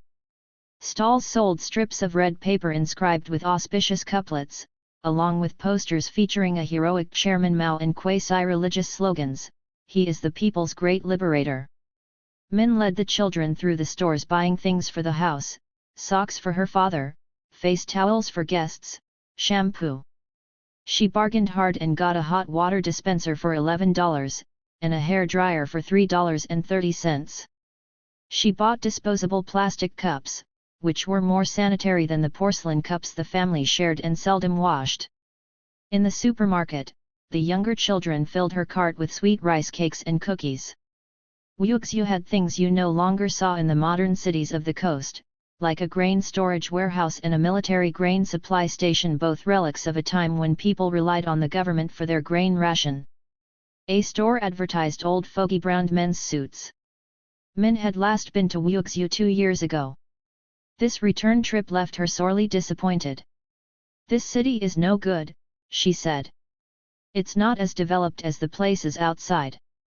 Hu Tao disappeared for a while but reappeared after lunch to take the children to a roller skating rink. He had acquired another gangster accessory, a cigarette tucked behind his ear, which made him look even less respectable than before. At a fruit stand, he stopped to talk to a young woman with bold black eyes and bleached hair that had grown out in an orange fringe. She walked ahead with Hu Tao, while Min and the children trailed behind. No one bothered with introductions.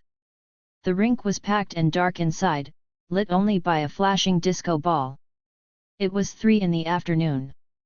Min edged along the wall, feeling her way and trying to keep track of the children. In a dim bar area at one end of the rink, Hu Tao sat down on a stool and the girl sat next to him. "I think we should leave," Min said to me. We gathered the children and headed out, walking back the way we had come. At the bottom of a small hill, Hu Tao reappeared ahead of us, alone. He had made a choice, and it didn't involve the girl with the orange hair. He asked Min about her place of work. Her factory made handbags and employed 5,000 people, she said. Assembly line workers were paid 800 yuan a month. "I'd like to go out again," he said. "Things at home are not good." "How was it at your other factory?" she asked. He had worked briefly in Dongguan. "Not good." "When are you going back?" "The 5th day of the new year," Min said. Then she made her bid. "You help us get tickets, and you can leave with us." Our factory is still hiring workers. After they parted ways, Min was triumphant. He'll get us train tickets back to Dongguan, she said. Hu Tao would use his local contacts to obtain tickets, and Min would take him out to the city and get him a job at her factory. On her second day home, she had already figured out the most important thing: how to get out again. 7 generations of Lis have lived in Liamahuatua village. Its 90 families, almost all surnamed Lu, live in brick houses beside low-lying rice paddies, the paths between dotted with temples where villagers burn incense for their ancestors. Terraced fields rise from the valley bottom, stacked into the blue-grey hills like an open jewelry box with many drawers. About the only unusual thing about the village is the extravagance of its name Liamahuatua, fierce horse turning its head. The name was derived from the shape of a nearby mountain. Generations have lived and died here without traveling 20 miles from home. A popular old saying celebrated the isolation: to live an entire life without making a long journey is good fortune. In the early 1990s, though, young married couples began heading to the city to work, against the wishes of their elders.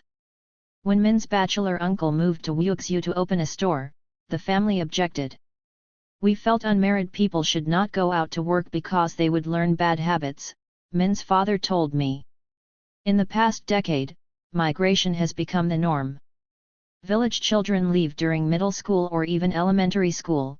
Both boys and girls go out, although some families prefer that sons stay closer to home. Each of Min's parents did a stint at a shoe factory in Wenzhou on the east coast, but returned without any savings. A few migrants a generation older than Min had come back to the village and set up small businesses. None of the younger generation had returned. Some had married and continued to work far from home, and a few had bought apartments in the nearby city of Wuxi. Migration has become the chief source of village income. Together, Min and her older sister had sent home $600 the previous year, compared with the $240 their parents made selling pigs and cotton. The money paid for the schooling of the younger children, and it gave the sisters a voice in family affairs. When Gaiman first went out to work, it was her arguments that convinced her parents to let Min continue her education past middle school. The sisters' level of education was unusual in the village. We treat our daughters as sons, Min's mother told me one morning as she sat beside her bedroom window sewing an old-fashioned velvet slipper. Both she and her husband were middle school graduates, which is rare for country people of their generation. A lot of people in the village disagree with me, she continued. They say daughters don't need to have much schooling, since they will marry out anyway. But I believe to have knowledge is better than to have no knowledge. Birth order was a major determinant of fate. Gaiman, the firstborn, had left home after middle school to find work. Min, next in line, went through most of 2-year vocational high school, and Sar will graduate before going out to join her sisters. The 2 youngest, their mother hopes, will attend high school and college now that there is the money for it. That's my ideal, Min's mother said, but it's up to them and how hard they work. Some of Min's cousins had gone out to work when they were only 12 years old. Of the 27 kids in her 6th grade class, 10 went straight to work rather than entering middle school. Some parents seemed to regard their children as little more than cash machines. One neighboring family required each of its 4 daughters to send home 10,000 yuan a year. Another villager set up a bank account so the wages of his 3 daughters, working in a sweater factory, would come straight to him.